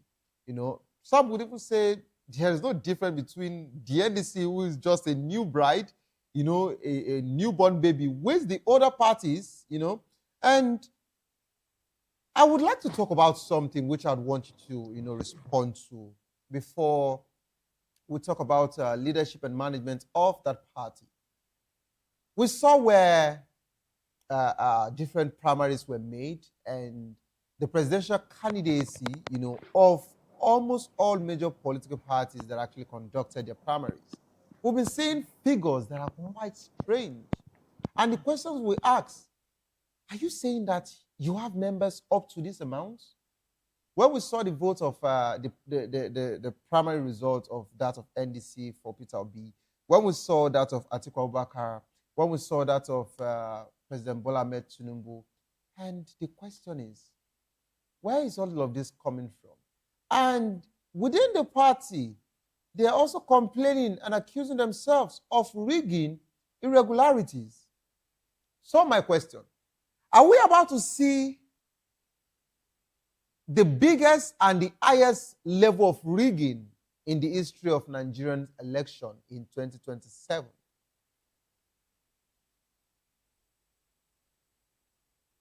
Barrister, please go ahead.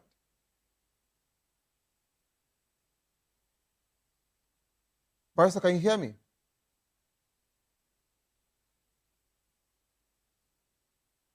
All right, so I think we're having a network glitch there. I'll just like to go on a quick break so as to see how to set up, my guest back, and as soon as we return, we'll be wrapping up the conversation. Do want to stay with us? Don't go to my place.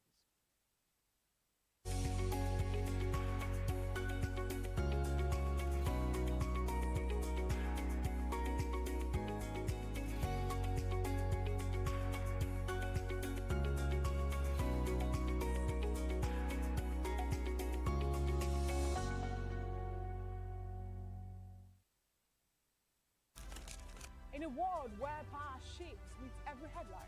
In a nation full of questions. In a world filled with noise, the truth needs a voice.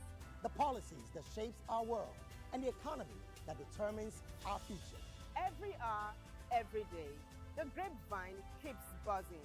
And together, we are committed to telling the stories that shape our world because your voice is our focus. Don't forget, our voice matters the most. Let us come together and share our concerns.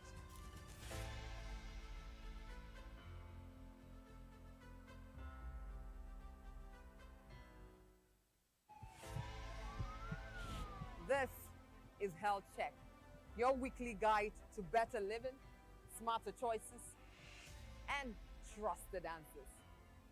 From everyday wellness to urgent health issues, we've got you covered. Health Check, only on Voice of the People Television, where your health has a voice.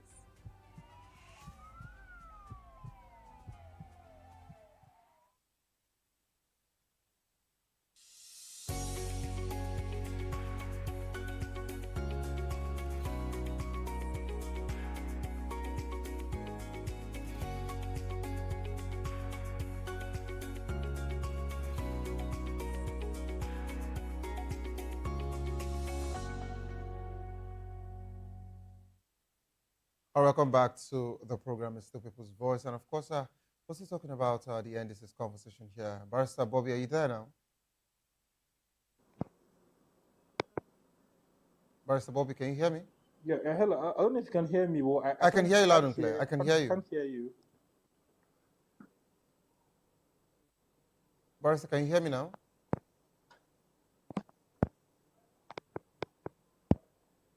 Yeah. Barrister, Yeah, can hello, you hear me? me? I can hear you. I just can hear me. I can't hear you, sir. I can hear you. Okay.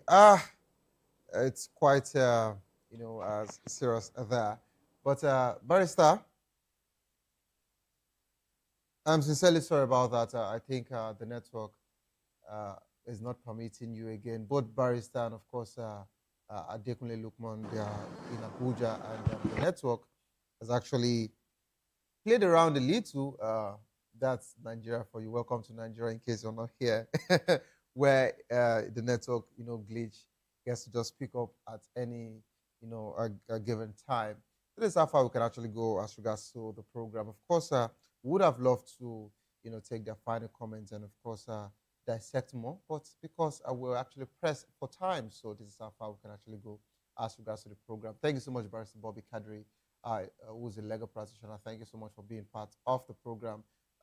Don't worry, I would actually reach out so we can actually have another seamless and a smooth conversation as regards to the program again some other time. And Adekunle Lukman of Adefalayan, who's also a public and policy analyst. Thanks so much for being part of the show. It's been wonderful, talking with this gentleman. And, of course, so much has been said as regards to the conversation. And, of course, this is how far I can actually go here. Don't forget that coming up next is Locker Room. Yes, if you love the world of football, I'd like you to stay put to enjoy that particular one from my colleagues. Don't forget, don't give up, because it is not over. Tough time doesn't last, but tough people do last. Whatsoever you're facing will soon be over, and you will definitely smile again. My name remains Saviour Udo. Have a good evening. Rest.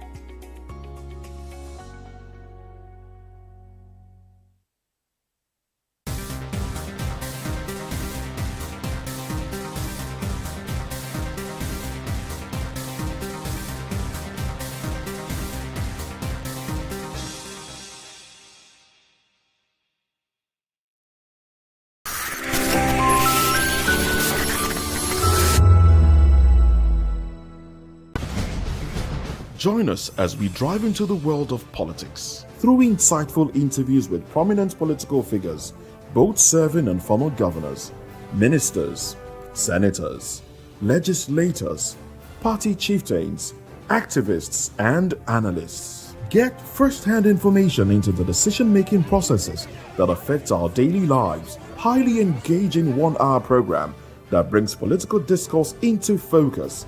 I am Chukwuma Okoro. Political Lens, Monday through Friday, 6 to 7 p.m. Join us.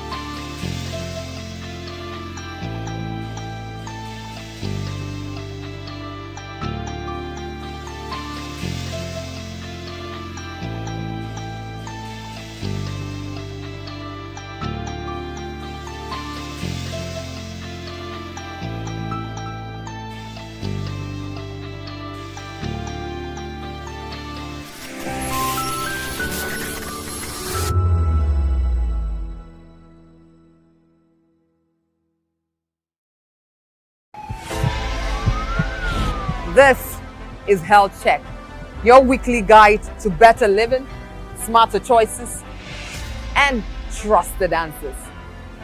From everyday wellness to urgent health issues, we've got you covered. Health Check, only on Voice of the People Television, where your health has a voice.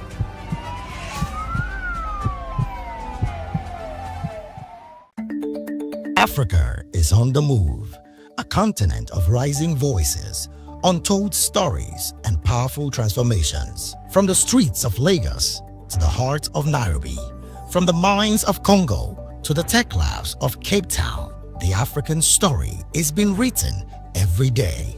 Bold, dynamic, unstoppable. This is African News on Voice of the People Television. We don't just bring you the news. We analyze and bring you Africa's heartbeat, the politics that shapes our nations, the economies that drives our future, the cultures that defines who we are, the voice that must be heard. Africa News, Africa's voice, Africa's future. Where Africa speaks, the world listens.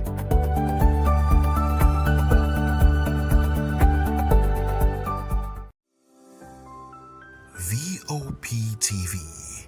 Now you have more than a voice. Are you ready for the extraordinary? Something big is happening on your screen.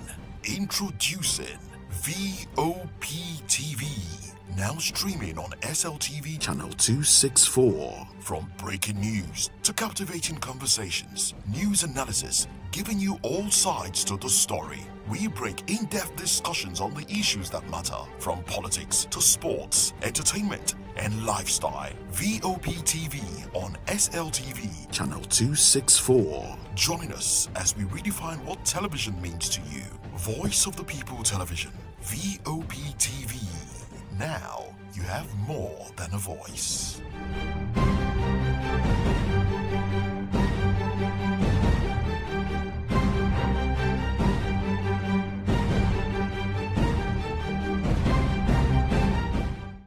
The red carpets, awards, the razzmatazz, music, fashion, interviews, and more. Spotlight on Voice of the People Television. Let's feed you with all the juicy stories in the global entertainment space, bringing you the glitz and glamour as it is hot. Stay tuned to Spotlight, 1 p.m. Monday to Friday. Spotlight on Vop TV.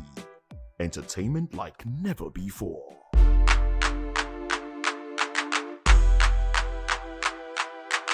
In a world where truth is the ultimate power and opinions scream the loudest, it's time to wade through the noise. Hunger no get tribe! Hunger no get religion! And scan the human interest and trending topics that matter.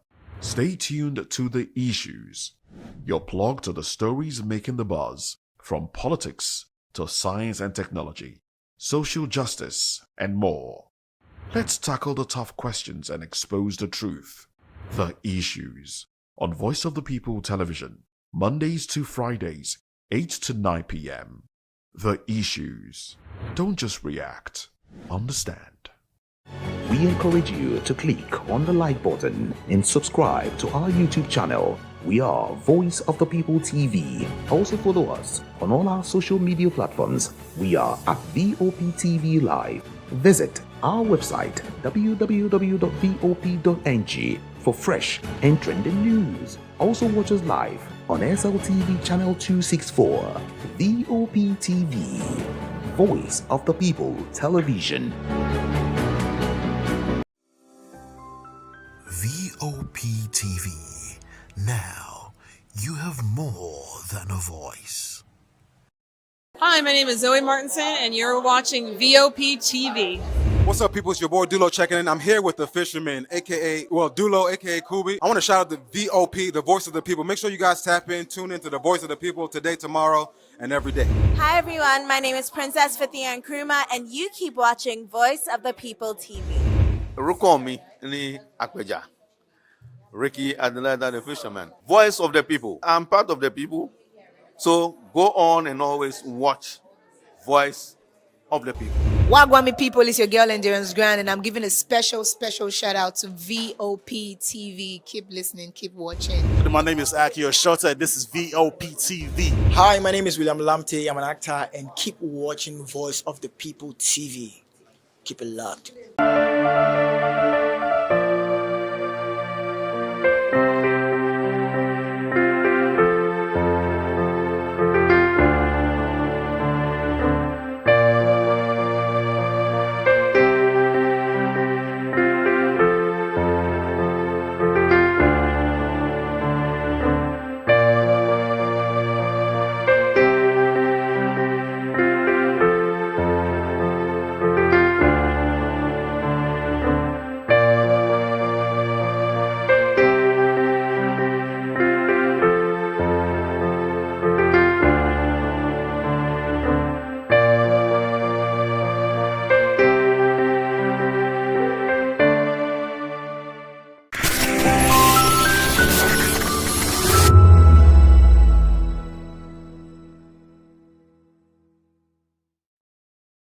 my name is Zoe Martinson, and you're watching VOP TV.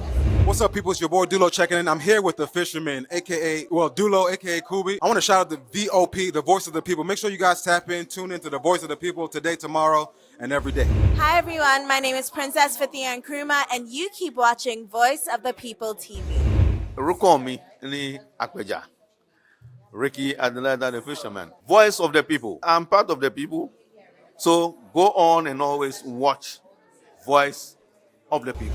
Wagwami people, it's your girl Endurance Grand, and I'm giving a special shout out to VOP TV. Keep listening, keep watching. My name is Akio Shota. This is VOP TV. Hi, my name is William Lamte. I'm an actor, and keep watching Voice of the People TV. Keep it locked.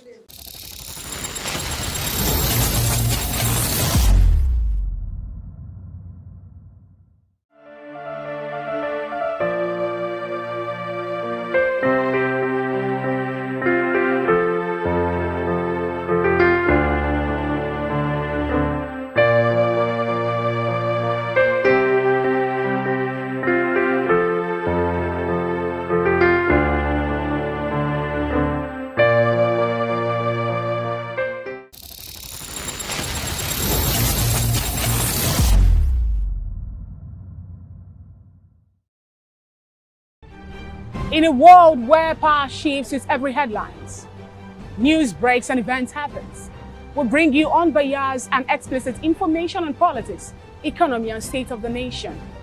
We break down the chaos. Facts, not fluff. Truth, not speed. We discuss not just politics, but a glimpse into the future. Voice of the People Television. Now you have more than a voice.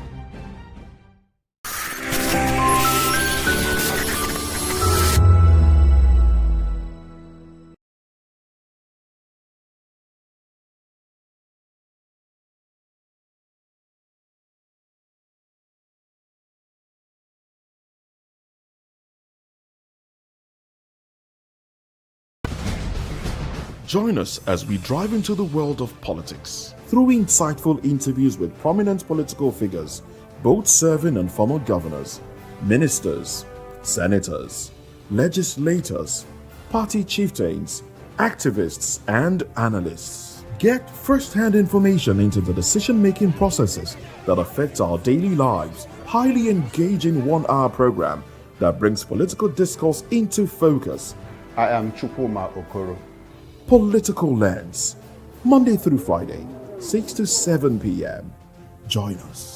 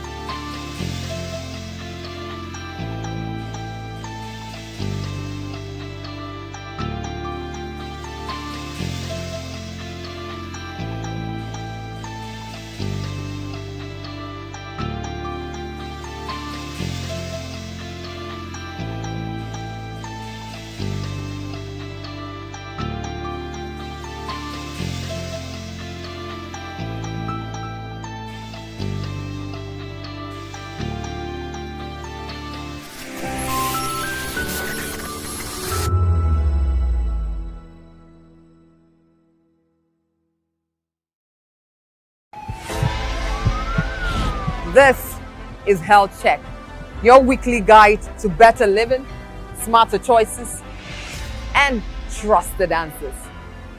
From everyday wellness to urgent health issues, we've got you covered. Health Check, only on Voice of the People Television, where your health has a voice.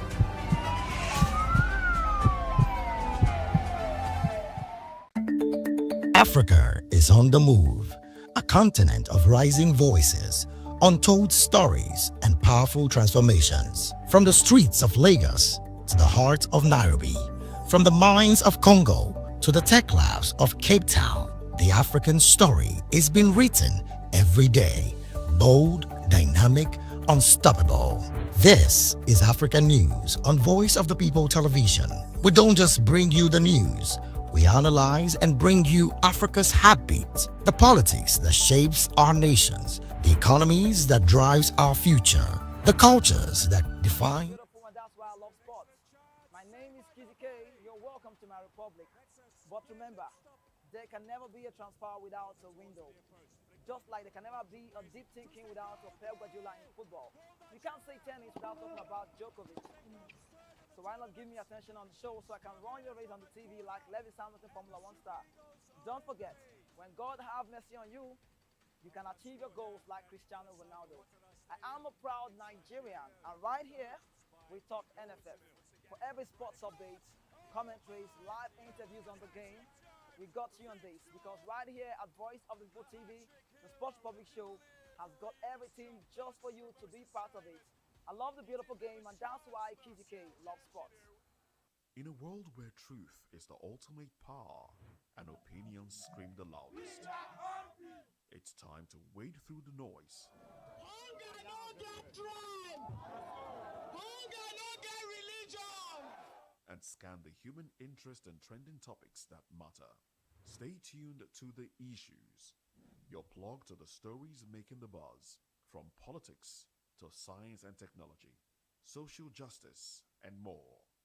Let's tackle the tough questions and expose the truth. The Issues on Voice of the People television. Don't just react, understand. Good evening, Africa. My name is Bamak Kore, actor, model, producer, and I'm giving a big shout out to VOP TV, man. Keep watching. Don't change the dial, and thank you, and God bless you. My name is AY, and of course, I represent the voice of the people, and that's why I'm on VOP. AY say so. Hi everyone, it's your girl Miriam Tima from the Real Housewives of Lagos and the Real Housewives Ultimate Girls Trip Africa. Shout out to VOP, the voice of the people. You already know. Stay tuned, keep watching. And don't forget, VOP is the best. All right, hello, it's a brother shaking the man fine back with Melanie Poppy Black Skin Boy. This is VOP TV. If you're not watching VOP, I don't know why you're watching. Maybe you're watching your weight. Hello, beautiful people. This is Wale Ojo, and you're watching VOP, Voice of the People. Hi, guys. You already know who it is. This is New Energy. Flyers wherever live. Keep watching VOP TV. Thank you. Hi, people. Ginny Albano here. Guys, please keep watching Voice of the People. The red carpets, awards, the razzmatazz, music, fashion, interviews, and more. Spotlight on Voice of the People television. Let's feed you with all the juicy stories in the global entertainment space, bringing you the glitz and glamour as they hot. Stay tuned to Spotlight, 1 p.m. Monday to Friday. Spotlight on VOP TV. Entertainment like never before.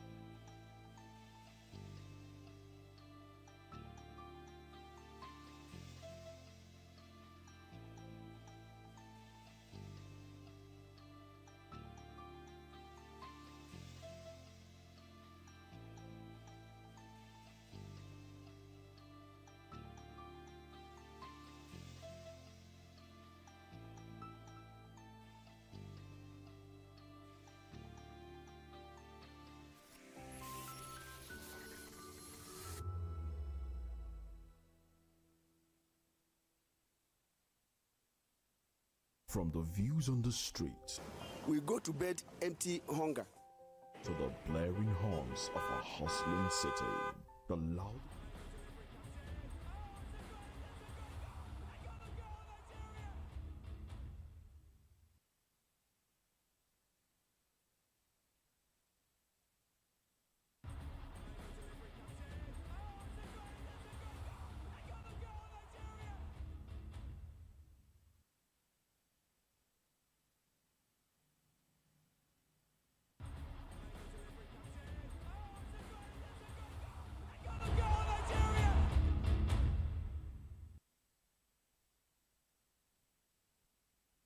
Super Eagles coach of Nigeria laments the lack of young attacking strikers for the Super Eagles. And of course, young man Zadok Yohana finally made his move to the Amex, signed for £21 million. And elsewhere, Ericsson again collapsed. Is this the time for him to actually resign or leave football? Because it's becoming a recurring decimal. Welcome to Locker Room on Voice of the People TV. I'm Ikechukwu Ago. And today is going to be very interesting. It's 3 days to the World Cup. Of course, I'm being flanked by Afis. And of course, Maiwa, who joins us virtually.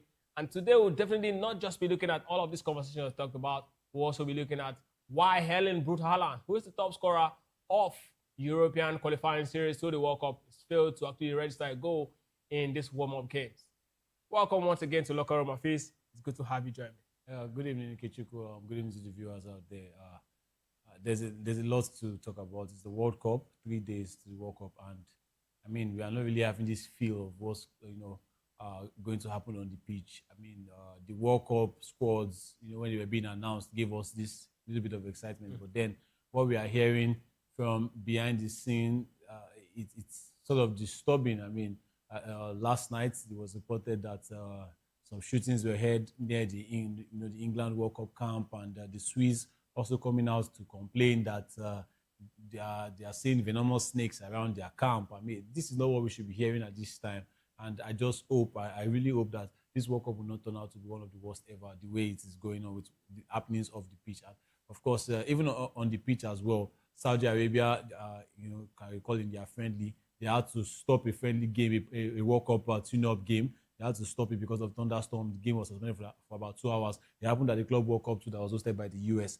And we might have this because everybody has been complaining about the extreme weather condition in the USA, and it's still like nothing seems to be done. But I feel like when the first ball is kicked from the first whistle, we are going to forget about what's going on off the pitch. But then rules have also played their own parts. Too many rules, too many sanctions. In fact, I just pray that this World Cup is not going to be one. You've always mentioned that this might just end up being the worst World Cup we have actually ever seen. I mean, lots of things. You also mentioned something very succinct where you talk about the weather condition, how players. I saw the picture of Marcus Rashford, how he was actually sweating. And he wasn't actually the very first one. But something happened in Qatar. Qatar is actually a hotter climate compared to actually what we actually experiencing. But they find a way to ensure that it's not much. Yeah, and that's why they shifted the game to December.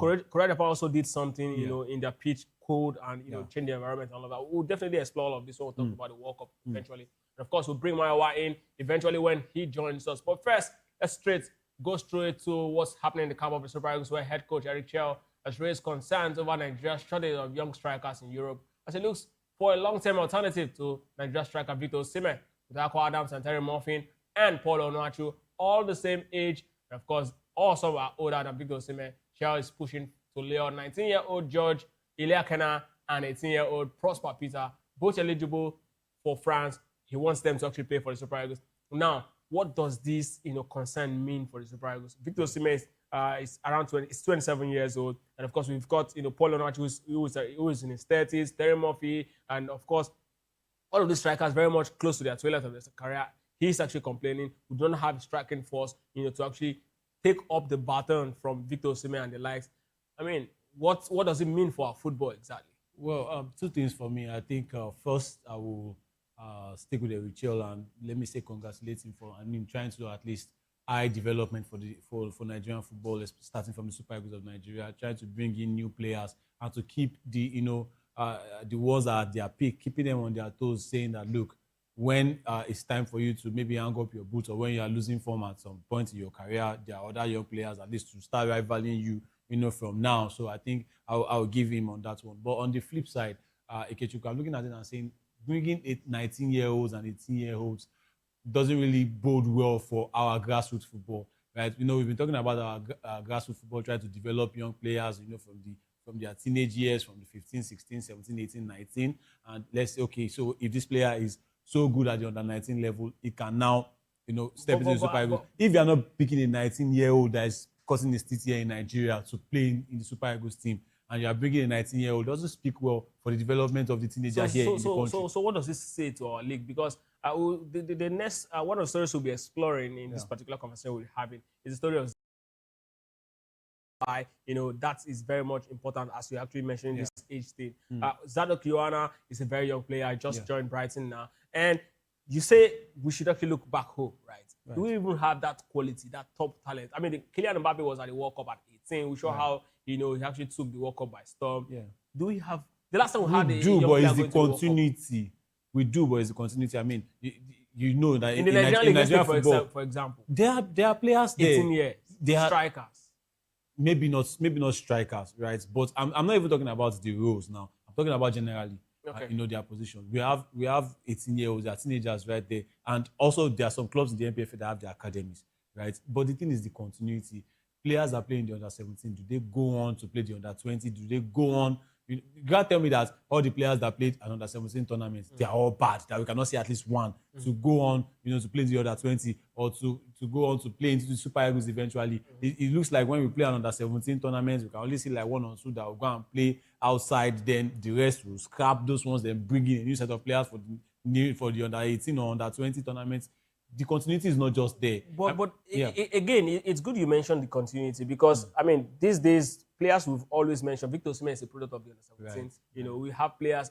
How many of that Victor Osimhen trajectory can you see in the period that he played? Yeah, you can't pick five comfortably. Yeah, exactly. It's good you actually said that, even if you can actually just get one for every generation. Yeah. Now the question is, how far have our age grade tournament been doing, going to Intercontinental Championship? That's why I will not fault Eric Chell, right? Because remember, I started by praising him that he's looking into the part of development, something that is not even him that should be doing that. It should be the NFF, right? And FA chairman, and within the systems of Nigeria, we should be seeing how to develop young players. It's not Eric Chell now that will not say he wants to start looking at a 18-year-old or a 19-year-old outside.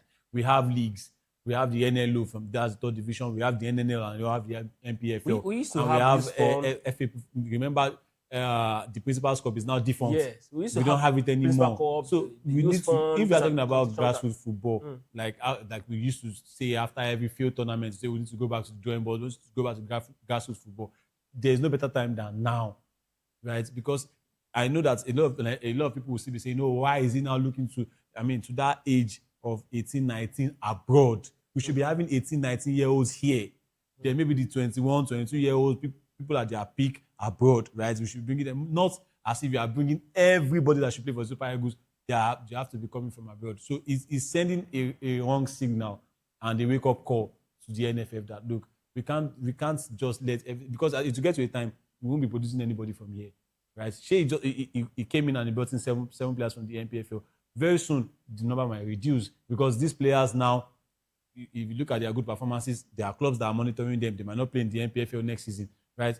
Are we going to comfortably pick 7 players again from the NPFL in the next time Eric Chell is looking for players? So we need that development here. He is already trying to contribute in his own way. He's trying to contribute by citing all these young players. But young players, 17, 18, we should be picking them from here. Look at La Liga. They are playing La Liga Futures. That's where a certain Lamine Yamal came from.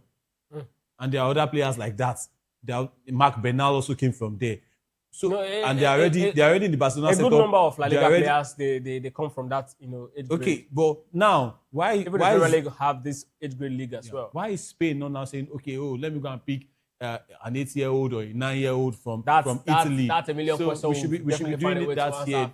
Yeah. As we move on straight to the next story, we still very much connects us back to the question you actually raised, and this one concerns the wonder kid, Zadok Yohana, who have actually signed for Brighton. Brighton have beaten European rivals to sign Nigerian teenage Zadok Yohana from AIK in a £21 million deal. The 18-year-old is rapid rise concerns less than a year after leaving Kaduna's based Econ Ala FC. Despite being dropped, can you hear that? Despite being dropped, in the Nigerian under 17 and 20 side because of his he was actually deemed to be not very physical. Now, this young man now signed for Brighton, very much a teenager. Now, you raised a question about, young players, and these are the questions. At under 17, 2 years ago, at under 20, under 17, 2 years ago, Zedu said the coach Abdullahi Zubairu actually dropped him. Yeah. He said, this guy is not physical. In fact, the word they used to describe him, they said he was like a baby amongst his peers. Like he was too young, he was too small, right? Himself and another player, Sulaiman, who's also somewhere, I think that one is in Greece now. Now, this young man, if we have a player like this, I say he's not physically ready, for the age grade tournament, right? It gives, this very funny question of what exactly is the age bracket of our age grade players? Absolutely. And but you can look at it from, let me say, from the good side and say, okay, maybe he might actually not be physically ready at the time, right? But then we've seen it time and time again in Nigerian football that we just try to shelve good players under one condition, that they are not ready, or they are too short, or they are too tall. That condition is not new in football. I mean, there was a Luka Modric one time that wasn't picked for Zagreb because they deemed it too short. Right? Even at Tottenham, they said it was very, very light. He went to Real Madrid, it was the flop of the season as well at some point. And we saw how the story, how the story came out at the end of the day. But for Zadok Yohana, I think he should look beyond all of that now. But trust me, we can't be doing that again if we want to develop young players. The players that went for that tournament 2 years ago, none of them have actually gotten to the height of this young man now. Absolutely. And this one is also a story that really struck me. I don't know. I just pray that Brighton, because of their resilience on signing this young man, they will actually get the results. And as of last year, it was in Nigeria. It was in Nigeria. I wasn't even playing professional football. Then AIK, so it was not even in AIK's first team. They just drafted him, played a few games, and he got goals. And I think that was what impressed Fabian Ozola and the scouting team at Brighton to sign him for £21 million. He's dubbed the Mahrez of Africa, of West Africa. We are going to see that in the Premier League, because trust me, for him to be signed £21 million, he's not going to the academy. He's getting thrown straight into the Premier League. Well, now he has a competition in that Brighton team, because there's Yankuba Minte on the right side as well. So how does he deal with this? This is like his first big club. In fact, this is his biggest club so far in his career. And he's in the Premier League. You know how physical the Premier League can be. But I want to wish him the very best. And a lot of people are already saying he might get signed for Chelsea maybe in the next 2 or 3 years, because you know how Chelsea poach players from Brighton. But I just want to believe that his trajectory is on the up. He's had such an incredible story, and for him now to be in Brighton, I'm sure he's going to grab the opportunity with both hands, and is ready to go. If there's a manager that he can actually improve under, it should be Fabian Ozola, who himself is a young man. He's 31 years of age, and I mean he's been coaching since he was like 27, 28, so he knows how it is to be a young man, coaching at the highest level. And he was at Brighton last season. And we saw what he did with young players. Young players developed under him, the Brian Gruders of this world, the Jackin Sherwood, improved under him, Yasin Ayari as well, Yankuba Minte. So I think Zadok Yohana is also going to be, a big part of that development at Brighton. And it's also good for the Super Eagles of Nigeria too. Like, we have young players now, not players that are 26, 27. We are now knowing them. Young players right now from the grassroots straight to Brighton. And that will help us also. Plus the fact that we've always been, praying for someone on the right wing. We've not had, top quality. I mean, the likes of Chidera really has not lived up to expectation. Of course, not forgetting Chukwueze, maybe because of, the family issues dealing with his mom and all of that. His club trajectory actually took a downturn when he left Villarreal, and he's been struggling ever since. Maybe this man is going to actually give him the necessary push. Thanks to Eric Chell too. Push for Thanks to Eric Chell too, in a way, because maybe indirectly you wouldn't know, because before Brighton even made the move, Eric Chell actually called him when he was at AIK to come and play for the Super Eagles of Nigeria. I think he was injured or something. The club actually pulled him back because of his recovering from injury. Yeah, exactly. So he couldn't play. Just imagine, and that was before Brighton even came into the picture. So he could have been a Super Eagles international before Brighton came into the picture. But right now, I'm sure that will even give him that chance to come and play. And I just want to advise him, just grab the opportunity with both hands. It doesn't come at the way of every young Nigerian player like that. Yeah, I actually watched a video of him talking to his father, about the move, and of course how he's actually finally signed for Brighton. His agent and himself called his father on the phone. And he was like, Daddy, your son. No, the agents were like, your son has eventually signed for Brighton. And I say, thank God, thank God. Well, that's actually a very interesting one. Yes, thank God. Also to that man who actually survived a scare over the weekend. It was, very, very dark right there, in Denmark, where this young man you see on the screen here, Christian Eriksen, collapsed during Denmark's friendly with Ukraine, forcing the match to be abandoned. The 34-year-old, who was an ICD fitted after his Euro 2020 cardiac arrest, was conscious and walked off. Ex-teammate Andres Townsend said he would advise Eriksen to retire for his family, but acknowledged the midfielder's ICD puts him in a safe position. Afis, you are Eriksen's family. What will you be telling him now? Well, I think it should be time for him personally. I think it's time for him to start considering, retirement at this point. Yeah, we've seen players. Divock Origi just retired. He's not even 31 yet.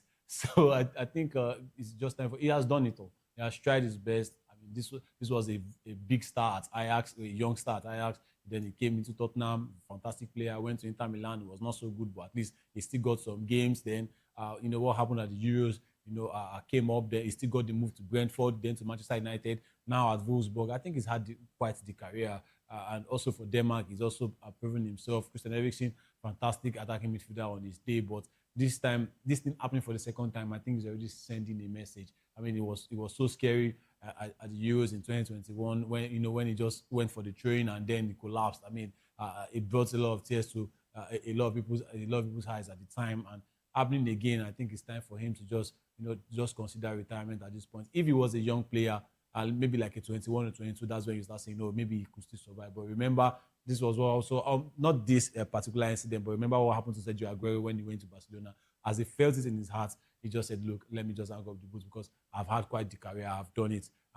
Yes, you could say he missed out on big trophies with Argentina, but then, you know, your health is actually more of a priority. You have to prioritize your health more. And I think that should be what Eriksen should be looking at this point in time. What really happened, you know, in that game, that friendly game was not really funny. And this is the second time. The third time, a lot of people are saying that he might not just get lucky. So to prevent that, I think he should just consider retirement. Not because he's not a good player, but because of his health. Health comes first. It's when you are strong that you'll be able to play this football. When you are not strong, you'll be out of the game. So I think Eriksen should not stretch that ICD that was put in him further. You know, he actually got him, you know, back at some point, got him back playing. You know, he got him back at some point. But right now, I think it's time for Christian Eriksen to just hang up his boots. Absolutely. I mean, like they always say, the first time is something you can actually say, okay, this is actually not my fault. The second time is actually something you're actually used to. And the third time, definitely, it's going to be a lot of problem. I just hope, you know, he's just going to listen to his body. I don't think he should carry on at this point. He's 34. He's had a career. And at 34, he's definitely going to be remembered as one of the, you know, the top midfielders of his era in the Premier League. And that's for me, should be enough for the young man. I mean, don't put your family in any sort of panic. And again, this actually was a very strong one. You know, the Danish Football Federation was actually, you know, in a very sad mood. I mean, the game was abandoned. I mean, all the players felt it. It's not what you actually want to see from a top player. The way it just went down. I still have memories of you know, the 2021 one. It wasn't really good at all. I mean, Christian Eriksen is one player I really admire. The way he plays the game, very deadly at set pieces. Then he just wanted to take a train, and it just went down. And next thing, I saw the likes of Joachim Merle, and they were so I mean, disgusted. And this one, it actually raised a lot of concerns. People were afraid. You know, that same thing that he did in 2021, they hovered around him, and thank God that, you know, he quickly recovered, because that's in 2021. I think it took about a day or two before he could get stable. But this one, it was confirmed to be very, very stable. So, but for now, I think Eriksen he has done it already, and like you said, he's 34 years old. He can hang up the boots. I mean, it's not the end of the world. Absolutely. Let's move on straight to another very not so good. This one is happening to the champions of Africa until the Court of Arbitration of Sport decides otherwise. Right now, Morocco is champion of Africa, and they're actually facing, you know, fitness race ahead of the 2026 FIFA World Cup opener against Brazil. Absamad Zazuli and Nazar Mozraoui both came off injured in a 1-1 draw with Norway. Zazuli with a leg problem, Mozraoui with a shoulder issue. Coach Mohamed Kabi admitted, I am more concerned as the Atlas Lions chase another deep run after the 2022 semi-final. I don't know what's wrong with Morocco, why these guys are actually having injury, but these are actually key players if Morocco must, you know, make it as far as, you know, they did in 2022. I mean, Zazuli and Mozraoui are two top players. They are very good tactically. And not to also forget this manager himself, in person of, you know, Mohamed Al-Kib, is also quite new after, you know, the manager who actually took them to the AFCON, you know, resigned. But again, right, look at these guys, and you tell me, can Morocco make it all the way to as far as the quarterfinals in this championship? Well, if they are to do that, they need all of their players. They need all hands on deck.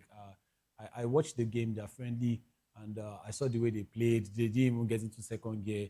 I mean, they have fantastic talents all around, but then injuries, and this is one of the downsides of this World Cup tune-ups at this point in time. Players do not want to put in their energy, but at the same time, your opponents would not know that They might just come in, bring in a tackle. We saw what happened, in the Spain game as well. Many games, in this World Cup tune-ups, players are trying to avoid injury because they want to represent their countries. Some players are already pulling out. The likes of Wesley of Brazil has been pulled out. Where Ederson has been brought in. Leo Baledi, of course, Argentina, has also been pulled out. Leonard Scar, we saw the injury that happened to him for Germany, has been replaced. So a lot of players want to fulfill their dream of going to the World Cup with their national teams, and they are trying to play it cool. But I think, and coming on the back of a grueling season, in Europe, or let me say a grueling club football season for these boys. Now they've not had the proper rest that they deserve to get from the end of the regular season with their clubs. Now they are going straight to the World Cup and they are still not refreshed. So how is their conditioning like? So that question is going to be answered at the World Cup. But this time around, I just pray that these Moroccan footballers get fit on time because they will be needed. Like of Brahim Diaz, Ezazuli, who is very, very dangerous on that left-hand side. Mazraoui as well, who can also operate on the left if Achraf Hakimi is playing on the right-hand side. So these are very, very important players, to their ambitions, and they need to get these players, really ready before the start of the World Cup. And their first game is actually like one of the toughest in the group, which is actually the toughest if you look at it. They are playing Brazil, a team that will take them, all the way. So they have to get their players really fit.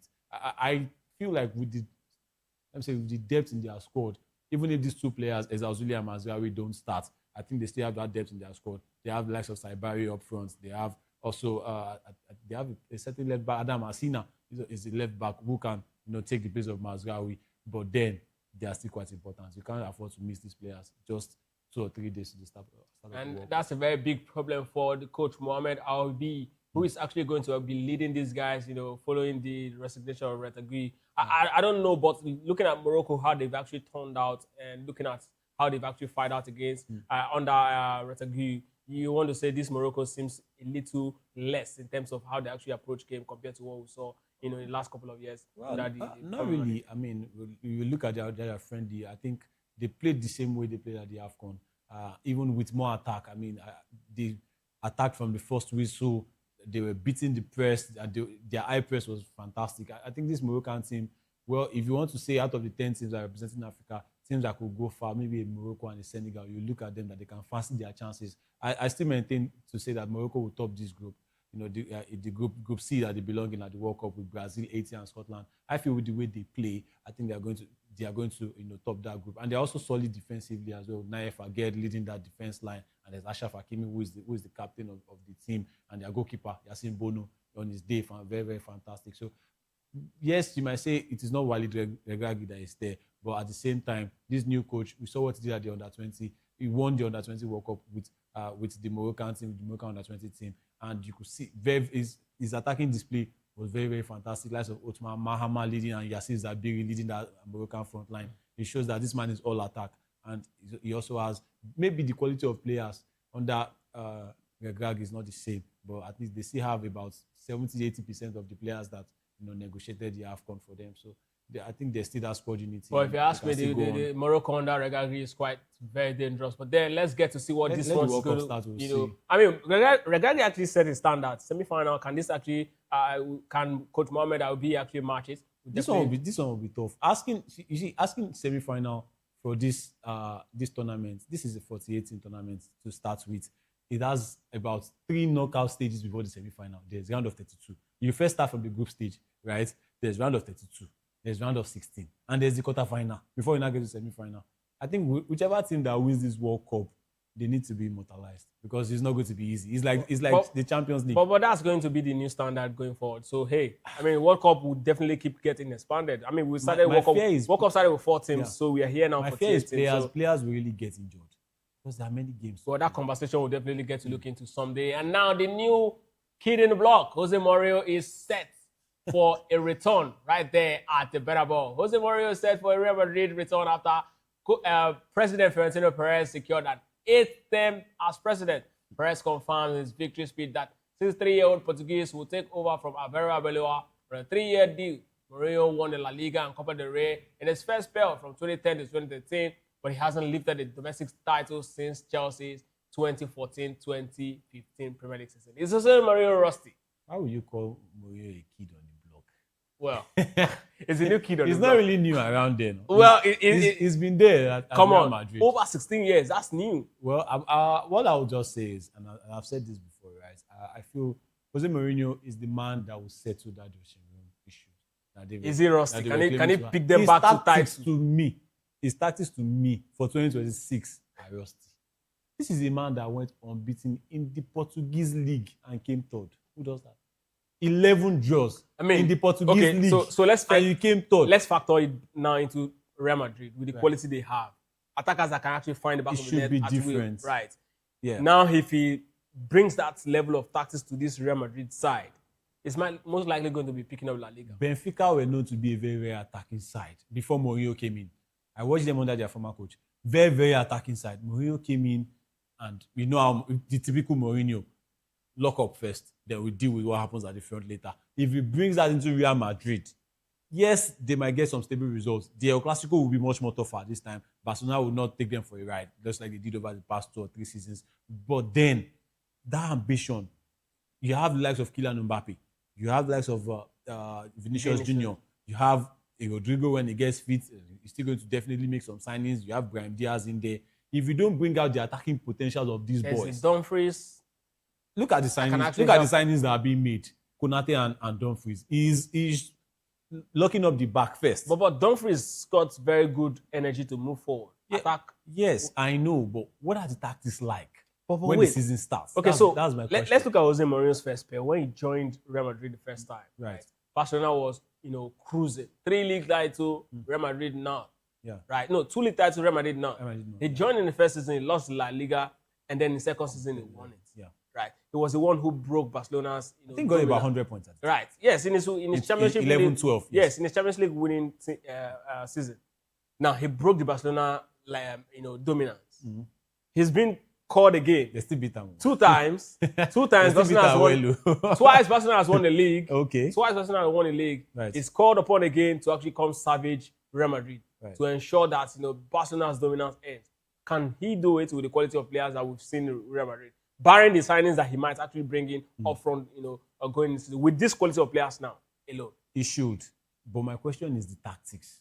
Because at Fenerbahce, he had players that could attack. Right? Then at Benfica, the same thing. But he was playing more for drills. He should not come and bring that tactics into this Real Madrid team. Well, it depends on his tactics. I think Mourinho is that kind of defend and counter kind of coach. And if he plays that, it will work really well for the fast wingers that Madrid. A manager that got 100 points in La Liga, it means that he really attacked. Right. And apart from that, not just the 100 points, he scored over 100 goals that season. There was an Ozil that was the orchestrator. There's a Gula. Come on now. They might both be Turkish, but come on now. There's a difference. We know the quality is different. If he manages to unlock maybe a certain Adagula, and there's one thing I like about Mourinho, he can build a team around you. If he manages to build that team around a certain Adagula and say, look, you're my creative playmaker, right? Don't worry about what goes on at the defense. The likes of Tchouameni and Bellingham might cover for you, but you are my creative midfielder, you're the creative hub. Or maybe a Brahim Diaz in that position. And look, your job is to unlock the Kylian Mbappe, Vinicius Junior, and of course, the third person that will flank them at the other side, maybe a Rodrigo. That one will work perfectly. He might want to do but it. if he's not fancying that, if he's not prioritizing that and say, look, okay, just don't concede, right? A draw is better. A 1-1 draw with Barcelona is better. A 2-2 draw with Getafe is better. Yeah, that will not lead Real Madrid anyway. And I think I feel like they have that working relationship already, him and Florentino Perez. And I think Florentino Perez is brought him in solely, first thing, come and settle that what's going on in the dressing room. There will be no player power, no player ego, whatever. He has managed bigger egos than Kylian Mbappe. And I think you won't have a problem with Kylian Mbappe. And there's one thing about Mourinho. If you are not, aligning with what I want, you are not bigger than the club. You're not even bigger than me, the coach. So you're leaving, right? Or you stay on the bench. And I'm sure Kylian Mbappe will not want to leave Real Madrid in a messy manner. So I think everybody will align with Jose Mourinho. But then, you can't compare the 2004 tactics with Chelsea. You saw the way Chelsea were balanced at the time. You can't compare 2014, 2015, he won the league in his return with Chelsea. But he go back in 2013, 2014 and he didn't win. He didn't win. That's what I'm saying. Exactly. He before he left Chelsea, he won the league.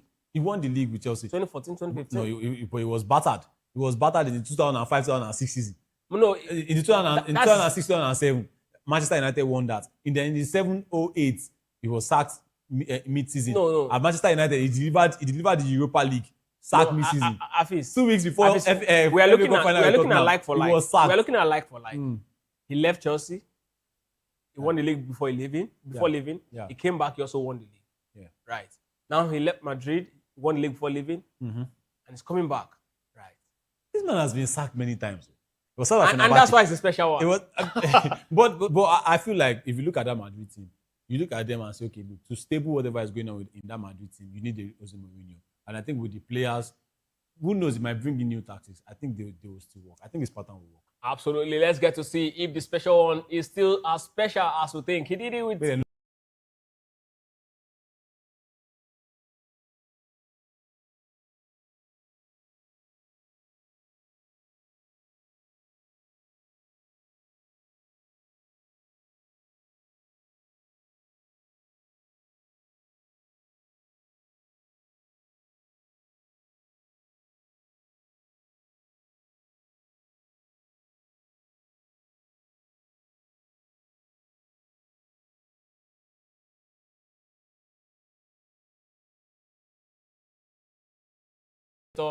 cited abuse aimed at Bukayo Saka, Marcus Rashford, and Jadon Sancho after Euro 2020, and JC Carter has experienced at Euro 2025.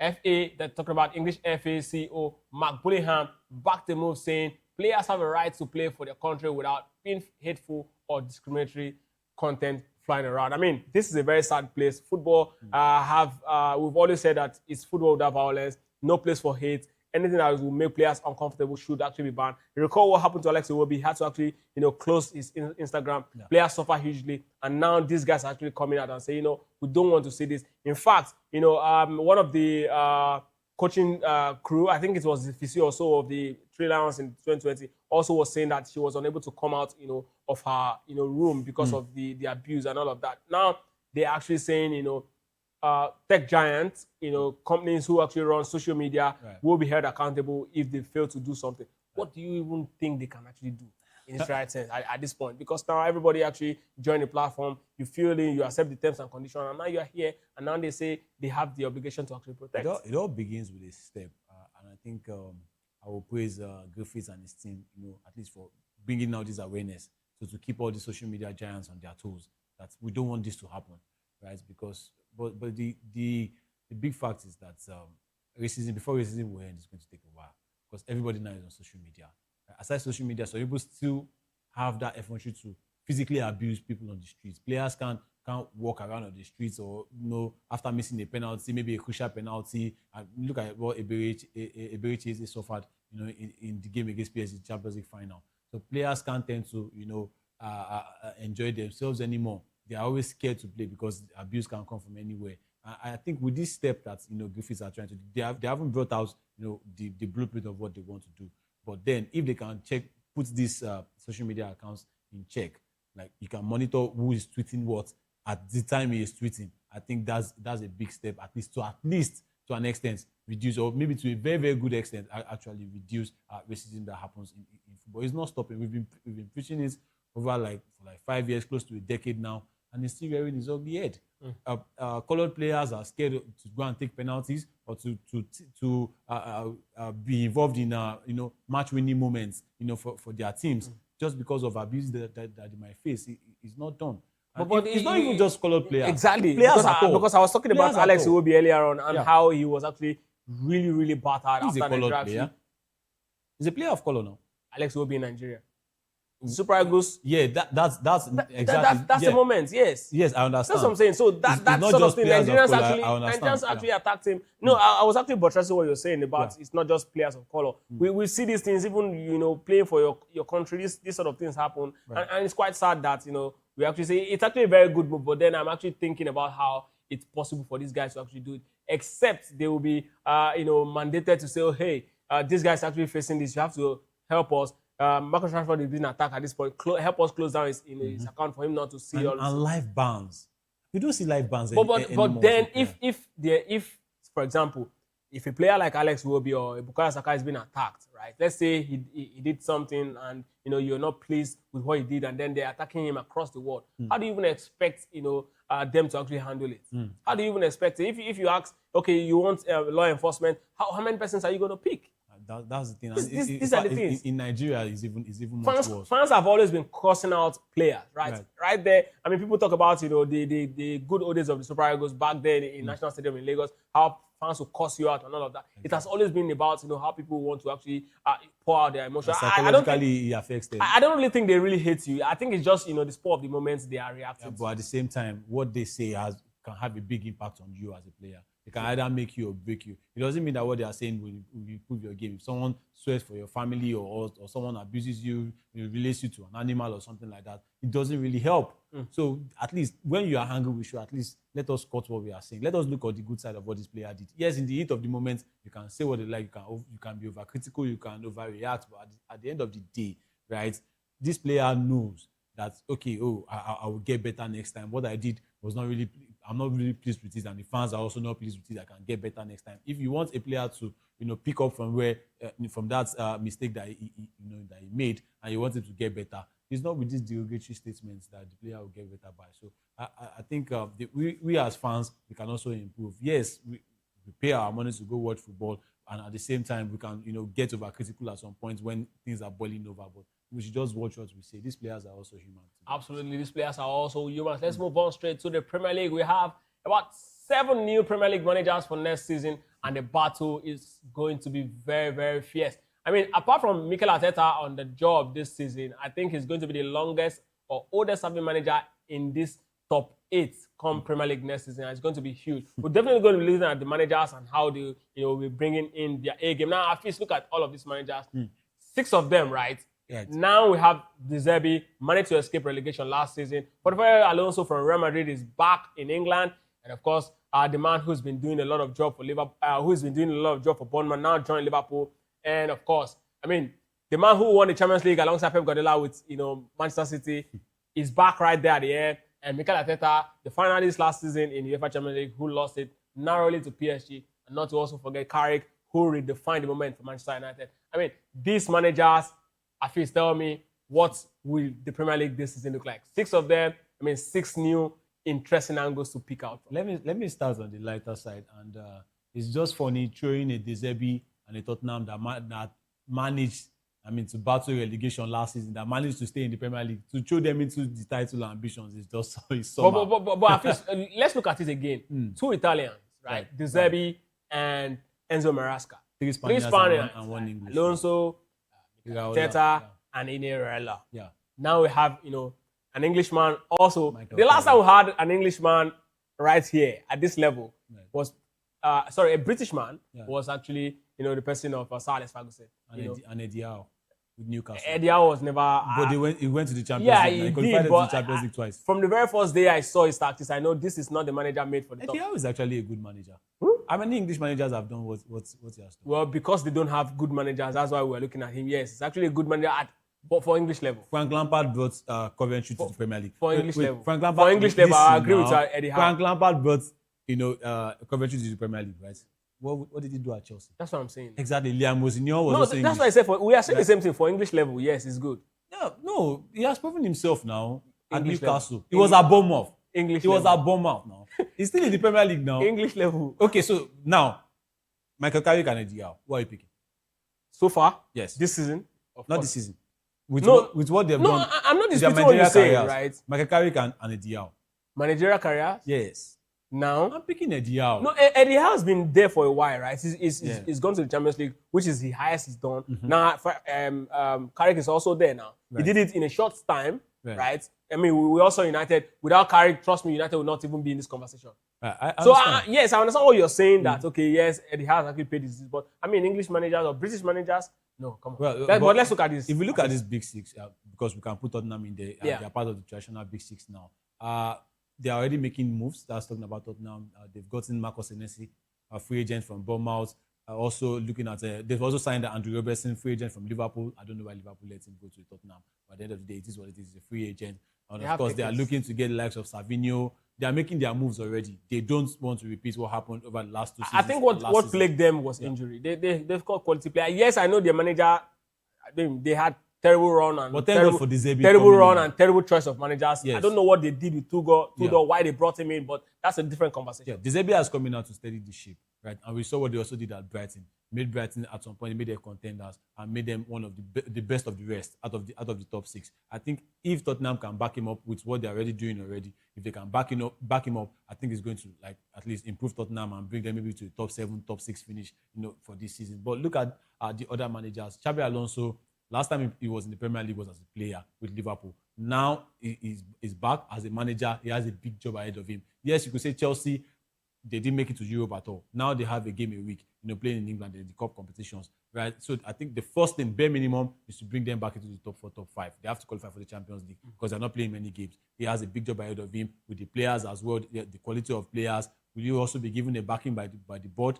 That also waits to be seen. He's going to make some massive decisions as well at Chelsea. And as for Andoni Iraola as well, good job he did at Bournemouth, but this is Liverpool. It's also a bigger job. You can't compare both of them, right? Yes, you could say is the closest thing to that heavy metal football they used to play on that Jurgen Klopp, but right now there's no Mohamed Salah, one of the legends of the club, right?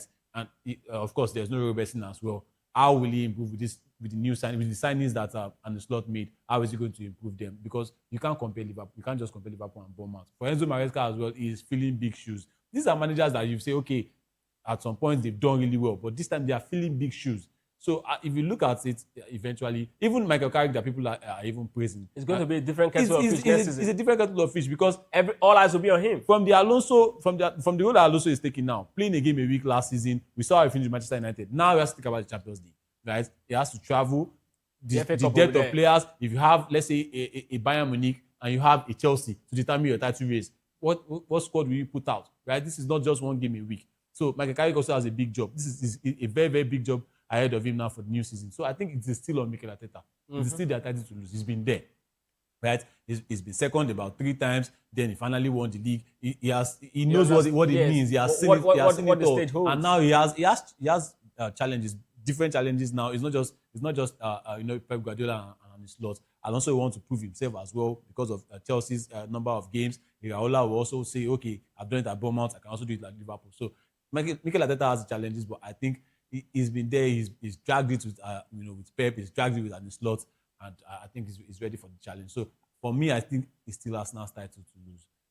Coming into the new season. I agree with you that Mikel Arteta seems to be the most experienced, at this stage right there, in the Premier League. But it's going to be quite an interesting battle. Enzo Maresca is a tactical genius. He's a man who's shown that. And there are some managers behind the scenes. He understands, a lot of tactics. But the league is actually a different level of football. And Arsenal, with the way they actually push themselves this season, they also should be wary. Injuries might come calling. But then, do you think any team can win outside of this? No, I don't think. You think the league is still going to be decided? Yes, very much among these guys because that's exactly what it's going to be. But then we cannot actually rule out, the Leicester incident that happened. But hey, that one happens in once in a very blue moon. But then this is exactly what it's going to be like, and these guys will most likely produce the next time. I feel this is exactly what we'll be leaving it up on this episode of the Locker Room. Absolutely, and of course with the World Cup still coming, the buzz is still expected to be lighting up in our hearts. But then, what is going on off the pitch?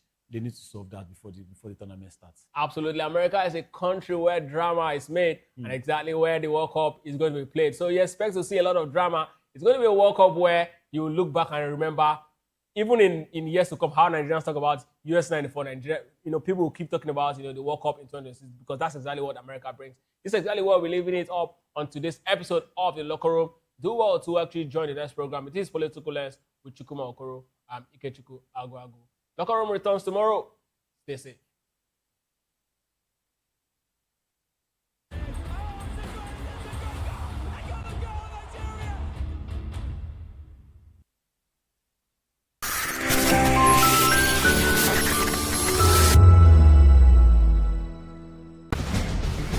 Join us as we drive into the world of politics through insightful interviews with prominent political figures, both serving and former governors, ministers, senators, legislators, party chieftains, activists, and analysts. Get first-hand information into the decision-making processes that affect our daily lives. Highly engaging 1-hour program that brings political discourse into focus. I am Chukwuma Okoro. Political Lens, Monday through Friday, 6 to 7 p.m. Join us.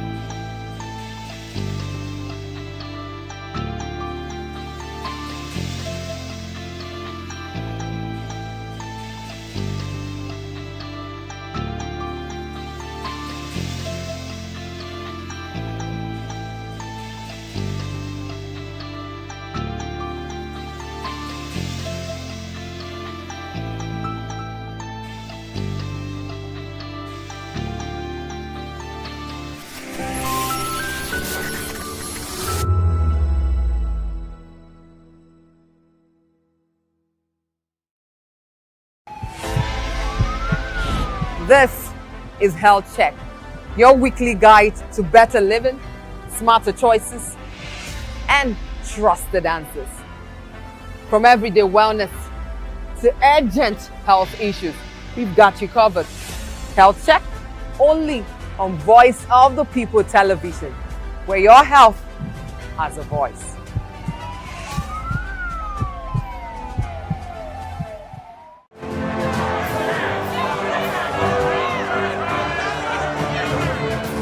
Do you want your voice to be heard? Do you know that you matter in the scheme of things? The People's Voice, the show where ordinary citizens take center stage as we discuss the biggest stories that affect you and I. With you in mind, we facilitate lively discussions, debates, and interviews on the topics that matter most to you and I, from social justice to economic empowerment, education to healthcare, governance, and more, tackling tough topics and amplifying your voice. Join the conversation and make your voice count.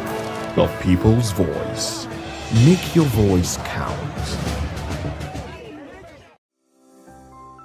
Vop TV. Now you have more than a voice. Are you ready for the extraordinary? Something big is happening on your screen. Introducing VOP TV. Now streaming on SLTV channel 264. From breaking news to captivating conversations, news analysis, giving you all sides to the story. We bring in-depth discussions on the issues that matter, from politics to sports, entertainment, and lifestyle. VOP TV on SLTV channel 264. Join us as we redefine what television means to you.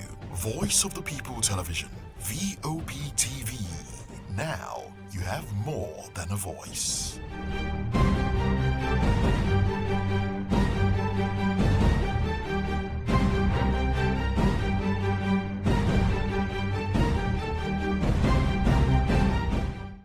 The red carpets, awards, the razzmatazz, music, fashion, interviews, and more. Spotlight on Voice of the People Television. Let's feed you with all the juicy stories in the global entertainment space, bringing you the glitz and glamour as it is hot. Stay tuned to Spotlight, 1 p.m. Monday to Friday. Spotlight on VOP TV. Entertainment like never before.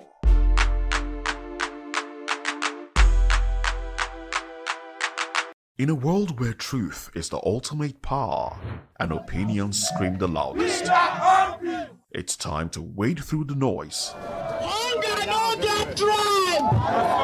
Hunger no get religion.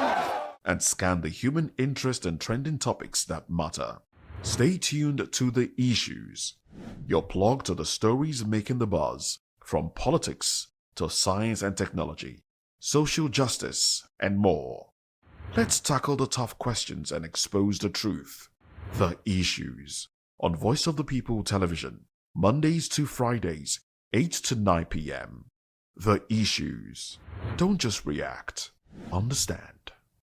We encourage you to click on the like button and subscribe to our YouTube channel. We are Voice of the People TV. Also follow us on all our social media platforms. We are at VOP TV Live. Visit our website www.vop.ng for fresh and trending news. Also watch us live on SLTV channel 264. VOP TV, Voice of the People Television. VOP TV. Now you have more than a voice.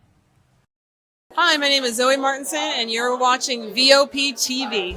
What's up, people? It's your boy Dulo checking in. I'm here with the fisherman, Dulo, aka Kubi. I want to shout out the VOP, the voice of the people. Make sure you guys tap in, tune into the voice of the people today, tomorrow, and every day. Hi everyone, my name is Princess Fithian Nkrumah, and you keep watching Voice of the People TV. Rukomi ni Akweja. Ricky Adelaida, the fisherman. Voice of the people. I'm part of the people. So go on and always watch Voice of the People. Wagwami people, it's your girl Endurance Grand, and I'm giving a special shout out to Vop TV. Keep listening, keep watching. My name is Akio Shota. This is Vop TV. Hi, my name is William Lamte. I'm an actor, and keep watching Voice of the People TV. Keep it locked.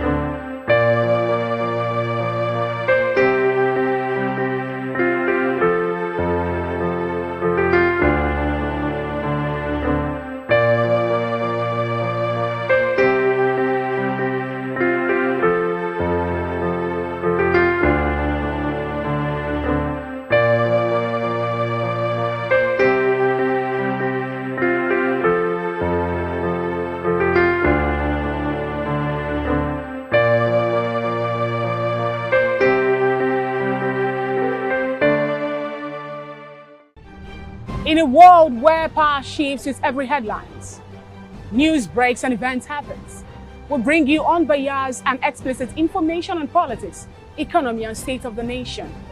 We break down the chaos. Facts, not fluff. Truth, not spin. We discuss not just politics, but a glimpse into the future. Voice of the People Television. Now you have more than a voice.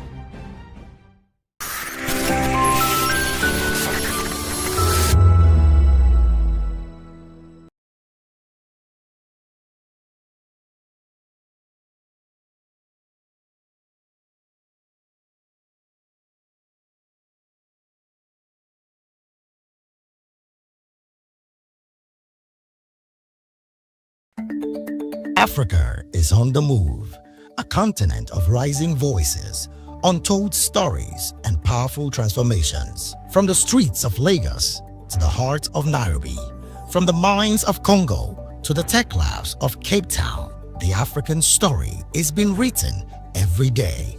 Bold, dynamic, unstoppable. This is Africa News on Voice of the People Television.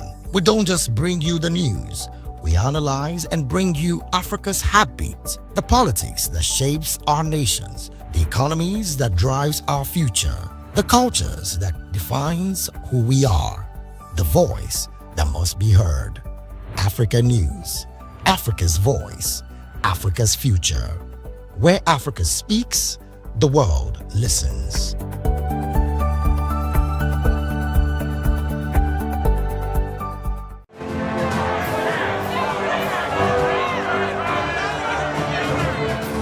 Do you want your voice to be heard? Do you know that you matter in the scheme of things? The People's Voice, the show where ordinary citizens take center stage as we discuss the biggest stories that affect you and I. With you in mind, we facilitate lively discussions, debates, and interviews on the topics that matter most to you and I, from social justice to economic empowerment, education to healthcare, governance, and more, tackling tough topics and amplifying your voice. Join the conversation and make your voice count. The People's Voice. Make your voice count. VOP TV. Now you have more than a voice. Are you ready for the extraordinary? Something big is happening on your screen. Introducing VOP TV.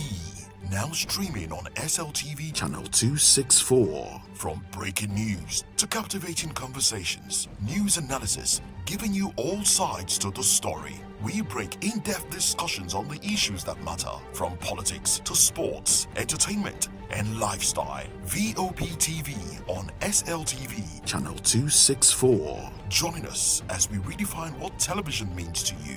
Voice of the People Television, VOP TV. Now you have more than a voice.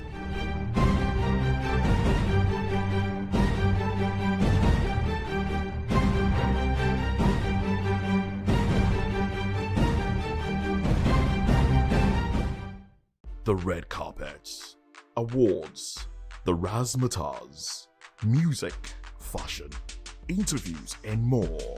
Spotlight on Voice of the People Television. Let's feed you with all the juicy stories in the global entertainment space, bringing you the glitz and glamour as it is hot. Stay tuned to Spotlight, 1 p.m. Monday to Friday. Spotlight on Vop TV. Entertainment like never before.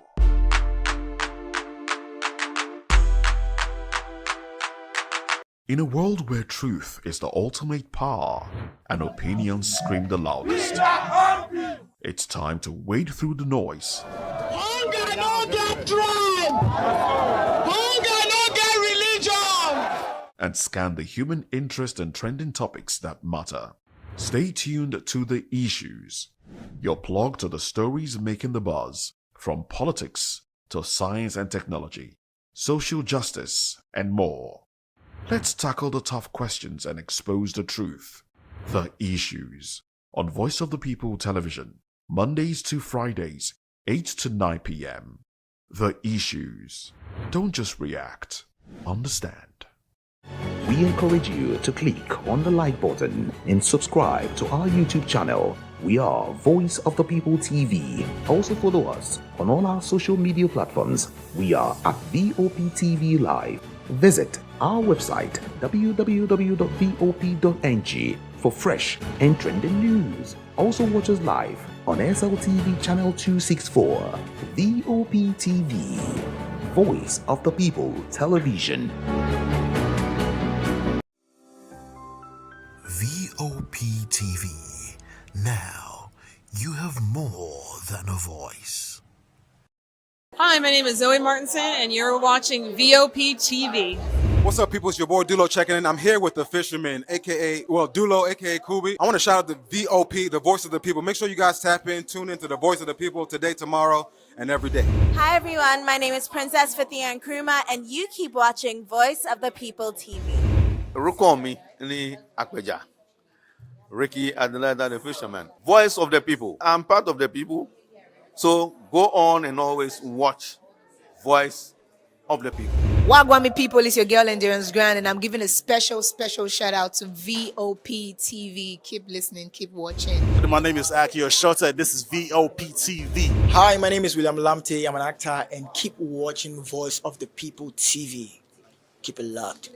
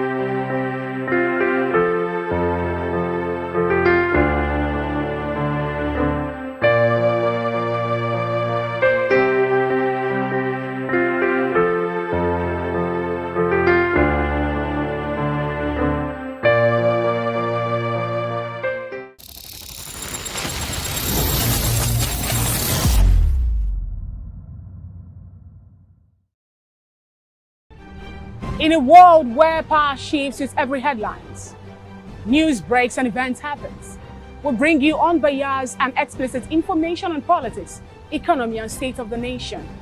We break down the chaos. Facts, not fluff. Truth, not spin. We discuss not just politics, but a glimpse into the future. Voice of the People Television. Now you have more than a voice. This is African News on Voice of the People Television, where we don't just bring you the news, we bring you Africa's heartbeat, the policies that shapes our world, and the economy that determines our future. African News on Voice of the People Television. Stay with us.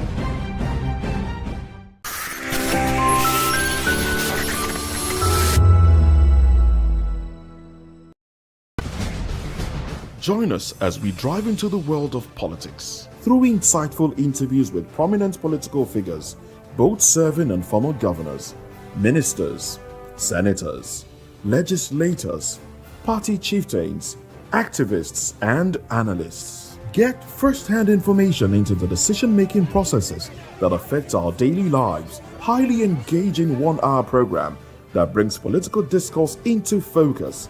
I am Chukwuma Okoro. Political Lens, Monday through Friday, 6 to 7 p.m.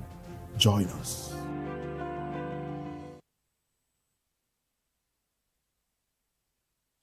Tonight on Political Lens, we examine the shifting fault lines of Nigeria's democracy as the 2027 elections approach.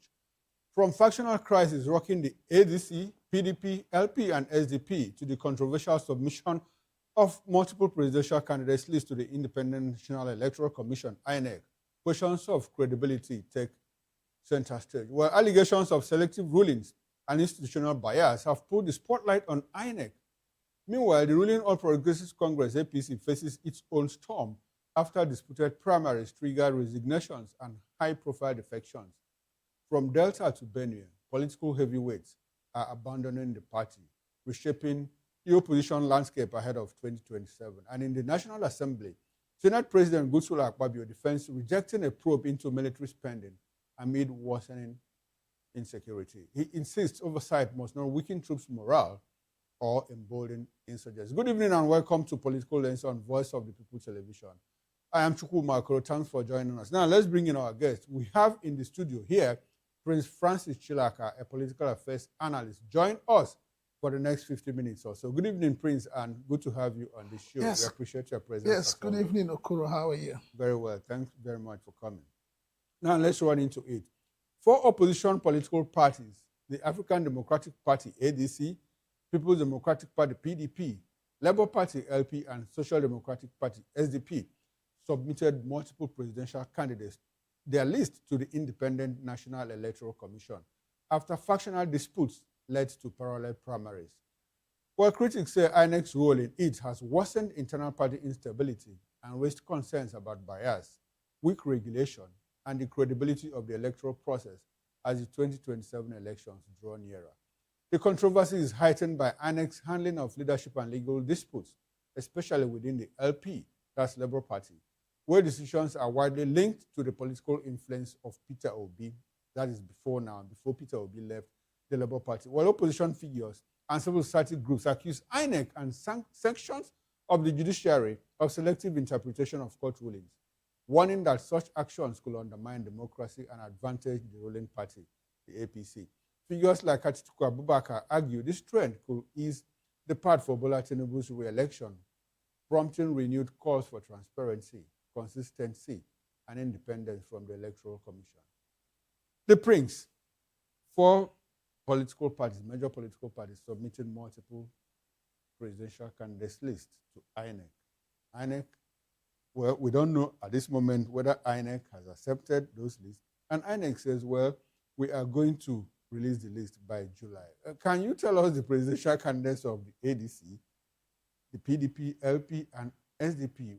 Which of them do you know? At least we know the candidates of the APC, Bola Ahmed Tinubu, our president. We know the president of the NDC. Presidential candidate of the NDC, Peter Obi. Now, But that of ADC. when it comes to ADC, ADC has 3 major candidates, and it's so No, funny. I'd like for you to take that again. ADC has 3 candidates. 3 candidates. Yes.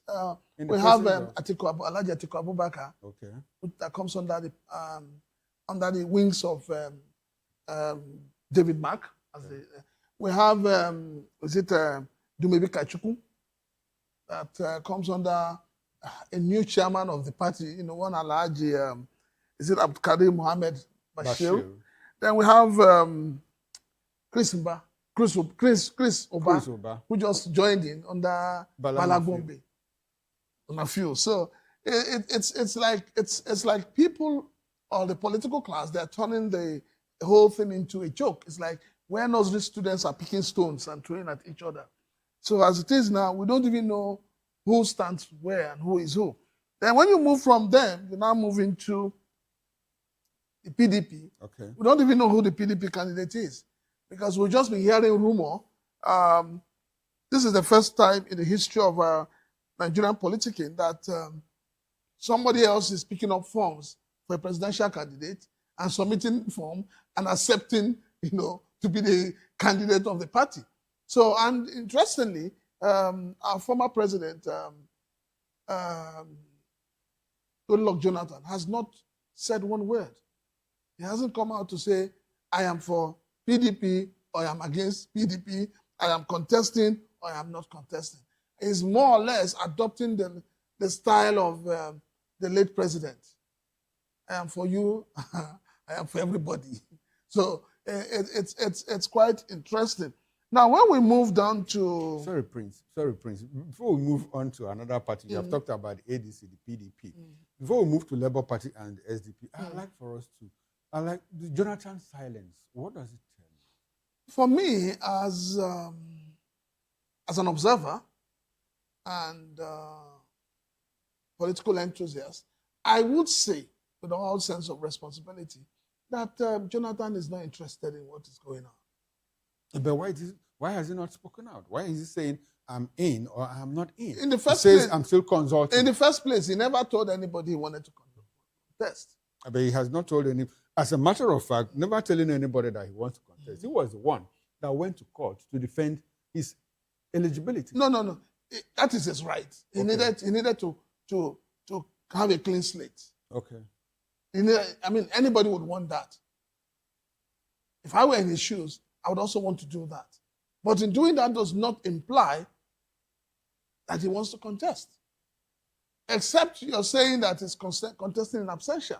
So what is difficult in Jonathan coming out to say, hey, gentlemen, stop all of this with my name. I am not in for this. Please stop using my name. Why is it difficult for him to say that? You should understand how the Nigerian political terrain works. Everybody is looking out for themselves. It's not about the Nigerian people. Everybody's looking out for themselves. They're looking at how do I jump? If I take this position, how will it favor me at the end of the day? So it's more like, permutation.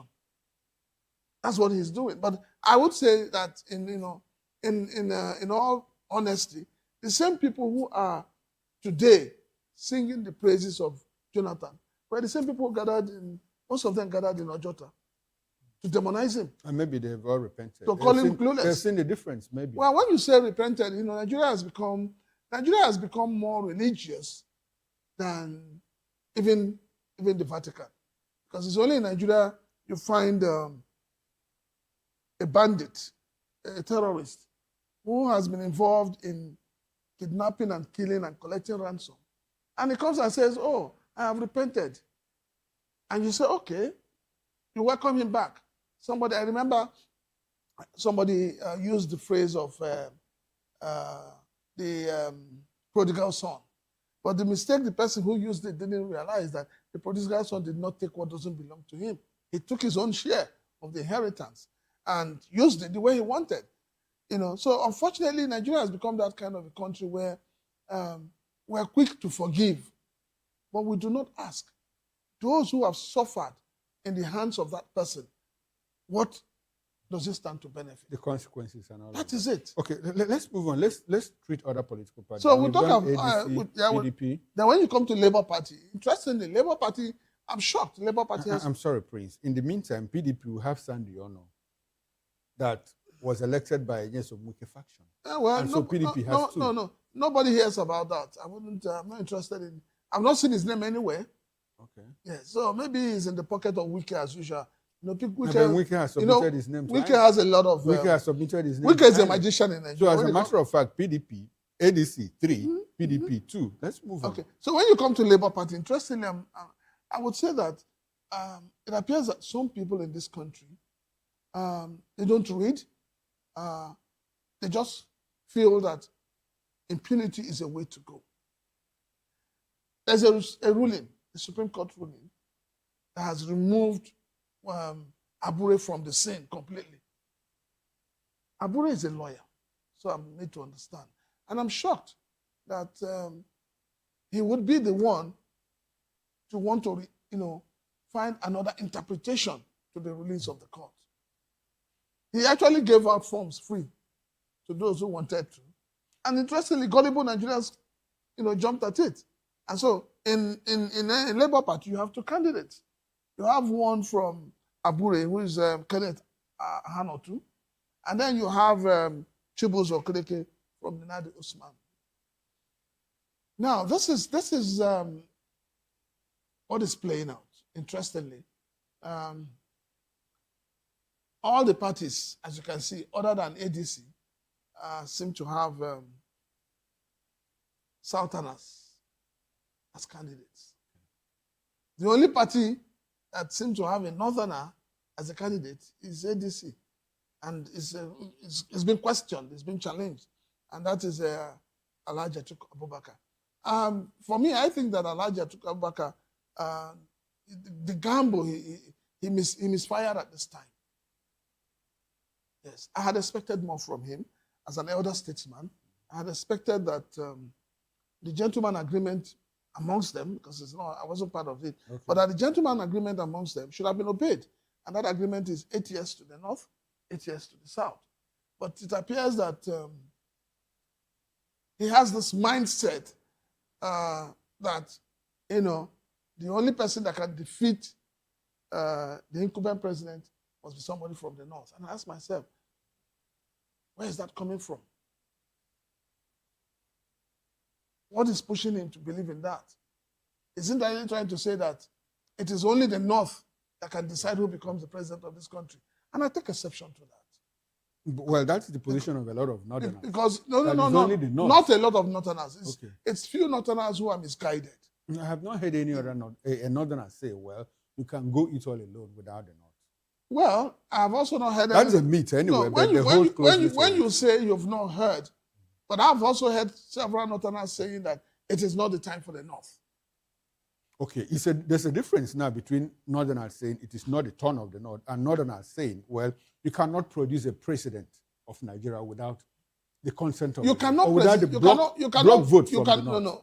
You cannot have a president of Nigeria without the three zones getting involved: the north, the south, and the east. But the north carries itself as well. Try as you can. You cannot do without it. It's because of the problem we have with our constitution. And that's why I keep saying that document is an obnoxious document that should have been shredded by now. If you say Nigeria is united, one united Nigeria, and you have northeast, you should have a balance where if there are 19 states in the north, the total number of states in the south should also be 19. How will you divide the population as well? Well, we will divide it accordingly. Accordingly. Yes. And so out of the 230 million Nigerians, we'll divide it accordingly. Split it into two. Into three. One half, one half to the north and one half to the south. When you have a situation where some region seems to have more states than the other region, it's not balanced. Okay. And that's why you have, even in the National Assembly, even in the House of Rep, even when it comes to local governments. So we must have a semblance of balance to say it's uniform, that everybody is equal. That is what we need. You can't have, take the Southeast for example. How many states do you have in the Southeast? Is it not 5? 5 states. How many states do you have in the South? 6. How many do you have in the Southwest? 6. So why is the Southeast 5? And so it affects the number of legislators they have at the National Assembly and senators. So why do you have that dysfunction? Why are we allowing that to play out? It is because of such dysfunctions that a particular region will tell you we have an advantage. And that advantage is what is playing out now. Atiku Abubakar says, well, I'm the most popular politician in the north, and well, let me go and try, despite the fact that there is this agreement that is I think Alhaji Atiku Abubakar thinks so highly of himself. And it's very unfortunate. He that the gods want to destroy, they first make go mad. if you look at the North today, Elijah Atiku Abubakar cannot claim to be the only popular politician in the North. Don't forget. Say the most popular. Don't forget you have Alhaji Rabiu Kwakwanso there. Okay. Whether we want to say he's only in Kano or not, but he has his movement.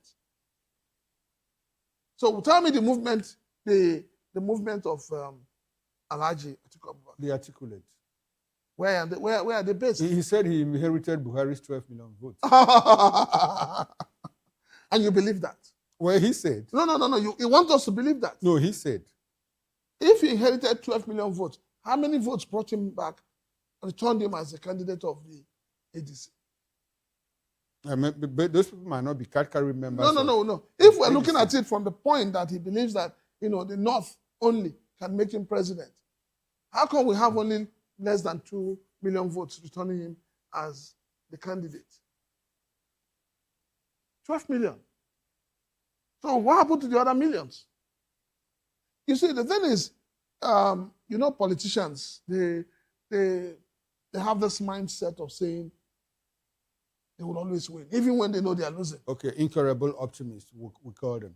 Now, Prince, let's move on. What is the role of the INEC in all of this, especially in the leadership crisis of political parties? We see INEC grow out to monitor the primaries of 2 factions of the same party, 3 factions of the same party. These factions notify INEC. INEC goes to observe the primaries. These parties submit lists to INEC. INEC accepts them, stamps, acknowledged, and all of that. So, because people like Atiku Abubakar and Adewale Adebayo, he was on Political Lens the other day and said, well, that Tinubu is still trying to be the sole candidate of the PDP, the Labour Party, and the SDP. And so what is the role of INEC in all of this? Especially when INEC comes out to say, hey, there are multiple court judgments, court rulings, and court orders. We don't even know which one to obey. And the Supreme Court gives order. INEC doesn't obey it until when the Supreme Court or another court gives an order that probably favors some interest within the INEC. So what is the role of the umpire in all of this? People are accusing INEC. Well, INEC, you are surreptitiously working to present Bola Ahmed Tinubu as the sole candidate of 2027. Atiku Abubakar has said that. Adewale Adebayo has said that. Chukwu Mokoro didn't make it up. So what is the role of INEC in all of this? Do you think that the impartiality of INEC is something that should be called to question, or is it intact? What do you think? If you ask me what is the role of INEC, I would say that, I'll start by saying that double standards are the refuge of those who lack principles.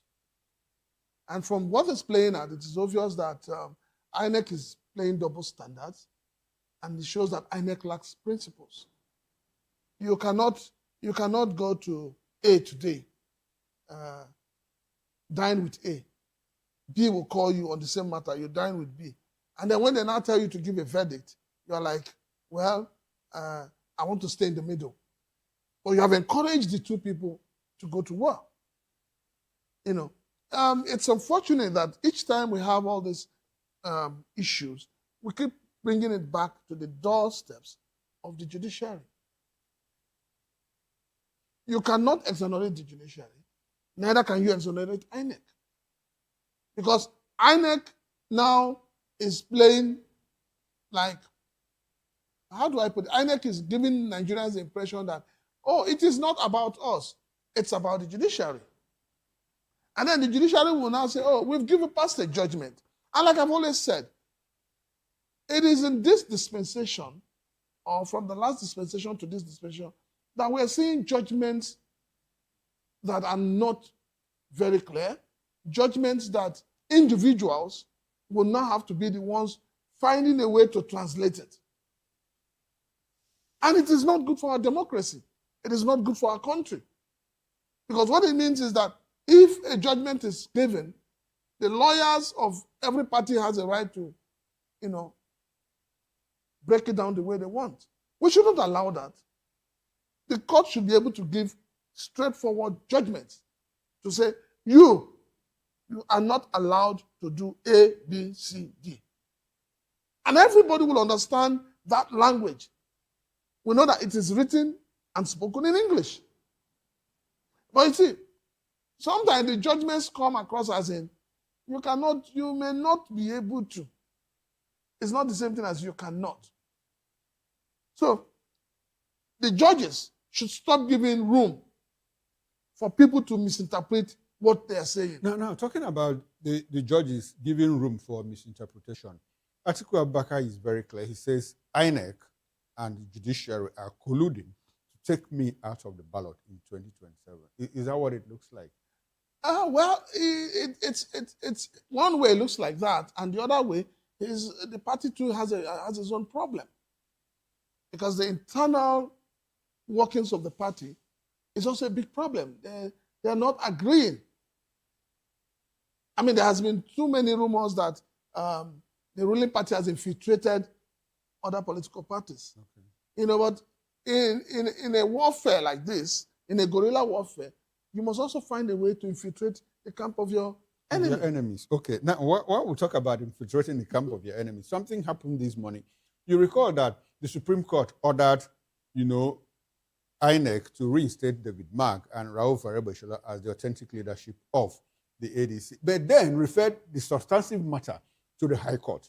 And now, when the case went to the High Court, after a few days, Nafiu Bala, filed a process saying, well, I want the judge to be changed, that is Peter Lifu, and took the matter to the Chief Judge of the Federal High Court instead of registrar to reassign, and it was adjourned indefinitely. At some point, they brought it up until January 5th, which was on Friday. Now it was moved to January 8th, which is today. June 8th, which is today. Now, the court sat today, and it is the issue of whether Peter Lifu should recuse himself from that case. Now, Justice Peter Lifu of a federal high court sitting in Abuja on Monday fixed July 16th. They have moved it to July 16th, from June 8th. 1 month, 8 days apart, to rule on applications seeking his withdrawal from a suit filed by Nafiu Bala against the Senator Mark-led leadership of the ADC. The court fixed the date for ruling after parties in the suit moved their various motions for or against the application, seeking the withdrawal of the trial judge from the case. On the order of the court on Monday, for counsel to move the application for recusal of the judge and that parties should respond orally, counsel to the ADC, Shaibu Arewa, Senior Advocate of Nigeria, moved this application filed on June 2, seeking the withdrawal of Justice Lifu from hearing this suit, blah, blah, blah, and all of that. So the matter has been moved from June 8th to July 16th. Meanwhile, by July 16th, INEC will have released the list of presidential candidates and list of senatorial candidates, global candidates, and all of that. And so when Atiku Abubakar comes to say, well, Bola Ahmed Tinubu, the APC, the judiciary, and INEC are colluding to take me out of ballot in 2027. Will this serve as some piece of evidence? Okoro, when the Supreme Court gave that judgment, reaffirming David Mark and Rauf Aregbesola as chairman and secretary of ADC, and referred them back to the High Court, I said, this is exactly what happened with the case of Nnamdi Kanu. So we're having a repetition of that. It simply means that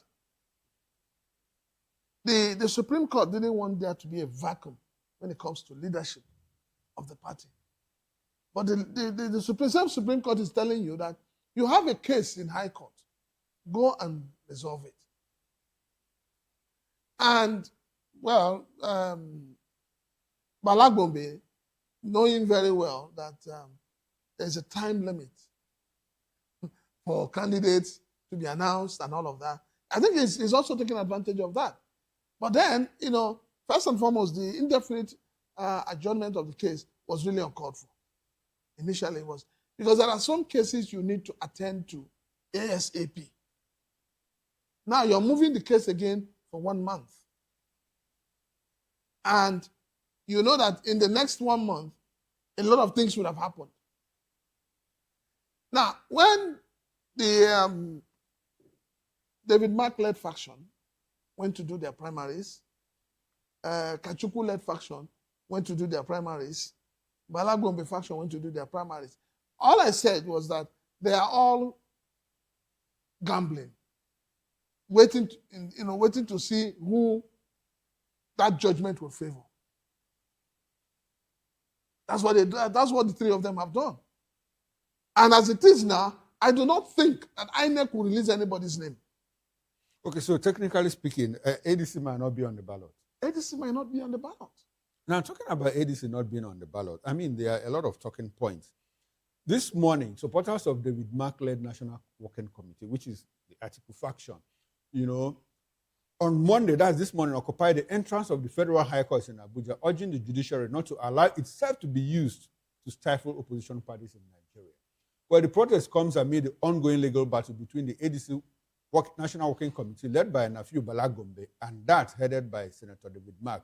The demonstrators alleged that the matter which the Supreme Court referred back to the High Court is a ploy to distract the opposition political party. It has gotten to a point, it has reached a point where the Atiku faction, David Mark faction, the group, members of the National Working Committee are protesting in front of the Federal High Court. Are they saying they didn't see it? This is no, are they saying they didn't see it coming? No, but you see, a lot of us who analyze political issues, we saw it coming. At that point, Atiku said, hey, he's not here to huru when the Supreme Court gave that judgment. People were rejoicing. Atiku said, it is not over yet. We said that there was nothing to rejoice about that judgment. And so that is what is playing out. That is what is playing out. There is nothing to rejoice. If a woman is pregnant and enters the labor room, until you hear the cry of the mother and the child, you cannot rejoice. If you hear the cry of the baby and no noise from the mother, something has gone wrong. So what the Supreme Court has done is to say, okay, mother and child entered. And they looked at it and said, okay, let us release the mother first and hold the child down. And which there's still a problem. So we've come back to... Now, in the midst of all of this, we saw Dele Momodu this morning put up a tweet, in his X handle and said, well, I am the running mate to Alhaji Atiku Abubakar for the 2027 presidential race. Dele Momodu from Edo State, former presidential candidate in the PDP, now profiling himself as the running mate to Atiku Abubakar. How do you see that? Well, he's the one profiling himself. The Atiku himself has not said that to us, and ADC has not said that. He's very close to Atiku Abubakar. It doesn't matter how close you are. So do you think that he will do that without... When NDC was... you recall when Peter Obi and Alhaji Rabiu Kwakwanso joined the NDC, and everybody kept saying, oh, he's his running mate, his running mate. Not until Peter Obi announced it. You understand? It has to be announced. No, it must come out from the party structure. It must come out from the party. Not from I can wake up tomorrow and say, I am the running mate of... Now, so Dele Momodu might be flying a kite, testing the pulse. And so do you think that Atiku will choose Dele Momodu as his running mate? Well... Interrogate the electoral value of Dele Momodu from the South, from Edo State, by the way. Former presidential candidate of the PDP. Or do you think... Was he a candidate? He was a candidate. Or an aspirant? Sorry, an aspirant. Sorry. Well, the thing is, let me be very frank with you. 2027 is not going to be all commerce anymore. Because if you look at it, you ask yourself, who are actually the gladiators? Today, you have one person who everybody knows is a candidate. And everybody knows that his own candidacy is not shaken. That is Alhaji Atiku. President Bola Ahmed Tinubu of APC. We also know that NDC has his own candidate and his own vice, which is Peter Obi and Kwakwanso. Now, the rest of them, where do they stand? Where do they stand? We may end up having just two parties for presidential election. That's APC and NDC. APC and NDC. How would that pan out? It will be sweet because what will happen is that the other parties who lost that will just have no choice than to decide whether they want to support the opposition or they want to support the ruling party. And then that is when Nigerians will now know who their friends are and who their family members are. Quite interesting. Now, let's move on. Let's talk about the ruling party, the All Progressives Congress, because the party is facing growing internal instability following controversial primaries for governorship, National Assembly, and State Assembly positions ahead of the 2027 general elections. Discontent over alleged imposition, lack of transparency, and disputed outcomes has triggered resignations and defections by influential party members, including federal and state lawmakers. Well, as political realignments intensify in line with the timetable released by the INEC, analysts warn that the primaries may mark the beginning of a deeper implosion within the ruling party. Several high-profile figures have already exited the APC, notably former speakers of the State House of Assembly in Delta, Jigawa, and Benue states, alongside sitting and former senators who failed to secure return tickets. Among them is former Deputy Senate President Ovie Omo-Agege, who defected to the NDC after losing the APC senatorial primary in Delta. With more defections looming, the APC risks entering the 2027 elections weakened as aggrieved party heavyweights strengthen opposition platforms. Now, the primaries of the political parties took the same shape. What hope do we have for and in democracy? When the APC conducted their own primaries, well, it was, a lot of people said it was a charade. When the ADC did their own, Nigerians say, oh, APC and ADC are the same thing. When the NDC did their own, there was no much difference. And Nigerians are saying, what hope do we have for the survival of democracy if all the major political parties cannot conduct simple, credible, transparent primaries that will be devoid of bickerings and all of that? Prince, where are we headed in this country? First and foremost, let us get one thing straightened out. All the political parties still have the same old cargoes. Old cargoes who believe that Nigeria is up for grabs. The old cargoes who believe that there should be no rule of law. The old cargoes who believe that it's either them or nobody. So they all have their fangs in all the political parties. Now, APC, anybody in APC that is not happy with the primaries, the way it has played out, maybe somebody who is not used to the way APC organizes its primaries. You know, especially you will take from Lagos, where it has been said that the president have a stronghold. Primaries in Lagos have never been by delegates, have never been by election. It has always been by what? Consensus candidacy. And one man dictates. In Lagos, you have the GAC that decides who becomes what, who takes what. Now, that is what has been moved from Lagos to the national level. So anybody who feels aggrieved, who feels shortchanged, it simply shows that the person does not understand the way Mr. President plays his own politics. Now, in all of this, when high-profile politicians lose tickets, what does that portend for the party? You see, former Deputy Senate President Ovie Omo-Agege, who lost, and he's gone to the NDC. So by political calculations, a lot of people believe that he had the structure of the APC in Delta State until Ifeanyi Okowa and Sherry Oborowere, met on the seat and all of that. There's been this problem. And so he has that structure. He has taken it to the NDC. In Benue State, the former speaker lost. He's moved. In Delta State, the same thing. Okay, sorry. Okay. Let us take it from Omo-Agege's interview. Okay.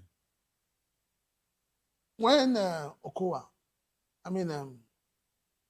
the current governor, Oborowere, Sheriff, when he won the election, he won it under PDP. Okay. And because he won it under PDP, Omo-Agege was in the opposition.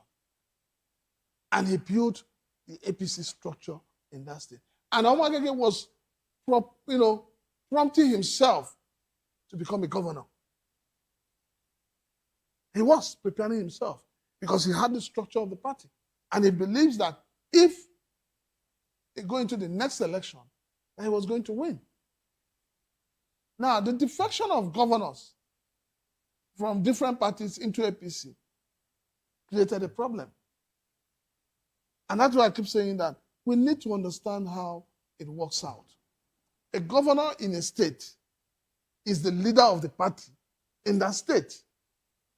So no matter who you are, once a governor that comes from his own party to your own party, he becomes the leader of that party as they come into. And that was what played out in Delta State. And initially, everybody said, that there was going to be peace, there was going to... And I remember I said, I think it was on on VOP or when I said, look, the storm in Delta State is gathering. That there is no way a man who has worked to put a structure in place will not take that structure and give to another person. So that's why I played out in Delta State. Okay, Now, so bringing it down to other states, the same thing, because every governor that decamped from their own party to the ruling party, they have people who are with them, who are working with them. And these people also have a right to test the goodies of the parties. Now talking about the structure. Now, as from your position, Amu Agege built the APC structure, and now he was shortchanged. They took the senatorial seat away from him, and now he has pulled out, his own chunk of that structure. How strong will that structure remain ahead of the election? And as a matter of fact, he's not the only dissatisfied person. At last count, there are 74 National Assembly members who didn't return or who are not returning because they lost tickets. What is the effect of that? That mass, 74, on the party? The effect of that is it could be very daring for APC if it's not well managed. Okay. But knowing, well, they say you have a master strategist as your president. I've always said that President Bola Tinubu is one man that we need to study when it comes to political manipulations and calculations. But when it comes to governance, I still put him on one side because I'm still trying to understand his style of governance. But when it comes to playing politics, in terms of party politics, I give it to him. Okay. Now, knowing him very well, I know that he's gonna pull out the olive branch and he's gonna say, look, okay, you lost this one, take this one. Now, some of them will agree because a lot of Nigerian politicians are greedy, selfish, and wicked. They just want to remain relevant. They don't want to, they just believe that national cake, they have set a lifestyle for themselves and they must maintain that lifestyle. And the only way that lifestyle can be maintained is when they are close to power. So a lot of them will look at it and say, okay, maybe I should just take this board appointment. Maybe I should just take this ministerial slot. Maybe I should take this. But those who believe in the people, in the power of the people, those who believe that sovereignty belongs to the people, will be the ones that would say, I don't want. Because the people will not ask you questions. When you were leaving the party, you took us with you. You told us you were leaving because you were shortchanged. Why are you not accepting this and going this way? And so, other than holding our leaders, who we call leaders, other than holding them accountable and responsible, we also need to hold the politicians accountable. It is totally unacceptable that you become a governor in a party A, PDP, and you decamp to party APC without consulting the people that voted for you. All right. Well, I think we need a lot of rejigging in our political structure in Nigeria. Now, the Prince, let's talk about political insecurity. I don't know if you have heard that word before, political insecurity, or the politics of insecurity. Now, Godswill Akpabio has defended the Senate's decision to reject a motion probing military spending, arguing that a public investigation at a time when Nigerian troops are battling terrorism, banditry, and other security threats could undermine the morale and operational effectiveness of the military.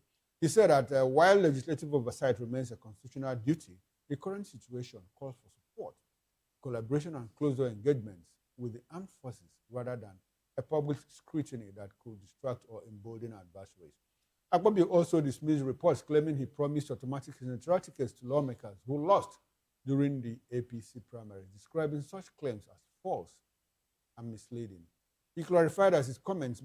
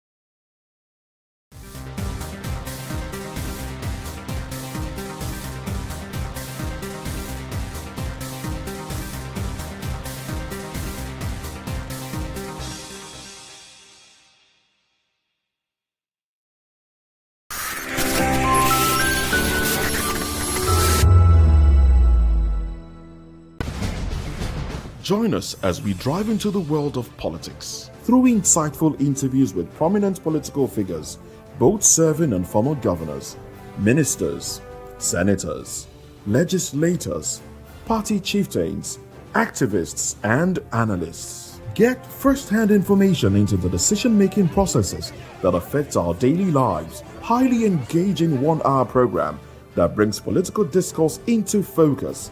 I am Chukwuma Okoro. Political Lens, Monday through Friday, 6 to 7 p.m. Join us.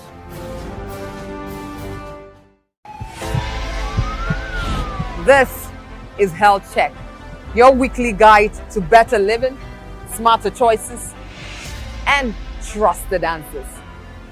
From everyday wellness to urgent health issues, we've got you covered. Health Check, only on Voice of the People Television, where your health has a voice.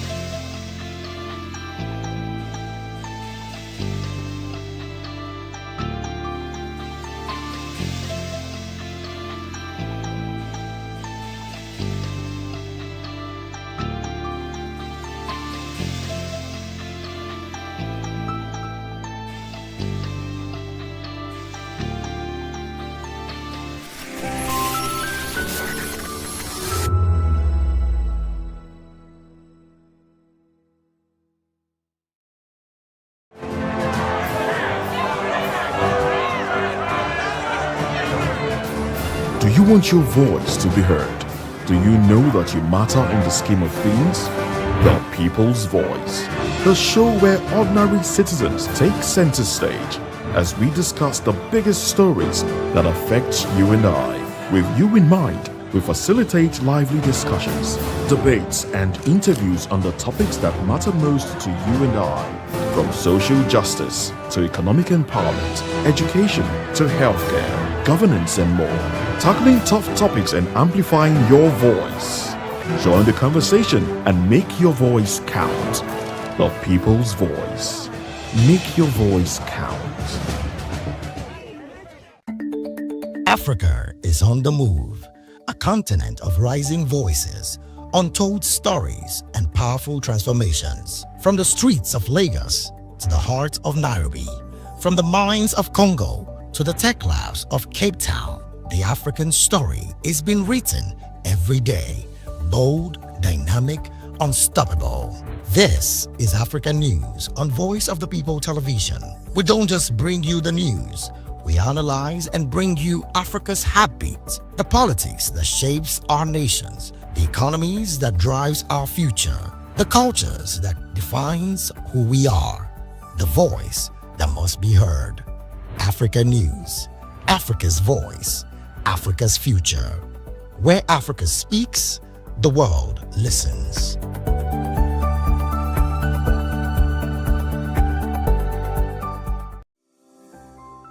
Vop TV. Now you have more than a voice. Are you ready for the extraordinary? Something big is happening on your screen. Introducing VOP TV. Now streaming on SLTV channel 264. From breaking news to captivating conversations, news analysis, giving you all sides to the story. We break in-depth discussions on the issues that matter, from politics to sports, entertainment, and lifestyle. VOP TV on SLTV channel 264. Join us as we redefine what television means to you. Voice of the People Television, VOP TV. Now you have more than a voice.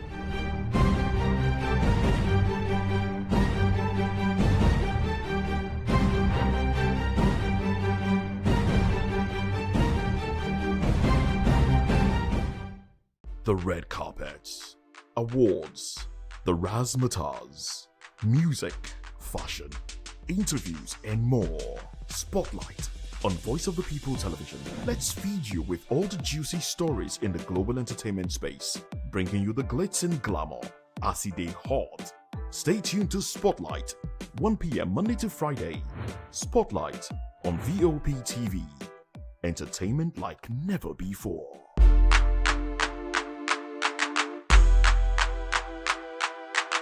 In a world where truth is the ultimate power and opinions scream the loudest, it's time to wade through the noise. Hunger no get tribe.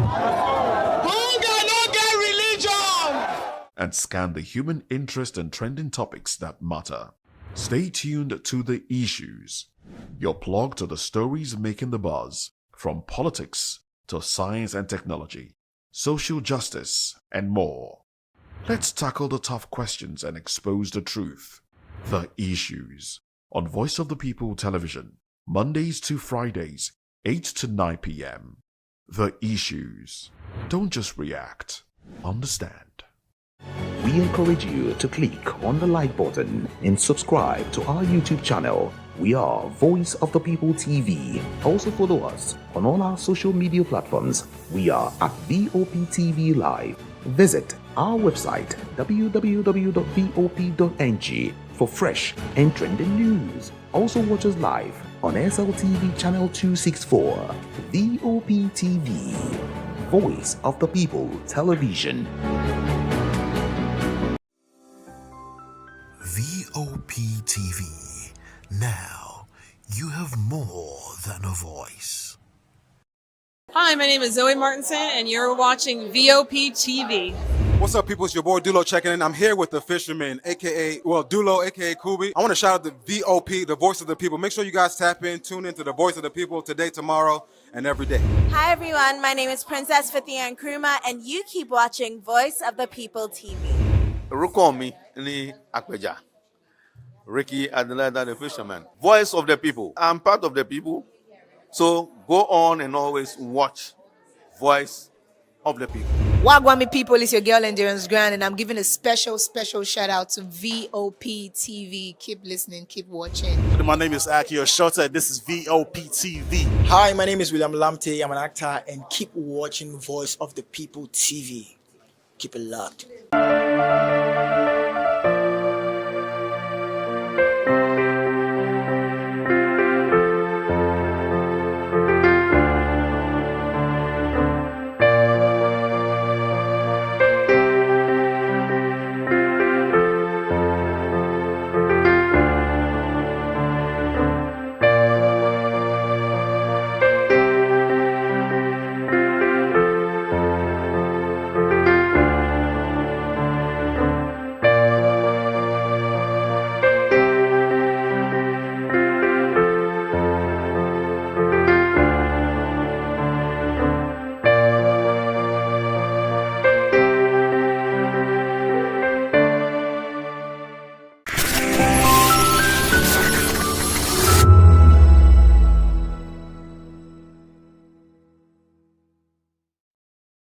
Hi, my name is Zoe Martinson, and you're watching VOP TV. What's up, people? It's your boy Dulo checking in. I'm here with the fisherman, Dulo, aka Kubi. I want to shout out the VOP, the voice of the people. Make sure you guys tap in, tune into the voice of the people today, tomorrow, and every day.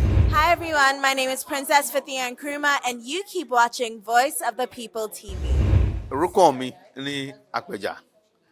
Ricky Adelaida, the fisherman. Voice of the people. I'm part of the people. So go on and always watch Voice of the People. Wagwami people, it's your girl Endurance Grand, and I'm giving a special shout out to VOP TV. Keep listening, keep watching. My name is Akio Shota. This is VOP TV. Hi, my name is William Lamte. I'm an actor, and keep watching Voice of the People TV. Keep it locked.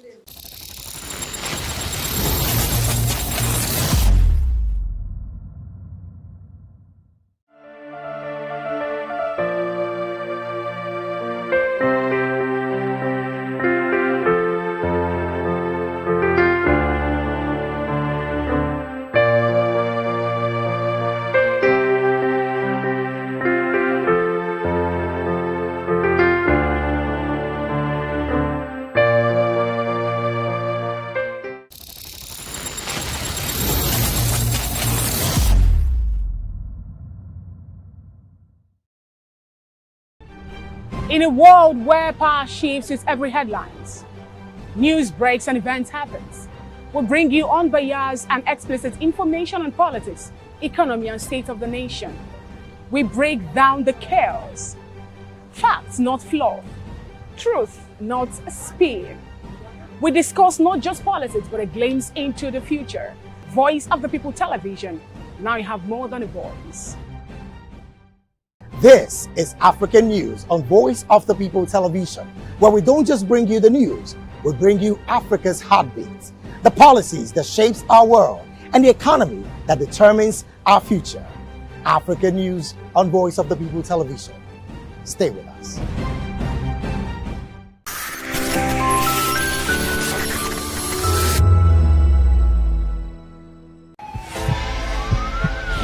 This is Health Check, your weekly guide to better living, smarter choices, and trusted answers.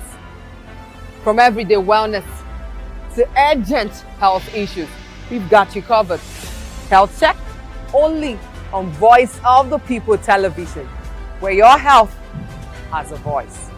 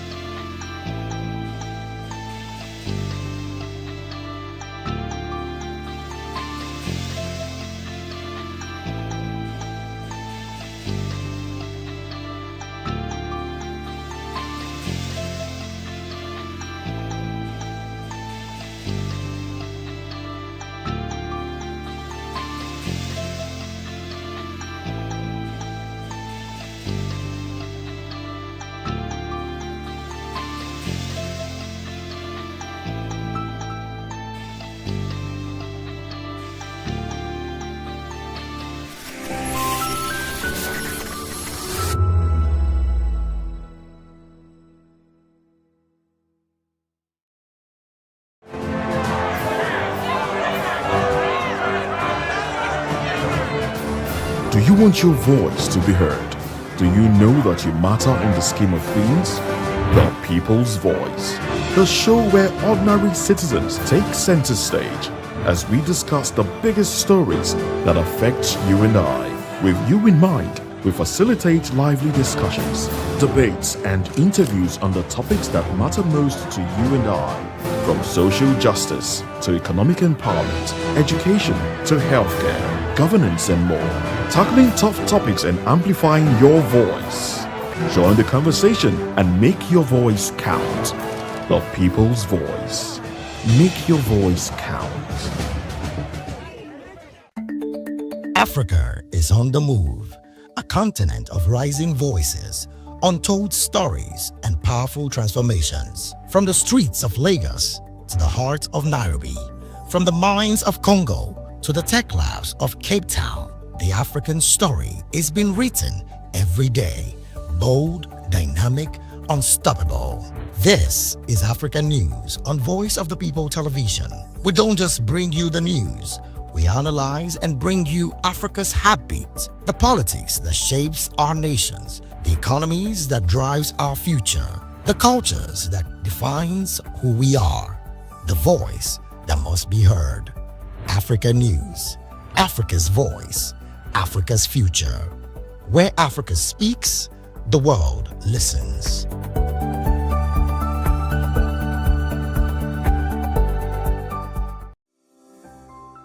VOP TV. Now you have more than a voice. Are you ready for the extraordinary? Something big is happening on your screen. Introducing VOP TV. Now streaming on SLTV channel 264. From breaking news to captivating conversations, news analysis, giving you all sides to the story. We break in-depth discussions on the issues that matter, from politics to sports, entertainment, and lifestyle. VOP TV on SLTV channel 264. Join us as we redefine what television means to you. Voice of the People Television, VOP TV. Now you have more than a voice.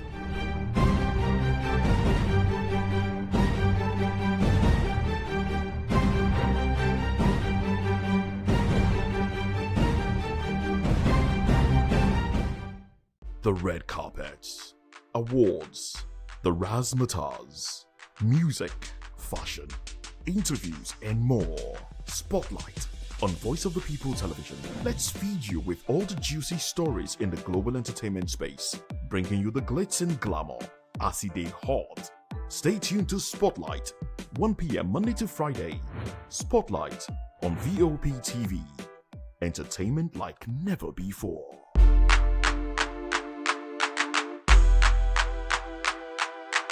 In a world where truth is the ultimate power and opinions scream the loudest, it's time to wade through the noise. Hunger no get tribe. Hunger no get religion. And scan the human interest and trending topics that matter. Stay tuned to The Issues, your plug to the stories making the buzz, from politics to science and technology, social justice, and more. Let's tackle the tough questions and expose the truth.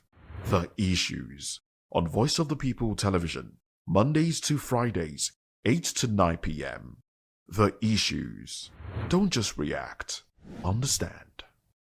We encourage you to click on the like button and subscribe to our YouTube channel. We are Voice of the People TV. Also follow us on all our social media platforms. We are at Vop TV Live. Visit our website www.vop.ng for fresh and trending news. Also watch us live on SLTV channel 264. Vop TV, Voice of the People Television. VOP TV. Now, you have more than a voice. Hi, my name is Zoe Martinson, and you're watching VOP TV. What's up, people? It's your boy Dulo checking in. I'm here with the fisherman, Dulo, aka Kubi. I want to shout out the VOP, the voice of the people. Make sure you guys tap in, tune into the voice of the people today, tomorrow, and every day. Hi everyone, my name is Princess Fithia Nkrumah, and you keep watching Voice of the People TV. Rukomi ni Akweja. Ricky Adelaide, the fisherman. Voice of the people. I'm part of the people. So go on and always watch Voice of the People. Wagwami people, it's your girl Endurance Grand, and I'm giving a special shout out to VOP TV. Keep listening, keep watching. My name is Akio Shota. This is VOP TV. Hi, my name is William Lamte. I'm an actor, and keep watching Voice of the People TV. Keep it locked.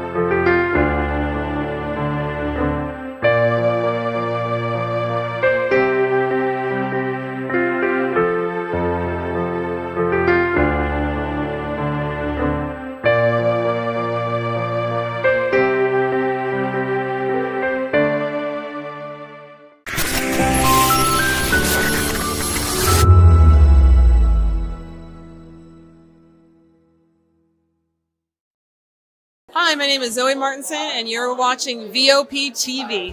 What's up, people? It's your boy Dulo checking in. I'm here with the fisherman, Dulo, aka Kubi. I want to shout out the VOP, the voice of the people. Make sure you guys tap in, tune into the voice of the people today, tomorrow, and every day.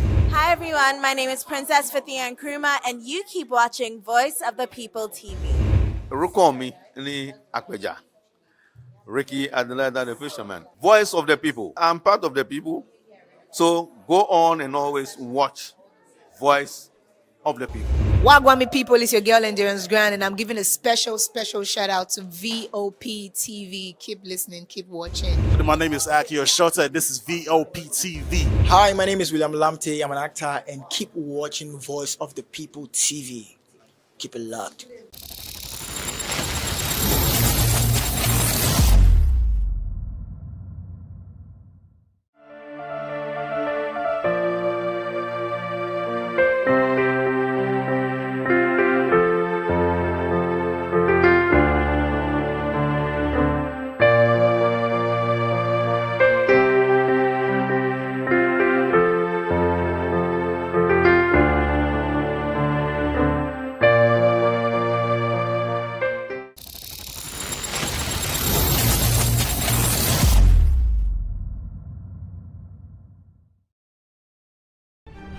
In a world where power shifts, And welcome to another exciting episode of the Issues on Voice of the People television, where we bring you the most important and pressing issues shaping our nation today.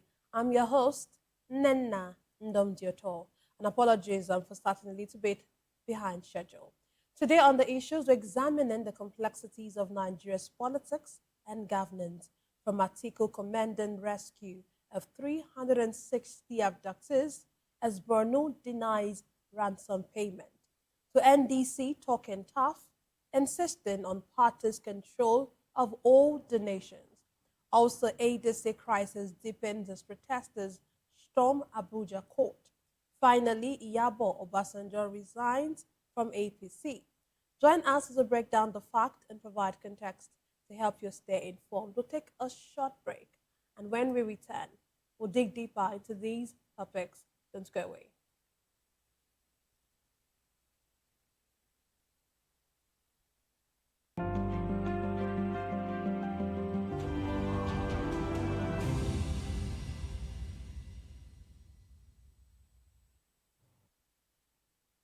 Glad to have you back. Let's dive straight into today's discussion.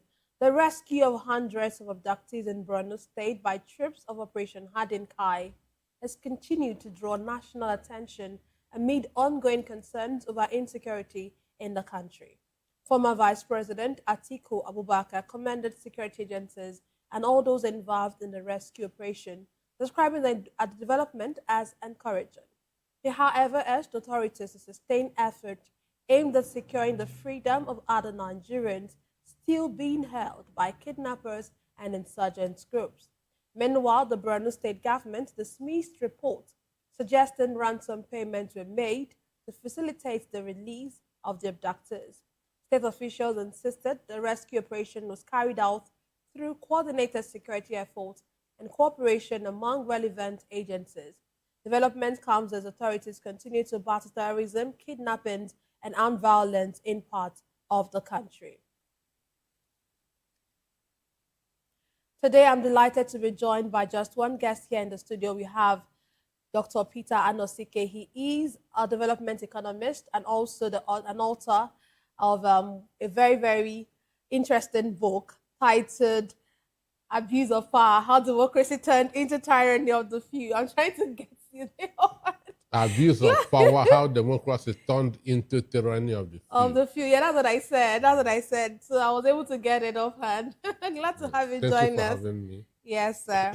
Okay, Adatano CK, it looks like we had a win. I don't know if you would say that's a win over the weekend.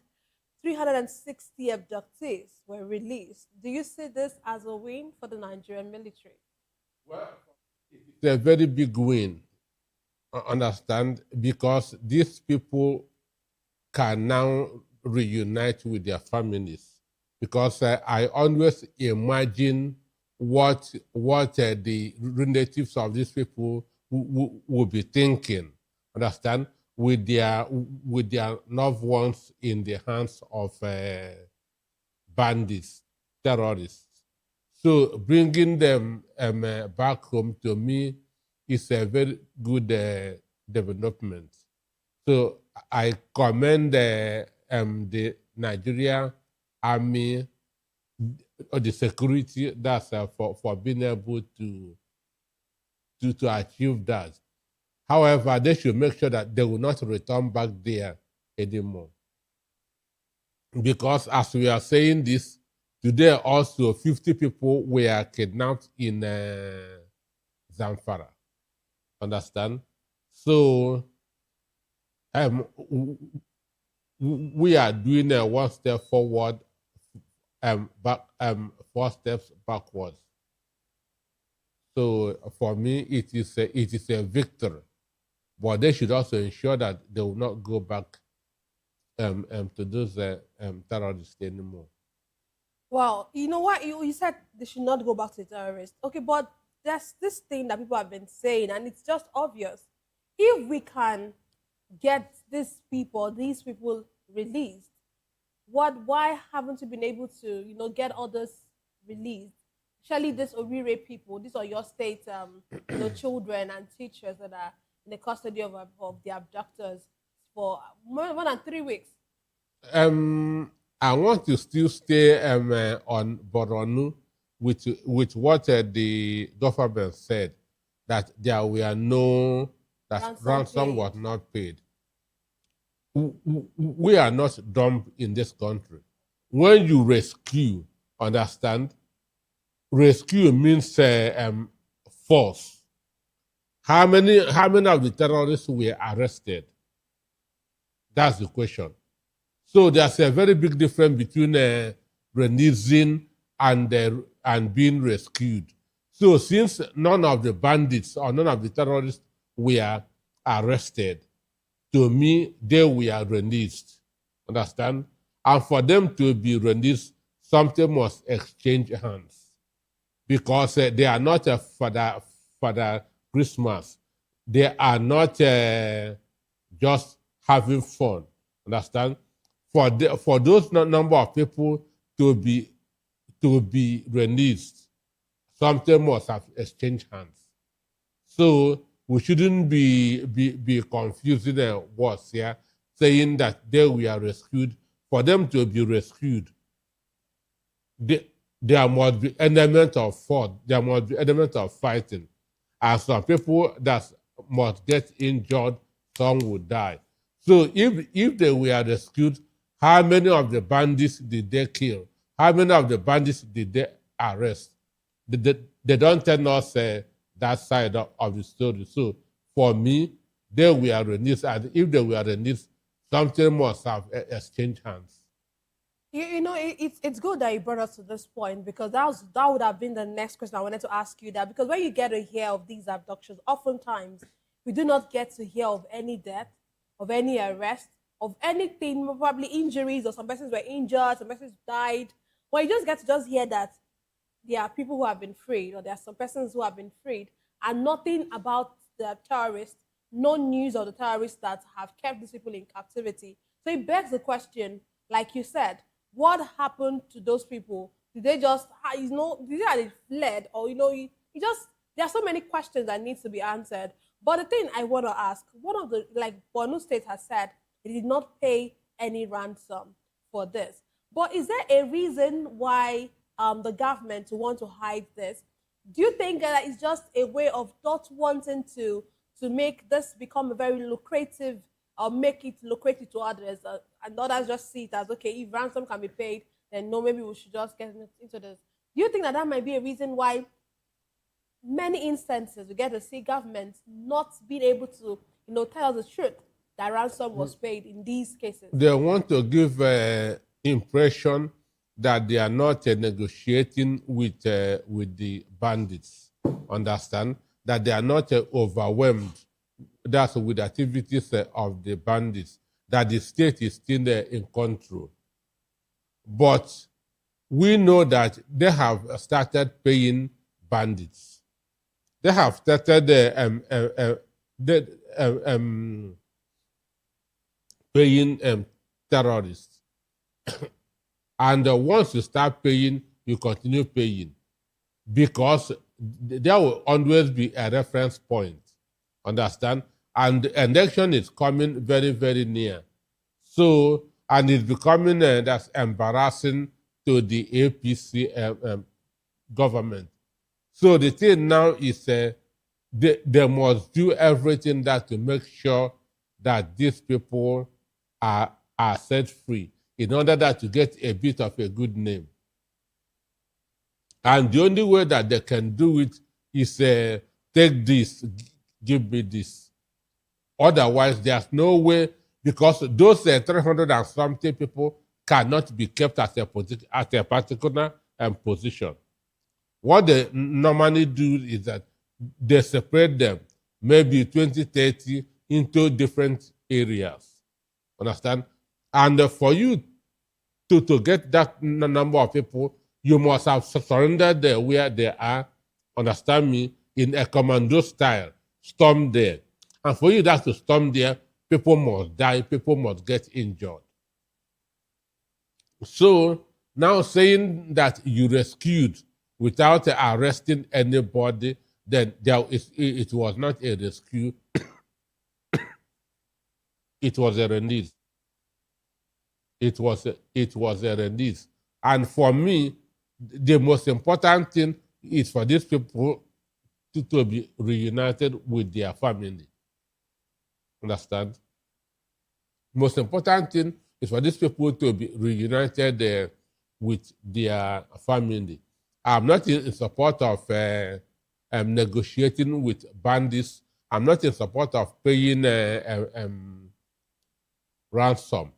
But you can see those who are saying don't pay ransom is because it is not them.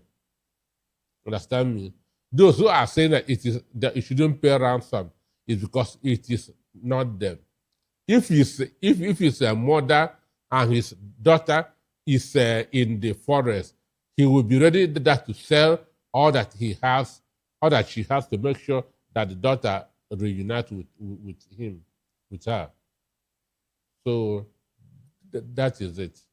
So, you made mention of the fact that every time, or if these things, if the victory, if this victory or this win that the military has, it's a way of actually being impact on the administration, and like, of course, it speaks well of the administration. But let's look at it this way: if the military keeps up with this, and we get to have this, this rescue or release, or anyone want to call it, do you think that this would actually, help the Tinubu's administration and help him better when it comes to 2027 elections? One, he is the commander-in-chief of the armed forces. Understand?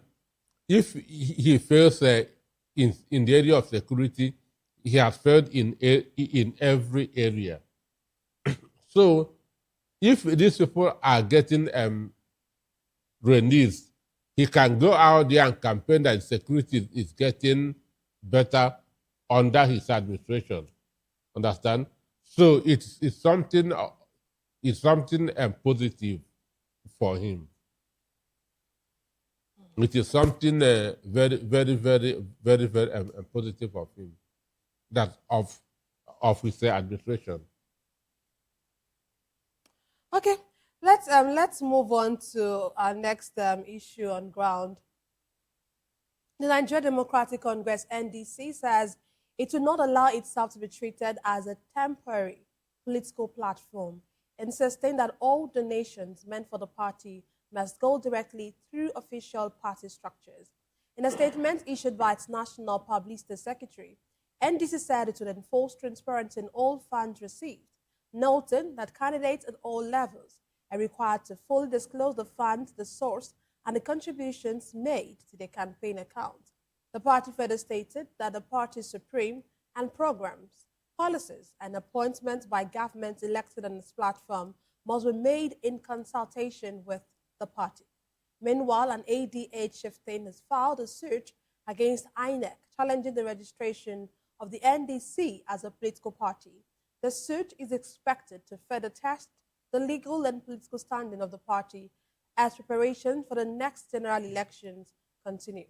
And once again, before we move into this statement by the NDC, let me ask you, I'm sure it's been a talk that has been going on and on, of course, in the media. Even last week we had a guest who was here and who was really, really almost exploding because of the primaries, NDC primaries. And up till now, the results have still not been released. Why do you think that, looking at what is happening in NDC, what do you make of it? Do you feel disappointed in what you're saying in the NDC? One, NDC made an announcement that the results will be released by 10th of June. Have we gotten to 10th of June?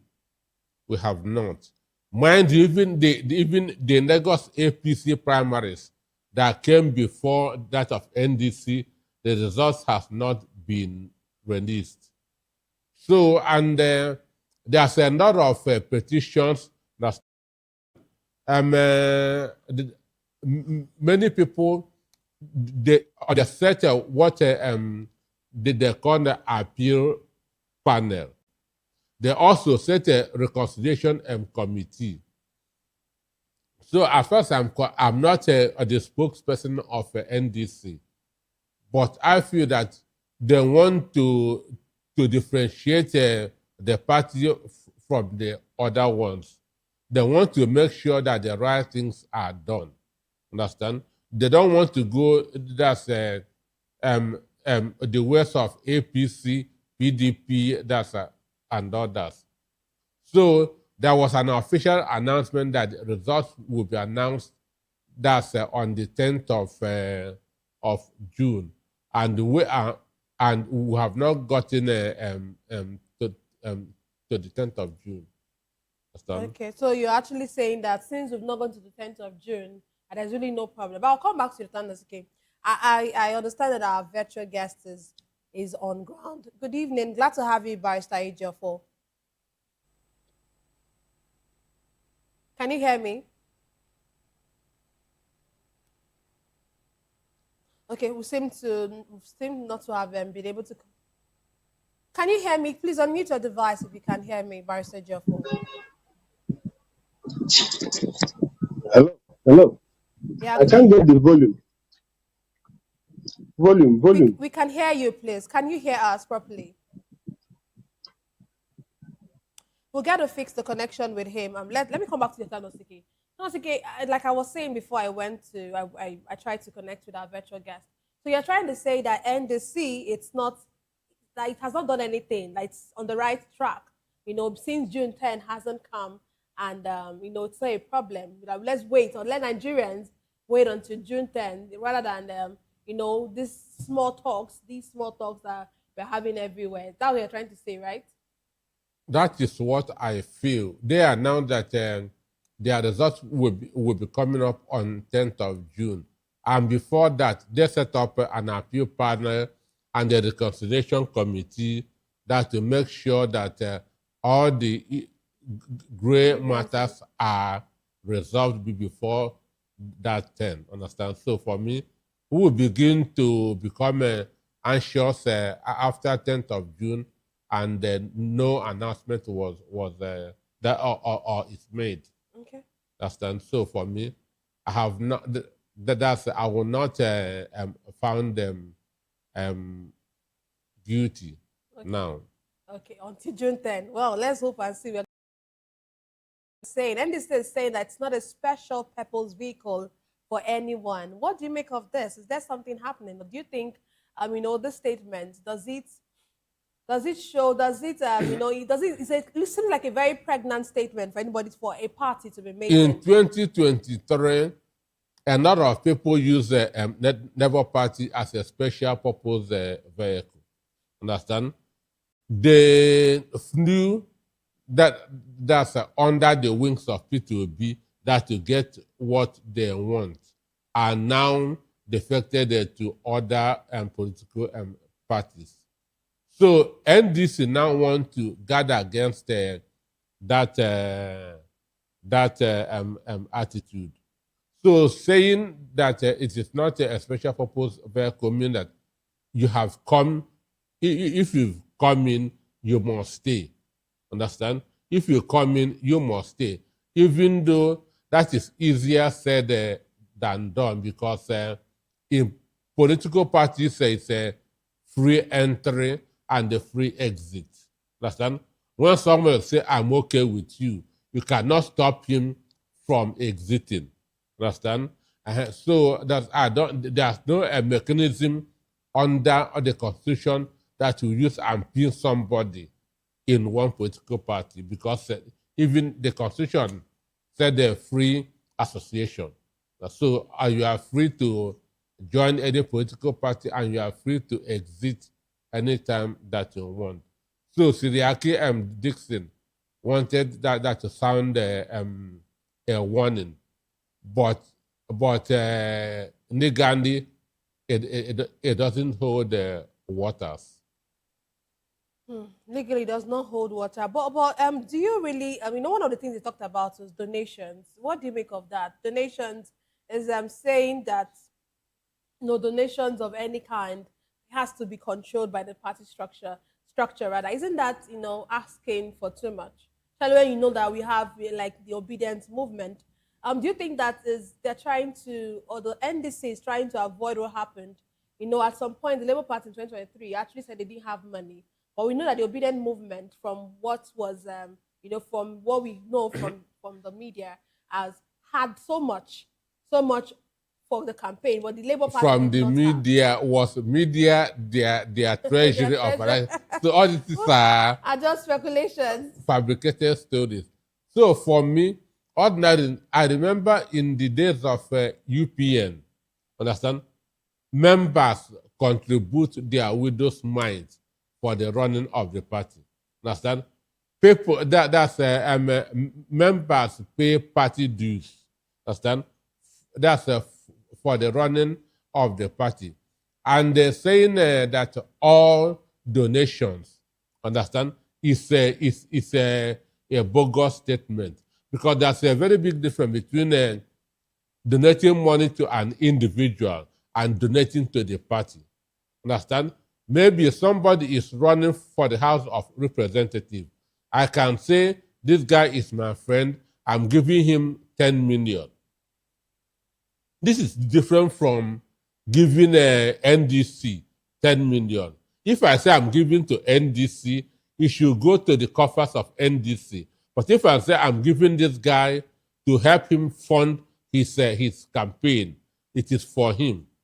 So this thing should be streamlined to know which is which. Understand? Because is the party going to fund their elections? Understand? So saying that every donation should go to the party, I don't think it is it is very, very possible. Money that is spent for the party should go to the party's account, but money that is spent for the individual should go to the individual, unless they have decided that once you are a card carrying, once you are a candidate of the party is going to fund your election. So these are two different issues. But when you look at this, especially this when it comes to this donation thing, and all of what is in this statement that has been sent by the NDC, do you really think that some persons have actually said that Serake Dixon begin to act very authoritative? Do you think that that's what it is, and do you think he's going to eventually cause problems for this party eventually? Well, he is behaving like a headmaster now. Last time, Serake Dixon is behaving like a headmaster. And he should also know that he's not talking to children. Understand? You cannot be a member of any political party unless you are from 18 years and above. So he is not talking to kids. Understand? And Sorry. And whoever has gotten to the age of aspiring that for any political position is not hungry. Understand? So this is his headmaster, that attitude. He should stop it. Understand? It will not go well. All of them should be reasoning together to chart a way forward for the party and for the candidates. Okay. One of the things the party said, they talked about members aligning their personal interest, with those of the party. And if you hear Aisha Yusuf, who said some days ago, sometime last week, she said, when she was talking about this, the fact that the primaries were not transparent, she said, paraphrasing now, she said, the most important thing is the political ambition of Peter Obi. That is what is most important at this point, and not whatever her personal thing. So is that, is this thing key, what the party is saying, that members should align their personal interest with, we have the obedient movement in the NDC, we have the Kwakwasia movement in the NDC. Is this actually very possible for these people to just, align their personal interest really with the party? The purpose of forming political party is to win an election. Understand? And you have a presidential candidates, understand, who, if he wins, your party will become the ruling party. So every focus should be on that presidential candidate, the person flying the destiny of the party. Understand? So if you have a different ambition other than that of your party, then it's what they call the anti-party. So the focus should be, how do we become the ruling party? Understand? And the only way you can become the ruling party is supporting your presidential candidate to win. Understand? And if he wins, just like what the Bible said, that's seek the kingdom of God, and other things will be added unto it. So seeking the kingdom of God is for your party to become the ruling party. Understand? Then once your party becomes the ruling party, other things will now be added. So so what Aisha Yusuf said is the right thing. Understand? Okay, there's been talks of the exclusion of some persons who are loyal to Kwankwaso, and somebody just Bashir Ahmed, someone just said that if he feels like if he feels he's being treated unfairly, he should leave the NDC. Do you really see that happening? Do you see with all of these little things happening that eventually Kwankwaso might decide to? I read that report from beginning to the end, and I'm a journalist myself for over 30 years. We have written different kinds of stories. Understand? So I saw a lot of concussions.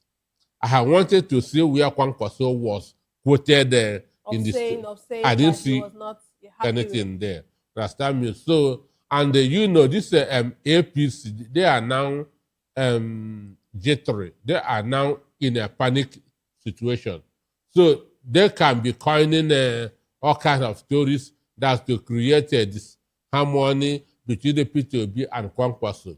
But the truth is that these guys are adults. Understand me? There are no more children. So, when P2B was announced as the presidential candidate of the party, he immediately announced Kwankwaso. Understand? And said that I'm not bringing him as a spectator, I'm bringing him as a partner. Understand? So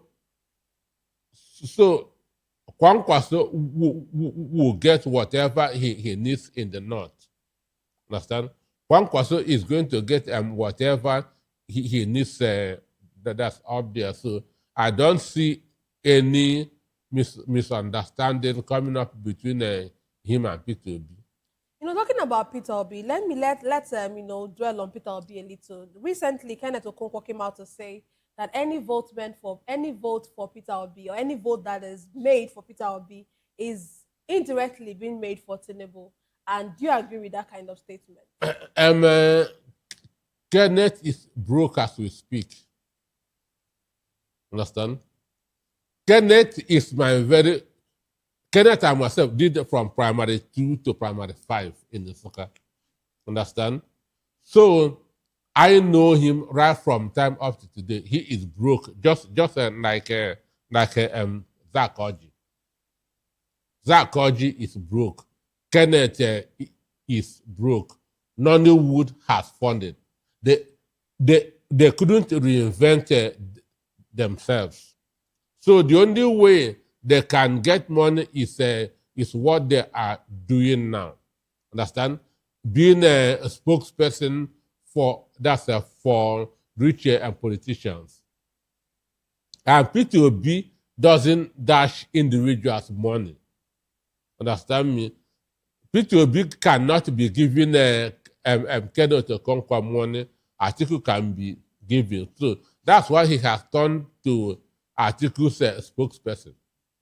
Understand?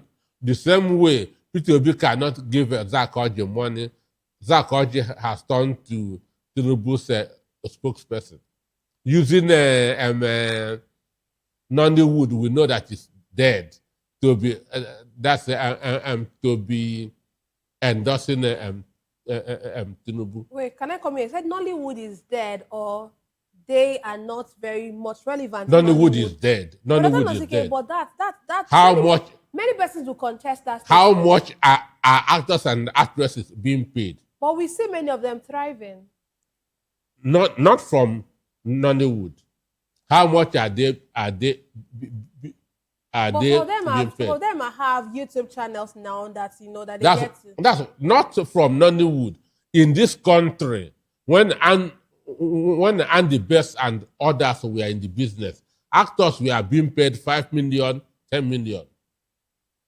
But today, how much are they being paid? Some people are even paying now just to act.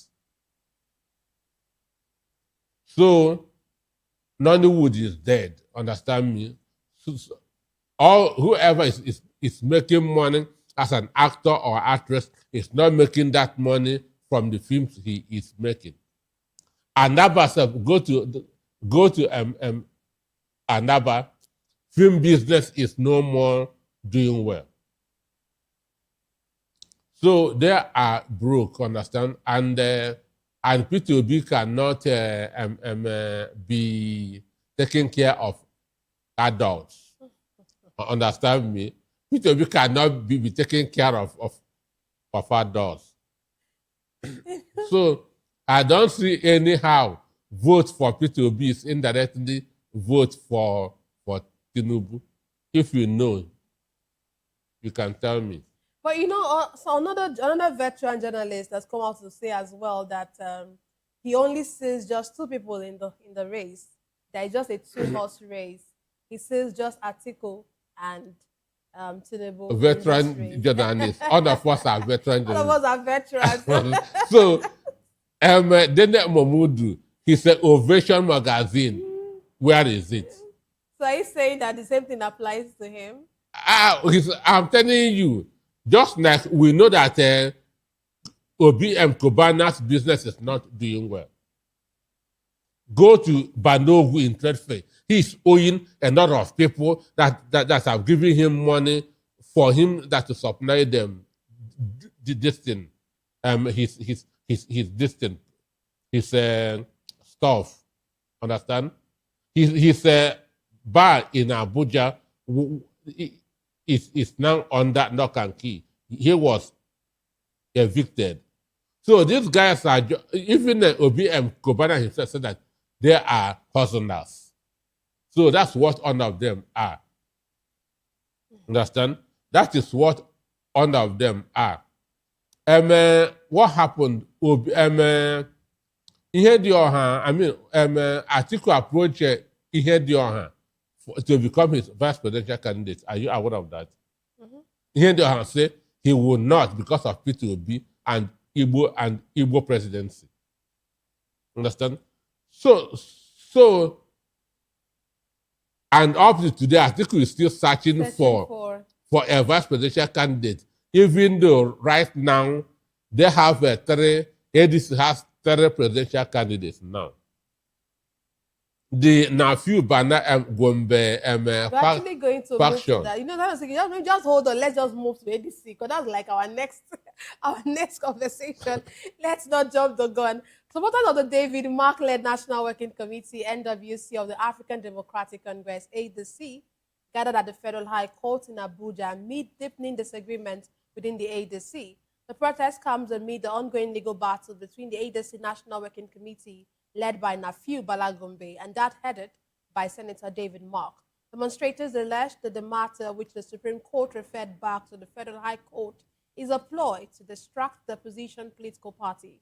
The protesters further urged the judiciary not to allow itself to be used to stifle opposition parties in Nigeria. Before we come to this court case, let me allow you to continue what you're saying. We have more than one faction in the ADC. 3 factions. Yes, and it looks like, every day, it looks like there are more sorrows or more issues arising in ADC.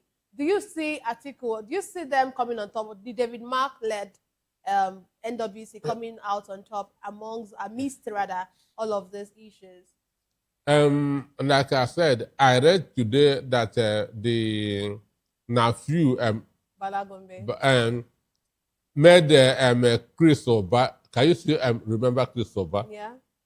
Chris Oba, the brother of Andy Oba. The one that financing the nation in 2003. They are sole presidential candidates. And Ibe Kachuku is also a presidential candidate under ADC. Understand me? So, and their case is still in the first court. That's High Court, and they still have an appeal court that will go in the future. The Supreme Court. And what this brings is frustration. Understand? You don't know whether you are going back or front. Understand me? So with this, you cannot even do anything. So what they are doing is to distract article. Understand me? What they are doing is to distract the article. And nobody really knows how this case will end. Understand me? Nobody really knows. Now, imagine the David Mark faction going back to court to stage a protest. That shows a frustration. Understand? That shows a frustration. So, for me, I wish them well. You wish them well. But where does this leave someone like Atiku? Being a presidential candidate of one of the factions and an elder statesman that he is, doesn't this... what will happen? No. Doesn't this, isn't this a way of, like you talked about frustration, but isn't this kind of, I'm trying to get the better word to describe it, but it just feels somehow having to be in the midst of this kind of situation where you have different facts. Isn't he able, as someone who is very who is experienced, an experienced politician, can't he come together and ensure that he brings these factions together? Assuming that they're acting on their own, it will be easy.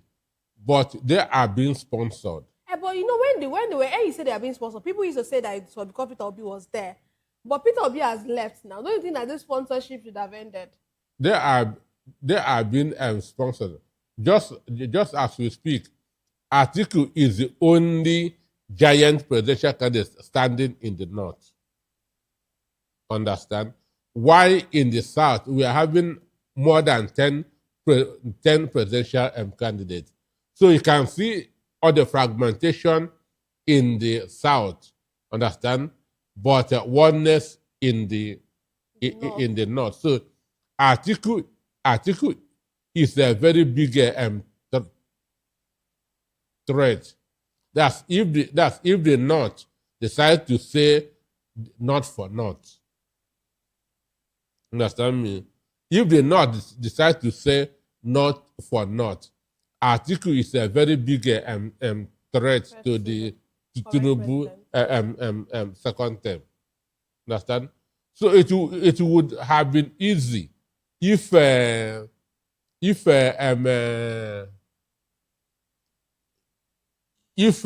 those people are just acting on their own. You can call them and talk sense into them. Remember, Kwankwaso, when he was in ADC, he called that guy Gombe to come and see him, and waited for the whole day.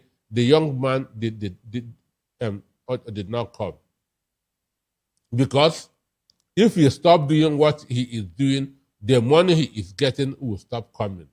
The security that he has will be taken away from him. Understand me? So they are not acting on their own. Let's have your concluding thoughts on the discussions, on the topics of discussion. Let me start with the release, because that's what happened in Borno State, not rescue. The release of 360 captives is a victory that's for the families first, for the families who have their loved ones have been in the forest. Understand? And for the Nigerian army, they should also try to extend that to other parts of the country, like what happened in Oyo. That should be extended to other parts of the country. And they should ensure that when they are released, they will not go back there anymore. Understand? So on the issue of ADC,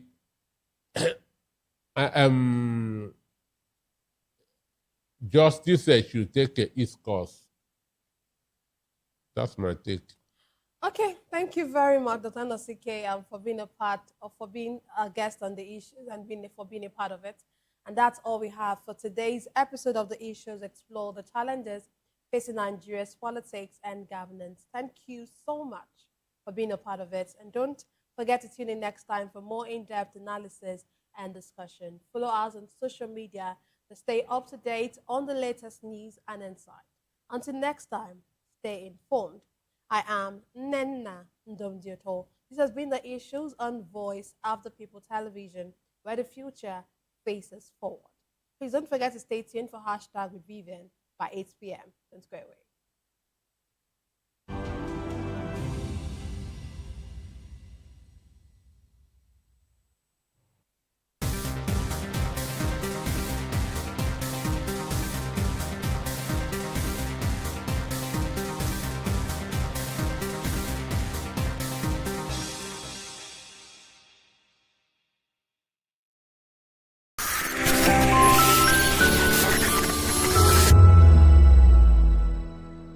Nigerians, your voice matters, and in 2027 it starts with your permanent voters card, your PVC. If you're 18 and above and you're a Nigerian citizen, you have the right to choose who leads your community, your state, and your country. But that right only counts if you have your PVC and your name is on the voter register. Here's what to do. First, check if you're registered. If you're not, or if you've moved, lost your card, or turned 18 since the last election, go to the nearest INEC office or an INEC registration center. Second, it's free. Don't pay anyone for any registration or collection. Third, collect your PVC early. Don't wait until the week before elections. INEC will announce dates. Listen to radio, TV, and follow INEC's official pages. Your PVC is more than plastic. It's your power to hold leaders accountable. It's how you decide on roads, schools, hospitals, and jobs for your community. When you vote, you decide the future of your children. Get registered. Get your PVC. Vote in 2027. For Nigeria to work, you must be a part of it. Your vote, your future, your responsibility. This message is brought to you by Voice of the People, VOP Media. Welcome to the locker room, the home of football talk that matters. I am Jerry Arpelon. Join us every weekday, Monday to Friday at 5 p.m. Nigerian time, as we share the hot takes and hot debates in the exciting world of football. And joining me are the usual suspects, Ikechukwu and Mayowa, as we break down all the hot takes and everything that's happening in the football. Don't just watch football, live it with us. Catch us on the locker room and Voice of the People Television at 5 p.m. Nigerian time. And like I always say, if not 20 minutes off, please the sport. And it's Hakim Ziyech who puts the In a world where power shifts with every headline. In a nation full of questions. In a world filled with noise, the truth needs a voice. The policies that shapes our world and the economy that determines our future. Every hour, every day, the grapevine keeps buzzing. And together, we are committed to telling the stories that shape our world, because your voice is our focus. Don't forget, our voice matters the most. Let us come together and share our concerns.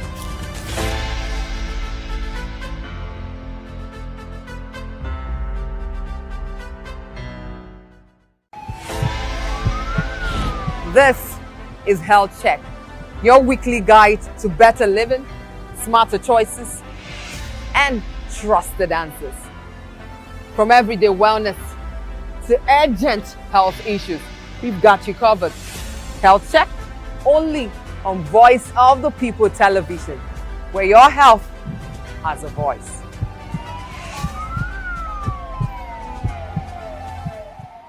In a world where truth is the ultimate power and opinions scream the loudest, it's time to wade through the noise. Hunger no get tribe. Hunger no get religion. and scan the human interest and trending topics that matter. Stay tuned to The Issues, your plug to the stories making the buzz, from politics to science and technology, social justice, and more. Let's tackle the tough questions and expose the truth. The Issues on Voice of the People Television, Mondays to Fridays, 8 to 9 p.m. The Issues. Don't just react, understand.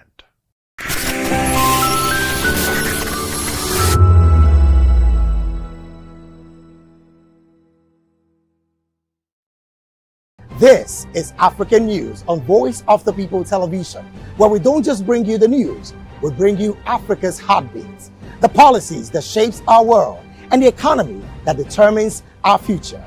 African News on Voice of the People Television. Stay with us. My name is Esther. They call me the Oga of them are the general overseer of them all. Every man, every woman has got a voice where integrity is the volume. So this is Voice of the People's TV. Voice of the People's TV. So this is the people's voice. And the people's voice is the voice of God. That's the voice populi in Latin. The people's voice is the voice of God. So keep watching Voice of the People. In fact, my name is Voice of the People. Keep watching MC Ado Pikin. Hi guys, my name is Kagan. I am Nigeria's biggest tech content creator. And I just wanted to give a quick shout out to Voice of the People TV. Keep watching, enjoy, and you're welcome. My name is MC Alamano. The city call me Enjoy Med Landlord. It's VOP TV. Keep watching VOP TV. Don't touch it down. Even if you want to touch it down, increase the volume. If you don't increase the volume, I told me. My name is Collins Agawabe, popularly known as No My Day. But last, more than No My Day. Or more. Not be all so the cook right at the fry plantain. We keep on watching VOP TV. Hey. The voice of the people. The voice of Edo. If you now want to get the authentic news for Edo, the way it be, that's why they show and they want to cut anything come on. At VOP TV.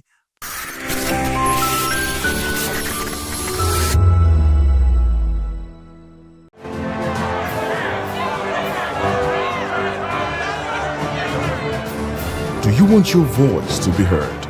Do you know that you matter in the scheme of things? The People's Voice, the show where ordinary citizens take center stage as we discuss the biggest stories that affect you and I. With you in mind, we facilitate lively discussions, debates, and interviews on the topics that matter most to you and I, from social justice to economic empowerment, education to healthcare, governance, and more, tackling tough topics and amplifying your voice. Join the conversation and make your voice count. The People's Voice. Make your voice count. We encourage you to click on the like button and subscribe to our YouTube channel. We are Voice of the People TV. Also follow us on all our social media platforms. We are at VOP TV Live. Visit our website www.vop.ng for fresh and trending news. Also watch us live on SLTV channel 264. VOP TV. Voice of the People Television. The red carpets, awards, the razzmatazz, music, fashion, interviews, and more. Spotlight on Voice of the People Television. Let's feed you with all the juicy stories in the global entertainment space, bringing you the glitz and glamour as it is hot. Stay tuned to Spotlight, 1 p.m. Monday to Friday. Spotlight on VOP TV. Entertainment like never before.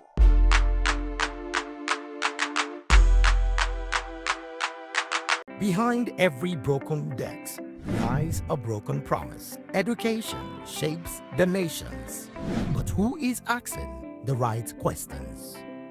Introducing Edu Dialogue, the show that goes beyond the surface, exposes the cracks, the corruption, and the silence in Nigeria's education system. Edu Dialogue, Saturdays, 3 p.m., only on VOP TV. We break the biggest stories, from missing funds to policy failures. We ask the tough questions and demand real answers. Edu Dialogue, this Saturday, 3 p.m. on Voice of the People Television. Join us as we drive into the world of politics through insightful interviews with prominent political figures, both serving and former governors, ministers, senators, legislators, party chieftains, activists, and analysts. Get first-hand information into the decision-making processes that affect our daily lives. Highly engaging one-hour program that brings political discourse into focus. I am Chukwuma Okoro. Political Lens, Monday through Friday, 6 to 7 p.m. Join us.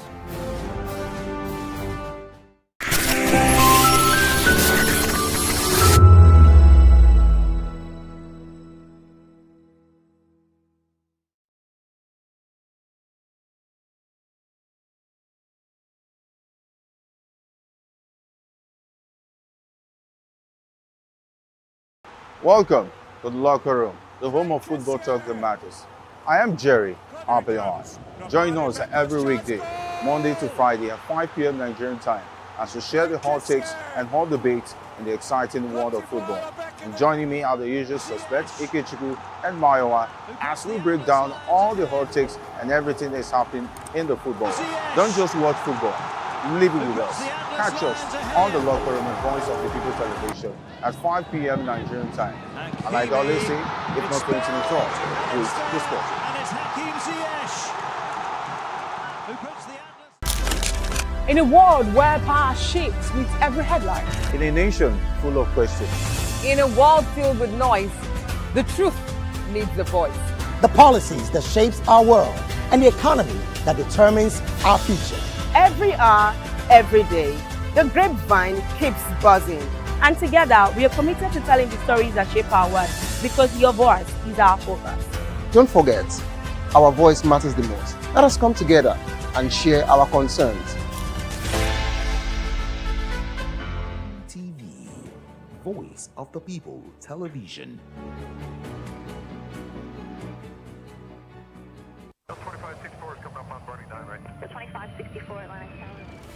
What happens in the hush behind hangar doors? Who signs the papers that gamble with lives? Which truths were grounded before they even ever had wings? If you've ever buckled a seatbelt at 30,000 feet, if you've ever stared out of that tiny window and wondered who's really in control of the skies, it isn't just flight, it's power.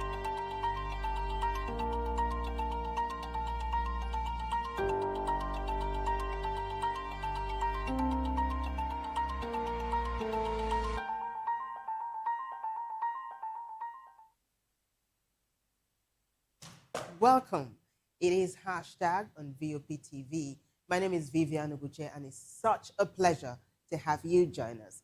Now, if this is your first time, accept a very, very warm welcome from us because it's the whole team working together to ensure that this is a flawless production.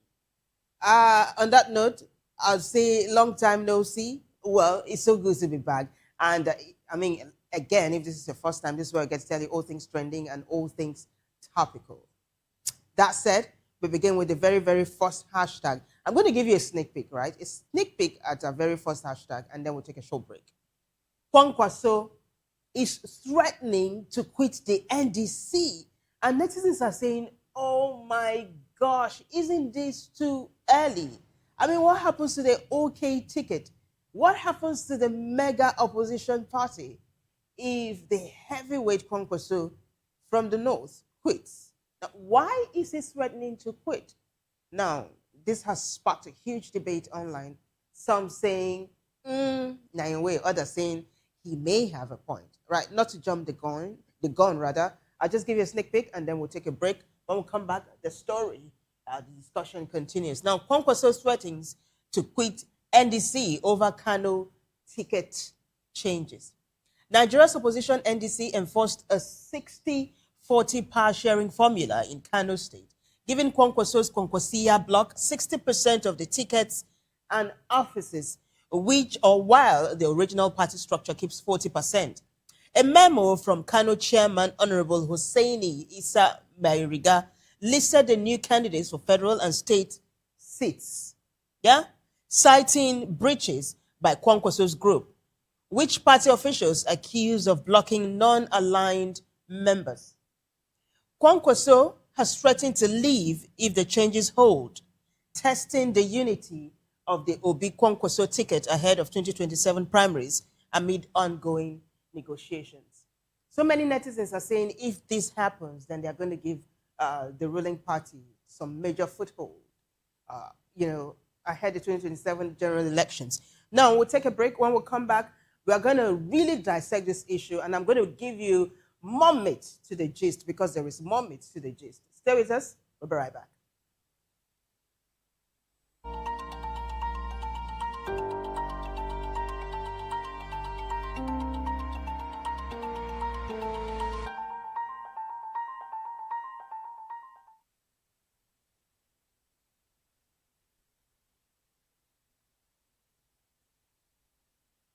On Edu Dialogue, we bring you fresh ideas and conversations, shaping the future of learning in Nigeria and beyond.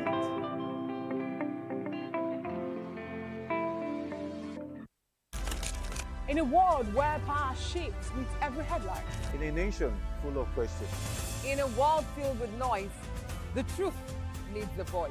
The policies that shapes our world and the economy that determines our future. Every hour, every day, the grapevine keeps buzzing. And together, we are committed to telling the stories that shape our world because your voice is our focus. Don't forget, our voice matters the most. Let us come together and share our concerns.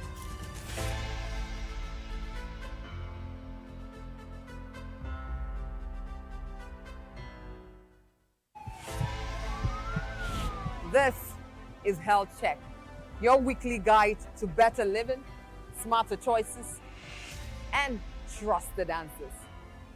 From everyday wellness to urgent health issues, we've got you covered.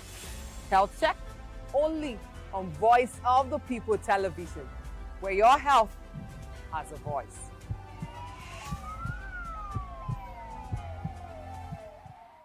Welcome to the locker room, the home of football talk that matters.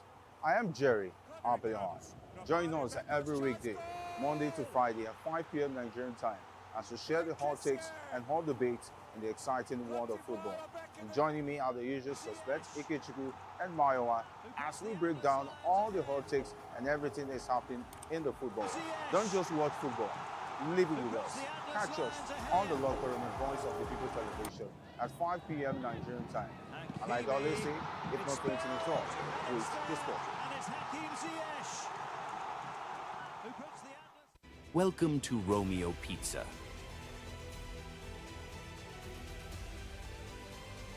Sink your teeth into our freshly baked pizzas. Loaded with rich sauce, melted cheese, and irresistible toppings.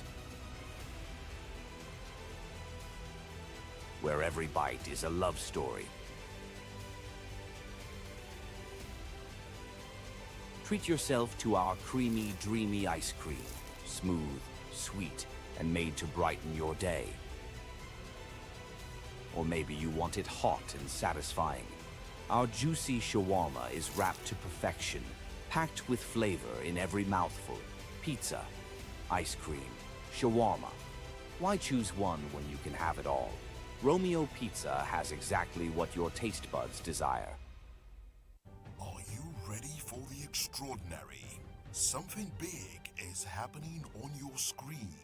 Introducing Vop TV, now streaming on SLTV channel 264. From breaking news to captivating conversations.